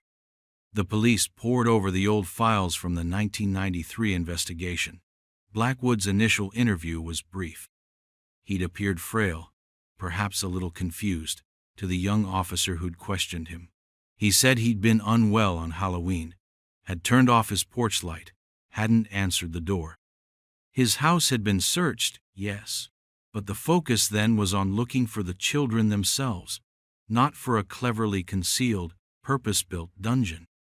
The basement was checked for obvious signs of disturbance, but the trapdoor, flush with the concrete, covered in dust, had been missed. It was a mistake that would haunt the original investigators, a bitter pill to swallow 30 years later. How could they have missed it? The sheer audacity of its construction, its perfect concealment, spoke of a cunning and patience that was deeply unsettling. The house itself became the primary focus. The trapdoor was clearly not a recent addition. The concrete work around it, the aging of the metal frame, suggested it was old, perhaps even part of the original modifications Blackwood might have made when he first moved in. Or was it there even before him? That was a new, disturbing question. The house was built in the 1920s. Could this chamber have an even longer, darker history? The team requested original blueprints, but for a house that old, records were sparse, often inaccurate. They examined the chamber again. The concrete was poured professionally, not a haphazard job. The steps were narrow, steep. The single light fixture was wired into the house's main electrical system, but the switch was hidden ingeniously behind a loose stone in the basement wall, far from the trapdoor itself. This was planned. Methodical. The forensics team looked for any trace evidence, hair, fibers, fingerprints, that might not belong to the known victims or Blackwood. The sheer number of years, the dampness, made it difficult, but they were meticulous. They scraped samples from the walls, from the floor, from inside the shoes and bags. Every item was a silent witness. What about Arthur Blackwood's life before Oakhaven? That became the next line of inquiry. He'd come from a larger city several states away. Detectives were dispatched to dig into his past there. Had there been any similar incidents? Any whispers? Any old, unsolved cases involving missing children in areas where he had lived or worked? It was a painstaking process, sifting through decades-old records, looking for a ghost. Back in Oakhaven, the local library's archives were revisited. Old newspapers, yearbooks, town meeting minutes, anything that might shed light on the reclusive watch repairman. They found little. He was a non-entity, a man who had moved through life leaving almost no ripples, until now, when this monstrous secret was unearthed. The focus then shifted to his death in 1999. He died in the house. A neighbor had called the police after not seeing him for several days, noticing mail piling up. He was found in his bed, natural causes, the coroner had ruled. The house was sealed for a short time, then released to the distant relative who, it turned out, had never even visited the property, handling everything through lawyers. It had simply sat, a silent tomb, its secrets undisturbed, until Mark Ashton's crowbar had brought them into the light. The question of the other 4 pairs of shoes, especially Lily M's newer-looking ballet slipper, gnawed at Chief Holloway. If Blackwood died in '99, who placed that slipper there? Could it have been there before his death, simply better preserved? Or did someone else have access to that chamber? Someone who knew about it? Someone who, perhaps, shared Blackwood's horrifying secrets? The thought of an accomplice, or a successor, was a chilling prospect. Was the threat still out there? They ran the names: Lily M., Leo S., Chloe W., Sam N., through national databases of missing children. It took time. These were common first names, and without approximate ages or locations, it was like searching for needles in a vast haystack. Days turned into a week. The media frenzy around Oakhaven was intense. The families of the Oakhaven Six were hounded, their grief made public property. The town lived under a cloud of renewed fear and disbelief. The last house on the block was no longer just a spooky landmark. It was a confirmed house of horrors. And the biggest question remained: what exactly happened to the children after their shoes were added to that neat, terrible row? Were their bodies somewhere else on the property? The grounds were being surveyed for any disturbances, any unmarked graves. So far, nothing. The woods nearby, searched so many times before, were being re-examined with new eyes, new technology. Every fallen log, every depression in the earth, was now suspect. But the discovery that truly shifted the investigation came not from the ground, but from a dusty box of Blackwood's belongings found in the attic, overlooked in the initial sweep after his death, and somehow missed by the relative's clean-out crew. It was a collection of watch repair tools, old ledgers, and tucked beneath them, a small, leather-bound journal. Its pages were filled with cramped, spidery handwriting, and dates going back decades. The forensic team, now operating with a grim sense of purpose in the small, concrete chamber, intensified their search. They had already cataloged the shoes and the bags, taken countless photographs, and collected surface samples. But Chief Holloway had a nagging feeling. The room was too simple, too stark.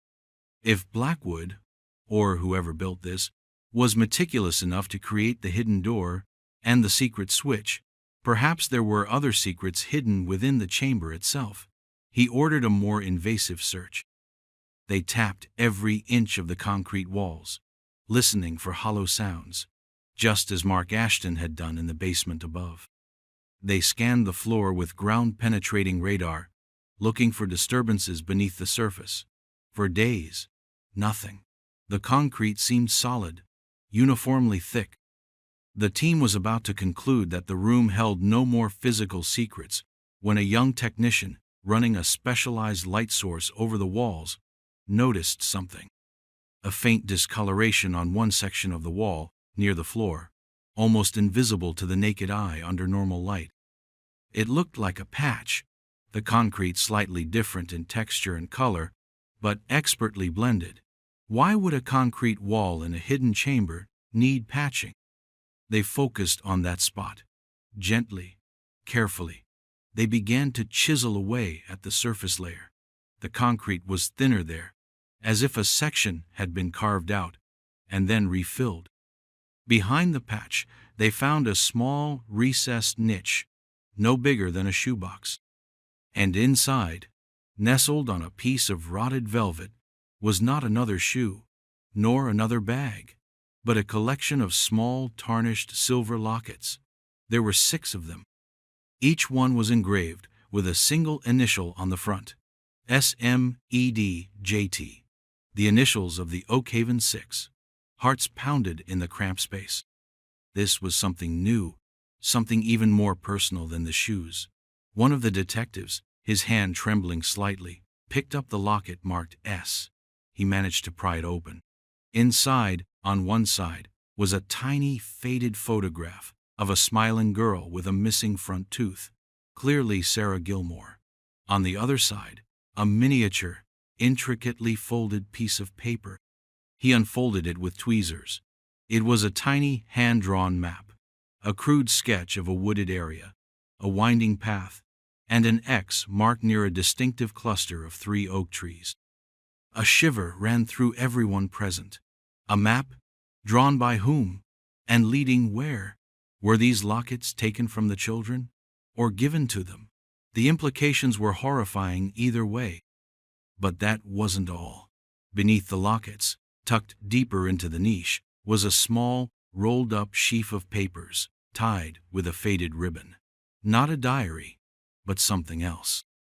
It was a series of children's drawings, crude crayon pictures of stick figures, houses, suns, typical childhood art, at first glance. But then they looked closer. One drawing showed a tall, dark house with no windows, and tiny figures with sad faces standing outside. Another depicted a room with a single light bulb and a stick figure lying on a small bed. A third showed a figure with a wide, unsettling smile, offering a piece of candy to a smaller figure. These weren't happy drawings. They were chilling. And on the back of one drawing, a single word was scrawled in childish print. Helper. Helper? Who was the helper? Was this a reference to an accomplice? Or was it what the child called their captor? The discovery of the lockets and the drawings sent a fresh jolt through the investigation. This was the mid-spike they hadn't anticipated, a discovery that deepened the mystery and the horror immeasurably. The lockets were intimate, trophies of a different kind than the shoes. And the drawings, they were a glimpse into the children's experience, a terrifying, silent testimony. The map, in particular, was electrifying. Could this be it? Could this crude drawing lead them to where the children were, or what remained of them? The date etched into the concrete that one of the techs had found earlier, almost dismissed as a scratch, now seemed more significant. It was from 1997, 4 years after the Oakhaven 6 disappeared, and 2 years before Blackwood's death. Did it mark the creation of this hidden niche? Or the acquisition of a new victim whose locket or shoes were yet to be found, or perhaps were never kept? The chamber was giving up its secrets, one agonizing layer at a time. The discovery of the lockets and the children's drawings, especially the crude map, galvanized the search teams. The drawing was simple, almost abstract, but the cluster of 3 oak trees marked with an X was distinctive enough to give them a starting point. The woods bordering the Blackwood property were dense, largely untouched for decades beyond the initial, frantic searches in 1993. Now, armed with this new, terrible clue, investigators fanned out. Their focus narrowed. Chief Holloway felt a grim sense of anticipation. This could be it. The place where the final, heartbreaking chapter of the Oakhaven Six's story lay hidden. They overlaid the child's drawing onto topographical maps of the area, trying to match the crude lines with known paths and landmarks. It was slow, painstaking work. The woods had changed in 30 years. Trees had fallen, new undergrowth had sprung up. But the older oaks, those were more permanent. After 2 days of methodical searching, a young officer, pushing through a thicket of thorns about half a mile deep into the woods, well beyond where previous searches had likely reached with any thoroughness, called out. He'd found them. 3 ancient oak trees, their massive trunks forming a tight, recognizable cluster, just like in the drawing. And at their base, partially covered by decades of fallen leaves and forest debris, was a slight, almost imperceptible depression in the ground. The area was immediately secured. Forensic anthropologists were brought in. The digging began with painstaking slowness, small brushes and trowels used to remove the earth layer by layer. The soil was damp, acidic. Hours passed in tense silence, broken only by the scrape of tools and the rustle of leaves. Then, a trowel hit something that wasn't stone or root. A small, rotten piece of fabric. More digging. And then, the first bone. Small, unmistakably human. A collective intake of breath from the observers. Over the next few hours, they unearthed more. The skeletal remains of not 1, but 6 small individuals, buried together in a shallow, unmarked grave. The arrangement was haphazard, as if they had been placed there in haste. There was no sign of clothing beyond a few rotted scraps, no personal items other than what was found in the lockets back in the chamber. It was a heartbreaking, desolate scene. The Oakhaven Six, finally found. Their long journey had ended here, in the cold earth, beneath these silent trees. The news, when it was gently broken to the families, brought a fresh wave of agony, but also a certain terrible closure. The not knowing was over. Their children were home, in a sense. But the horror of their final resting place, the cruelty of it all, was a burden they would carry forever. While the grim discovery in the woods brought one part of the mystery to a close, the questions surrounding Arthur Blackwood, the chamber, and the other 4 pairs of shoes, especially Lily M's ballet slipper, intensified. The journal found in Blackwood's attic became a key focus. It wasn't a diary of his crimes, not explicitly. It was filled with observations, notes on watch repairs, weather entries, and, chillingly, names. Just names, written next to dates. Some names were accompanied by small, intricate drawings of gears or clock faces. Others had nothing. The names of the Oakhaven Six were there, next to dates in late October 1993. And there were other names, many other names, spanning years, even decades. Some were local, others from towns and cities Blackwood was known to have lived in or visited before settling in Oakhaven. Were these all victims? Or just people he knew, customers, acquaintances? The ambiguity was maddening. The drawings found in the niche, the one mentioning a helper, this opened another terrifying avenue. Was Blackwood acting alone? The meticulous nature of the chamber, the years it seemed to have been in use, suggested a level of planning and execution that seemed almost beyond one frail, elderly man. Or was his frailty an act? Investigators cross-referenced the names from the journal with national missing persons databases. Hits began to come in. Leo S., the owner of the scuffed cowboy boot, was linked to a missing boy from a neighboring state, vanished in 1989. Chloe W.'s sturdy hiking boot matched a girl who disappeared while on a family camping trip in 1995, in an area Blackwood was known to have visited for a watchmaker's convention. A detail unearthed from an old credit card receipt. Sam N's canvas sneaker belonged to a boy reported missing from a town near Blackwood's previous residence in 1978. Each match was a separate tragedy, a separate cold case, now horrifically linked to the house in Oakhaven. The timeline of terror was expanding, stretching back decades before the Oakhaven Six and continuing after. The date 1997, etched in the chamber, and Chloe W.'s disappearance in 95, seemed to confirm Blackwood was active well into his later years. But then there was Lily M., the ballet slipper. The name Lily M. appeared in Blackwood's journal, but the date next to it was early 2001. Arthur Blackwood had died in 1999. This was impossible, unless the journal entry was made by someone else, or unless Lily M. was taken before Blackwood's death, and her shoe only appeared newer. But the freshness of the ink, the condition of the slipper, forensics felt strongly it was a more recent addition to the row. The helper drawing took on a more sinister weight.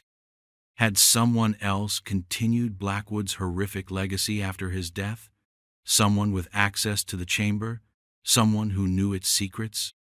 The thought that another predator might have used that same terrible room, perhaps was still out there, sent a new wave of fear through Oakhaven and the wider law enforcement community.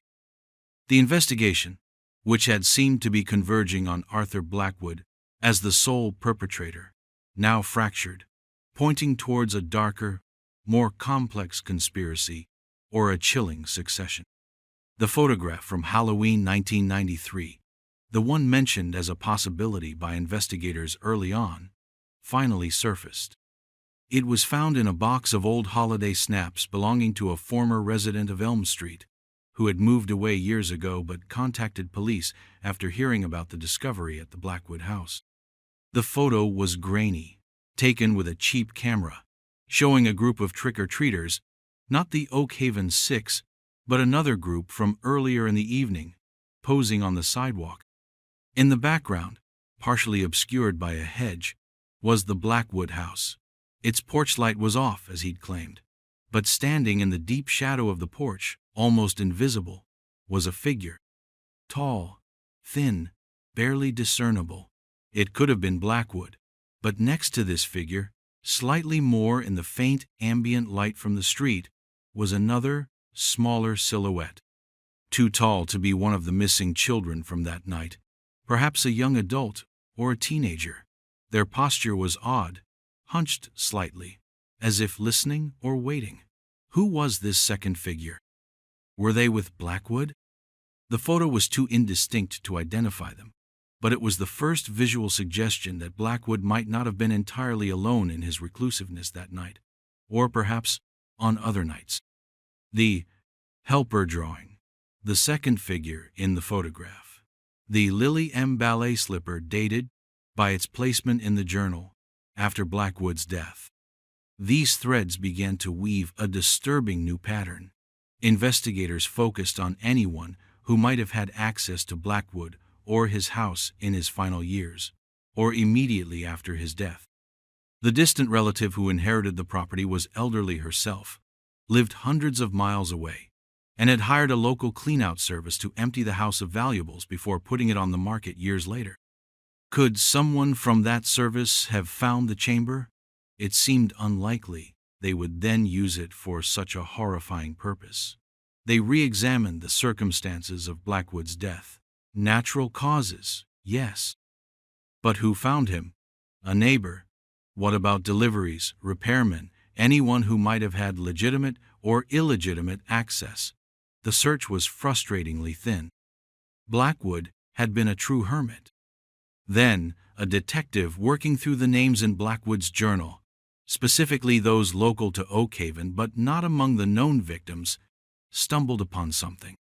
One name, Daniel M., appeared several times, with dates spanning from the early 1990s up to 1998, just before Blackwood's death.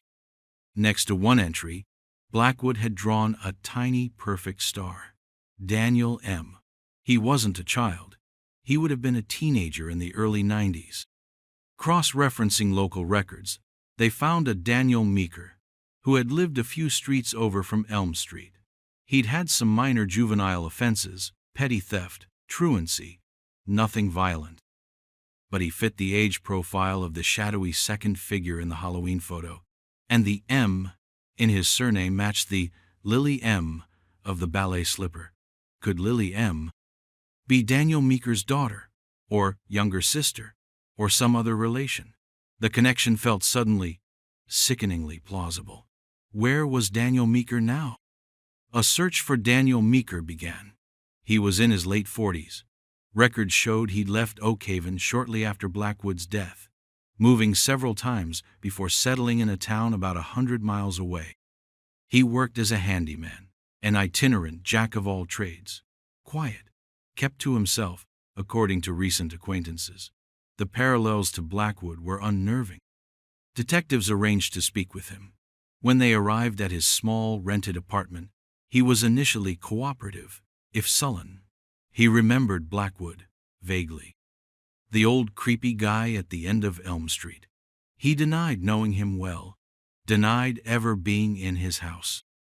But when they mentioned the chamber, the shoes, when they showed him a photo of the pink ballet slipper, his composure cracked, just for a second. A flicker of something in his eyes. Fear, recognition, something dark, before his face became a mask again. He denied everything. But that flicker was enough. They got a warrant to search his apartment and his old van. In the van, tucked under a loose floorboard beneath the driver's seat, they found it.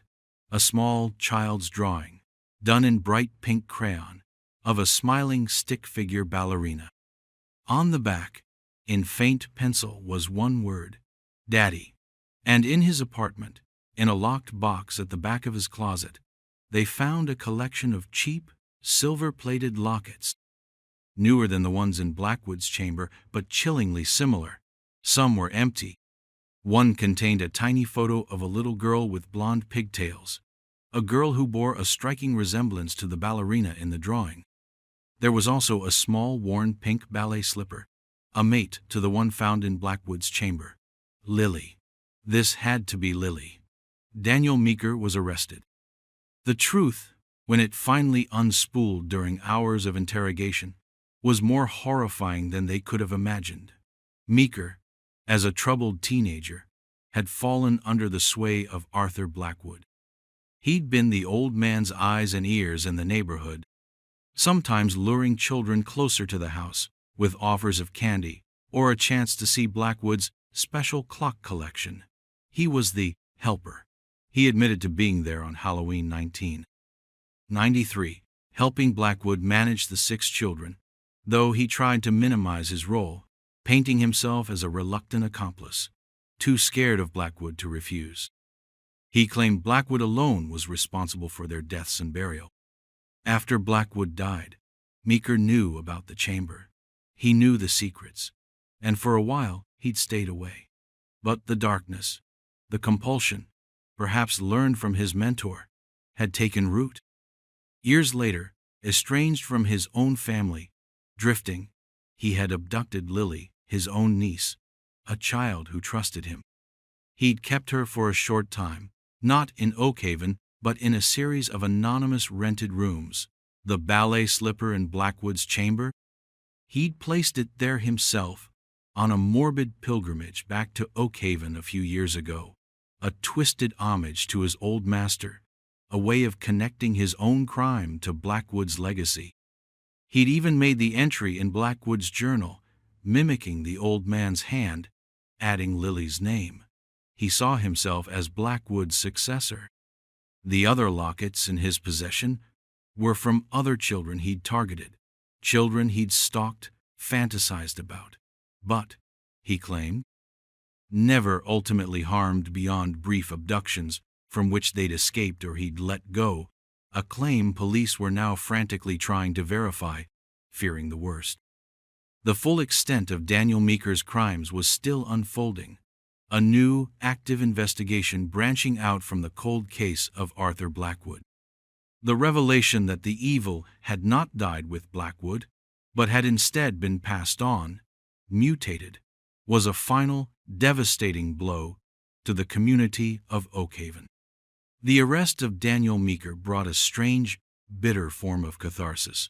Arthur Blackwood, the architect of so much pain, was long dead, beyond the reach of justice. But Meeker, his apprentice, his successor, was caught. The details of his confession, pieced together with the evidence, painted a sickening picture of manipulation, cruelty, and a darkness that had festered for decades in the heart of their quiet town.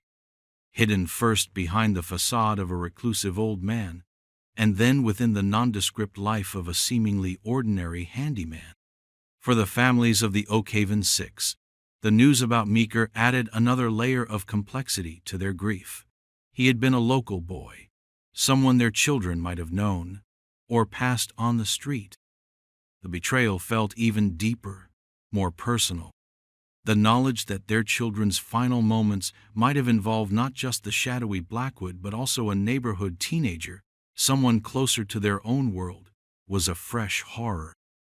What had happened to Lily, Meeker's niece, the owner of the pink ballet slipper? After intense questioning, Meeker finally broke down completely and confessed he had killed her when he feared she would identify him. He led them to her shallow grave, miles away from Oakhaven, in a desolate stretch of woodland near one of his former rented rooms. Another small life, another family devastated, all connected back to that hidden chamber in the last house on Elm Street. The house itself was eventually demolished. No one wanted it. No one could bear the thought of it standing. Before the bulldozers moved in, the concrete chamber was meticulously documented one last time, then filled with concrete, erasing it from existence, though not from memory. The site became a small memorial park, a quiet green space with 6 young trees planted in a circle, and a 7th, slightly apart, for Lily and for all the other unknown victims Blackwood and Meeker's darkness might have touched over the years. The names from Blackwood's journal were still being investigated, a slow, arduous process of trying to connect them to unsolved cases across the country, a grim accounting of a lifetime of evil. Some would likely never be solved, the trails too cold, the evidence too sparse.